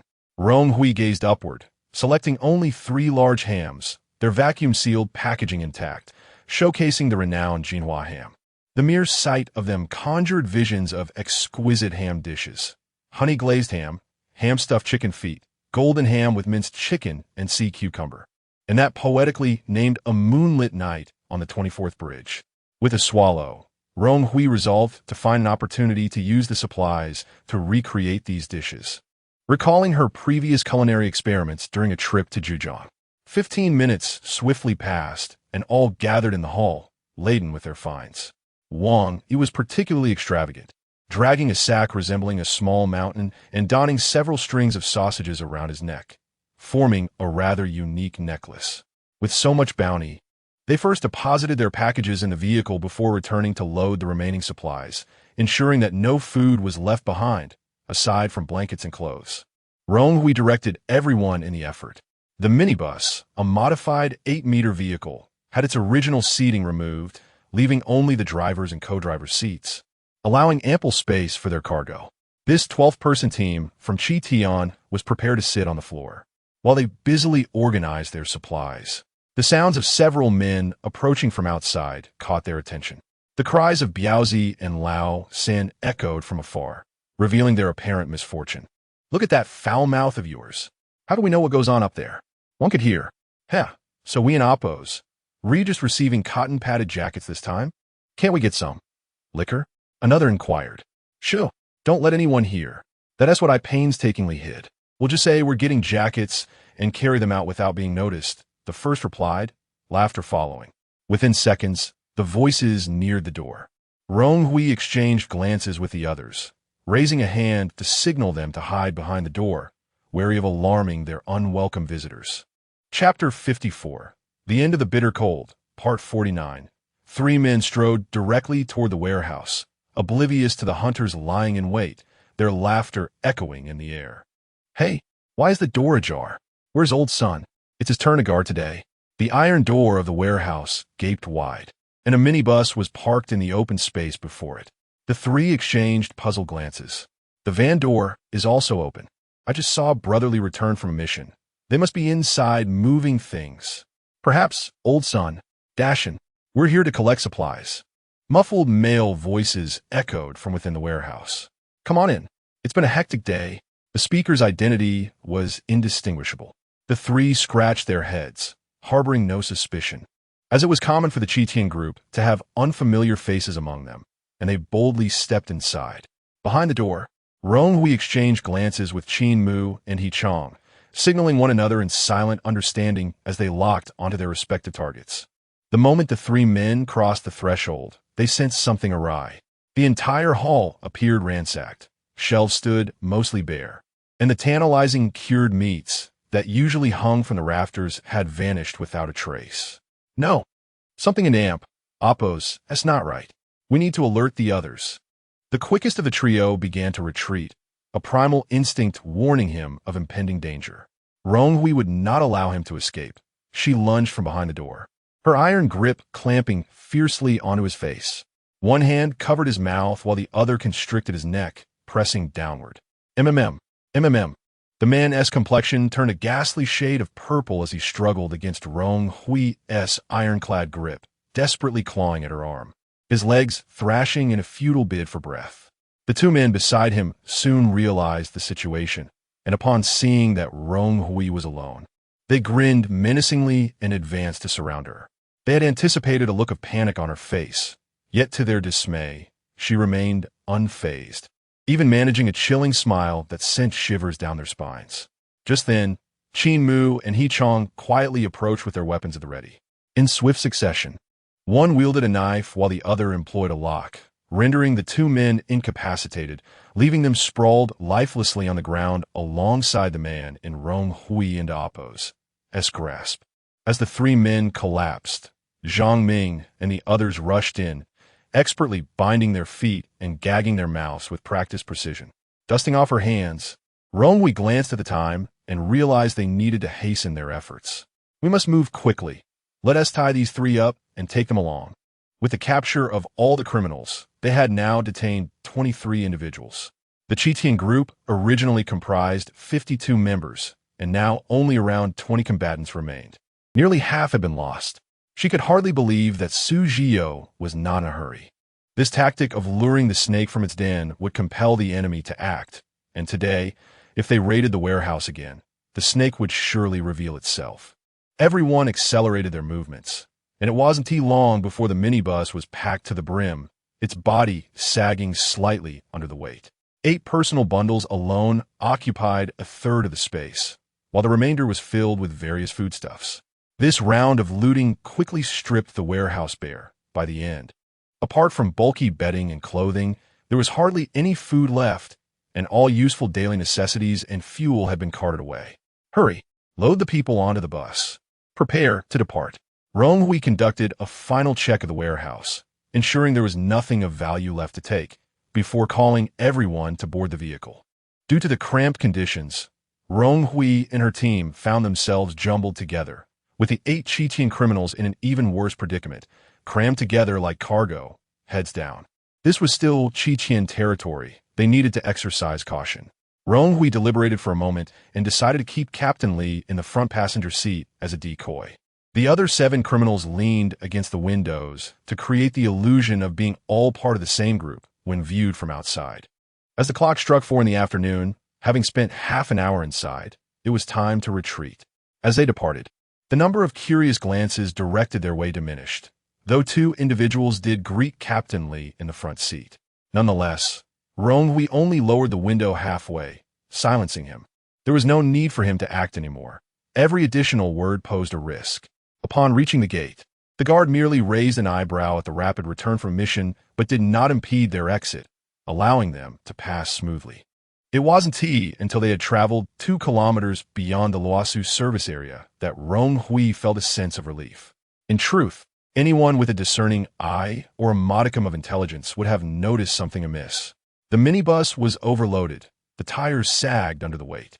If a vigilant individual were to stop the vehicle for inspection, the ruse would surely unravel, leading to a fierce confrontation. Unbeknownst to Rong Hui, Zhong Zhixin and Su Jiao were preoccupied with interrogating Biaozi and Lao San, the echoes of their anguished cries reverberating through the air. Instilling fear in the hearts of those below, leaving them no inclination to remain vigilant. This was a rare moment of vulnerability for Qi. Snowflakes continued to flutter down, and the sky retained the remnants of the sun and oppose, glow. Taking advantage of the fading light, the minibus made its way back to the courtyard. Rong Hui unceremoniously tossed the newly bound captives into a room, their mouths tightly gagged, before retrieving the military-grade walkie-talkie that Zhang Liwen had previously provided, eager to test if she could establish contact. With Qi cornered to such an extent, it was evident that as long as Su Zhiyou remained a man, he would not be able to resist seeking revenge. It was time to close the net. Their final confrontation with Qi should occur no later than tomorrow. The walkie-talkie felt icy to the touch, made of a material that was neither iron nor plastic, and weighed heavily in her hand. Zhang Liwen had given her a military-grade device capable of communication over distances of up to 30 kilometers. Following his earlier instructions, Rong Hui sent out a signal, and it wasn't long before she received a response. Rong Hui reported her current coordinates and the progress of their mission to Zhang Liwen, indicating that they were in the final stages and required official support. Capturing Su Zhiyou would undoubtedly necessitate more than just their 8-person team. He was cunning and surely had means of escape. What? The mission is nearly complete? In just one day, Zhang Liwen was taken aback by the rapid pace at which Rong Hui and her team operated. They had only parted ways the previous evening, and now she was indicating that they could prepare to wrap things up, which seemed almost laughable. However, they had not yet succeeded. They had merely captured nearly half of Qi criminals. The ultimate apprehension of Su Zhiyou would still require official assistance. Can the military arrive tonight? The sooner, the better, as Qi will likely retaliate by tomorrow. Rong Hui's voice remained calm. They were still one crucial step away from mission success, but the weather was extremely harsh, with temperatures plummeting to minus 60 degrees, making nighttime operations challenging for the troops. Zhang Liwen assured her that this would not pose a problem. They had completed their search of the clothing factory and oppose supplies and would establish camp 1 kilometer away from the coordinates she provided. However, he cautioned that Su Zhiyou was both cunning and fearful, possessing an acute sensitivity to official presence, so they needed to exercise caution regarding their identities. Understood. Please stay safe. Rong Hui was unconcerned that Su Zhiyou might deduce their identities. His available manpower was dwindling, and with the warehouse compromised, he would have to confront them directly if he wished to maintain his comfortable lifestyle. She believed that his current fury was sufficient to cloud his judgment. 30 kilometers away at the clothing factory, Zhang Liwen's expression turned grave. It seemed he had underestimated the girl and oppose capabilities. The official and oppose dealings with Su Zhiyou, the old fox, had not been a matter of a day or two, had it not been for the desire to mitigate the adverse influence of Qi. They would not have resorted to using uninformed outsiders to attempt to accomplish the task. Unexpectedly, Rong Hui and her team had indeed provided him with a significant surprise. Relay my orders. Prepare for immediate departure. We will relocate our base tonight. The moment Zhang Liwen and oppose words fell, the well-trained soldiers sprang into action. Chapter 55, The Bitter Cold Apocalypse, Part 50, Luosu Service Area. A tall, lanky man, clutching a list of supplies, shivered in his padded coat as he made his way to the warehouse. Tonight he was to collect rice, salt, and dried vegetables. Sigh, why must meat be a rare indulgence, only once a week? How I long for meat, slurp, each time he collected supplies. He drooled at the meat hanging from the beams, but alas, the guards were far too vigilant, leaving him with no chance to snag even a morsel. After circumventing 2 large mounds of snow, the warehouse, with its wide-open doors, lay exposed before him, the interior cloaked in darkness, the iron door creaking ominously in the wind. Normally, at least 4 guards would be stationed outside, but sensing something amiss, the man cautiously tiptoed closer. Hello, is anyone there? I've come to collect supplies. Silence enveloped him, save for the howling northern winds. Drawing a wooden club from behind his waist, he steeled himself and ventured into the warehouse. The last rays of the setting sun illuminated the barren beams above. With a thud, the club slipped from his grasp, his mouth agape in disbelief. The meat. It was gone. Glancing around, he saw the shelves stripped bare, resembling gaping maws of monstrous creatures. Panic surged through him as he bolted for the exit, shouting, "Is anyone there? The warehouse has been robbed. Someone please." White papers danced wildly in the wind, fluttering to the ground. "What?" Su Jiao slammed his fist on the table, rising to his feet. "What has happened to the warehouse?" The man below shrank back in fear, stammering, "Brother, I went to collect the dinner supplies, and from a distance, I noticed the warehouse door ajar and unguarded. Upon entering, I found the shelves empty. With only a few blankets and clothes left, all other supplies are gone." Crash! The vase on Su Jiao's table met its demise against the wall behind the man. Shards scattering in all directions, cutting the man's ears and face. He collapsed in terror, pleading, "Be brother, spare me." Zhang Jixin entered, his expression grave. He had just conducted a swift patrol of the territory and discovered the warehouse entirely emptied, with no food left behind, though the two smaller storerooms remained untouched. Su Jiao's fury ignited, his eyes bulging as if to annihilate Zhang Jixin with his gaze. "So this is your idea of a calm response? What nonsense! In just an hour, the warehouse was ransacked. Am I to lose my life next?" His finger jabbed forcefully at Zhang Jixin's forehead, causing him to stagger backward. Zhang Jixin kept his head bowed, lips pressed tight, his face dark as storm clouds, oblivious to the murderous intent brewing in Su Jiao's mind. "Brother, I saw Li Ao driving a minibus back and forth twice today. Could it be his doing?" The man on the ground timidly interjected, revealing his suspicions. He had some acquaintance with Li Ao and had seen him pass by in the afternoon, wanted to greet him, but Li Ao had ignored him, perhaps thinking himself too important now that he had become captain. Yet now, it seemed he might harbor darker intentions, potentially behind the warehouse heist. "Liao, isn't he out on a mission with 2 squads? When did he return?" Su Jiao seized the man by his collar, demanding answers. The man flinched, shielding his head. "It was around 3 or 4 this afternoon when he returned, only to leave shortly after, claiming he was off to continue his mission." Su Jiao flung him aside, exclaiming, "Damn it! Li Ao dares to betray me." Very well. He pondered why the guards had remained silent while the warehouse was breached. It was clear now that it was an inside job. Narrowing his eyes, a sinister smile crept upon his face. "Xiao Zhong, gather all the brothers. These reckless fools will pay for their treachery." "Yes, brother." Zhong Jixi nodded, head bowed. 5 kilometers away, in a village. As dusk fell, the group rekindled the extinguished bonfire, the wood crackling and popping as the orange flames danced upon the charcoal, creating a rare atmosphere of relaxation. "Sister Rong, are we just waiting for Director Zhang to come and escort us?" Wang Yi excitedly poked the campfire with a stick. Rong Hui nodded, "Yes. We have captured nearly half of the Qitian people. They lack the courage to attack us tonight. Moreover, with their warehouse lost, it's uncertain if their men can even have a proper meal, let alone take any risks." Rong Hui accurately surmised the situation. Su Jiao was currently in a frenzy over the food predicament of his men. While the women and children might endure hunger, the remaining 29 brothers certainly required sustenance. The robbery of the large warehouse had left them all starving. They intended to seek revenge at dawn, but with the biting cold and empty stomachs, their chances of success dwindled. The only solution was to distribute the supplies from the smaller storerooms among them.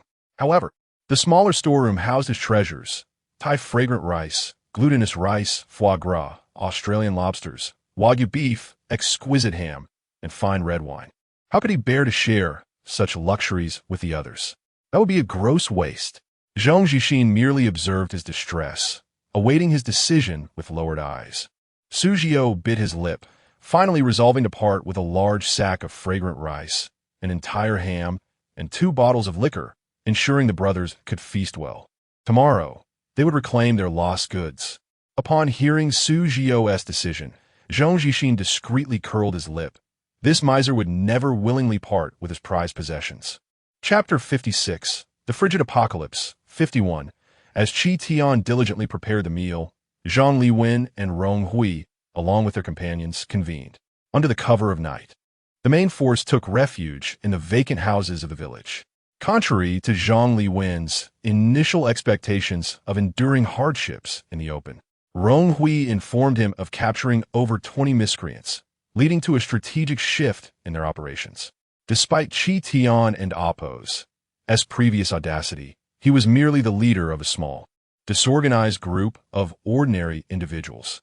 With a significant loss of manpower and an attack on their warehouse, Su Jiao was undoubtedly in a precarious position, likely consolidating his remaining resources to safeguard the dwindling supplies.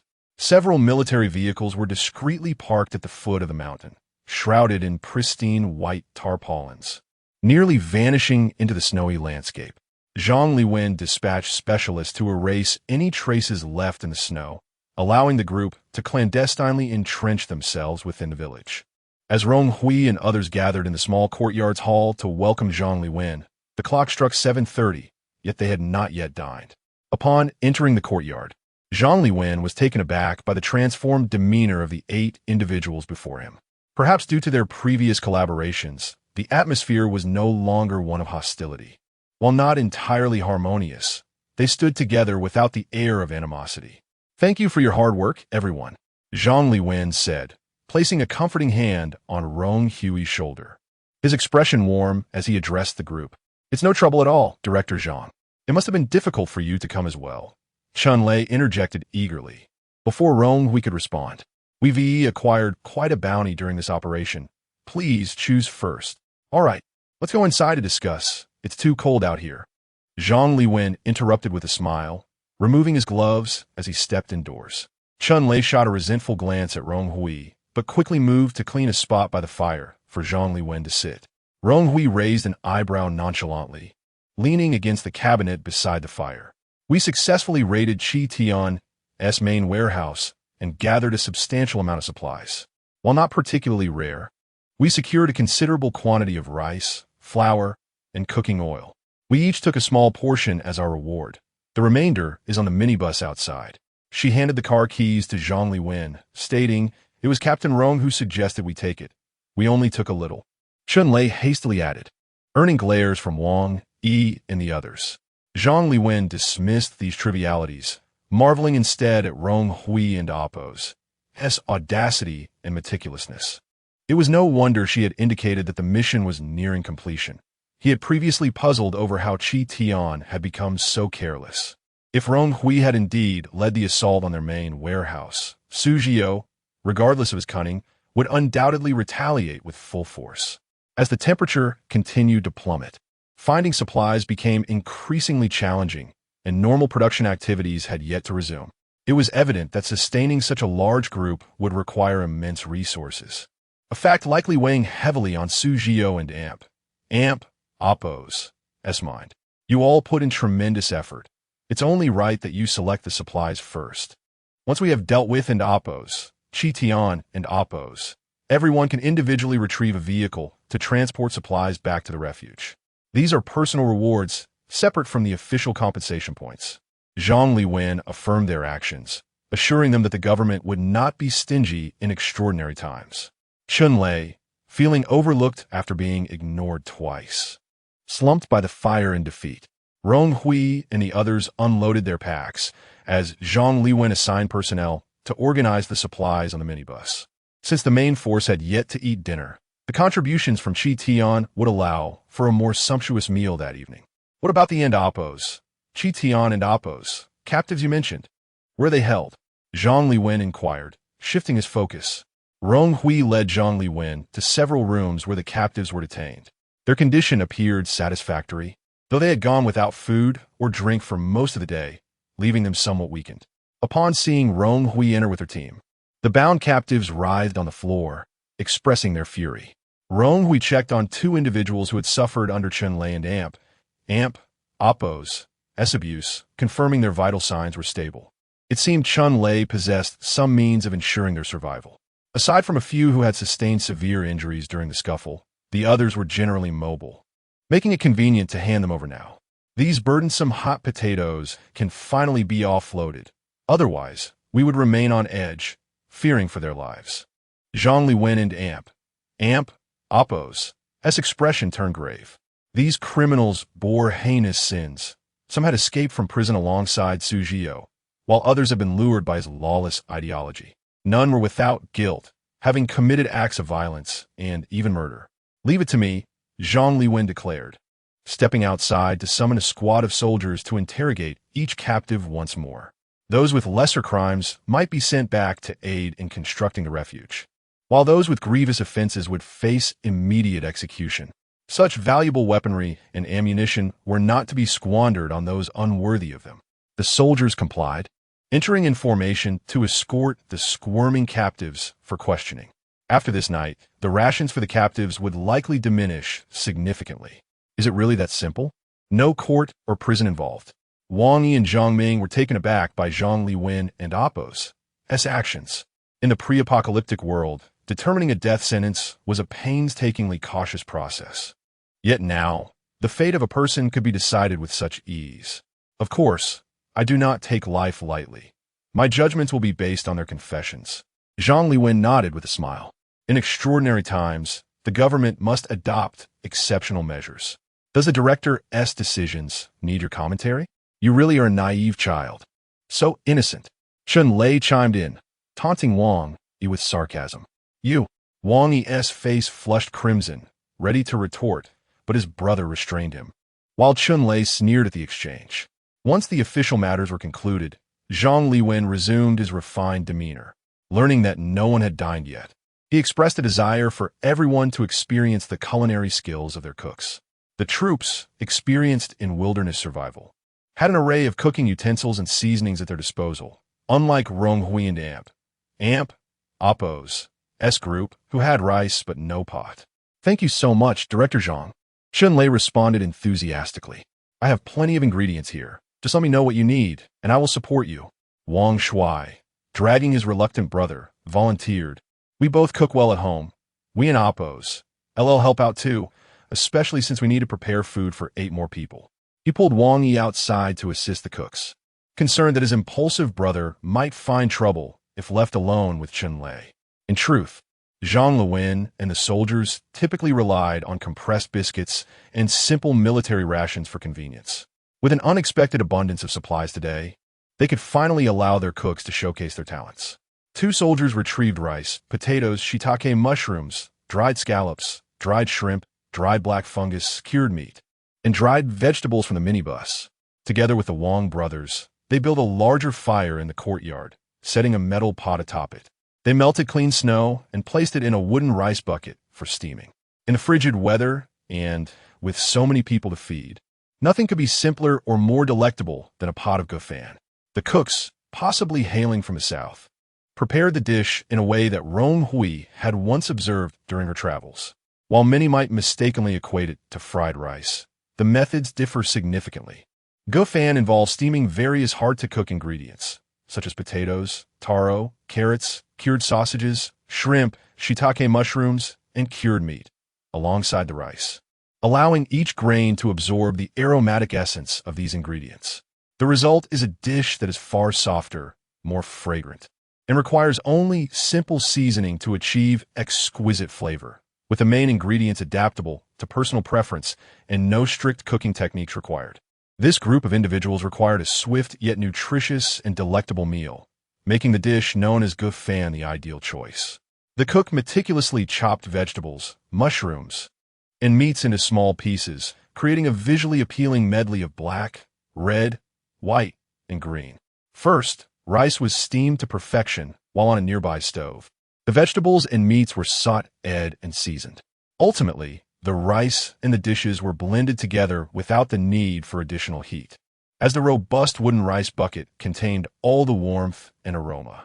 When the cook brought the rice into the room, the fragrant aroma wafted throughout, rendering everyone salivating. "Wow, it smells divine. Your culinary skills are exceptional." Even He Chong, who had been lingering off to the side, was drawn in by the alluring scent. Staring intently at the wooden bucket, Zhang Liwen smiled modestly, acknowledging the truth that one must always have a hearty meal. "Come, everyone, let us feast." The tantalizing aroma naturally drew everyone to the wooden bucket, leaving no room for petty squabbles. All they desired was to savor a bowl of gofan. Rong Hui stepped forward to serve herself a generous bowl, Each grain of rice gleamed with a hint of sauce, and with a single scoop, the scattered shrimp. Diced cured meat and tender potato pieces revealed themselves, offering a soft texture and rich flavor that seemed to dispel the cold.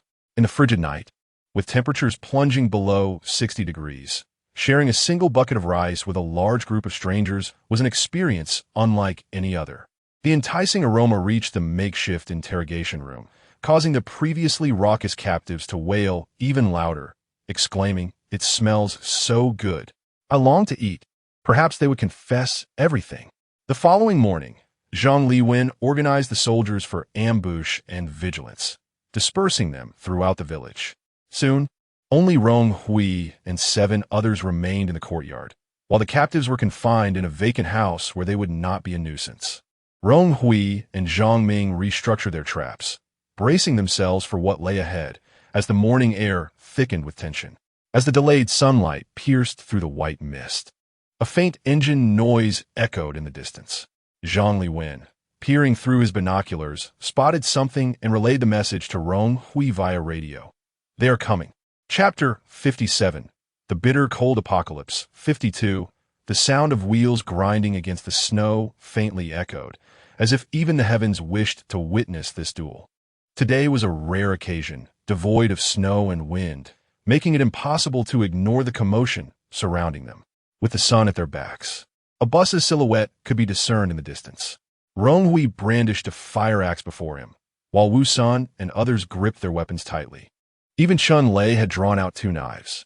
Rong Hui adhered to the previous tactical arrangement, dispersing his companions to the front and backyards, fully aware that today would inevitably mark the decisive battle. The iron gate of the small courtyard stood resolutely closed, awaiting the unknown visitors. At the village entrance, Chi Tian and Apos, S-men maneuver a bus, swaying as it entered the village. Seated in the passenger seat, Zhongji Xn wore a grim expression. He knew Su Jiyu, that old turtle, would shy away from any risk. Just last night, he had spoken passionately about leading his brothers to exact vengeance. Yet here he was, hiding with 4 subordinates early in the morning under the pretense of holding the fort, truly afraid of sustaining even a scratch. Previously, he had evaded even the official siege. Zhongji Xn thought bitterly, feigning brotherhood in daily interactions. Yet when the time came to charge into battle, he was utterly unyielding. Perhaps this was an opportunity to eliminate Su Jiyu once and for all. A glint of determination flickered in Zhongji Xin and Apos' eyes. Suddenly, the walkie-talkie crackled with static, pulling Zhongji Xin back to reality. Pressing the button, he heard Su Jiyu's insincere voice feigning concern. "Little Zhong, make sure to stay safe. If anything happens, contact me immediately. I'll come to assist you. You must understand, we brothers cannot both make a move at the same time. As they say, the wealthy heir does not sit beneath the eaves." Zhongji Xin felt a pulse throb at his temple. Closing his eyes, he took a deep breath before replying with a tone of feigned respect. "Of course, big brother, your safety is of utmost importance. Rest assured, today I shall bring you good news." With Su Jiyu having left 4 subordinates by his side, only 24 of Chi Tian's men remained on the bus, leaving half the seats unoccupied. Zhongji Xin furrowed his brow deeply. If those who had vanished had indeed defected, they would be outnumbered. Victory in this battle seemed doubtful. He placed the suitcase from beside his feet onto his lap, unclasping it to reveal a beautifully crafted repeating crossbow. Compact and exquisite, fitting snugly within the palms of an adult man. Alongside lay over 20 arrows glinting with a metallic sheen, though only the length of a forearm. The wickedly sharp tips exuded a menacing aura, indicating these were not mere toys, but lethal instruments capable of inflicting harm. Although Su Jiyu was timid, he had uttered a truth. One in Apos' life is more precious than anything else. Zhongji Xin resolved to execute long-range attacks himself, leaving the perilous close combat to his subordinates. As the bus slowly approached the small courtyard, nearly 100 meters away, Zhong ordered his men to disembark and proceed on foot. Donning a sturdy helmet, he advanced cautiously, flanked by his subordinates. The small courtyard was eerily quiet, the gate firmly shut, and the snow-covered ground bore no clear signs of vehicle tracks or footprints. Zhong Zhixin sensed something amiss. If more than 20 individuals had indeed defected, it was inconceivable that this three-story building would lack any signs of activity, unless an ambush awaited them. Surveying the surrounding structures with narrowed eyes, he remained on high alert. You two, go patrol the village thoroughly. Be on the lookout for any unusual footprints or tire tracks, and report back to me. Yes, second brother. The two men acknowledged, exchanging glances, secretly pleased. They were terrified of the imminent confrontation and relished the opportunity to delay by leisurely inspecting the area. Everyone spread out and encircle the courtyard. Await my command to attack. Today, we leave no survivors. Zhong Zhixin calmly orchestrated the plan, noticing a two-story building adjacent to the courtyard. Although still a distance away, his binoculars would suffice to observe the situation within. Cautiously shielding himself behind a hard surface, he pried open the door lock with his men as assistants and ascended to the second floor. Gazing through the binoculars, he was utterly astonished to find only a handful of individuals in the courtyard, two guarding the front and back, while four others appeared to be moving about in the main hall. Where had the 20 or so missing members of Qi Tian gone? Could these few truly contend against half of Qi Tian's forces and successfully raid the warehouse? Zhong Zhixin's confusion deepened. However, the arrow was knocked and must be released. He needed to see how these few could evade their grasp. Attack! With his command, his men scaled walls and barged through doors, each showcasing their unique skills amidst the cacophony of shouting and violence. Within the courtyard, Rong Hui and Apos' expression was grave. He had just received word from Zhang Liwen, who had carefully identified Qi Tian and Amp. Apos' thugs, recognizing only the second in command, Zhong Zhixin, yet Su Ji Yu remained conspicuously absent, and the numbers did not align. He instructed Rong Hui to hold the line while he dispatched someone to search the bus. If Su Ji Yu had not arrived, their mission would remain incomplete, and this meticulously arranged battle would lack a vital protagonist. Yet there was no time for hesitation. A low command to attack rang out, and Qi Tian's men surged forth in a frenzy. Prepare yourselves. This time, casualties are of no concern. Rong Hui and Amp, Apos' heart raced, adrenaline coursing through her, rendering her oblivious to the biting cold. Even the axe in Apos' handle felt damp. Everyone heightened their vigilance as the Wang brothers stood on the front lines, spotting dozens of heads emerging. This time, Qi Tian had deployed over 20 men of far larger scale than before. They were fortunate not to have been forewarned of the courtyard's traps, or else their approach would have been far more cautious. Wait, beware of traps. There are traps beneath the walls. Zhong Zhixin, having discovered the mechanism, shouted urgently. What the hell? What's going on? It hurts. Where did I fall? My head hurts. Blood. I and Amp. Apos am bleeding. Unfortunately, he realized too late, as the first wave of men scaling the wall plummeted like dumplings into a 2-meter-deep pit. Shards of glass and nails greeting them. Some suffered grievous injuries, while others bled profusely from head wounds. The Wang brothers rushed forward, their weapons shifting from clubs to long knives, delivering swift strikes. Blood gushed forth, painting the snow crimson within moments. Oof. Wang Yi, frenzied, flicked the blood from his blade, droplets splattering against the wall. He cared not whether these men lived or died. The thrill of the kill was all that mattered. As he stood, awaiting the next unfortunate soul, a swift whistling sound cut through the air. Watch out, Wang exclaimed, startled, as he turned to see his brother Wang Shui lunging toward him. Wang Shui reacted with lightning speed, catching a glimpse of an arrow hurtling toward his brother. His body instinctively moved, but alas, an arrow barely grazed Wang and Amp. Apos' head embedding itself deeply into the unprepared Wang Shui's arm. Chapter 58. The Bitter Cold Apocalypse. 53. Brother. Wang Yi's eyes widened in horror as he was thrown to the ground by his elder brother. The obsidian arrowhead was embedded deep in Wang Shui and Apos' upper arm, and blood gushed forth like a fountain.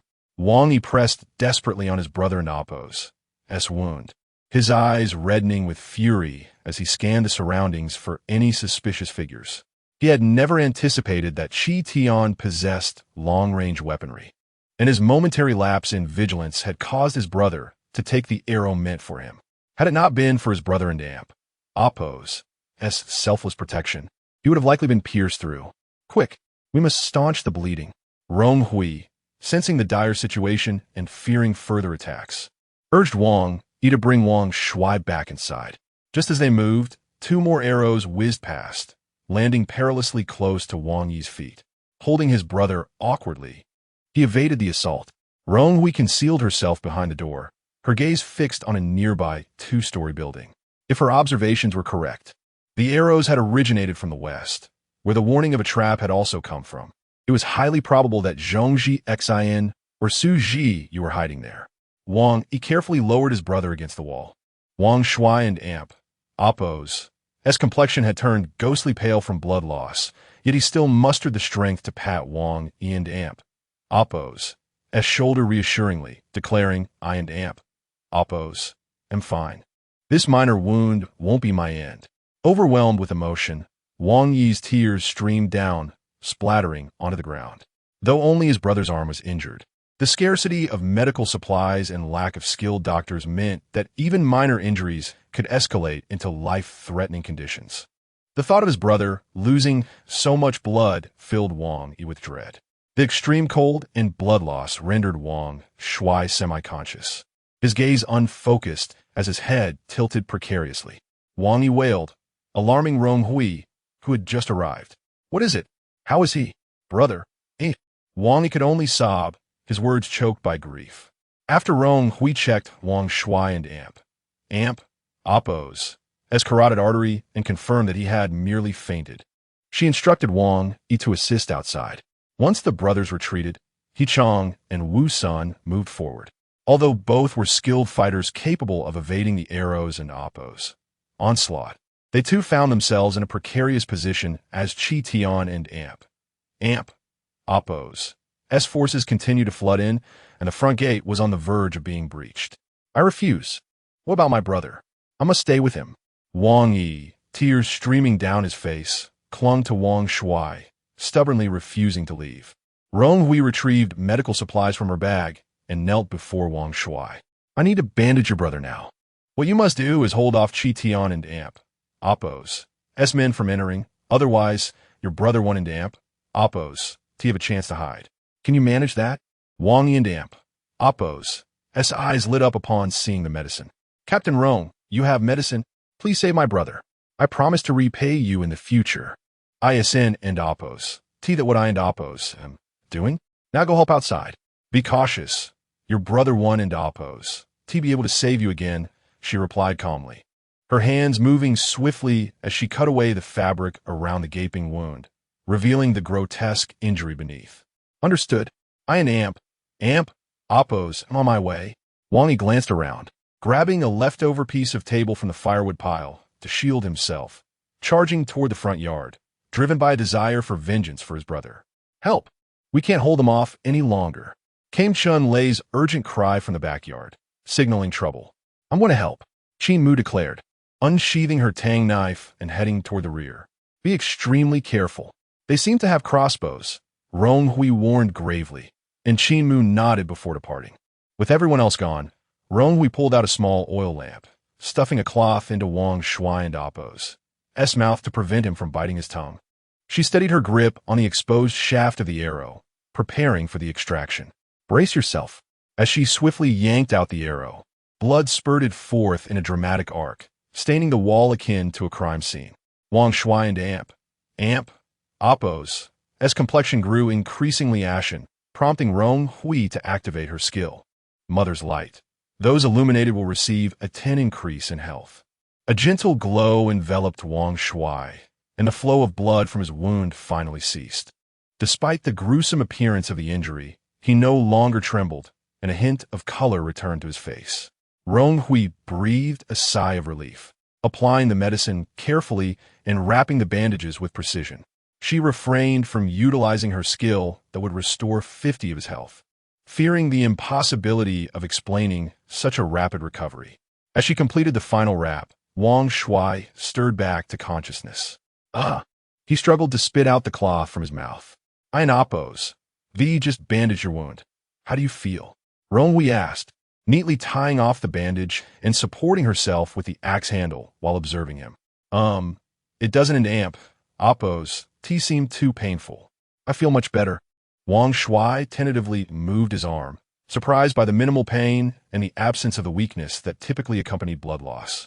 Oh, I administered anesthetic. That might be why. The arrowhead has barbs, and it required pulling out a piece of flesh to extract it. Rong Hui examined the removed arrow, impressed by the lethality of such weaponry in Chi Tian and Amp, Oppos, as possession. As she caressed the arrow, an idea formed in her mind. She wanted that crossbow. It was inconspicuous yet deadly, perfectly suited for her. Captain Rong, I can and Oppos. Thank you enough for saving my life. Rong Hui expressed sincerely. He had not anticipated such generosity in using precious anesthetics and medicine on him. If you ever require my assistance, please do not hesitate to ask. You two are indeed brothers. Your words are remarkably similar, Rong Hui remarked with a slight smile, a charming dimple appearing on her fair cheek. Rong Hui found himself momentarily entranced, then quickly averted his gaze to the ground. We truly mean it. Thank you. Rong Hui stood, resting the axe on her shoulder. We can discuss gratitude later. First, we must survive this battle. Outside, 5 or 6 men had breached the traps and were engaged in combat with Wu Sun and the others. Arrows continued to flash dangerously, making it difficult to defend against the relentless assault. Rong Hui tossed a walkie-talkie to Rong Hui. You need to rest for a moment and report to Director Zhang about the current situation. There are enemies on the 2nd floor to the west, suspected to be Zhong Xin or Su Jiyu. Relay any instructions from Director Zhang to me. With that, she brandished her axe and re-entered the fray. Understood. Stay safe. Rong Hui replied solemnly, watching Rong Hui and Oppos' slender figure as she wielded an axe that seemed incongruous with her appearance. He felt a deep concern for the capable and composed Captain Rong. Chapter 59. The Frigid Apocalypse. 54. Director Zhang. This is Rong Hui. And Oppos, Chi Tian and Oppos, has deployed crossbows from the west side of the courtyard, and I have sustained an injury to my arm. Captain Rong is concerned that Su Jiu and Zhong Xingxin may be hiding over there, and he has instructed me to report to you. Rong Hui's articulate and calm voice resonated through the radio, reaching Zhang Liwen's ears. In a secluded tiled house within the village, Zhang Liwen furrowed his brow. With only 8 members in Rong Hui and Amp, Oppos' team and Rong Hui now incapacitated, the absence of Su Jiu was indeed troubling. Report. We have captured 2 and Oppos, Chi Tian and Oppos, thugs who have been lurking in the village. A soldier presented 2 men, the very individuals Zhong Xingxin had dispatched for reconnaissance. You are soldiers. Don't take me. I know nothing. The 2 men turned pale at the sight of so many in military uniforms. Zhang Liwen narrowed his eyes. These 2 might possess valuable information. With a commanding gesture, he ordered, interrogate them. In the urgent combat situation within the courtyard, Qin Mu was holding her ground in the back, allowing Rong Hui to focus on the fight. With her swift and dazzling movements, Tang Dao and Chun Lei could only assist her, as she operated without restrictions, enabling her to unleash her full potential. The situation in the front courtyard was even more dire. Although Wu Sun and Oppos' formidable strength allowed him to overpower adversaries with ease, his robust physique rendered him an easier target for crossbow bolts. He deftly dodged the incoming arrows, narrowly evading injury. At that moment, He Chang's agile movements proved invaluable. As arrows flew towards him, he nimbly evaded them. Sensing the futility of their ranged attacks, the enemy focused their efforts on Wu Sun and Wang Yi, leaving the 2 overwhelmed. Captain, head to the eastern wall. He Chang caught sight of Rong Hui and, with a swift motion, severed an assailant's arm with his blade. Shouting loudly, as Wu Sun and Wang Yi struggled to avoid the arrows, 2 enemies emerged from a pit, climbing over their fallen comrades, brandishing machetes and charging forward. Without hesitation, Rong Hui advanced, swinging her axe with precision, blood erupting from the chests of the 2 attackers. The warm, Viscous spray splattered onto her face, eliciting an instinctive discomfort, yet simultaneously igniting a surge of adrenaline. Rong Hui dispatched the two fallen foes with additional strikes, her eyes gleaming as she fixated on those still attempting to climb the wall. The bloodied visage she presented resembled a demon, causing one man, on the verge of scaling the wall, to falter and retreat in terror. "Hey, what are you doing, Gongzi? You can oppose to even scale this low wall. There's a murderer in there. I'm going to help at the front entrance." The man dared not approach the eastern wall again and squeezed out to join the others at the main gate. Suddenly, a whistling sound sliced through the air from behind. Rong Hui executed a forward roll, narrowly avoiding the danger. Upon looking up, she spotted a gray crossbow protruding from a second-floor window, accompanied by a shadowy figure, though the identity remained obscured. "Charge! Brothers, break down the door." After several failed attempts to breach the door, the attackers lost patience and decided to force it open. Earlier that morning, Rong Hui had instructed Zhang Ming to weld the iron gate shut, sealing the lock. Bang! Bang! Bang! The iron gate began to warp under the relentless assault, threatening to collapse. Rong Hui dashed back to the hall, retrieving the radio from Wang Shui. "Director Zhang, we may not withstand much longer in the courtyard. Have you located Su Zhiyo?" Zhang Liwen's somber voice replied. "The cunning rabbit has 3 burrows. Su Zhiyo has not shown up. We interrogated the 2 Qi Tian men, and Su Zhiyo only sent Zhong Xingxin while he himself has withdrawn with a few subordinates. Not here." Rong Hui bit her lip tightly. It was Zhong Xingxin who was ambushing them from above. "Understood. Await my signal." Rong Hui switched off the radio. Time was of the essence, and Zhong Xingxin could not be allowed to escape today. With a resounding crash, the iron gate shattered, and the remaining and amp, oppos, Qi Tian and amp, oppos, members surged in. Despite having dispatched several adversaries, their numerical superiority was overwhelming, and now only 7 of them remained capable of fighting. Rong Hui, Wu San, and He Chong quickly regrouped. Wu San's imposing figure intimidated the incoming assailants, who hesitated to approach. They retreated, colliding with Qin Mu and the others at the hall entrance. Realizing the attackers had converged on the main door, while the rear courtyard was devoid of enemies. "Captain Rong, what shall we do now? Should we contact Zhang?" Chun Lei could no longer restrain his curiosity, bewildered at Rong Hui's composure, wishing he could seek help over the radio. Silence. Rong Hui's expression hardened. The Qi Tian members encircled them, wary of their lethal capabilities, cautiously tightening their perimeter. "I know why you are here.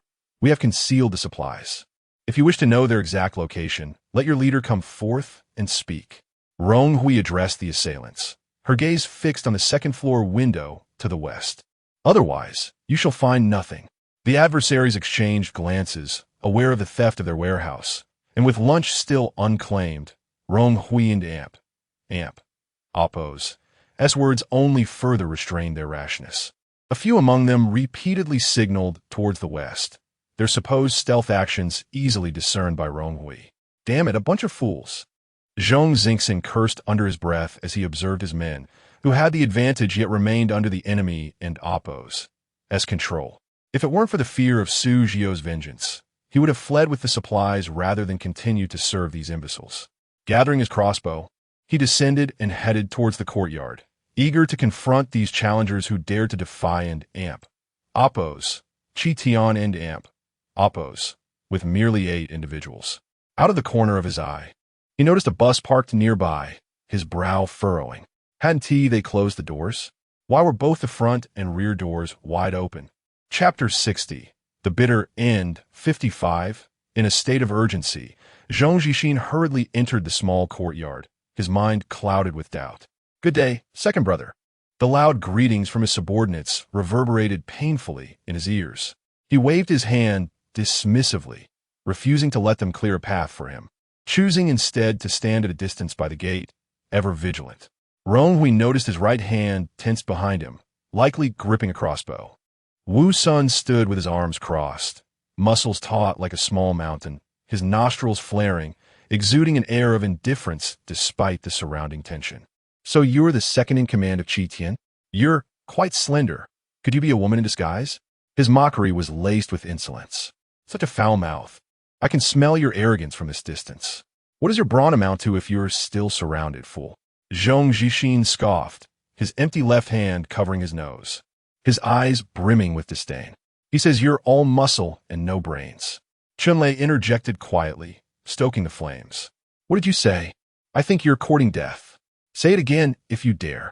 Wu Sun rolled up his sleeves, preparing to charge forward, startling the encircled members of Qitian, who retreated a step in unison, intimidated by Wu Sun's imposing stature. Don't be rash. Rong Hui and He Chong each grabbed Wu Sun, attempting to restrain him. He is trying to provoke you. Humph. Wu Sun struggled briefly, shaking off their hands. Rong Hui stepped forward, his voice booming with authority. Our leader has no interest in conversing with lowly scum like you. Bring out the leader of Qitian to speak with us. Zhong Zhixin observed the girl before him. Clad in a thick azure coat and a plush hat, her cheeks slightly flushed from the biting wind, streaks of blood marking her face. Her eyes sparkled like stars, and she wielded a large orange axe, stained with blood. Initially, he had assumed she was merely a pawn in this small gang, intended for ambushes. But her prowess in battle had left him astonished. The heavy axe was a challenge for even the most robust of men, yet she wielded it with remarkable ease, showing no hesitation as blood splattered onto her face. Moreover, glancing at the expressions of those around her, there was a subtle indication that she led this group, piquing Zhong Zhixin's curiosity as he adjusted his glasses. You few are hardly worth our leader and Oppos. Time. Soon enough, you shall meet him, he thought, wishing Su Jiao would make an appearance, yet knowing the old man was overly cautious, delegating risks to his subordinates. Wu Sun, panting heavily with barely contained rage, spat. Enough with the idle chatter. Let me show you what true strength looks like. Before he finished his sentence, a cleaver flew from his hand, aimed directly at Zhong Zhixin's face. Second in command, watch out. Wu Sun's immense strength sent the cleaver hurtling through the air, slicing the atmosphere with a whoosh. Anticipating the attack, Zhong Zhixin raised a sturdy board he had kept by his side, crouching behind it. The cleaver struck with a resounding thud, embedding itself deeply into the wood. Had he not been prepared, the blow could have been fatal. Brothers, charge! Someone from Qitian shouted, and a wave of bodies surged forward. Rong Hui and the others executed their tactics, forming a tight circle, backs pressed together, struggling to hold their ground. He Chong wielded a chain with remarkable skill, swinging it with force, causing several assailants to topple like harvested wheat. Chunlei, overwhelmed, sought refuge behind He Chong, crying out in panic. Qin Mu's broadsword danced through the air as elegantly as autumn leaves, yet with lethal intent, ready to claim lives with each descending arc. Rong Hui showed no mercy, targeting the lower limbs of their foes as he swung his axe with brutal precision, blood splattering everywhere, sending shrieks of terror echoing through the air, deterring anyone from approaching his side. Zhong Zhixin peeked over the board to assess the unfolding chaos, finally grasping why merely these 8 individuals could force Qitian into retreat.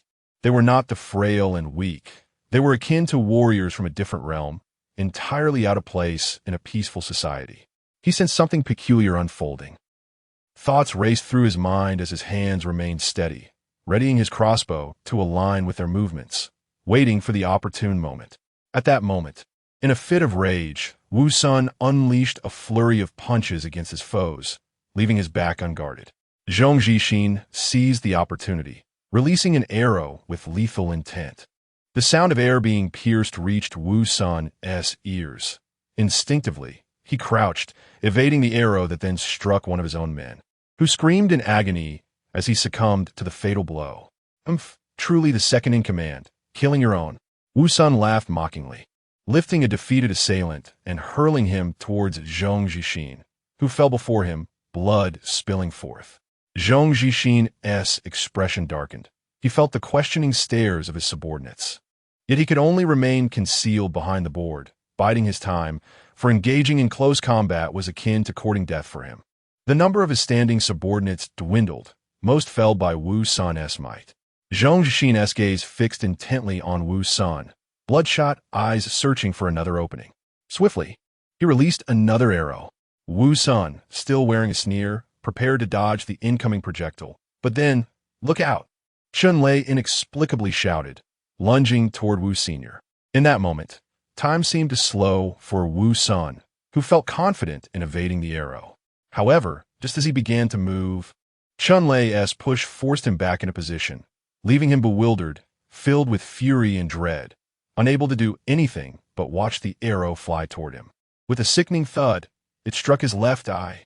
The barbed tip penetrated deeply, and in his final moments, Wu Sun beheld Chun Lei's cruel grin. He managed to utter before being plunged into eternal darkness. Chapter 61. The Bitter Cold End of Days 56. Unexpectedly, the mountainous figure of Wu Sun collapsed, leaving everyone in shock. The battlefield fell into a temporary paralysis. Even Zhong Zhixin was taken aback. He had indeed been aiming at Wu Sun, but was prepared for the possibility of him evading the attack. What he did not anticipate was the betrayal from within their ranks. Rong Hui rushed to Wu Sun and Appo's side, desperate to use her skill to stabilize his life force. Holy Mother's Light provides specialized healing for designated individuals, increasing health by 50. Applicable for up to 3 individuals. Targeting Wu Sun. Skill ineffective. Cannot be used on deceased subjects. Clenching her fists, Rong Hui gently closed Wu Sun and Appo's unblinking eye. Her head bowed, obscuring her expression. Wu brother, please get up. It was my fault. Chun Lei crawled over in a panic, pounding his chest and pushing against Wu Sun's lifeless body, wailing, I only wanted to shield you from the arrows. Wu brother. Rong Hui regarded his display with cold eyes. Had she not witnessed the entire event, she might have been deceived by his shameful act.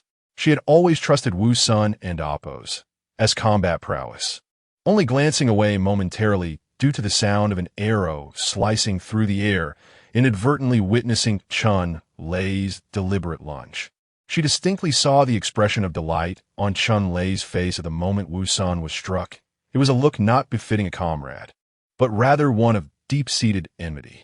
Chun Lei's attack was undoubtedly premeditated, although Wu Sun's words had often been harsh, and she felt no camaraderie towards him. Witnessing a vibrant life extinguished before her eyes, particularly at the hands of a fellow ally, was profoundly distressing.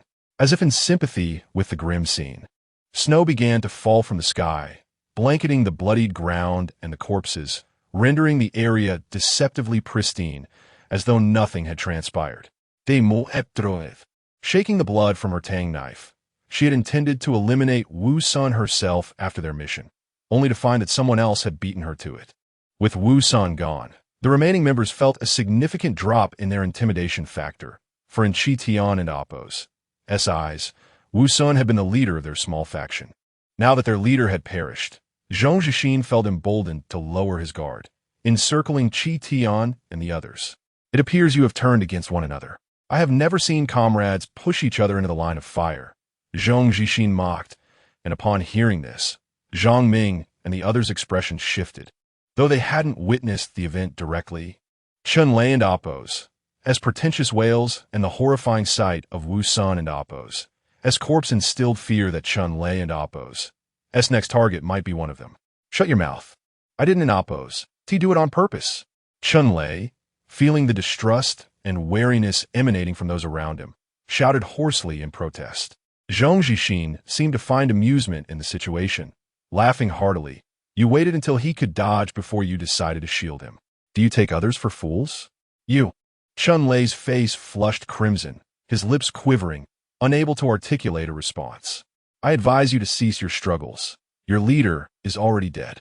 Tell me where the supplies are, and we, Chi Tian, will treat you well. With Wu Sun, their main combat force, eliminated, Zhong Zhixin felt considerably more relaxed. The remaining individuals posed no threat in his eyes. Second brother, can we finish with these 2 girls before taking them back? A thug jested loudly, prompting laughter from the others. Rong Hui remained silent, her head lowered, seemingly unaffected by their crude remarks. Chi Mu narrowed her eyes, coldly raising her tang knife, droplets of still wet blood dripping down. The Chi Tian members slowly closed in like cats stalking their prey, pushing Chun Lei to the forefront, his legs trembling uncontrollably. After this encounter, Everyone recognized he was no ally. The sound of shoes scraping against the snow crackled ominously, and Rong Hui's expression was calm, as if she had lost her will to fight. Wang Yi kept glancing at her, seeking a strategy, but found nothing. As the thugs approached within arm's reach, Rong Hui suddenly struck, drawing a dark gun and pointing it directly at Zhong Zhixin. Earlier that day, she had placed the gun given to her by Director Zhang in a readily accessible pocket, but with limited ammunition and average aim, she had been waiting for the perfect moment. Now it was that moment. Zhong Zhixin and Apos, as previous caution had been warranted, from a distance of an entire courtyard. Rong Hui had no certainty of hitting him. Fortunately, Wu San and Damp, Apos' death had relaxed his vigilance, allowing him to approach within mere steps of her. The gleaming black barrel reflected the light with metallic sheen, the weight of the weapon radiating authority. In an instant, cold sweat broke out on Zhong Zhixin's forehead, for he sensed the gun was undoubtedly real. "Where did you get that toy gun?" he stammered, forcing a laugh. Regardless of the circumstances, he felt compelled to bluff, hoping she might be out of ammunition. The man who had previously mocked lunged forward, attempting to seize Rong Hui's hand. "Little girl, I have no time to play house with you. Do you dare threaten our second brother?" Rong Hui deftly evaded the man's lecherous grasp, redirecting the gun to fire a shot at Zhong Zhixin and Apos' feet, the sound echoing as snow flew high into the air. The gunshot stunned both allies and foes alike. Yi Chong and Qin Mu widened their eyes in shock. They were mere ordinary individuals prior to this ordeal and had never encountered a real weapon. The acrid scent of gunpowder filled the air, and an eerie silence enveloped the crowd. Zhong Zhixin swallowed hard. Half of his shoe was ruined, and he felt a shard lodged in his foot, but the extreme cold dulled his sensation of pain. "Step back. Let an Apos' talk this over calmly," Zhong Zhixin commanded his men, forcing a strained smile onto his gaunt face. "Young lady, that thing can kill. Let's converse without resorting to violence." Rong Hui maintained her aim on him, her expression impassive. "Who has been the one resorting to violence?" It's us. We were wrong. I'll leave now, okay?" Zhong Zhixin's face turned pale, struggling to articulate his words. "Have your men step outside," Rong Hui ordered coldly. Zhong Zhixin hesitated for a moment, but ultimately complied, shouting, "Retreat. You all step outside. Wait outside." His remaining subordinates, terrified by the gunfire, hurriedly fled, abandoning Zhong Zhixin without a second thought. The chaotic footsteps of his men made the veins on Zhong Zhixin and Apos' forehead throb. These fools showed no semblance of composure. Rong Hui prodded him with a gun. "Contact Su Zhio and have him come here immediately." Zhong Zhixin wore a face of despair. "It's not that I don't want to. Su Zhio is extremely cautious, more so than a turtle in a river. He wants to come. I can't gamble with my life. You must believe me." Chapter 62. The Frigid End of Days, 57. Within the modest abode where the troops sought refuge, Zhang Liwen, upon hearing the gunfire, wore a grave expression. The use of firearms signified the deployment of their ultimate strategy. Clearly, Rong Hui and her team were embroiled in a significant predicament. "Report to the commander. We have extracted information." The two miscreants stated that Su Zhio is in hiding and has brought along 3 or 4 bodyguards, leaving only Zhong Zhixin to lead them. A soldier hurriedly informed Zhang Liwen. The captured individuals trembled in fear at the sight of soldiers, revealing everything without enduring any torture. With a resounding thud, Zhang Liwen and Apos' fist struck the table, his teeth clenched in frustration. "That old scoundrel! I never anticipated that Su Zhio would not merely be wary of the authorities. He is on guard against all possible threats to his safety. Send someone to investigate what transpired in the courtyard and why firearms were discharged." Zhang Liwen dispatched 2 scouts to ascertain the situation, despite possessing binoculars that failed to provide clarity. "Understood."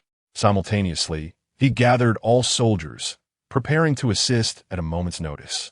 "Can you hear me? What is the current situation? Do you require our intervention?" Zhang Liwen held up his binoculars, communicating via radio with Rong Hui. "Director Zhang, we are currently at a standoff with Qi Tian. Captain Rong is negotiating with Zhong Zhixin." The radio remained in Wang Shuai's possession, having sustained injuries. He could do little more than hide in a corner. Although he hesitated upon seeing the radio's signal light flicker, he ultimately reported the situation, omitting the detail regarding Rong Hui's firearm. He feared that the authorities might arrest her due to her possession of a weapon. Zhang Liwen furrowed his brow. Very well. Inform me promptly of any urgent developments. We can certainly apprehend Zhong Zhixin this time, but Su Zhiyou is another matter entirely. We still have a mission at the pharmaceutical factory and cannot afford to prolong this standoff with Qi Tian. Should our plan to lure the enemy fail, we may have no choice but to withdraw. In the courtyard, Zhong Zhixin raised his hands in surrender, pleading earnestly, "Young lady, I am merely following orders. Do not act impulsively. If you release me, I will endeavor to persuade that old rogue to cooperate." Nearby, Wang Yi scoffed at his deceit. "Pa, letting you go would be akin to releasing a tiger back into the wild. Do you take us for fools?" Zhong Zhixin's forehead pulsed with tension as he forced a smile towards Rong Hui. "Perhaps you could allow your men to rest while we converse at a more leisurely pace." In his eyes, Rong Hui was merely a young woman. He feared her firearm, yet underestimated her capabilities. Once her teammates were absent, he believed he could easily manipulate her. After a fierce battle in the snow, the team's limbs were rendered numb by the cold, and in the stillness, the sound of chattering teeth could be heard. With little utility in remaining, Rong Hui gestured for her companions. "You all should head inside and bring Wu Sun with you. He has been quite helpful, at the very least. We owe him a proper farewell." "No, Captain, it is too perilous for you to be alone." Wang Yi was the first to object. "Zhong Zhixin is cunning. How can you face him by yourself?" Rong Hui, however, was disinclined to repeat herself, dismissively waving her hand. He Chong and Qin Mu, recognizing her resolute determination, sheathed their weapons and proceeded indoors, while Zhang Ming assisted Wang Yi in carrying Wu Sun inside. Only Chun Lei remained momentarily frozen, before suddenly snapping back to reality and rushing into the building. The courtyard was swiftly vacated, leaving only Rong Hui and Zhong Zhixin standing at its center. A thin layer of snow settling upon the arm, she held her gun with unmoving. Zhong Zhixin and Appo's eyes narrowed, calculating as he contemplated how to manipulate Rong Hui. "Where's your crossbow?" she inquired casually, seemingly unperturbed, but Zhong Zhixin froze, his pupils dilating. "I recall you entering with a crossbow. You did not hand it to anyone else." Rong Hui appraised Zhong Zhixin and Appo's sturdy leather coat, which offered little concealment, noting the absence of any bags. His hands were now empty, and no matter how intricate the crossbow, it could not have vanished in a thin air. As the matter of concealment was laid bare, Zhong Zhixin regained his composure, the earlier doubts replaying in his mind, gradually coalescing into a coherent realization. He lowered his hands and gazed intently at Rong Hui. "You are a survivor, are you not?" "No, it would be more accurate to say that you all are survivors." Zhong Zhixin finally comprehended why this group possessed considerable strength, yet bore no signs of formal training. It was audacious for merely 8 individuals to challenge Qi Tian. They must be survivors, equipped with exceptional abilities and resources. Rong Hui's expression betrayed no surprise. She had long wished to ascertain the nature of Zhong Zhixin and Appo's crossbow, and thus recognized its sudden disappearance. In that moment, she realized that if no fantastical alterations had occurred within this world, Zhong Zhixin must have stored the crossbow in his system inventory. Therefore, his true identity had been laid bare. "I am indeed a survivor, but not all of them are." Rong Hui adeptly pivoted her firearm, shaking off the snow from her shoulder. "So, will you continue this fight?" Zhong Zhixin found himself momentarily speechless. If they were all survivors, then why were they being manipulated by the inhabitants of this realm to engage in futile conflict, resulting in senseless casualties? The chaotic situation left him feeling overwhelmed, wanting only to bury his face in his hands. Chapter 63. The Bitter Cold of the Apocalypse. 58. A profound silence enveloped the air as ominous clouds drifted in, obscuring the last remnants of light, signaling yet another impending snowstorm. Rong Hui's expression was inscrutable, yet her eyes gleamed with an insight that seemed to penetrate all facades. Locking onto Zhong Zhixin, furrowing his brow, Zhong pondered the absurdity of their situation. If they were survivors, why provoke Qi Tian in a bid for this so-called leadership? They all understood that a survivor and Oppos, as primary mission was mere existence, occasionally attending to the system and Oppos, as side quests. Yet, Rong Hui and her companions were expending tremendous effort to contend with Qi Tian, even losing a comrade in their relentless struggle. This desperation was evidently unnatural. Suddenly, a realization struck Zhong Xian, his eyes widening in shock. Were they working for someone else? Were they seeking vengeance against him? He mentally reviewed the factions and organizations that had recently fallen out of favor with Qi Tian, but none seemed potent enough to employ these 8 individuals for such perilous tasks. As doubts swirled in his mind, a colossal thought invaded. The government? You are working for the government. This was more of a declaration than a question. If they were indeed sent by the government to dismantle Qi Tian, then the origin of Rong Hui's firearm could be elucidated. The replica world mirrored their reality with striking accuracy, making it exceedingly difficult for ordinary individuals to acquire weapons. Moreover, the surviving survivors were acutely aware that the latest side quest from the system demanded a staggering 1,000 exchange points. Thus, it was plausible that they were serving the government in exchange for those points. Rong Hui, unfazed by his deduction, regarded him with an air of nonchalance, arms crossed. Since you figured it out, I shan't conceal it from you. I know not how you became entangled with Qi Tian, but as fellow survivors, I must advise you, abide by the rules of this realm. I do not recommend opposing the government. Zhong Xian lowered his gaze, obscured behind thick lenses, his expression unreadable. His jaw clenched tightly, suppressing the resentment simmering within. How could this woman, standing so comfortably, comprehend the arduous struggle he had endured over the past 10 days? In the real world, he was a brilliant mind employed at a research facility. Although he lived in a peaceful society, he was diagnosed with emotional dissociation in his youth, rendering him incapable of accurately perceiving emotions or alleviating anxiety. Only during the dissection of animals did he find a fleeting moment of tranquility, relishing the sense of control it afforded him. However, during a business trip, he inexplicably found himself ensnared in this apocalyptic train system, forced into a nightmarish reality. Upon entering the instance, he was thrust into a prison, a veritable death sentence. The devastating chaos of the calamity was overwhelming. He narrowly evaded several hailstorms, but could not withstand the relentless cold and hunger. In a bid for survival, he supported Su Zhiyu's uprising against the guards. Had Su not taken the lead, he would have been compelled to do so himself. After enduring days of insufficient food and inadequate warmth, he dared not place his fate in the hands of the government. The prison break unfolded smoothly, and his aspiration for a life of abundance compelled him to align with Su Zhiyu as a strategist. He possessed little moral scruple. Thus, when confronted with Qi Tian's brutal acts, he not only refrained from objection, but actively contributed ideas. On one occasion, a so-called sister inexplicably approached him for refuge.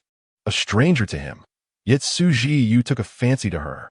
Without a hint of remorse, he offered her up, devoid of any psychological burden. From that moment on, Su Zhiyu regarded him with increased esteem and trust. Perhaps that sister's singular purpose was fulfilled. As a convict, he lacked identification and any assets of value. He barely completed the first system task, and the second was utterly unattainable. He was, after all, a fugitive from the government. Thus, he had long abandoned the notion of completing tasks, instead planning to survive within the instance for a full 30 days under Qi Tian's protection. Unexpectedly, Rong Hui's arrival shattered his plans, leaving him unable to govern his own fate. Zhong Xian's expression darkened further, fists clenched tightly. So, your objective has always been Su Zhiyu, hasn't it? Whether through previous raids for supplies or brazen kidnappings, their aim was to draw Su Zhiyu out of hiding. With the matter laid bare, Rong Hui had no intention of withholding the truth and nodded in affirmation. Zhong Xian scoffed in disbelief.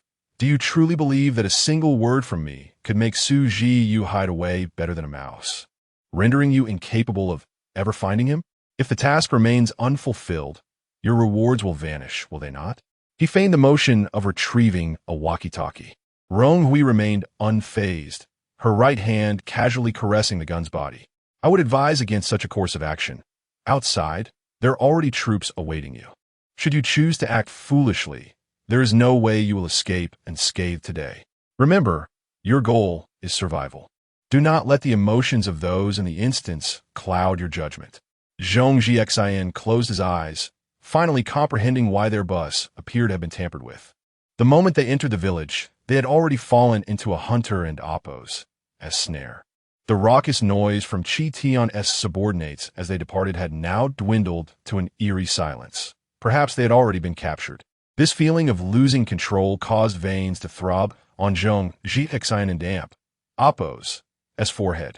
He opened his eyes, casting a deep, penetrating gaze at Rong Hui, as if etching her image into his memory. He would never forget that he had fallen victim to a young woman today. Rong Hui circled Zhong Zhixin slowly, noting that only a couple of days remained until the conclusion of this instance. If he could lure Su Jiyu here, the government's reward would be substantial. Wu Ti that fulfilled the system and Appo's task. She moved behind him, lightly tapping his shoulder with the gun. You must be curious about what that reward entails, no? Her words struck a nerve with Zhong Zhixin, a perfectionist plagued by anxiety. After realizing the futility of completing the second system task, he had been consumed with worry that the system's rewards would be excessively bountiful, widening the gap between him and others. Now, an opportunity lay tantalizingly within reach, and he could not deny the surge of temptation. Furthermore, you need not worry about your safety. Should you accomplish a great deed, the government would never harm you.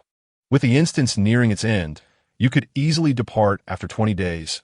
No one could touch you. Rong Hui coaxed gently, her tone sincere. After a moment of hesitation, Zhong Zhixin acquiesced. He was indeed unable to withstand the pressure of her persuasion. Even so, how can you speak on behalf of the government?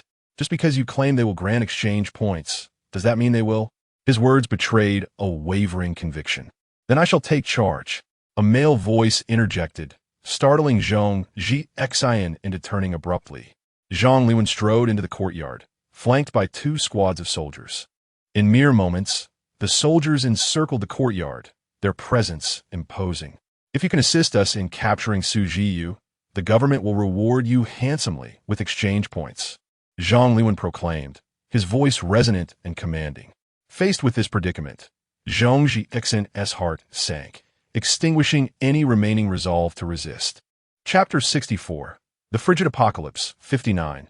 Though his life lay in the hands of others, Zhong Zhixin remained composed, adjusting his glasses. May I inquire your identity? Zhang Liwen, exuding a warm smile, extended his right hand. I am the director of the Resource Management Office at the B-City Shelter and also the Minister of the United Front Work Department for the East China region.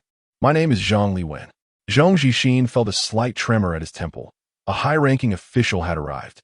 He maintained his poise as he shook Zhang and Appo's hand. Director Zhang, I am Zhong Zhixin.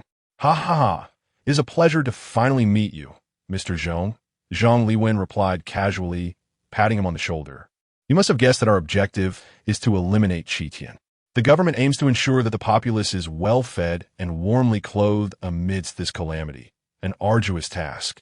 Yet, Chi Tian, with merely a handful of followers, monopolizes surplus resources, bullies the weak, and commits unspeakable atrocities. Their heinous actions are truly abhorrent, both legally and morally. Chi Tian's conduct is a violation of humanity itself. We must eradicate this menace with utmost resolve. Zhang Liwen's tone grew increasingly fervent, echoing within the small courtyard. 2 squads of soldiers brandished their gleaming weapons, glaring intently at Zhong Zhixin. Despite the biting cold of -60 degrees, a thin sheen of sweat trickled down his back. Yes, I too was coerced by Su Jiyu, which forced my hand to assist them. Zhang Liwen shifted his tone. Oh, by stating that, Mr. Zhong, it seems you would support our endeavor to capture Su Jiyu? Of course, Zhong Zhixin replied, his facade of calm nearly crumbling. At that moment, he felt an unsettling connection with the small creatures that had perished at his hands. Then please, Mr. Zhong, you must know how to lure him out. I have heard you both refer to each other as brothers. Zhang Liwen raised his hand politely. Zhong Zhixin's calm demeanor faltered, his lips twitching. Everyone within Qitian refers to one another as brothers. It is Su Zhio who enforces this. He. Zhang Liwen nodded with a smile, glancing at the walkie-talkie before falling silent. Zhong Zhixin realized he could not delay any longer. After a moment of hesitation, he finally presented his terms. Only I possess the knowledge of Su Zhio. If I can truly deceive him into coming here, I demand 10,000 exchange points.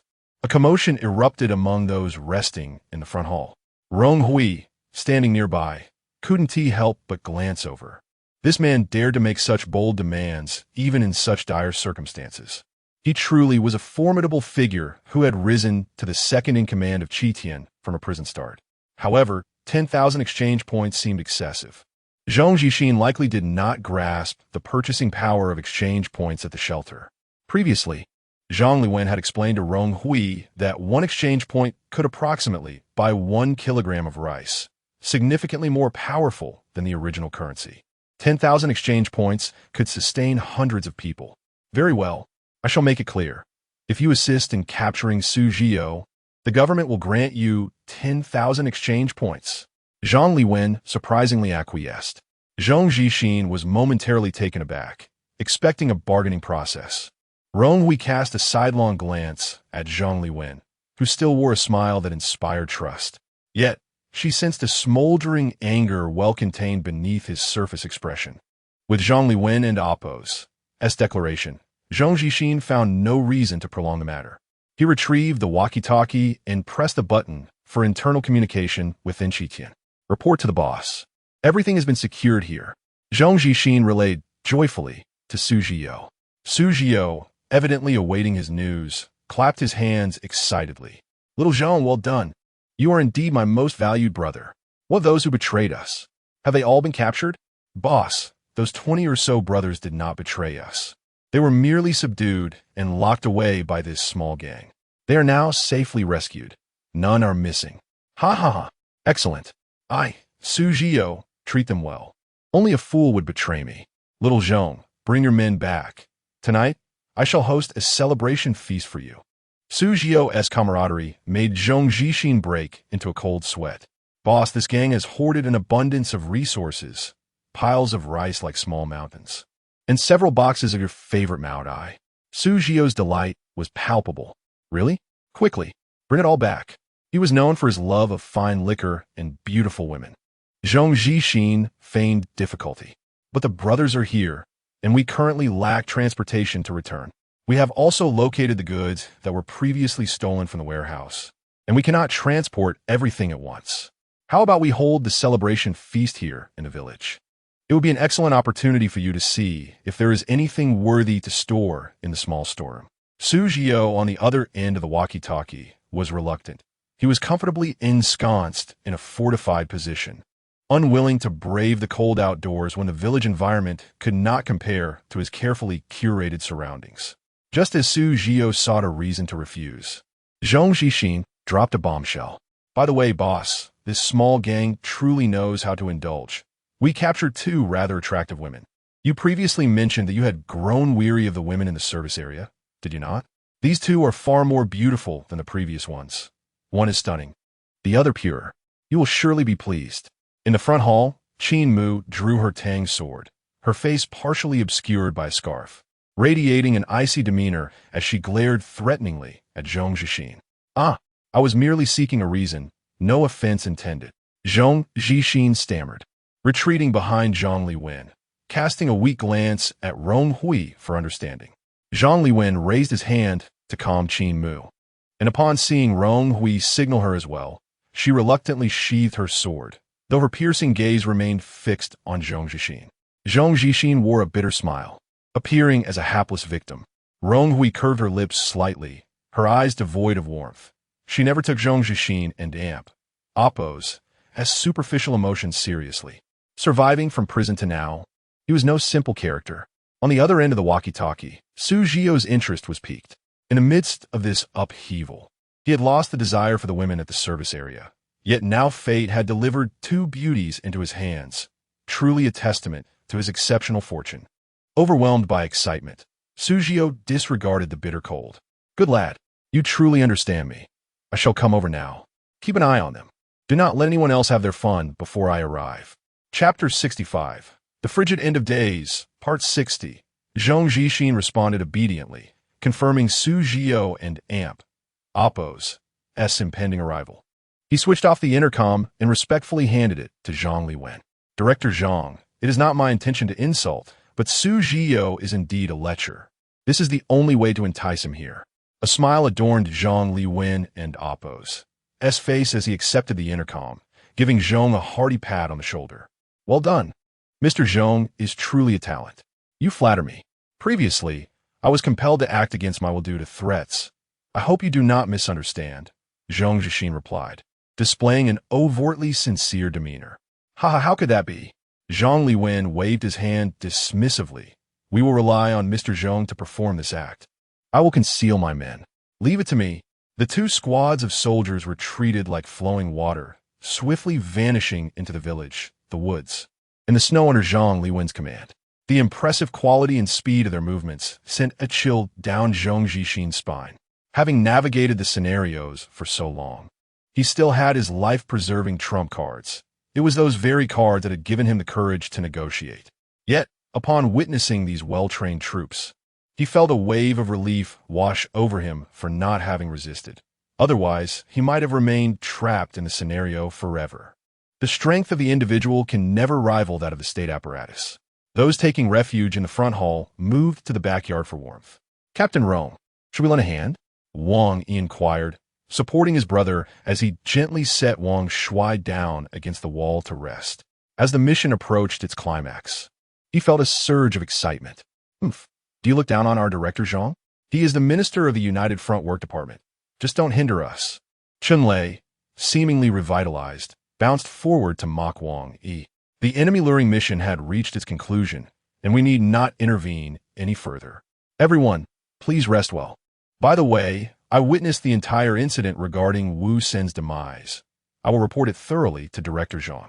Rong Hui, concealing herself behind her backpack, rummaged through the system space for a larger storage bag for the purpose of gathering Wu Sun and Appo's remains as a final farewell. Chunlei erupted upon hearing this. Damn it, what do you intend to report? Don and Appo's, to distort the facts. I explicitly stated it was an accident. Rong Hui raised an eyebrow, observing his agitation with a cold gaze. Why are you so anxious? I never specified how I would report this matter. Hee, someone must be feeling guilty. Wang Yi seized the moment to hurl an insult, only to be caught by his brother, swallowing the remaining words in his throat. His eyes widened in anger as he glared at Chunlei. It was not that they held any affection for Wu Sun. Rather, Chunlei's treachery was too blatant. At a critical moment in battle, he not only failed to assist, but also caused the main combat force, Wu Sun, to perish. Were it not for Rong Hui's possession of a firearm to maintain order, they would have had to seek Zhang Liwen and Appo's help, and with ill fortune, they could have easily met their end on the spot. Thus, Chunlei's actions were not only exceedingly malicious, but also displayed a complete disregard for the safety of others. Rong Hui would never let him off the hook. Captain Rong, this was my mistake, I acknowledge it. Please tell Director Zhang that Wu Sun was killed by Qi Tian and Appo's men. It has nothing to do with us. Would that suffice? Chunlei and Appo's face was filled with embarrassment, hoping to persuade Rong Hui, thinking, the man is dead. What can I do? He Chong, nearby, polishing his weapon, let out a cold laugh. Of course, it has nothing to do with us. It only concerns you. As Chunlei found himself besieged, his expression darkened. Damn it, that brat should have died alongside Wu Sun for ruining my plans. The debate in the backyard heated up, while Zhong Zhixin stood alone in the front yard, faintly hearing the sound of engines. At the snow-covered village entrance, following the dark tire tracks, a high-riding Land Rover drove in. Damn it, and Appo's freezing. This wretched weather. Sujio, bundled in a fur coat, curled up in the back seat, still shivering. Brother, we and Appo's, almost there. I can see the bus that second brother is driving, reported a subordinate in the passenger seat, sniffing back tears. He glanced back at Sujio, envy gleaming in his eyes at the luxurious fur coat. There were 5 people in the vehicle, and Su Zhio was the warmest of them all. That's good. Liuzi, as soon as we get inside, make me a foot warmer. My feet are going numb. Su Zhio bellowed, lamenting that if the village were not so close, even the most beautiful woman would not coax him out. Yes, brother. We have arrived. The Land Rover gradually came to a halt in front of the bus. The driver had yet to turn off the engine when Zhong Zhixin waved at them from the courtyard gate.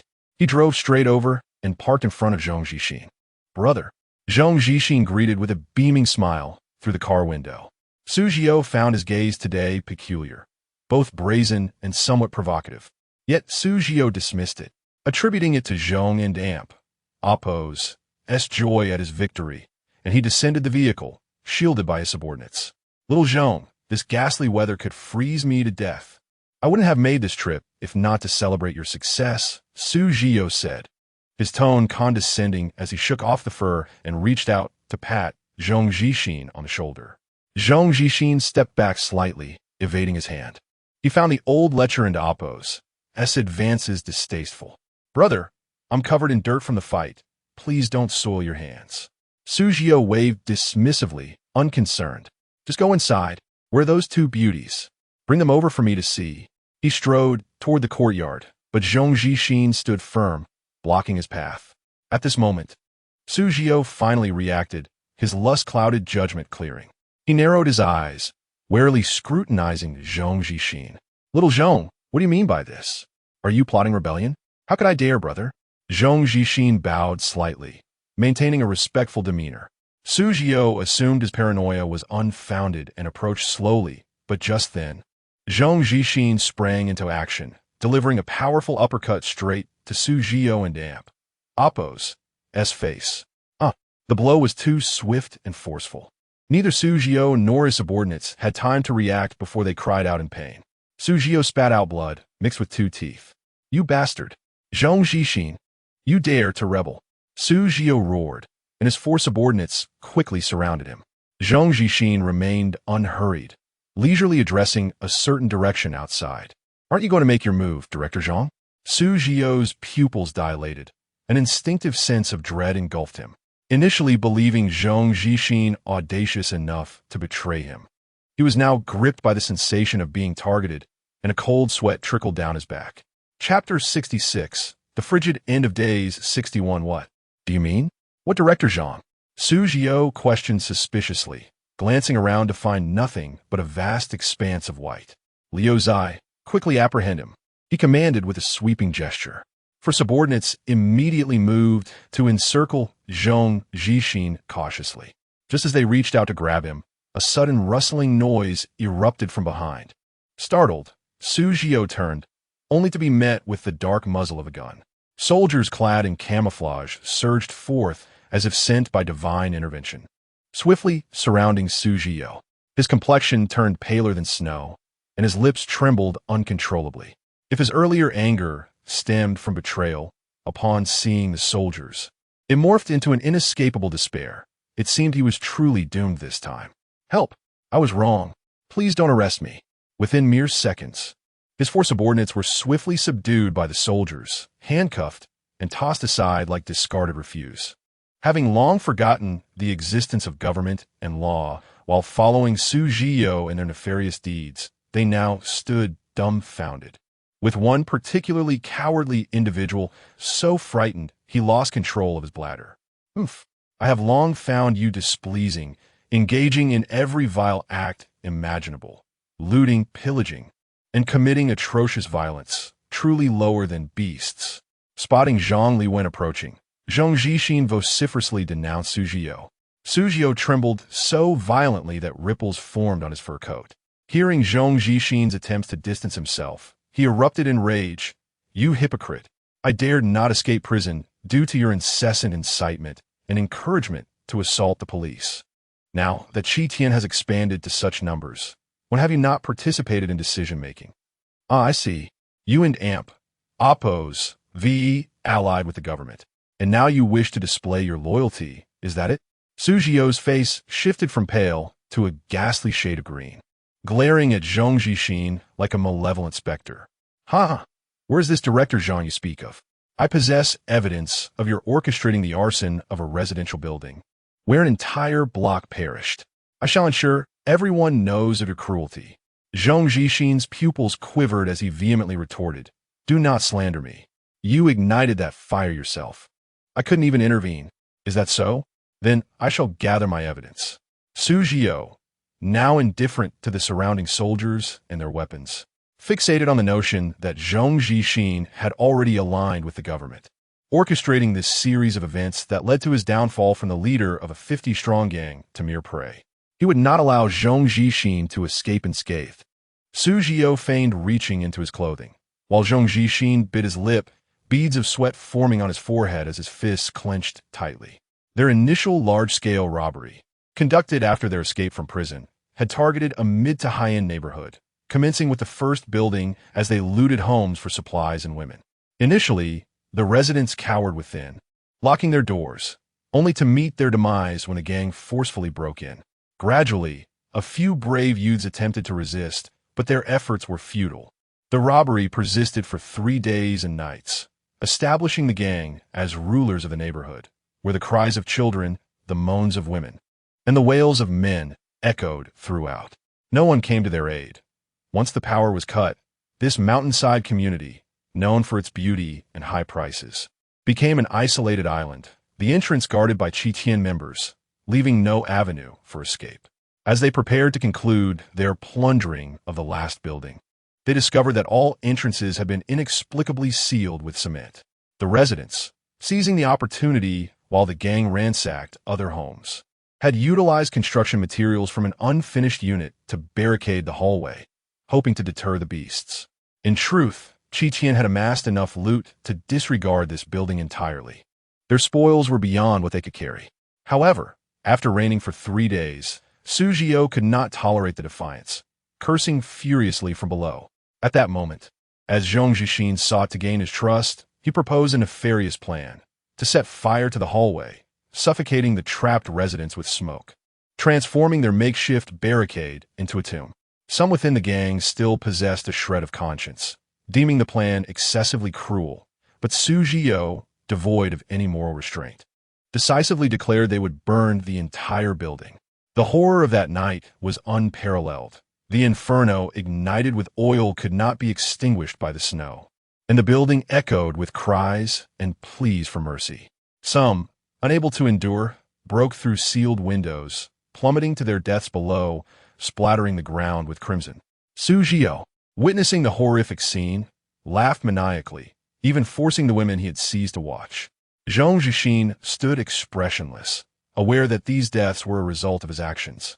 Yet his heart remained unchanged.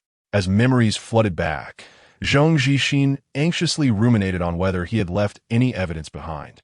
He should not have, for he merely proposed the idea. The fire was ignited by others, his hands remained clean.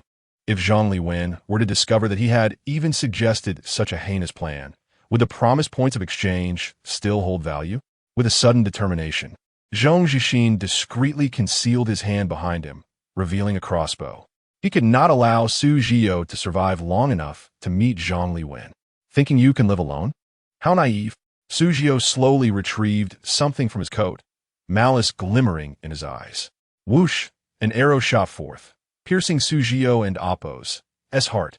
Simultaneously, Su Jiao drew a handgun from his coat, firing a shot that struck Zhong Zhixin and Appo's neck just before collapsing, staring in disbelief at the arrow protruding from his chest. Su Jiao gasped. Blood gushed forth as he fell heavily, eyes wide open in death. Meanwhile, Zhong Zhixin pressed his hand against the gushing wound in his neck, darkness closing in around him. He finally comprehended what Su Jiao had concealed all along. During the attack on the prison guards, he had deliberately noted the officer's sidearms, but had never found them, not realizing Su Jiao had stealthily taken one. Su Jiao had no evidence. He merely sought to kill him. The bullet had grazed a major artery, blood saturating Zhong Zhixin and Appo's clothing as he sank to the ground near the entrance, faintly catching a glimpse of Zhang Liwen and Appo's face. Director Zhang. The points of exchange. His obsession compelled him to murmur. Zhang Liwen, having witnessed the entire ordeal, ambled over unhurriedly. "Oh dear, how could you be so gravely injured? There are no hospitals available now. Mr. Zhong, you must hold on. Stop the bleeding. Help me." Zhong Zhixin breathed weakly. Chapter 67. The Bitter End of the Frigid Apocalypse. 62. Zhang Liwen leisurely crouched down, meticulously examining the injuries. Where were the medics? They needed to attend to him. A soldier, bearing a medical kit, hurriedly approached, lifting the eyelids of Zhong Zhixin and inspecting his wounds. Without even opening the kit, he reported, "This gentleman's gunshot wound is exceedingly severe. He requires a blood transfusion." However, at this moment, the medic and Apos' words trailed off as he looked at the man on the ground with pity. Those present understood his implication. Zhong Zhixin was likely doomed to wait for death. "No. Cough, cough. Please help me stop the bleeding." With a bandage, blood began to froth at the corners of Zhong Zhixin and Apos' mouth as he weakly raised his blood-soaked hand, clinging desperately to the medic and Apos' sleeve, distorting the thick camouflage fabric. "Director Zhang, this." The soldier staggered at the sudden burst of strength from Zhong Zhixin, casting an uneasy glance at Zhang Liwen. "Never mind. Attend to your duties," Zhang Liwen replied, his demeanor devoid of urgency as he waved his hand. The soldier pried Zhong Zhixin's fingers apart one by one and departed with the medical kit. In despair, Zhong Zhixin slumped down. He finally grasped that Zhang Liwen had been deceiving him all along.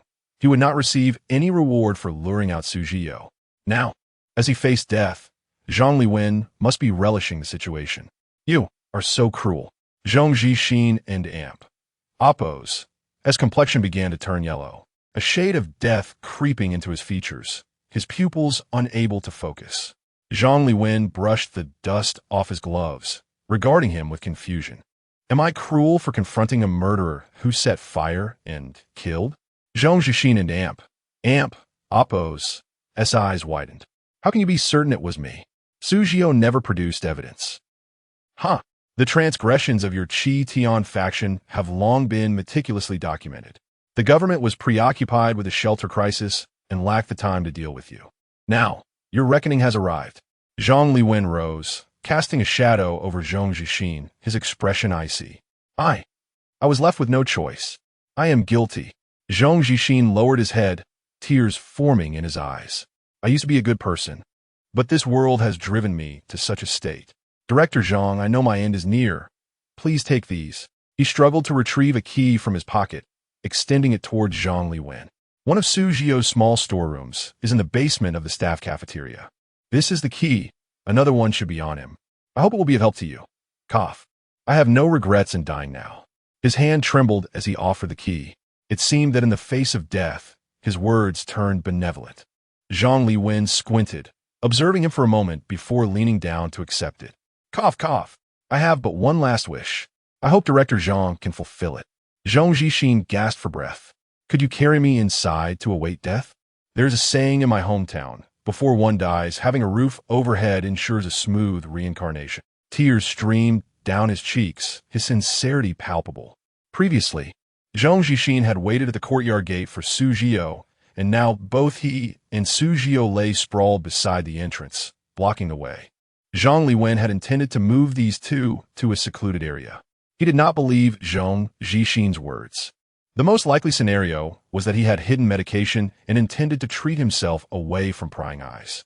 However, with such severe penetrating wounds and excessive blood loss, without modern medical assistance, he was merely awaiting death. "You two, come here. Search these two men and then carry them to the side room." Zhang Liwen called to two soldiers. He was eager to handle the ensuing series of trivial matters and had no desire to engage in mind games with Zhong Zhixin. If it weren't for military discipline preventing direct harm to surrendering captives, Zhang Liwen would have relished personally escorting him on his final journey. Nevertheless, it was nearly time. Even if Zhong Zhixin had hidden medication, he intended to uncover it. "Thank you, I can die with my eyes closed now." Upon hearing this, Zhong Zhixin slowly closed his eyes, allowing the soldiers to search him.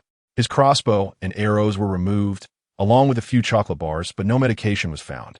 After the search, he was unceremoniously discarded into the woodshed. In the back courtyard, Rong Hui and others heard the sounds of argument and gunfire, keeping the door tightly shut, knowing they had no authority to interfere with the use of lethal weapons. It was only after several minutes that Zhang Liwen sent someone to knock, prompting them to finally unlock the door.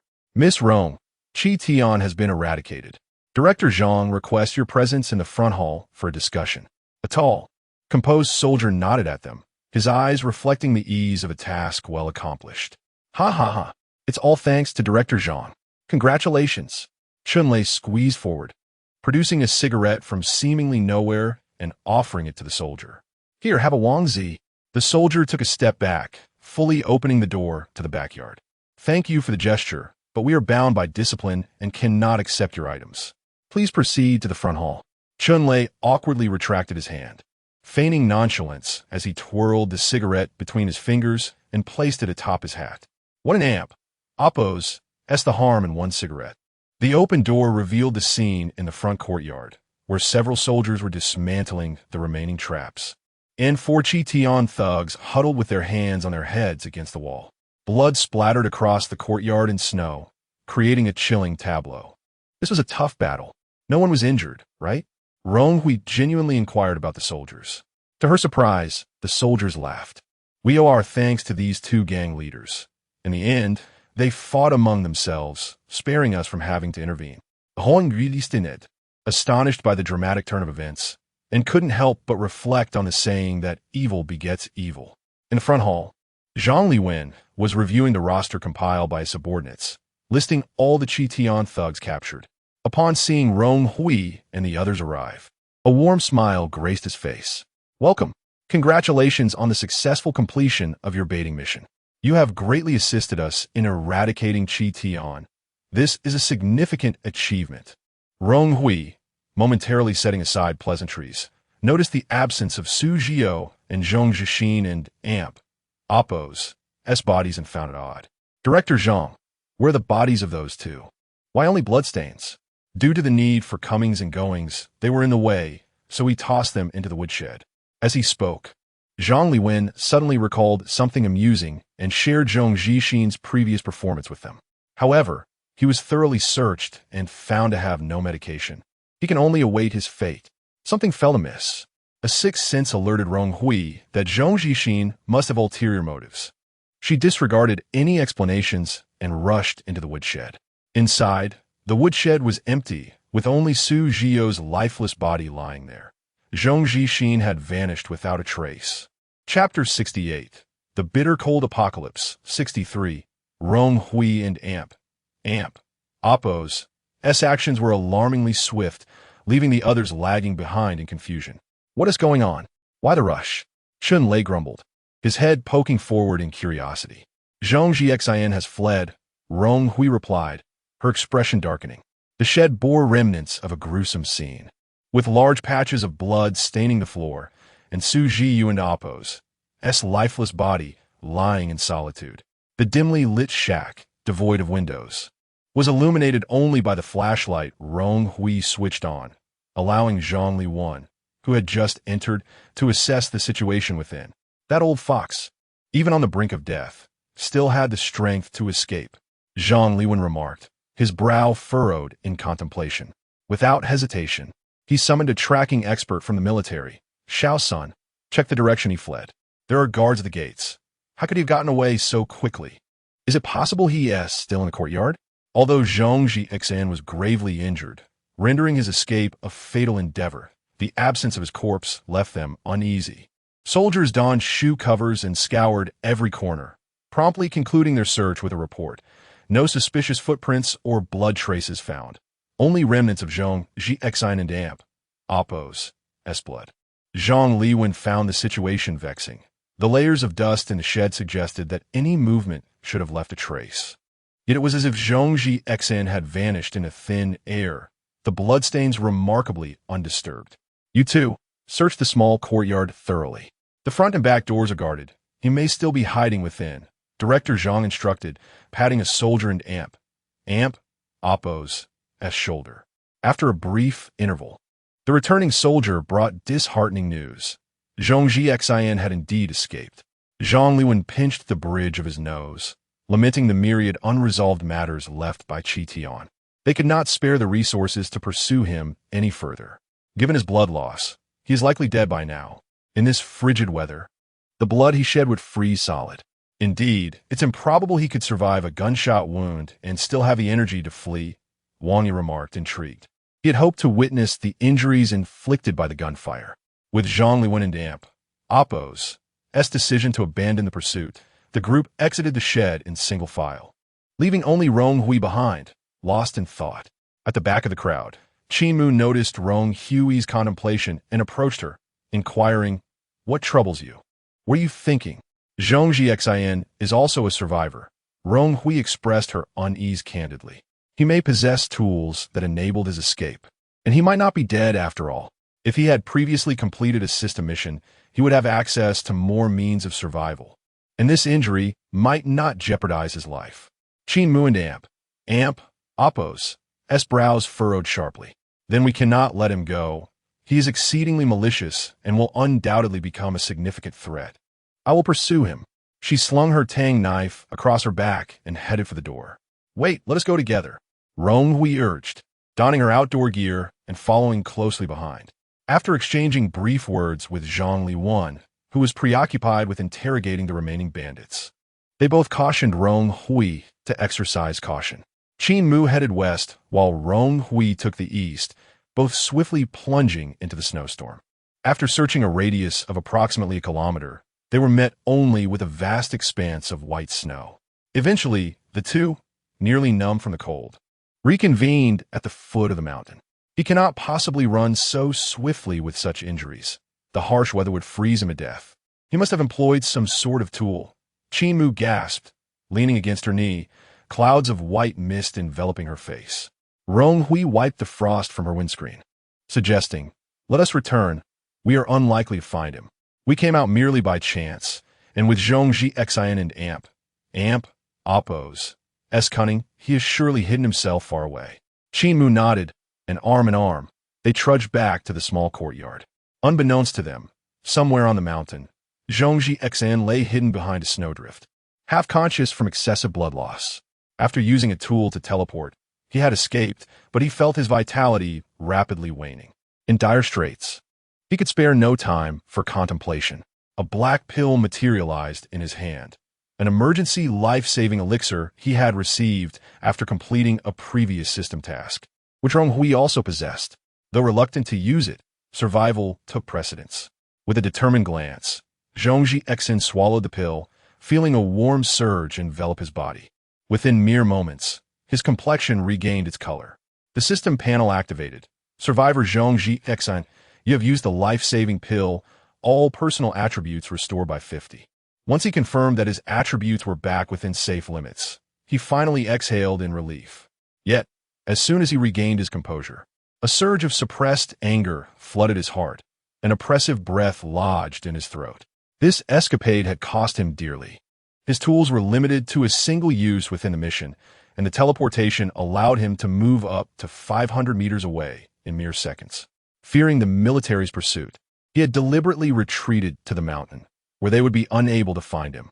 However, the mountainous terrain was treacherous, and the frigid temperatures were beginning to sap the warmth the pill had provided. Having consumed the life-saving pill and armed with no weaponry, his system backpack now contained only meager supplies he had discreetly taken from Qi Tian.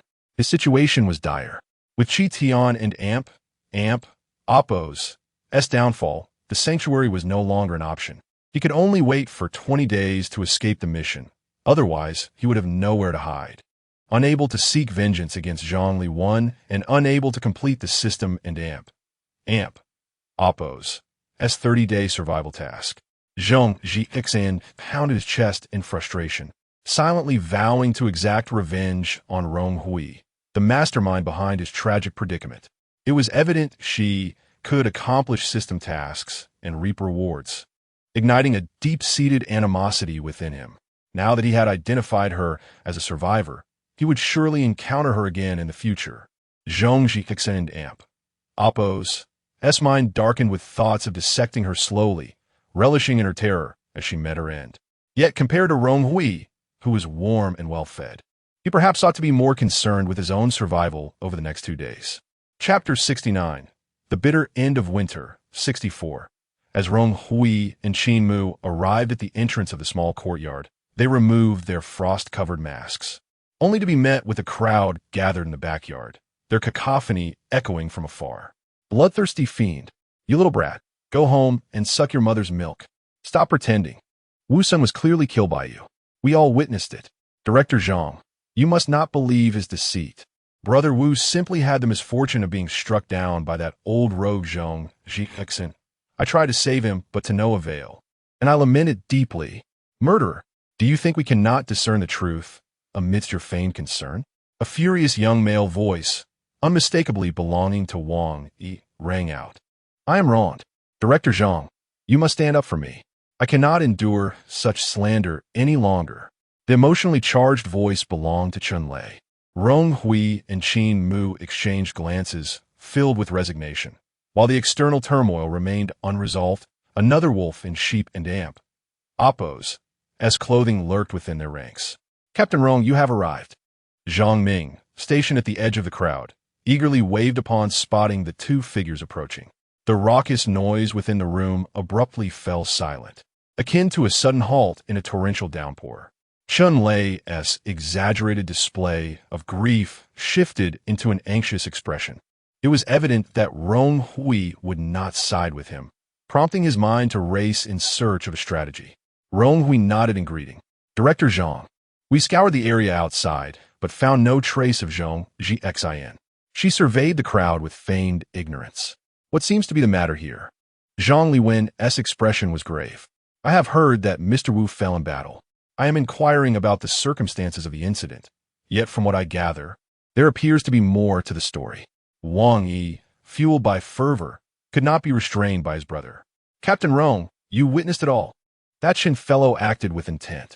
Wang Shui, unharmed, could only watch helplessly as his brother took the lead, adhering to the principle of offending a gentleman rather than a rogue. He had sought to prevent a confrontation between his brother and Chun Lei, but fate had other plans. Rong Hui maintained her composure before Zhang Liwen. I was right beside them, intending to report the matter to you. At her words, Chun Lei felt a chill.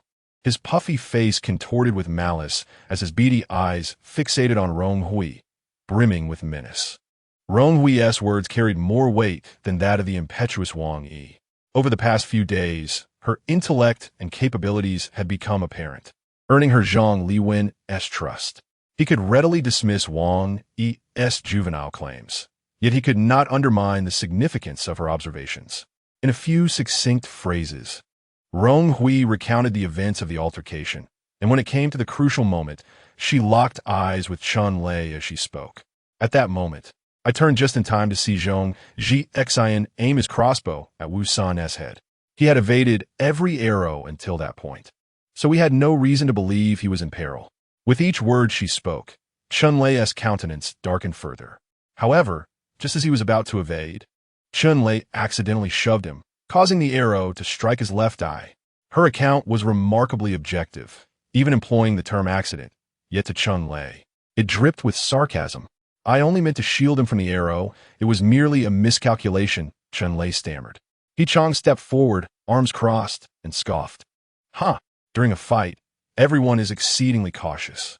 How could one both shield another and inadvertently push them toward the arrow? Director Zhang, this incident is indeed suspicious. I cannot allow someone who harbors intentions of harming their companions to remain in our ranks. Had it not been for Rong Hui's quick reflexes, they might have transformed into living targets for Zhong Jiexin. He harbored a deep-seated resentment toward Chun Lei, whom he regarded as a proverbial rotten apple. A thin sheen of cold sweat appeared on Chun Lei's forehead. You lack evidence to prove my intent. Evidence? Do we not have enough witnesses among us?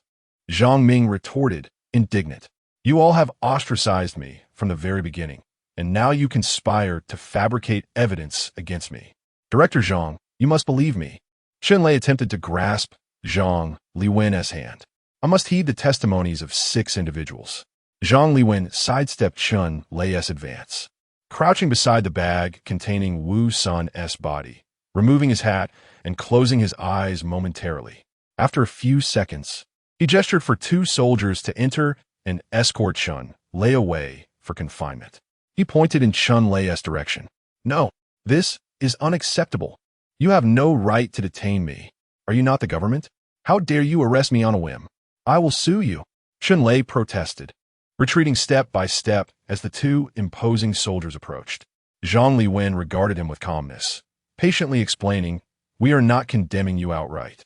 Since you allege a lack of evidence, we will allow the government as forensic experts and medical examiners to investigate once we conclude our mission and return to the refuge. Until then, please remain quiet. I have yet to complete your wretched task. You still owe me my exchange points." Chun Lei cried, desperation clouding his reason.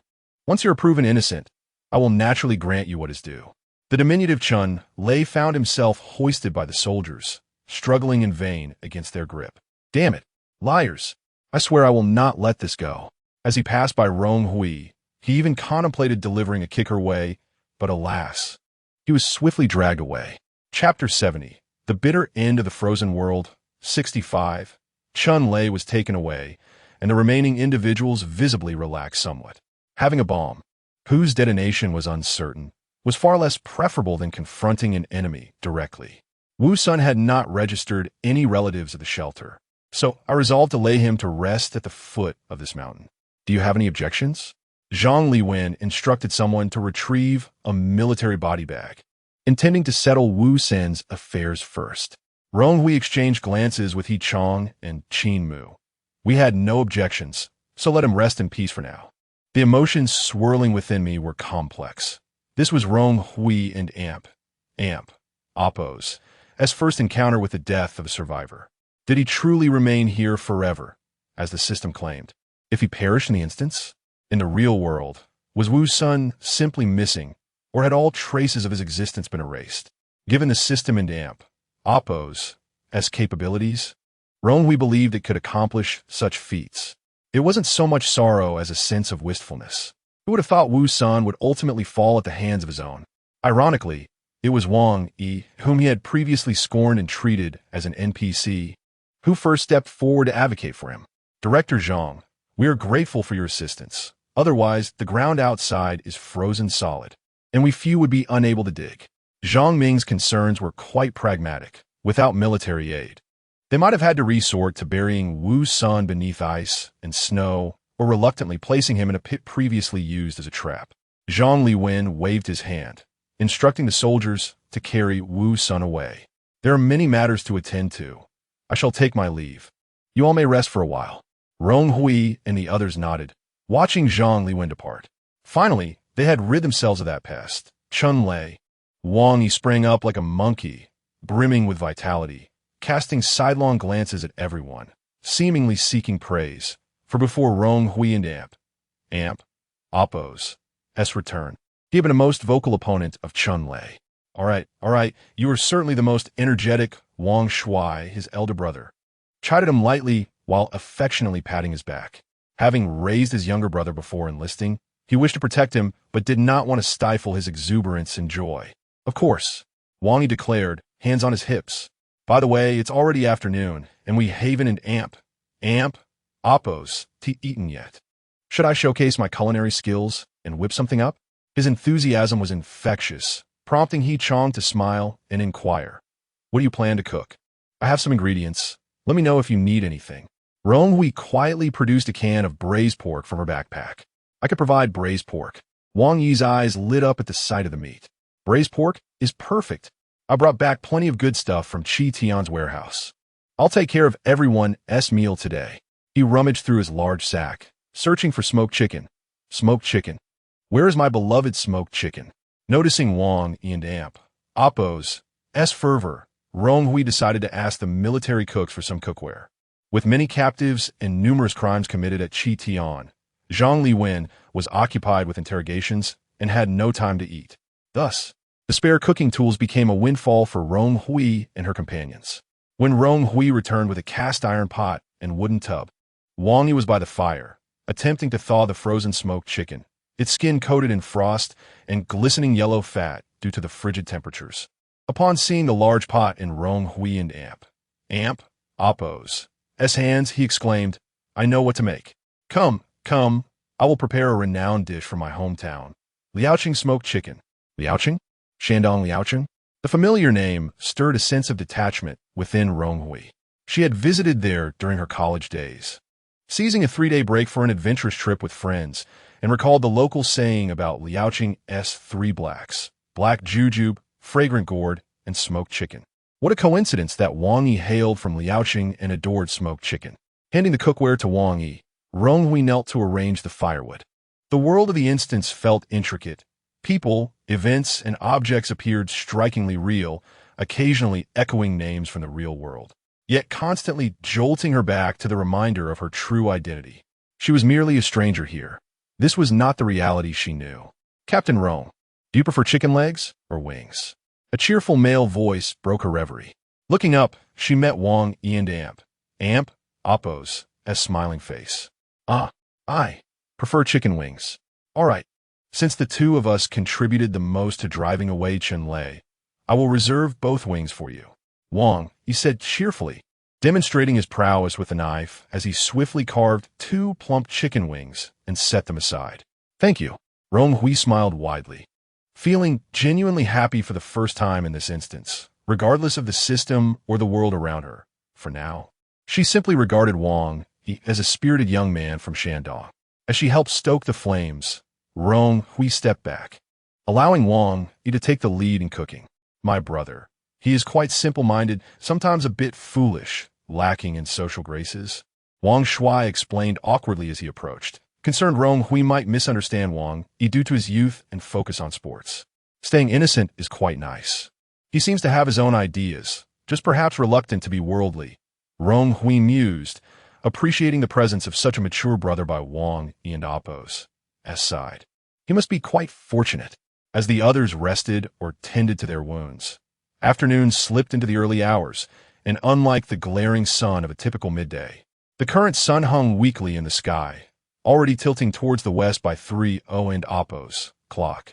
With steam rising and an enticing aroma wafting through the air, even Zhang Liwen, busy in the adjacent building, caught a whiff and chuckled, shaking his head. Since they had agreed to take care of their own meals, it was only fair if one enjoyed a better feast. They needed to finish all matters today before heading to the pharmaceutical factory tomorrow. Thinking of this, Zhang Liwen returned to his work with renewed focus. In the small courtyard, the enticing scent had drawn everyone around the fire, 6 pairs of eyes fixated on the pot. With a gulp, someone swallowed hard, exclaiming, delicious. I thought Wang Yi was boasting, but this looks truly delectable. Zhang Ming exclaimed, wiping his mouth vigorously. Oomph. Wang Yi replied proudly, arms crossed, his nose held high. As a sports student, he often cooked late-night snacks with his classmates, always taking charge in the kitchen. Before long, the feast was ready. Steamed smoked chicken, braised pork in a can, kelp soup, and rice. Come everyone, dinner is served. Chapter 71. The Extreme Cold Apocalypse, 66. The atmosphere was unusually lively as everyone gathered around, chattering excitedly while sharing makeshift bowls and chopsticks, indulging in their first meal of the day. Captain Rong, this is for you, Wang Yi declared, fulfilling his promise as he presented a small plate with 2 perfectly cooked chicken wings, exuding a tantalizing aroma, to Rong Hui. In high spirits, Rong Hui smiled and accepted it, saying, I shall not be modest then. Wang Yi and Oppo's eyes sparkled, captivated by Rong Hui and Oppo's radiant smile. Cough, cough, it and Oppo's rather late. And Director Zhang hasn't and Oppo's eaten yet. Prepare a portion for him as well. Make it generous. Wang Shui suddenly interjected, disrupting the moment as he nudged his brother into Oppo's arm. Brought back to reality, Wang Yi complied, diligently packing a substantial serving of food in an insulated wooden bucket, topping it with half a roasted chicken, before securely covering it and heading next door. Before long, he returned with the bucket. Facing the curious gazes of those around him, he explained, Director Zhang insists he won't seek any special treatment. He told us to eat well, as he and the soldiers have already consumed military rations. So they're in Oppo's. There's no need to worry. With that reassurance, everyone felt a weight lifted off their shoulders and eagerly dug into their meals. The skin of the smoked chicken shimmered a chestnut red, tender and succulent, its rich aroma intensified by the steam, making each bite linger delightfully on the palate, even outshining braised pork.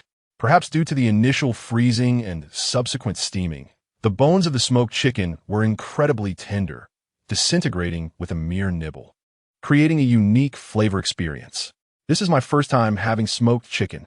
Oh my, it's absolutely divine, Zhang Ming exclaimed, his mouth full of rice, before taking a sip of kelp soup to wash it down. This mission has truly been worthwhile, despite the dangers. In Appos, that's the best meal I and Appos. VE had since the extreme weather began. The deep wrinkles on his face seemed to soften, his expression brightening. Though Qin Mu and He Chong ate slowly, they were wholly absorbed in their food, clearly relishing every bite. Gathered around the fire, Rong Hui gnawed on a chicken wing, and for a moment, she felt transported back to the ancient, rustic city of Liaoqing. Strangely, the flavor of this smoked chicken rivaled that of what she had previously enjoyed in Shandong. Sated and comfortable, the group felt a newfound lethargy, content to huddle around the fire for warmth. In the harsh cold, this small source of heat was more vital than anything else. Perhaps having shed a significant burden, everyone felt a sense of relaxation, and the ambience was more pleasant than ever. They sat in silence, listening to the soothing white noise of the burning wood. As dusk fell, the sun barely cast a shadow, and Zhang Liwen and his team finally concluded their interrogation. The soldier tasked with recording the proceedings ran out of pages. The crimes committed by the Qi Tian group were too numerous to document fully. Zhang Liwen, wrapped in the chill of the wind and snow, entered the small courtyard, bringing news. Have you all rested well? We must depart. According to the criminals in Appos confessions, there are still some women and children they've abducted at the service area. We must go to their rescue immediately. We will camp at the service area tonight and head straight to the pharmaceutical factory tomorrow morning. Rong Hui and the others sprang to their feet, responding earnestly. All right, let us pack swiftly. Can we use that minibus? We have quite a bit of luggage. Not to mention, Wang in Appos. S large sack would take up significant space. A van would surely be insufficient. Of course, Qi Tian and Appos. S buses and off-road vehicles are at your disposal first. Once you reach their base, you can switch to better vehicles if available, Zhang Liwen stated decisively before departing.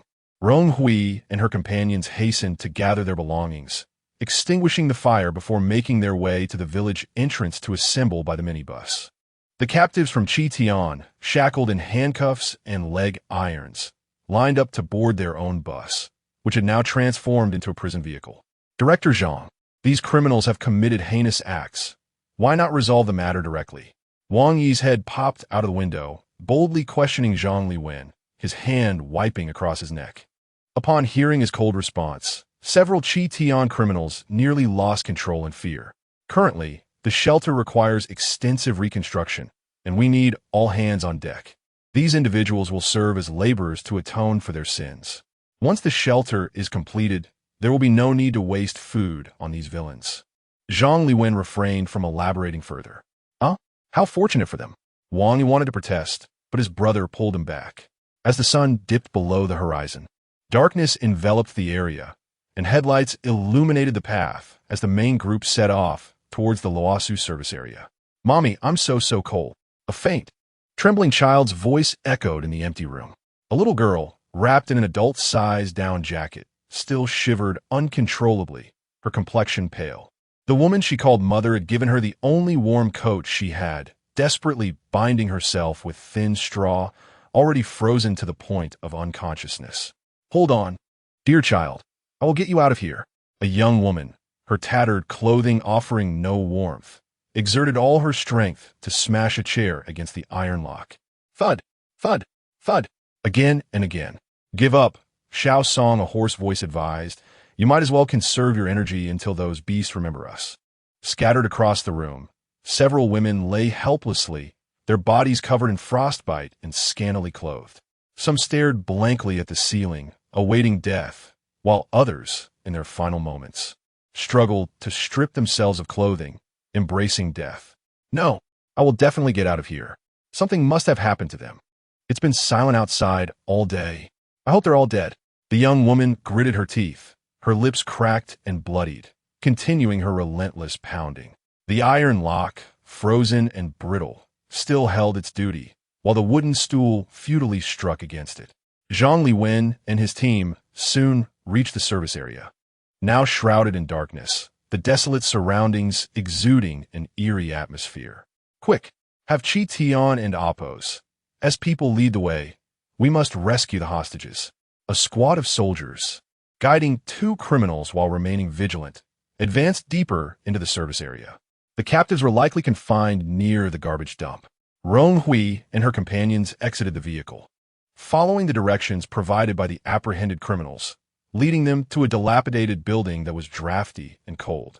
Holding an axe, Rong Hui and Qin Mu, armed with a knife, ventured inside. Hud, hud, hud. The sound of wood striking echoed faintly in the wind, immediately drawing their attention. The soldiers quickly closed in, sensing the occupants inside might have been frightened by the noise as the pounding abruptly ceased. Report. Hostages located. A soldier communicated through a walkie-talkie to Zhang Liwen. Initiate the rescue immediately. Upon receiving the order, the soldiers kicked the door with force, only to find it unyielding. A flashlight beam illuminated the door, revealing a heavy iron lock. Initially intending to report for assistance, the soldiers were surprised when Zhang Ming pulled a miniature chainsaw from his backpack. This is my forte. Allow me. Buzzing with energy, sparks flying, the chainsaw easily overpowered the iron lock, rendering it powerless as it fell away. Chapter 72. The Frigid Apocalypse, 67, with a resounding thud. The iron lock fell to the ground, deeply embedded in the snow. Zhang Ming stepped back a few paces, allowing the armed soldiers to advance. The biting wind forced open the unimpeded door, revealing a darkened crevice, accompanied by a faint, unpleasant odor. Is anyone there? A soldier inquired loudly, prodding the door with his weapon. Inside, a rustling sound ensued, punctuated by muffled cries of pain, yet no one responded. The powerful beam of a flashlight pierced the interior, illuminating a scene so harrowing that even the stoic soldiers recoiled at the sight. The captives had been deprived of basic necessities, resulting in refuse and excrement strewn about, alongside the frozen corpses of the deceased, stripped bare in their final moments. A bulge in the haystack indicated the presence of a person, shaking slightly. Upon closer inspection, terrified eyes glimmered in the shadows. The young soldier at the forefront hesitated before turning to Rong Hui and Qin Mu, saying, "Ladies, could you assist us? They have likely endured considerable suffering and may be traumatized by men. Our direct approach might frighten them further." Of course, Rong Hui responded without a moment and Appos, as hesitation. "By the way, could you start a fire? They must need warmth." "Certainly, there's a clean room over there. We'll prepare a fire and boil some water while you bring the hostages over." The soldiers relayed the situation to Zhang Liwen via their radio, escorting Zhang Ming and the others toward a nearby building. Once they departed, Rong Hui and Qin Mu exchanged a knowing glance, each retrieving items from their system backpacks. Rong Hui produced a large pot of ginger tea, while Qin Mu unearthed a bundle of emergency thermal blankets, and the two cautiously approached the haystack. "Do not be afraid. You may come out. We are here to rescue you on behalf of the government." The deeper they ventured, the more Rong Hui frowned at the state of the room, drafty and devoid of furnishings or blankets. Save for the hay, their survival thus far was remarkable. Perhaps hearing the girls' voices, the rustling from the hay diminished. Seizing the moment, Rong Hui's tone softened further. "Chi Tian has been eliminated by the government. Do you know Su Jio? He is dead." With a sudden rustle, the hay was pushed aside. "Xiao Song." A girl emerged, her eyes sharp as blades. Trembling as she asked, "Is that beast Su Jio truly dead?" "Indeed, he is quite irrevocably deceased, and his body remains unclaimed," Rong Hui replied cautiously, extending her hand. "Come out. We have thermal blankets and ginger tea to warm you." With the first girl leading the way, 3 or 4 other women cautiously peeked out, resembling stray kittens testing the waters. A small girl could no longer suppress her sobs. "Whoa, are you good people? Can you save my mother?" "She is going to die." Rong Hui's brow furrowed as she noticed the girl cradling a woman's upper body, her clothing scant. The rise and fall of her chest barely perceptible. "Little sister, let me take care of her. I will find a doctor for your mother." Wrapping the woman in a thermal blanket, she intended to carry her to the nearby room for the military doctor. The little girl clung to her mother's clothing, tears frozen into icy streaks. When Rong Hui entered the adjacent room, the fire was just beginning to roar to life, and upon seeing her, Zhang Ming and the others approached. "This person still has some breath left. Can you do anything?" Rong Hui placed the woman before the medic. "Let us lay her down," the doctor instructed, pointing to a makeshift military cot, likely once a resting place for service staff.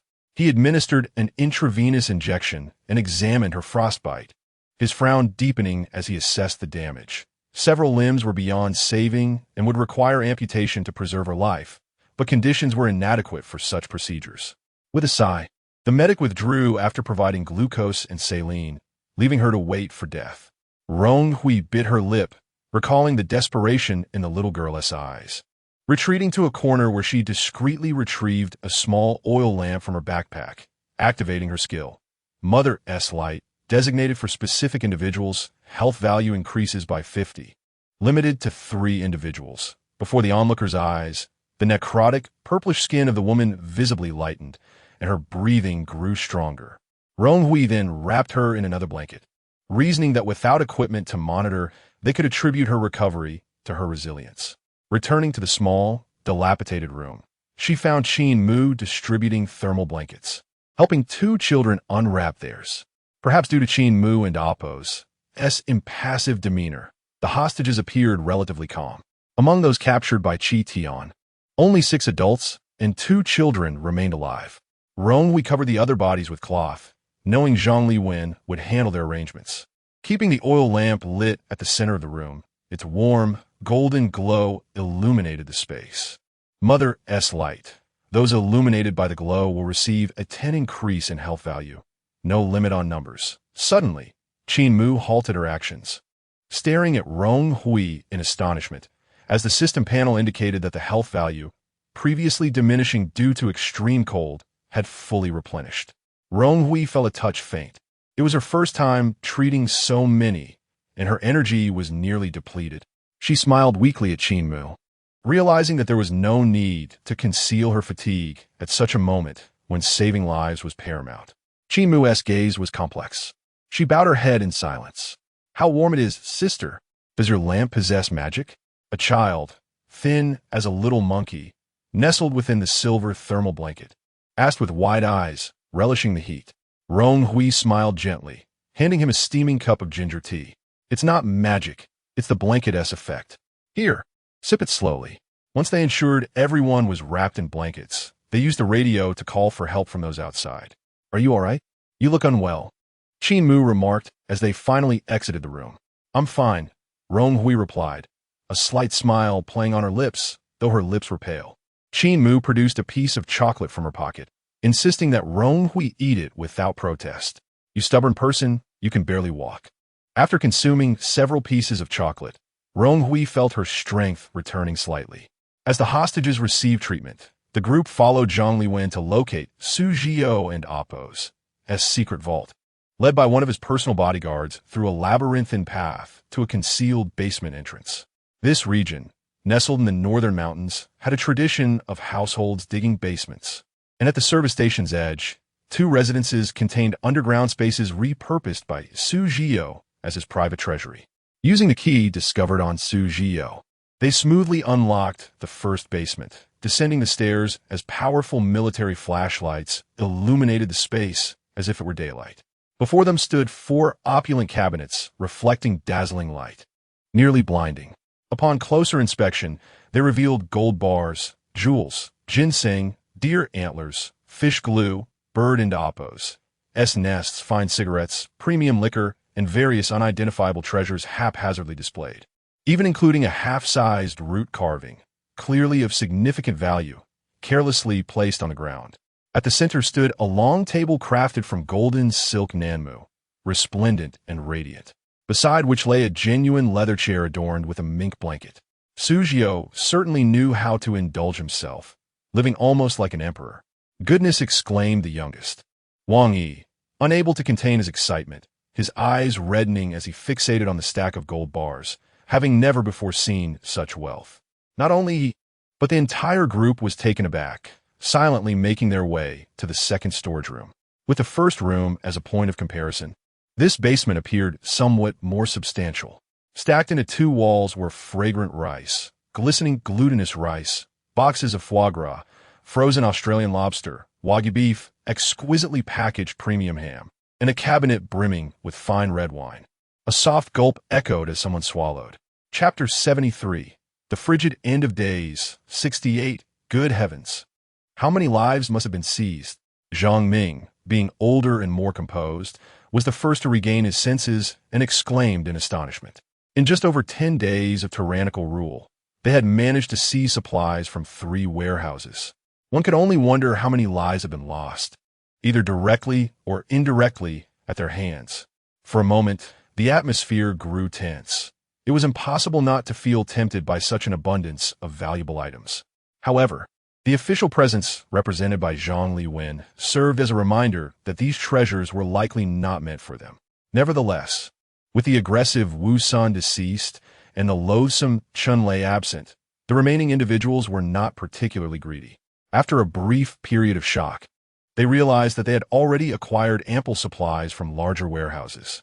What they truly needed now were basic foodstuffs, and while these precious items were alluring, they were not essential. It was unwise to offend the official authorities over such matters. Director Zhang, these items are far too valuable. Perhaps the authorities should confiscate them. We have no objections, asserted Wang Shuai with righteous conviction. As a former soldier, he believed these ill-gotten goods should be surrendered to the government. Zhang Liwen chuckled heartily. Everyone, let's not be so serious. We owe a great deal to your assistance in eliminating Qi Tian. Rest assured, I will reward you all with generous exchange points later. He paused for a moment, then continued. However, as a token of gratitude for your active participation in this rescue mission, you may each take 1 item from these 2 warehouses, regardless of size or value. Really? Can I take gold? Wang Yi and Amp, Oppo's eyes gleamed with excitement. Oh dear, Wang Shuai playfully rapped him on the head. You truly are insatiable. Wang Yi realized his brother was serious about reprimanding him and cowered, clutching his head. Indeed, gold is permissible. Sometimes, these luxurious items hold less importance than a sack of rice. Zhang Liwen's words were laced with a hint of melancholy. Items such as ginseng and bird and Oppo's nest cannot provide the same caloric value as rice. A single sack of rice could sustain 10 people. With Zhang Liwen and Oppo's statement in mind, Wang Yi dashed to the first small warehouse and seized a hefty gold bar weighing 500 grams. Wow, so this is what a pound of gold looks like. He weighed the bar in his hands, nearly drooling. Wang Shuai watched him, wishing he could give him another slap. Ah, the youth. Such unrestrained sincerity. Zhang Liwen beamed. All right, everyone, don't be shy. Once you've selected your items, we will proceed to collect everything. The crowd eagerly began to choose their desired treasures. Zhang Ming immediately reached for the fine liquor, grabbing a bottle of high-value white wine from before the calamity. Wang Shuai hesitated briefly before selecting an expensive pack of cigarettes, knowing that tobacco and spirits were always in demand. He Chong and Qin Mu deliberated for quite some time. They were not in dire need of supplies. So in the end, He Chong opted for a box of premium wagyu beef, while Qin Mu chose a luxurious mink blanket. Only Rong Hui remained. She had little desire for the extravagant ginseng and abalone, nor did she lack for gold. As her gaze swept across the shelves, she was unexpectedly captivated by a crystal photo frame tucked away in a corner. The frame, crafted from pink crystal, encased a translucent white crystal at its center, supported by a dark wooden stand. It exuded an air of elegance that starkly contrasted with the opulence of the warehouse. Upon closer inspection, she found the intricate grain of the dark wood to be smooth and warm to the touch, with delicate morning glory vines extending from it, perfectly framing the pink crystal. Strangely, this reminded her of the patterns on the train and those on her little oil lamp. And Oppo's. I'll take this one. It's quite lovely. She indicated the frame before placing it in her backpack. Seeing Rong Hui select only a simple decorative item, Wang Shuai and the others exchanged awkward glances. Captain Rong, wouldn't you prefer something more practical? I used to love taking photographs, and this frame is perfect for displaying them. Having stocked up on supplies at the underground supermarket previously, she genuinely had no pressing needs. Once Zhang Liwen saw that everyone had made their selections, he called for his subordinates to begin moving the items. They intended to transport everything from these two warehouses back to the refuge. On this expedition, they aimed to accomplish their mission while gathering as many supplies as possible. As the officials busied themselves, Rong Hui and her companions found themselves momentarily idle and returned to the house where the hostages were being held. Upon entering, they were met by a wave of warmth, a necessity as the hostages required medical attention and were dressed in thin garments. Zhang Liwen had instructed his men to ignite 4 portable stoves, raising the room's temperature to nearly freezing. Clad in warm clothing, Rong Hui and her companions soon found themselves sweating. 2 military medics were preparing medication and, upon spotting Rong Hui and Qin Mu, brightened. "Comrades, could you assist us in applying medicine to the hostages? They are particularly averse to male presence, yet their injuries require urgent treatment." Rong Hui and Qin Mu readily agreed, entering the inner room with the prepared ointment. Perhaps due to their newfound hope, the women appeared relatively well. The young woman who had spoken first was particularly spirited as she helped an older woman dress. Noticing their entrance, the young woman's gaze was sharp as a blade, but softened into a wary acknowledgement upon recognizing the familiar faces of Rong Hui and Qin Mu. Understanding that words of comfort would be futile, Rong Hui and Qin Mu quietly began applying the ointment, their movements gentle. The women bore severe frostbite, and after applying the ointment and wrapping their wounds in gauze, their numb skin began to regain sensation. After tending to their wounds, Rong Hui divided the oral medication into portions and handed them out, each accompanied by a small packet of ginger candy. The young woman finally accepted her share, her cracked lips whispering, "Thank you." Rong Hui gently patted her shoulder, smiling and shaking her head.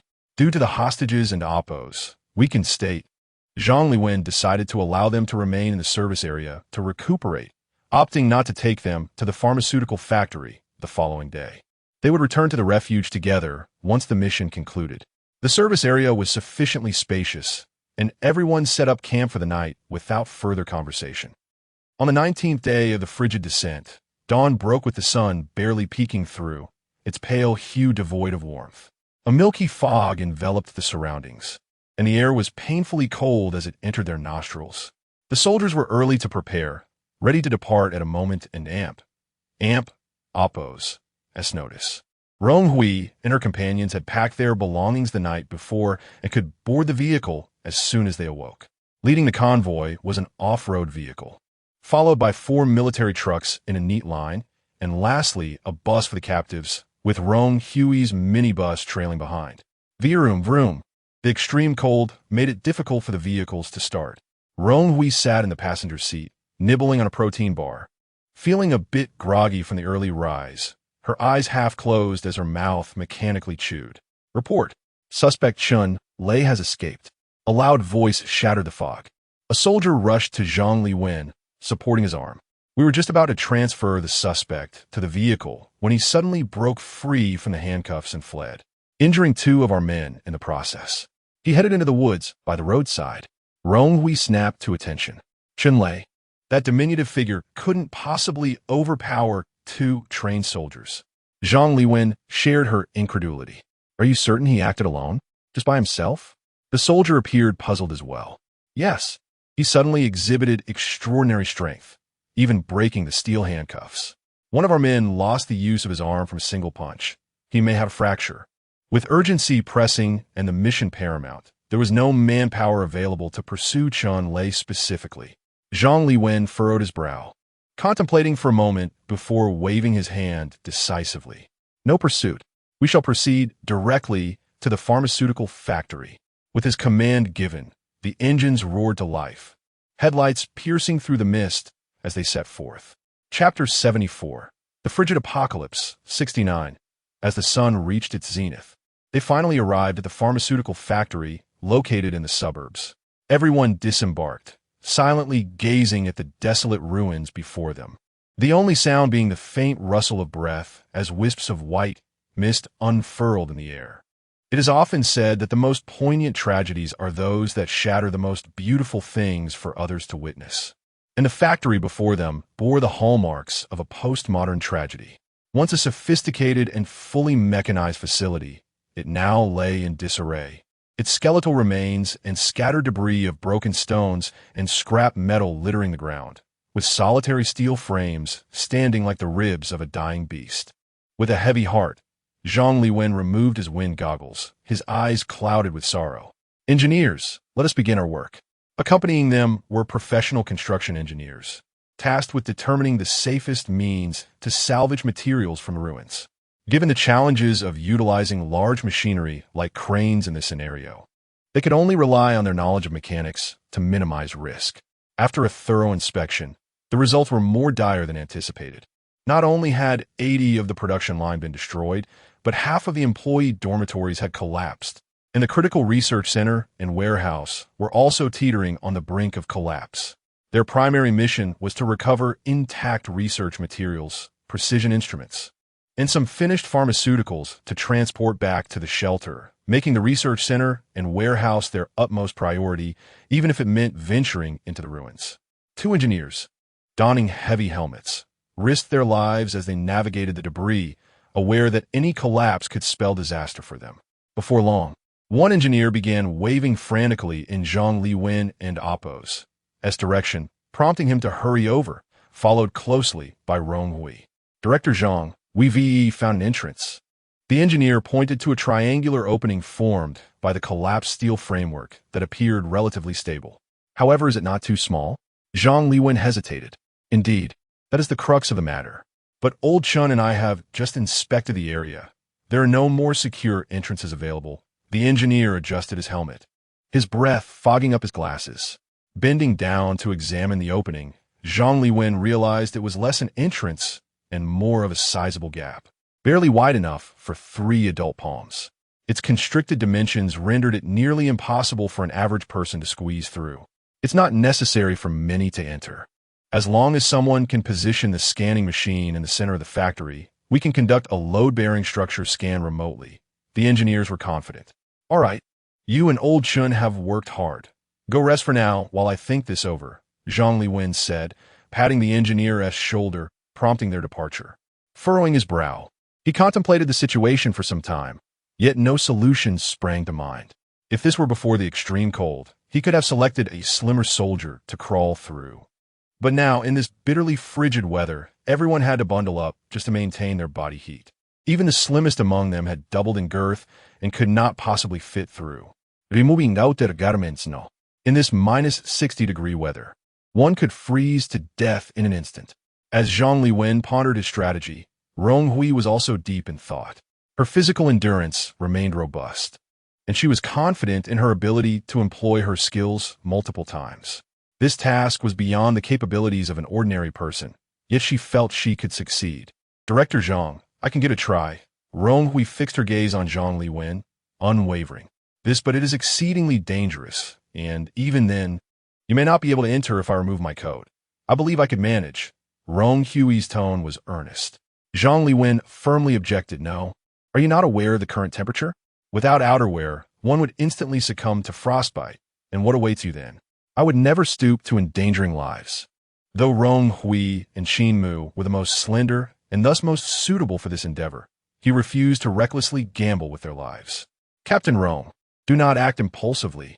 He Chong interjected, aware that Rong Hui was also a survivor. However, survival did not grant them additional lives. It was unnecessary to take unnecessary risks in such perilous circumstances.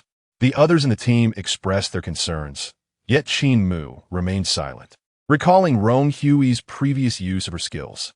She trusted that Rong Hui was not reckless and must have a plan. Previously, when I was assigned the task, I informed the staff that I possess a natural resistance to the cold, so I believe I could give it a try. If it does not succeed, I am confident I can extricate myself safely. Rong Hui remained resolute in her intention. The engine of their vehicle reverberated, creating a tense backdrop. reminding Zhang Liwen and the others that they had been at the pharmaceutical factory for nearly an hour without any progress on their mission. Very well. If you wish to attempt it. Zhang Liwen's brow furrowed deeply as he reluctantly uttered these words, feeling as though he were pushing this clever and brave girl towards certain doom. Be careful. Qin Mu, unlike the others, showed no signs of concern. Instead, she quietly retrieved a handful of heating pad from her bag and urged Rong Hui to take them. Rong Hui smirked slightly, removing her hat, goggles, and mask. Her brow finally exposed to the biting wind and snow, feeling a sense of liberation. Zhang Liwen handed the scanning machine to Rong Hui. It was a metal cube the size of a fist. He also gave her a pair of headphones containing a locator. Once you descend, communicate with the engineers through the headphones. They will guide you on where to place the machine. His expression was grave. Stay safe, and if you find yourself struggling, call for help.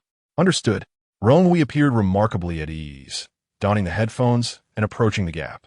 Taking a deep breath of the frigid air, her nose and chin reddened from the cold, she unzipped her ski suit. With multiple layers of professional insulation, she methodically peeled them off, leaving only her fitted sweater, appearing almost as delicate as a piece of paper compared to her heavily bundled companions. Here, take this. I'll return shortly. A sky-blue garment was thrust into Qin Mu's hands.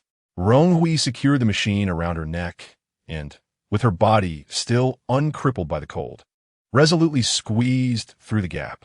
Chapter 75. The Frigid Apocalypse 7. The narrow crevice required Rong Hui to move along its edge, her entire body pressed against the cold steel framework. If one were to inquire about her current sensation, the answer could be distilled into a single word: cold. The frigid steel beams intersected to form this slender passage, and even clad in a sweater, she could only prevent her skin from directly contacting the iron. Rong Hui struggled to crawl forward, leaving a series of frosted fingerprints on the icy surface. After several seconds, a system panel unexpectedly popped up, displaying a frostbite status above her health bar, which plummeted at a visible rate. Her muscles quivered uncontrollably, striving to extract the last vestiges of warmth. Clenching her teeth, Rong Hui refrained from employing her skills. Her health had not yet dipped below half, rendering the use of skills impractical. Time slipped away unnoticed as her health turned to orange. Feeling her joints begin to stiffen, she wisely chose not to push herself further and activated a healing skill. A gentle yellow light enveloped her, restoring some color to her pallid complexion. Were it not for the presence of her skills, she would not have dared to take such a risk. With a relieved sigh, she slightly moved her neck, estimating that she had likely ventured deep into the factory. Confirming with the engineers through her headset, she found she was indeed adjacent to the research center.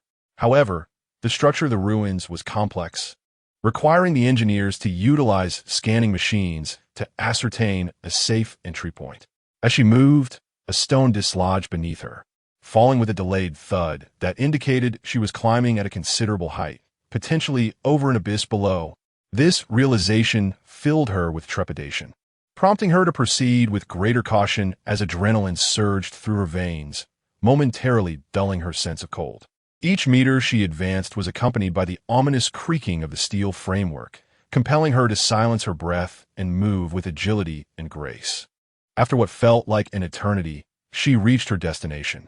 Miss Young, you've arrived at the center of the factory. Please find a stable spot to set down the machine. The engineer's voice crackled with enthusiasm through her earpiece. Acknowledged. The depths of the ruins were nearly devoid of light. Rong Hui retrieved a flashlight from her system backpack, activating it and clamping it between her teeth. The illumination allowed her to discern the scene below through the gaps in the debris. To put it succinctly, she resembled a mere insect clinging to the ceiling of the factory, suspended over 20 meters above the ground. A fall from such a height would be catastrophic. Imagining the worst was always the most daunting.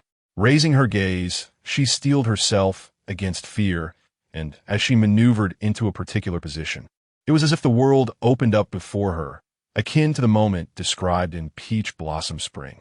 A vast black void emerged before her. Peering into the chasm revealed a sizable breach in the inner roof, with a pharmaceutical factory and Oppos. S extensive production line lay beneath, visibly damaged in large portions. The sign for the research center still hung intact, but the flashlight and Oppo's S-beam only offered a rough overview. Overcoming her fear of heights, she suspended her upper body and secured the scanning machine to the steel framework above. With a deep breath, she steadied the heavy machine, which swayed momentarily before ultimately anchoring itself firmly. Rong Hui exhaled in relief. "The machine is set. I am returning now," she reported. As she turned to navigate back through the crevice, the task proved akin to performing acrobatics. With no alternative, she had to retreat, moving backward with greater difficulty than before, relying solely on her feet to probe the path ahead. A sudden jolt of pain shot through her frostbitten hand as it struck a shard of brick, reminding her of the cold she had temporarily forgotten amidst the adrenaline rush. Checking her health status, she was alarmed to find it had plummeted to 20. Without hesitation, she activated her healing skill, and only when her health returned to a safe level did she allow herself to relax. The return trip consumed more time. As her foot finally emerged from the crevice, she felt someone tugging at her leg. Moments later, a blinding expanse of white snow filled her vision, and a familiar ski suit enveloped her head. For a brief moment, she felt disoriented, her eyes stinging from the brightness. The continuous use of skills had drained her stamina, leaving her looking somewhat pale, which conveniently masked her condition. Zhang Liwen, visibly concerned, instructed the waiting medic to examine her. With Qin Mu and Appo's assistance, Rong Hui swiftly donned her complete gear again, waving off the medic's offer of help and nodding to Zhang Liwen. "I have not failed," she asserted. The gazes of those around her were filled with astonishment. After all, few could undertake a mission dressed in a mere sweater at temperatures plummeting to -60 degrees. She seemed less like a girl and more like a superhuman. Zhang Liwen clapped her shoulder with approval, his tone laced with something deeper. "You have truly accomplished a remarkable feat." Nearby, the engineers had set up an array of instruments, using the machine Rong Hui had placed within the ruins as a reference point to scan the entire pharmaceutical factory. Before long, a 3D image emerged, revealing the locations of the research center and warehouse in their entirety.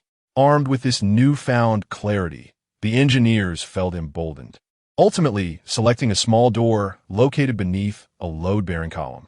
Although blocked by rubble and steel beams, breaching this point would minimally impact the current structure of the ruins. With a series of rapid drilling sounds, several soldiers began to bore through the door with a diesel drill.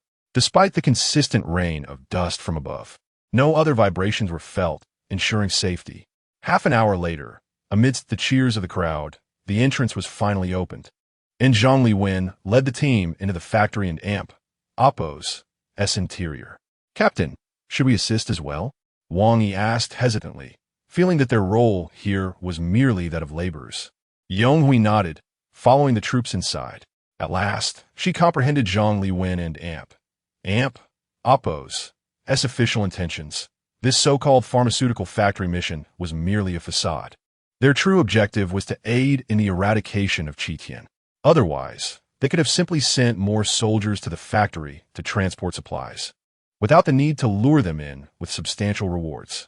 Her previous actions had successfully captured Zhang Liwen's favor, and she hoped that he would consider this when addressing her forthcoming requests. Chapter 76. The frigid end of days 71. Wow, is even larger than I imagined.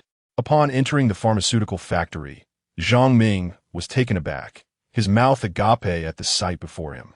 It is rare for an ordinary person to witness such a highly mechanized assembly line, let alone a pharmaceutical workshop filled with intricate instruments. Despite the devastation wrought by hail and blizzards, the remnants of these machines left one in awe. As the group traversed the debris-strewn floor, they arrived at the sterilization room. A sign on the right indicated the layout. First floor, Research Center Production Workshop Warehouse. Second floor, Auxiliary Workshop Administrative Offices. Third floor. The factory structure was clearly marked on the directional sign. Zhang Liwen had already assigned tasks to his subordinates, directing them to search for precision instruments, medical devices, experimental data, and finished pharmaceuticals. Spotting Rong Hui and others approaching, he waved, asking, "Little Rong, can your body withstand this? Do you need a break?" "Thank you for your concern, but I'm fine. Just let us know how we can assist," she replied, not wanting to appear weak. Her endurance had merely dipped a little. A bit of food and rest would suffice. Very well. Time is of the essence. Please refer to the map and help gather these instruments, Zhang Liwen instructed, distributing a booklet containing photographs and names of various devices for them to locate. With a clear objective, the group dispersed, the expansive factory illuminated by the beams of their flashlights. Given the larger number of individuals on the first floor, Rong Hui ascended to the third floor, carefully avoiding shards of glass and the sudden appearance of steel bars. 2 hours later, the first floor was filled with boxes. Most of the medicines retrieved from the warehouse, comprising various antibiotics, anti-inflammatory drugs, and anesthetics. However, the extreme cold had compromised some medications, rendering them ineffective and destined for disposal. Additionally, several large machines remained, unable to be dismantled or utilized under current conditions, so they were left behind. All usable supplies from the factory had been collected, and Rong Hui, along with the soldiers, helped load several military and bread vans, even filling the back seats of off-road vehicles to capacity. As afternoon approached, once all supplies were loaded, Zhang Liwen organized a break for everyone.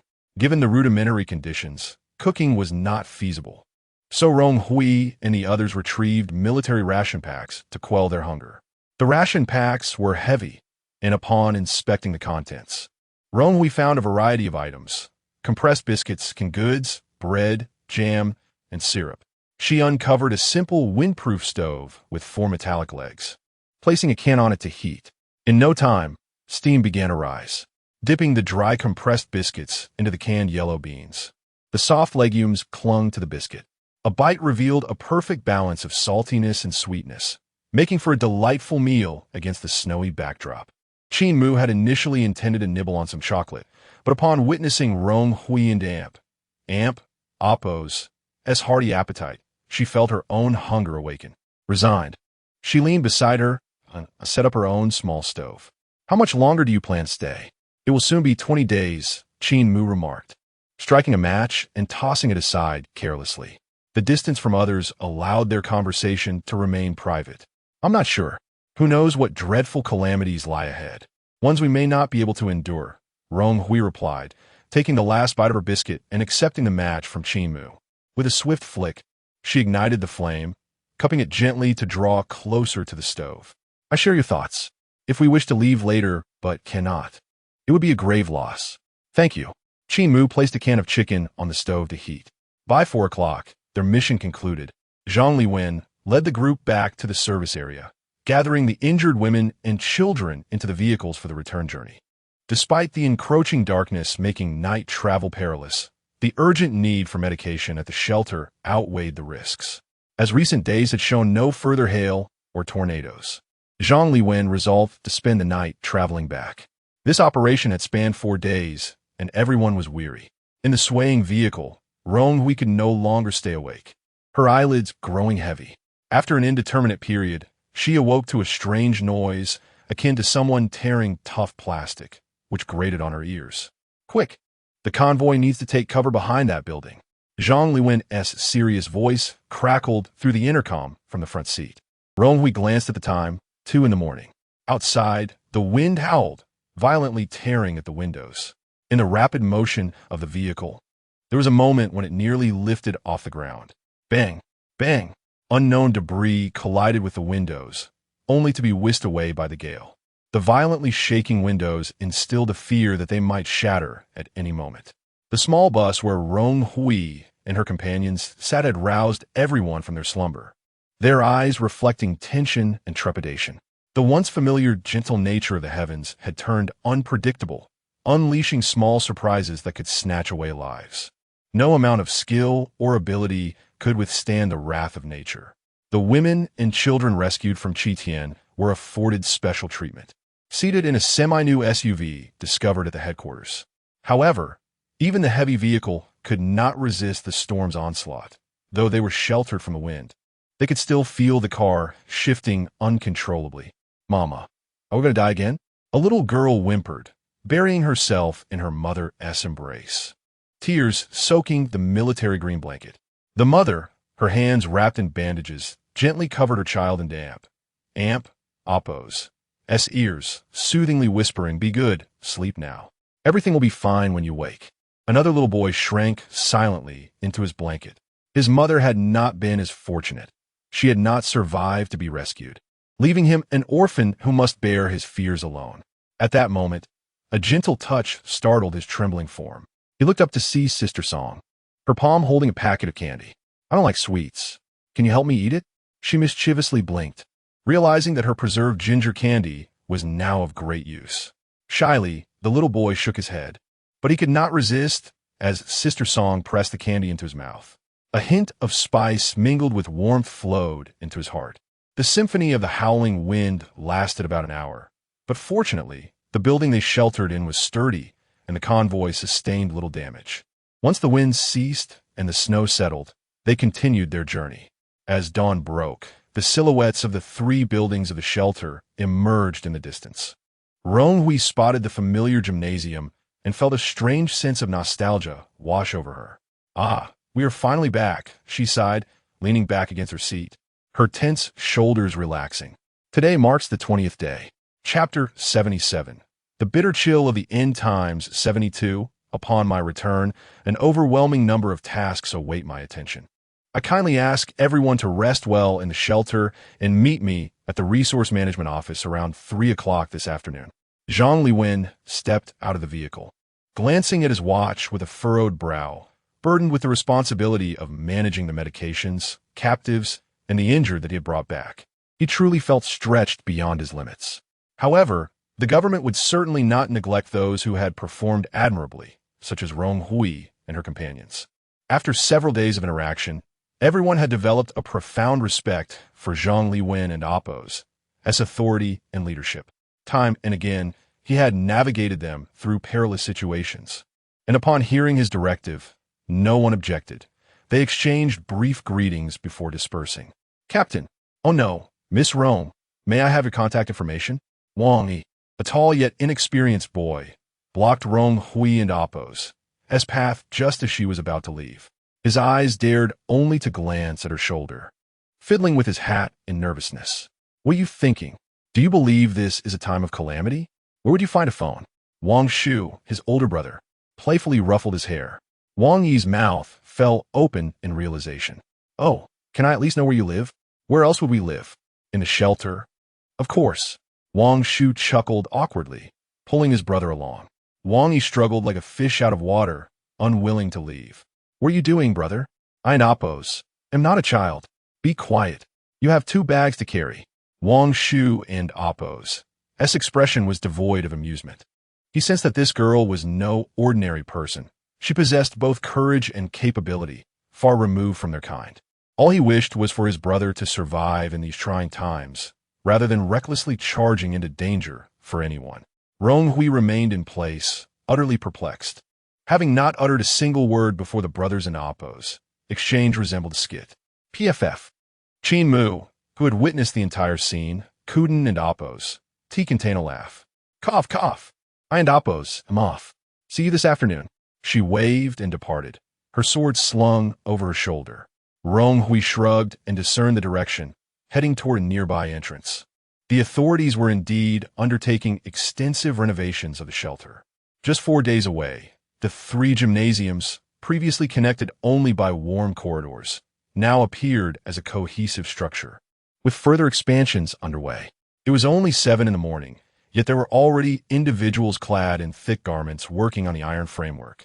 The 2-story resource management office had doubled in size, and had it not been for the unchanged sign at the entrance, one might not have recognized it. Shadows began to emerge in the square. Some wielded tools to shovel snow, while others congregated, seemingly preparing for tasks. Since the return of Rong Hui's convoy, curious faces had been peeking toward their direction.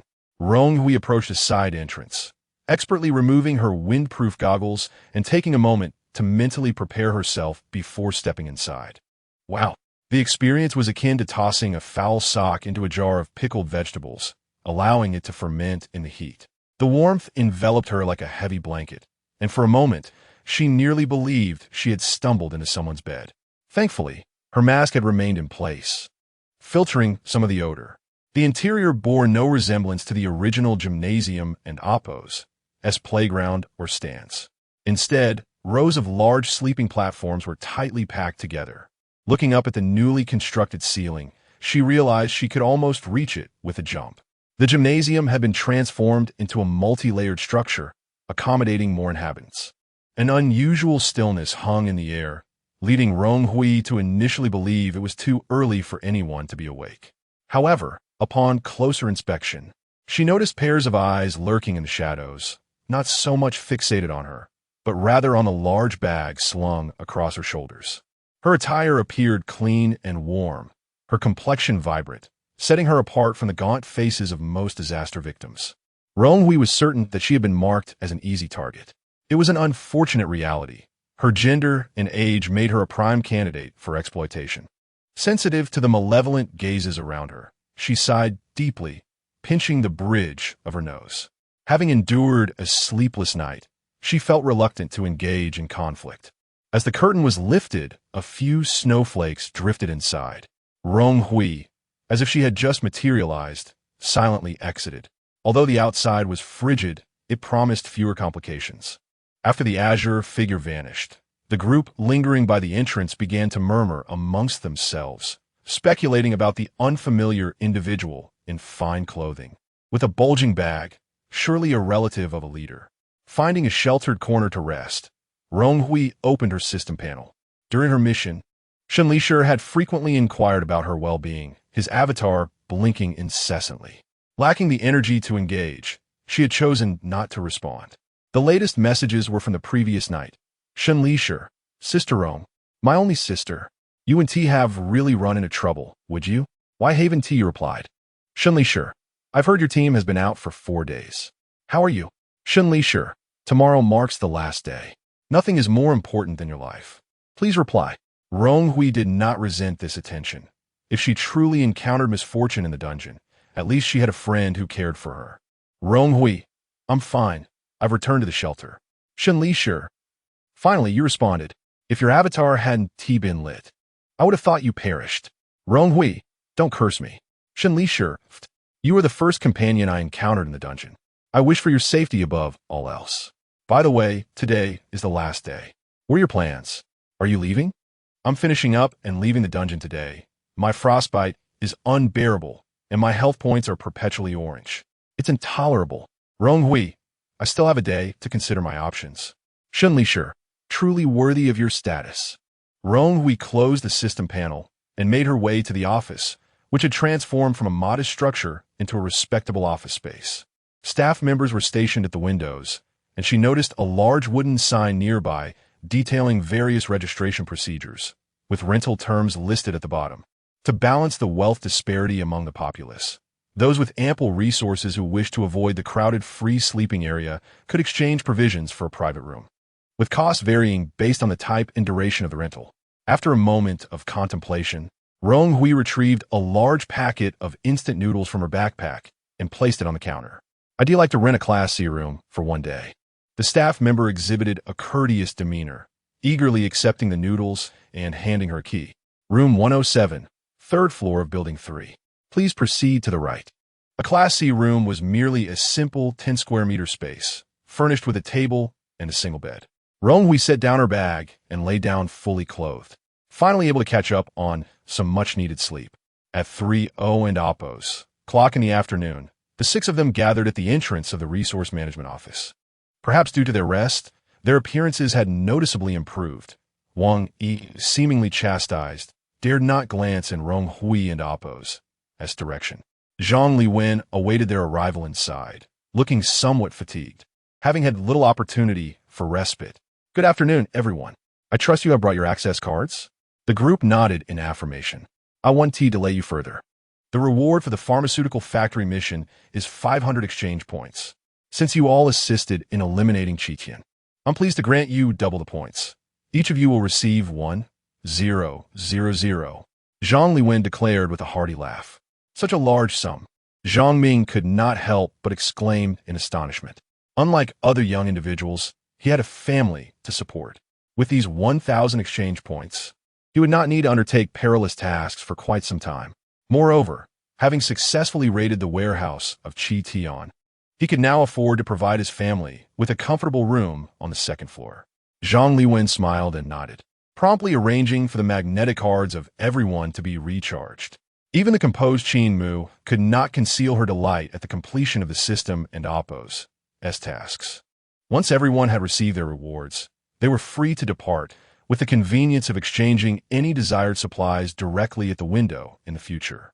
After a brief pause, Zhang Liwen pointedly glanced at Rong Hui, inquiring if she had brought her walkie-talkie.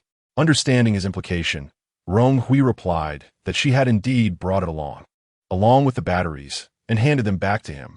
Excellent. Let us proceed to the equipment room, Zhang Liwen declared as he ascended the staircase leading to the second floor, with Rong Hui closely following behind. Chapter 78. The Frigid End of Days. 73. In the desolate confines of an empty office, Rong Hui took the initiative to produce a black handbag. Your belongings are within, she stated, having only used it once, solely to intimidate Zhong Zhixin by firing a shot at his feet. Inside the bag lay a gleaming black handgun and a walkie-talkie, which served merely as a pretext. Zhang Liwen readily accepted it, promptly disassembling the magazine to inspect the bullet count. Before meeting you, I truly did not believe that an untrained girl could achieve this level of skill. After confirming its contents, he placed the handbag into a drawer. Thus, I have an additional reward for you, Zhang Liwen said, his eyes filled with admiration. Whether it was for taking on the responsibility of being a team leader or bravely venturing into ruins to deploy machinery, Rong Hui's contributions far surpassed those of others, and he genuinely acknowledged the girl's merit. Rong Hui raised an eyebrow, as she had been contemplating how to phrase a rather audacious request, only to be surprised by Zhang Liwen's offer of a reward first. A magnetic card rested on the desk, which Zhang Liwen handed to her. This is an anonymous card containing 2,000 exchange points. I believe your contributions merit more. A month ago, I might have even considered recruiting you into the special forces. He jested. There is another reward, a personal promise. Should you encounter any difficulties, do not hesitate to seek my assistance, he added, patting her shoulder with a hint of elder-like affection. Rong Hui humbly lowered her head, accepting the magnetic card. Thank you. Before Zhang Liwen could settle back into his chair, Rong Hui directly voiced her lingering thought. I have a request right now, and I wonder if you would be willing to assist. Oh, Zhang Liwen set down his thermos. Go on. I wish to acquire some of the weapons we confiscated from Chi Tian. Is that possible? Rong Hui looked at him earnestly. This, Zhang Liwen, was taken aback by the peculiarity of her request. He had expected a young girl like her, who was so fastidious, to ask for a nice accommodation, not to covet their seized weapons. I'm afraid that in Oppo's, it's not feasible. The weapons from Chi Tian and Oppo's S group, such as the long knives, are mostly shoddy and poorly made. There are also some bone saws and pig slaughtering knives, which I would not recommend you use. His expression became somewhat inscrutable. As for firearms, each one has a record tied to them since they were taken during a prison break. I cannot give those to you. What about the crossbow used by Zhong Zhixin? Surely that wasn't in Oppo's. He seized from the prison? She recalled that modern armies and prisons seldom employ crossbows. Zhang Liwen frowned slightly and chuckled. You had this in mind all along. Indeed, though I have no idea where he procured that repeating crossbow. It does lack a serial number. It is his personal property. Rong Hui had an inkling of the situation. Director Zhang, I have participated in numerous missions, and I believe you understand my character. From aiding in the rescue of disaster victims to leading teams at your behest, I have always acted selflessly and never treated lives recklessly. My desire for weapons stems solely from a lack of security in this world, seeking an additional layer of protection. She added, I can forego the 2,000 exchange points. I simply hope you might grant me some weapons for my personal safety. Her words were sincere, tinged with just the right amount of trepidation, as she extended the still-cool magnetic card back to him. Her stark, black and white gaze upon Zhang Liwen caused him to question whether he was being overly stringent. The thermos no longer emitted steam. In the frigid weather, warmth was a luxury. Zhang Liwen pondered for a lengthy moment before finally deciding. I will grant you that repeating crossbow and provide you with 100 arrows of the same type. He sipped some cool water. I cannot provide you with a firearm. Before disappointment could register on Rong Hui's face, he continued, however, during the search of Su Zhio's private stash, we discovered several taser stun guns, which may have been acquired during a robbery. Zhang Liwen capped his thermos. These stun guns do not require ammunition. They incapacitate targets with electrically charged darts, delivering high-voltage pulses.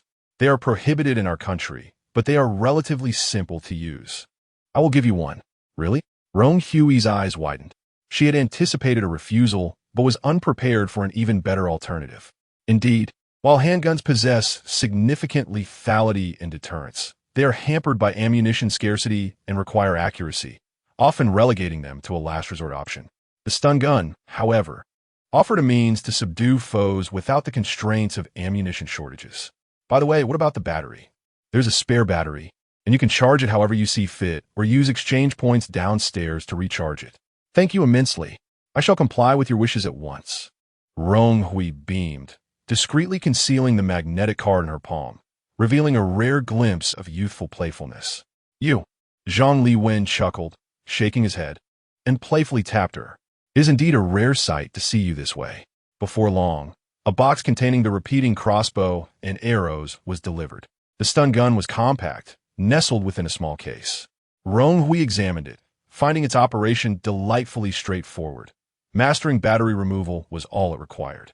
After watching her for a while, Zhang Liwen suddenly dropped a bombshell. By the way, there's a new criminal organization called New World. The organizer claims to be a chosen one selected by some system, gathering a group to rob and abduct people. Rong Hui froze, then attempted to nonchalantly return the stun gun to its box. Is this some sort of cult? Perhaps. They claim they will become the emperors of a new world, with others reduced to slavery. The organization has expanded to over 100 members. Zhang Liwen scoffed. However, it is said that some members possess extraordinary abilities. Some are impervious to blades and bullets, others can burrow underground, some can retrieve items from afar. And there are those who wander about in single garments in temperatures as low as -60 degrees. Our current information is quite limited. Rong Hui confirmed her suspicions. This so-called New World organization was composed of survivors. Thus, we are to... Zhang Liwen furrowed his brow, arms crossed. The higher-ups have ordered the eradication of this organization, capturing its members alive. It seems that in recent weeks, strange individuals have been appearing in various locations, and there is speculation regarding a connection between them and the sudden onset of the Ice Age. His voice trailed off, almost as if he were muttering to himself. Rong Hui felt a wave of cold sweat wash over her. Her jaw clenched as she lowered her head, unable to discern her expression. After a 2-minute silence, Zhang Liwen seemed to awaken from a trance. Look at me, lost in thought. It's nothing. I merely mentioned it in passing. If a mission arises in the coming days, I will inform you. I have been observing your capabilities. Rong Hui stiffly managed a smile. Haha, thank you for your recognition. Their farewell was mechanical as she returned to her shelter room in a daze. Once alone, Rong Hui took the time to ponder Zhang Liwen and Appo's insinuations. The authorities seemed to possess a deeper understanding of survivors like them than she had anticipated. She could not ascertain whether Zhang Liwen was offering a warning or merely a reminder, especially since she had revealed certain anomalies during her missions. The exhilaration of acquiring new weapons dissipated, leaving Rong Hui uncertain if she had been regarded as an easily obtainable experimental subject by the authorities. If not, did she truly intend to follow Zhang Liwen in targeting fellow survivors in this world? Chapter 79, The Frigid Apocalypse, 74, with her arm draped over her eyes. The cacophony from various corners filtered through the thin walls, and Rong Hui and Appo's thoughts became a tangled mess of confusion, doubt, retreat, and audacity. At that moment, the system panel suddenly popped up, flashing with Qin Mu's avatar. Qin Mu, are you there? You've returned from the supply management office, right? Rong Hui, yes. I just got back. What's wrong? Qin Mu, something feels off. My brother is also a survivor, but he is in a different city, and he has been out of contact for 5 days. He just sent me news that he was captured by a government research facility. What? Rong Hui sat up abruptly. Rong Hui, are you sure in Appo's government agency? Qin Mu, Yes, he accepted an official task to complete a system mission. But during the assignment, he was suddenly attacked and lost consciousness. When he awoke, he found himself in the research facility, surrounded by researchers and special police, who repeatedly injected him with truth serum, rendering him unable to communicate. Rong Hui, why would the government capture him? What did they interrogate him about? Qinmu, they asked about our intentions in this world, whether the Ice Age was brought by you, and who your companions are. My brother said they repeatedly questioned him about these matters. Despair washed over Rong Hui as she closed her eyes, her heart sinking. She could almost confirm that the government knew far more than she had imagined. The capabilities of a national machinery were beyond what ordinary people could fathom. It was possible that since her arrival in this alternate world, her actions had already been scrutinized. Was Zhang Liwen and Appo's earlier statement a caution against revealing too much, or a warning that she had already been exposed? Rong Hui anxiously gnawed at her nails. Qinmu and Appo's messages continued to pour in. Qinmu, my brother has a strong will and would rather endure increased dosages that leave him unconscious than divulge any information. However, according to his observations of the researcher's records, he is merely subject 247. This suggests there are many other survivors like him within the facility, and it and Appo's as possible someone may have leaked information about the system and the missions. Qinmu, we too were inexplicably thrust into this situation. Yet they mistakenly believe we are responsible for the disaster. I dread to think how this misunderstanding might escalate. Qinmu, my brother finally regained consciousness today and plans to fabricate some lies to placate them, hoping to avoid missing the opportunity to exit the scenario tonight. Qinmu, I came to inform you of this, fearing you might miss your chance this evening. Rong Hui glanced at the time. It was 4 in the afternoon. With 8 hours remaining until the conclusion of the day, she still had time to ponder her next steps. Rong Hui, thank you. Please take care of yourself. Qinmu, it and Appo's a small matter. I hope to see you in the next scenario. Half closing her eyes, Rong Hui and Appo's mind was overwhelmed with thoughts. Yet she believed Qinmu and Appo's words. There was no need for her to concoct an absurd lie. Still, an unsettling feeling gnawed at her, as if invisible strings were manipulating everything around them. They were like pawns on a chessboard, every move scrutinized by unseen observers. Beep! A level 10 blizzard is imminent. Warning! Warning! 10987. Suddenly, a piercing alarm blared, and the speakers in each room began flashing dangerous red lights. Rong Hui and Appo's nerves were taut as she leapt from her bed, grabbing her backpack and rushing towards the door. To her astonishment, the door, which had seemed as thin as paper, would not budge, firmly locked. Despite her considerable strength, shaking it with all her might yielded no results. At that moment, a strange humming sound surged forth, accompanied by waves of tremors. The furniture in the room began to shift uncontrollably, and Rong Hui had to crouch down to maintain her balance. The blizzard had arrived. Dust fell from the ceiling, and Rong Hui calmly checked the time.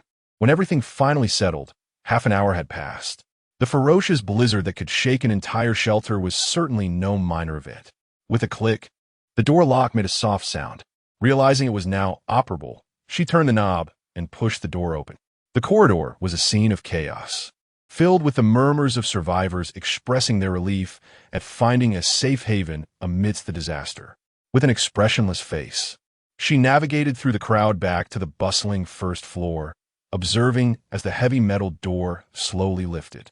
Such a terrifying blizzard could only be kept at bay by a metal door 10 centimeters thick. Rong Hui squinted at the familiar snowy view beyond the door. The coldness, which had once felt oppressive, now bore a hint of freedom. Perhaps it was her own weakness that necessitated reliance on something to survive. Yet she was unwilling to pay the price of losing her freedom. You, miss, is that you? A hoarse female voice suddenly called from behind her. Rong Hui turned in confusion and was met with a familiar face. Wang Li, the owner of the golden lock she had discreetly stored away. The last time she saw her was when she had escorted Wang Li and her daughter into the shelter. Despite the dire conditions, Wang Li had appeared vibrant and spirited. Unlike now, where her eyes were red and swollen, her expression stubborn, like a caged beast. Rong Hui nodded. Yes, it's me. I didn't introduce myself last time in the rush. My name is Rong Hui, but you can just call me Xiao Rong. With that, she opened her backpack to retrieve the golden lock she had kept safe for them, intending to return it. In the current situation, 1 gram of gold was nearly equivalent to 1 exchange point in value. Miss Rong, I donned amp, oppos, Tino if I should ask, but could you help me? Wang Li and oppos. S tears brimmed as she trembled, clutching at Rong Hui and oppos. S clothing. Rong Hui stopped her movements. What's the matter? Please, take your time to explain. She led the woman to a quieter area, only then noticing the little girl tightly grasping her hand, her innocent eyes peering out from behind scarf. As Wang Li, choked with emotion and exhaustion, recounted her plight, Rong Hui's expression turned grave. Previously, when Rong Hui had helped Wang Li and her daughter reach the shelter, they had settled into a living space. Initially, supplies were relatively adequate, and they enjoyed a few days of comfort. However, after the government announced the onset of the Ice Age, panic spread among the residents of the shelter, who scrambled to secure their futures. Wang Li and her daughter had to accumulate exchange points to prepare for what lay ahead. Despite being a high-achieving graduate with over a decade of experience in corporate roles, Wang Li could only find work cleaning the toilets in a crowded shelter. Although the job was unpleasant, it offered a decent wage. Yet her daughter was still young, and she did not wish to bring her to the restroom, especially since she had to clean the men and oppos as facilities. So, she asked a nearby woman to watch over her daughter during the day, offering 1 exchange point per week. The little girl was obedient, as long as she was watched and not taken away by strangers. Cleaning toilets was filthy and exhausting, but it allowed them to eat and even save a few extra exchange points. Wang Li had originally felt a glimmer of hope for their future. But fate had other plans. Her daughter, only 6 years old, a delicate beauty, caught the attention of a perverse man in the shelter. This man, a middle-aged individual in his 40s, was rumored to be related to the shelter and amp, oppos, S leadership and lack for neither supplies nor exchange points. He often meandered leisurely through the shelter, using lollipops to lure unsuspecting children into secluded corners for his vile purposes. One day, as Wang Li went to work, the woman next door lay half asleep on her bed. Casting a sidelong glance at the little girl, who sat quietly on the bed, playing with a Rubik and amp, oppos, S-cube, a shadow loomed over her. Little friend, Uncle has candy. Haven't tea you had any in a while?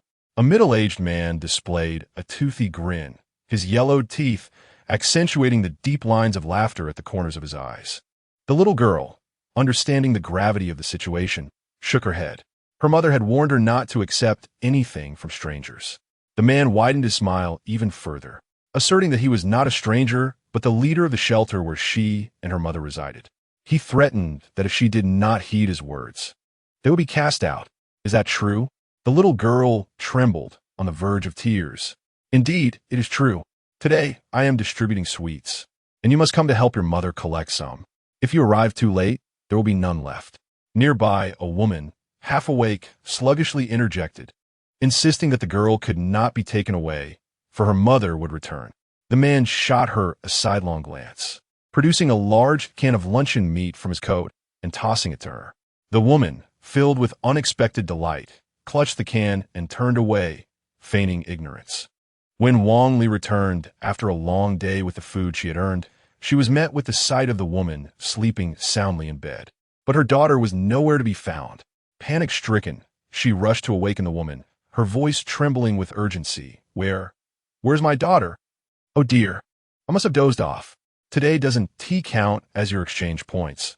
The woman feigned innocence with an exaggerated yawn. Your daughter? I haven't seen her. Perhaps she went to the restroom. Tears streamed down Wang Li's face. Her jaw clenched in fury as she glared at the woman, whose demeanor resembled that of a butcher. Desperation clawed at her, and after inquiring among the others to no avail, she resolved to search the gymnasium. It was there, in a dim corner, that she discovered her daughter, huddled with her knees drawn to her chest. Wan. Wang Li dashed forward, enveloping her child in a tight embrace.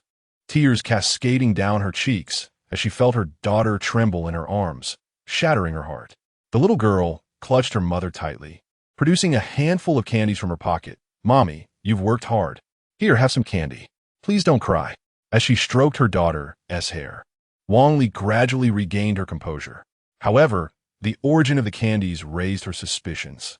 Trusting her maternal instincts, she led her daughter to the restroom, locked the door, and removed her clothing.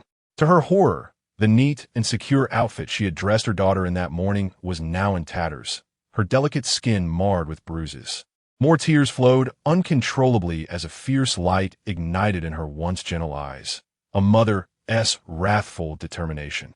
After ensuring her daughter had not suffered further harm, she concluded that the bustling shelter had likely deterred the vile man from overstepping his bounds.